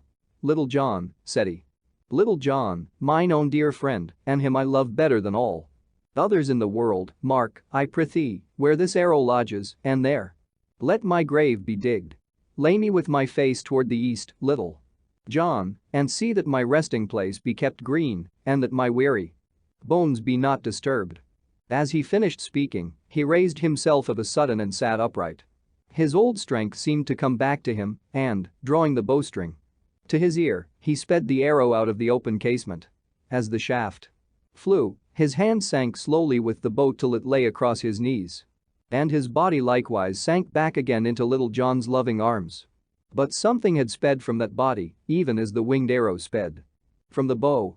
For some minutes Little John sat motionless, but presently he laid that which he held gently down, then, folding the hands upon the breast and covering up the face, he turned upon his heel and left the room without a word or a sound.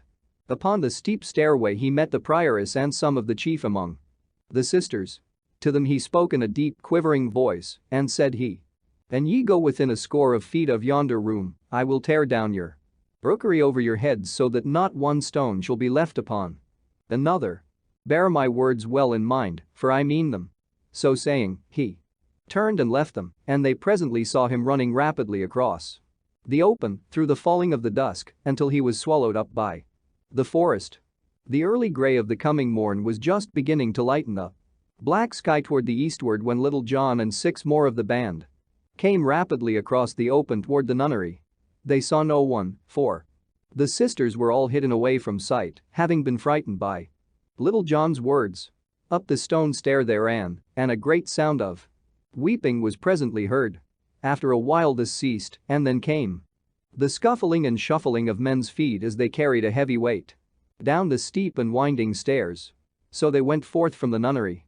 And, as they passed through the doors thereof, a great loud sound of wailing arose from the glade that lay all dark in the dawning, as though many men, hidden in the shadows, had lifted up their voices in sorrow. Thus died Robin Hood, at Kirklees Nunnery, in fair Yorkshire, with mercy in his heart toward those that had been his undoing, for thus he showed mercy for the erring and pity for the weak through all the time of his living. His yeomen were scattered henceforth, but no great ill befell them thereafter, for a more merciful sheriff and one who knew them not so well succeeding the one that had gone, and they being separated here and there throughout the countryside, they abided in peace and quietness, so that many lived to hand down these tales to their children and their children's children. A certain one saith that upon a stone at Kirklees is an old inscription. This I give in the ancient English in which it was written. And thus it runs. Here underneath dis laitl steen lace Robert Earl of Huntington near sir. Ver is high sae Jude and pipl called I am Robin Hood sick outlaws as high and is. Menville England Knitter si a Janabia 24 Cal. Decembris 1247. And now, dear friend, we also must part, for our merry journeyings have ended, and here, at the grave of Robin Hood, we turn, each going his own way.